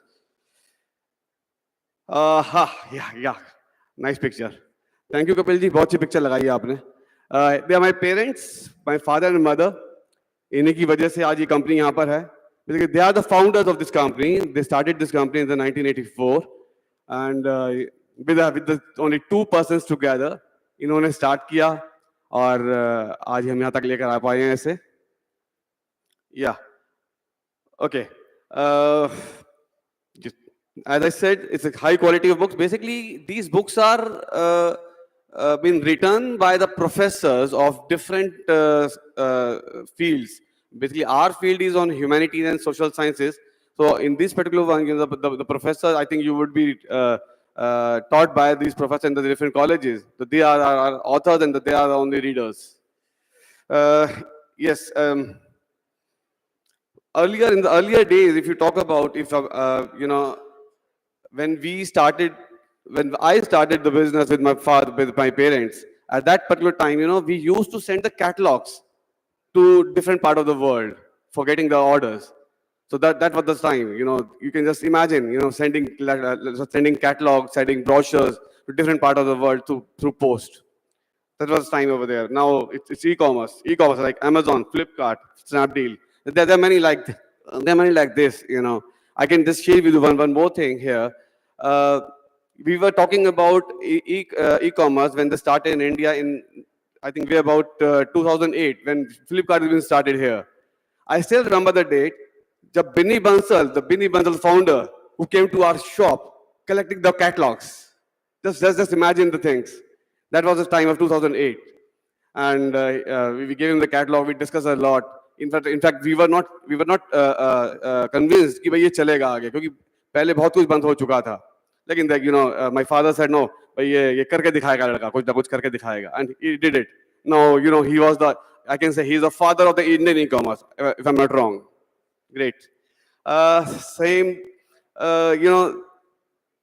अगर मेरा time up हो गया है, मैं बोल सकता हूँ आगे? Thank you. हाँ, बेसिकली अगर मैं बात करूँ इनोवेशंस में हम लोग शुरू से इनोवेशन करते आ रहे हैं. 1984 में हमने स्टार्ट किया. 1989 में हमारे यहाँ कंप्यूटर आ गया था ऑफिस में. माय फादर, उन्होंने इसको आइडिया लिया. उन्होंने समझा कि भाई कंप्यूटर्स चाहिए, तो उन्होंने कंप्यूटर्स लिए. 89 में हमने कंप्यूटर्स इंस्टॉल करे और तब से हम कंप्यूटर्स यूज कर रहे हैं. और 91 में, इन 1991 की अगर मैं बात करूं तो हमने IIC कोड लिया, तब से हम एक्सपोर्ट कर रहे हैं. अगर देखा जाए, अगर हम ई-कॉमर्स की मैं एग्जैक्टली बात करूं तो 2004 में ई-कॉमर्स लॉन्च हो गया था. और ई-कॉमर्स में बुक्स इंडस्ट्री के लिए अगर मैं देखें तो बहुत सारे ऐसे प्लेटफॉर्म थे, अमेजॉन और ईबे बुक्स, ईबे जैसे, जो कि काम कर रहे थे ई-कॉमर्स के ऊपर, जो कि इंडिया में उस टाइम अवेलेबल नहीं थे. और हम इंडिया में बैठकर यूएस में काम करते थे उस टाइम, जो कि आज इतना इजी हो गया, बहुत आसान हो गया है ये काम. यस, हमारे ऑफिस में, हमारा पूरी सिस्टम में 90% हम गर्ल्स को एनरोल करते हैं अपने पास, जिससे कि ज़्यादा से ज़्यादा हम गर्ल्स को एंटरटेन कर सकें, ज़्यादा से ज़्यादा गर्ल्स को हम प्रमोट कर सकें. 120 एम्प्लॉइज़ हैं जो कि 2 से स्टार्ट हुए थे, मैंने आपको शुरू में दिखाया. अभी आज 120 एम्प्लॉइज़ हैं जो हमारे साथ काम करते हैं. शिपरॉकेट के साथ हमारी जर्नी, आई थिंक कोविड के टाइम पर आपको पता है कि बहुत सारी प्रॉब्लम्स हमें हुई. बड़ी बड़ी कंपनीज ने अपने रेट्स इतने ज़्यादा रिवाइज कर दिए कि हम उसको मैनेज नहीं कर पाते थे ई-कॉमर्स में. शिपरॉकेट एक जिन की तरह बाहर आया और उसने हमारी हेल्प करी. और हमारी बुक्स, जो कि जिसकी शिपिंग कॉस्ट अपने आप में मेजर होती है, शिपिंग मतलब बुक वैल्यू बहुत कम है, उसकी शिपिंग कॉस्ट बहुत ज़्यादा होती है. तो वो शिपिंग कॉस्ट शिपरॉकेट ने आकर, कपिल जी ने आकर हमारी इतनी कम कर दी कि हम उसको मैनेज कर पाए. और उस टाइम पर मतलब पेंडेमिक के टाइम पर ये चीज मैनेज कर पाए. That was great. Advice to entrepreneurs मुझे कहा गया. देखिए, मैं तो सिर्फ एक ही बात कहना चाहूंगा, अगर आप समझें इस बात को, कस्टमर सेंट्रिक होना चाहिए प्रोसेस. Customer centric. अगर कस्टमर सेंट्रिक आपका प्रोसेस है तो nobody can beat you. Problem आती है, हम फास्ट करते हैं, हमें मार्जिन ज्यादा चाहिए, नहीं हमें ज्यादा प्रोडक्ट सेल करने हैं, नहीं. अगर आप कस्टमर को मैनेज कर लेते हैं एक बार, कस्टमर आपसे कन्विंस हो जाता है आपसे एक बार, उसके बाद स्काई इज द लिमिट. आप कहीं तक भी पहुंच सकते हैं. यही चीज मुझे समझ आई और मेरे पेरेंट्स ने मेरे मेरे मेरे सभी फैमिली मेंबर्स ने बताया कि भाई हमें तो कस्टमर सेंट्रिक रखना है अपने आप को। वही करते करते हम यहाँ तक पहुंचे हैं। और अपने आप को आप आइडियाज आपकी जो आपको अपने जो नई टेक्नोलॉजीज हैं, नए जो आइडियाज हैं, उनको साथ साथ बदलते रहिए, लेते रहिए, उनको आप अपने इम्प्लीमेंट करते रहिए, कभी किसी को रोकना नहीं है। जो आइडियाज आ रहे हैं उनको करके जरूर देखिए। हाँ, no doubt there could be some kind of losses also, but those are not losses, those are investments. तो उसको आप जरूर आप देखिए, मेरा ये मानना है। और मैं अगर बात करूं पिछले 40 साल में, तो 40 साल में हमने वो दौर भी देखा है जिस दौर के अंदर हम फिजिकली काम किया करते थे, और आज ये दौर देख रहे हैं नमाइसानी से जो कि सभी मैनेज भी करते हैं कि हम अपने ऑफिस में बैठकर 196 कंट्रीज में 196 कंट्रीज में अपने बुक्स को हम पहुंचा पा रहे हैं, और that Indian books, Indian culture, Indology, ये हमारी बुक्स जो वर्ल्ड ओवर जा रही हैं, ये रिमार्केबल है। That's it. Thanks a lot. That was my first presentation. I don't know how it was gone. Thanks a lot. Thank you so much, Mr. Amit, for that lovely presentation. I think that you will be giving a lot more presentations because you did that presentation very relatably. Thank you so much.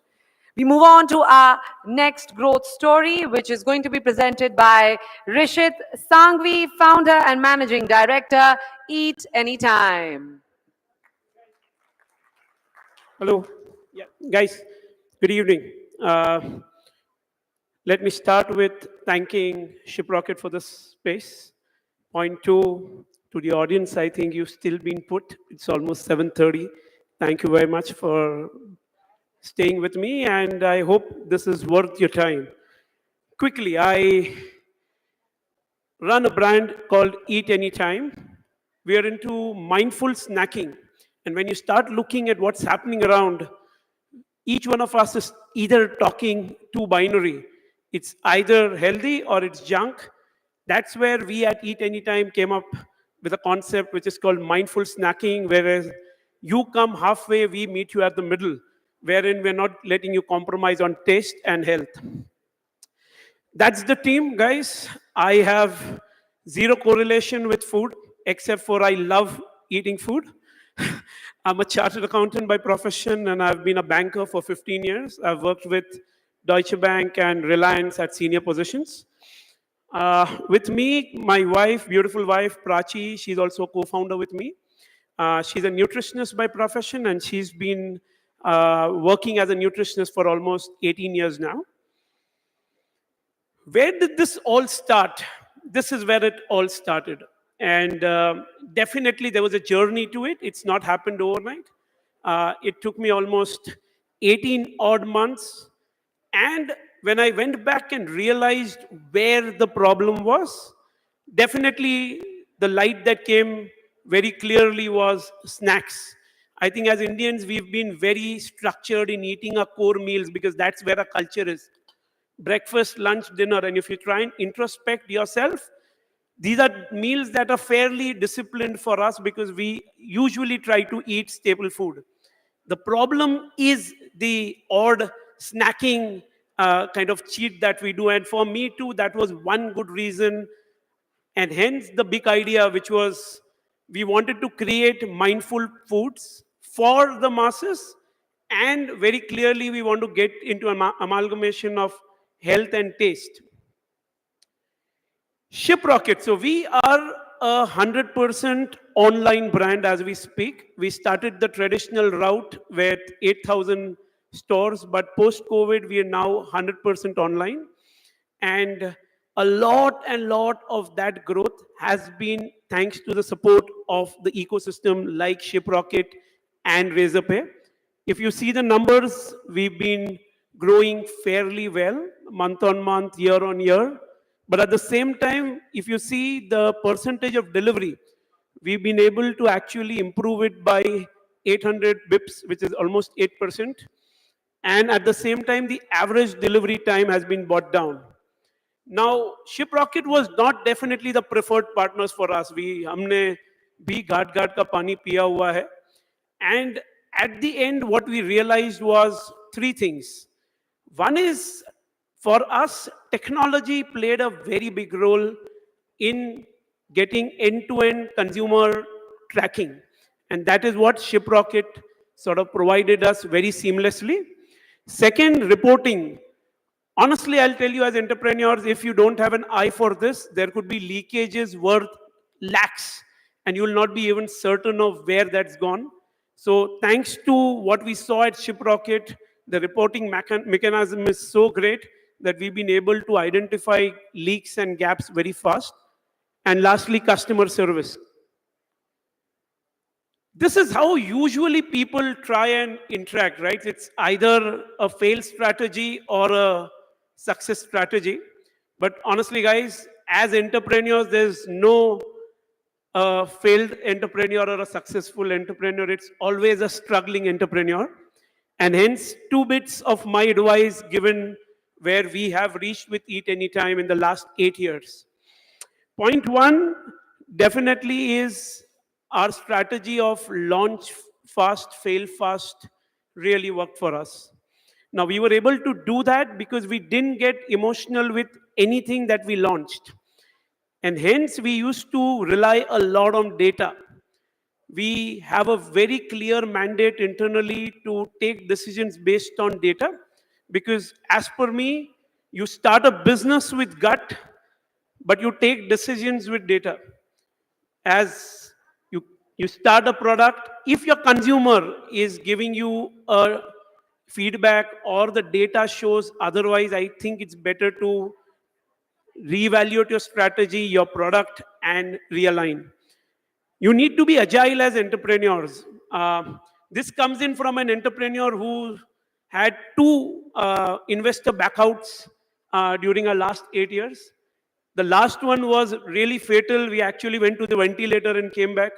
That happened at the peak of COVID when we hit our lifetime high sales. So agility is the key for success, at least from an entrepreneur's perspective, that is required. Lastly, getting that right product mix is again a question of hearing your consumer. If you keep interacting with your consumers, and as a entrepreneur, and most of you guys are here, if we are able to talk to at least 50 of our direct consumers every month, and here I'm talking about picking up a call and talking to him, the insights that you get will be so valuable. And that as a practice between me, Prachi, and my core team, we reach out to at least 150 consumers direct through our own mobile numbers every month. Now that gives us some insights, which sort of has brought us to the stage where we are. Thank you. That's my time. I think lovely connecting with you guys. Thank you. Thank you so much, Rishit, for sharing your growth story with us. We now move on to the last growth story of the evening, and that is Nikhil Daga, CTO, Rajputana Agrico. Can we have a big round of applause for him, please?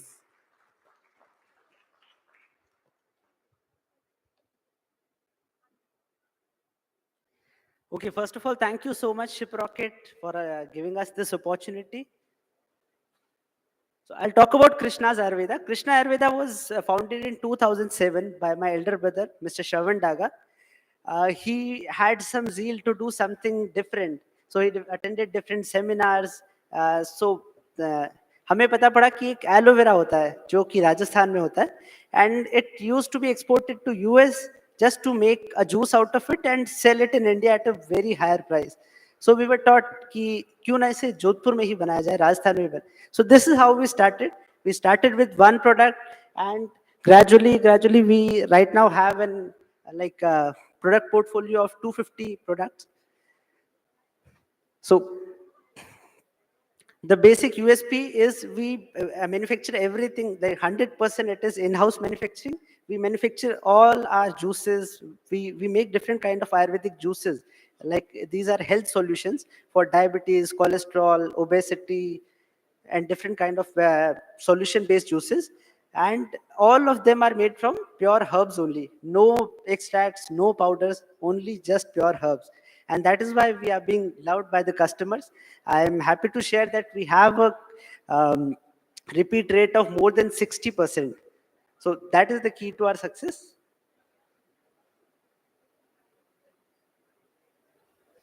About me, I am a chartered accountant. I studied in Jodhpur, then I moved to Gujarat. In Ahmedabad, I did my articleship, and then again came back to Jodhpur because Jodhpur is the city of chartered accountants. So I did my chartered accountancy. I cleared it in the first attempt. I joined the business in 2015. Like after earlier in Krishna Ayurveda, we used to do much of OEM white labeling. But after post-COVID, we saw there's a huge gap in the market. Like people are ready to pay for good Ayurvedic solutions, but they are not having it. So we took a pivot and we concentrated all our energies into D2C segment. And in 2000, like just post-COVID, 2020 around, we signed a deal with the celebrity Sonu Sood as the brand ambassador, and the things went off from there.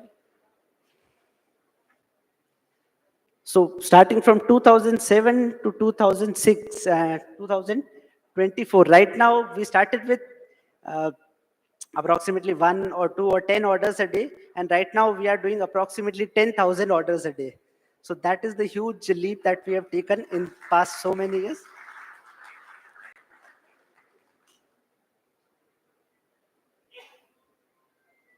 So again, like as we said, that we joined Shiprocket when we aligned with them. We were doing 200 orders a day, and right now, like successfully, Shiprocket is delivering more than 4,000 or 4,000 odd orders a day. So mostly 1 lakh shipments in a month.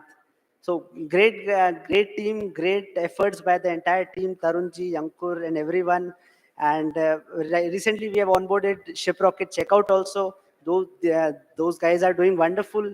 We have increased our pre-fill rate from 70% to almost 86, 87%. So everyone at Shiprocket, they are on their toes to help us out in every possible manner. Their reporting and everything is to the best. It is helping us a lot. And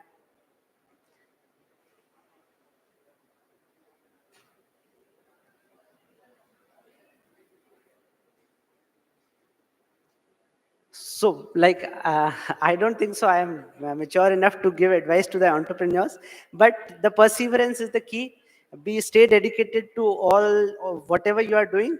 Everything that you do, it should be 100% from your side. We are making quality products. We are gaining the blessings of the people. We are able to crack diabetes and cholesterol, which is a big thing for us. Many people have stopped their insulin. Many people have stopped their allopathic medicines. So it is a great thing. Those blessings are with us. That is why we are able to touch this 10,000 orders a day mark. So thank you so much. Thank you.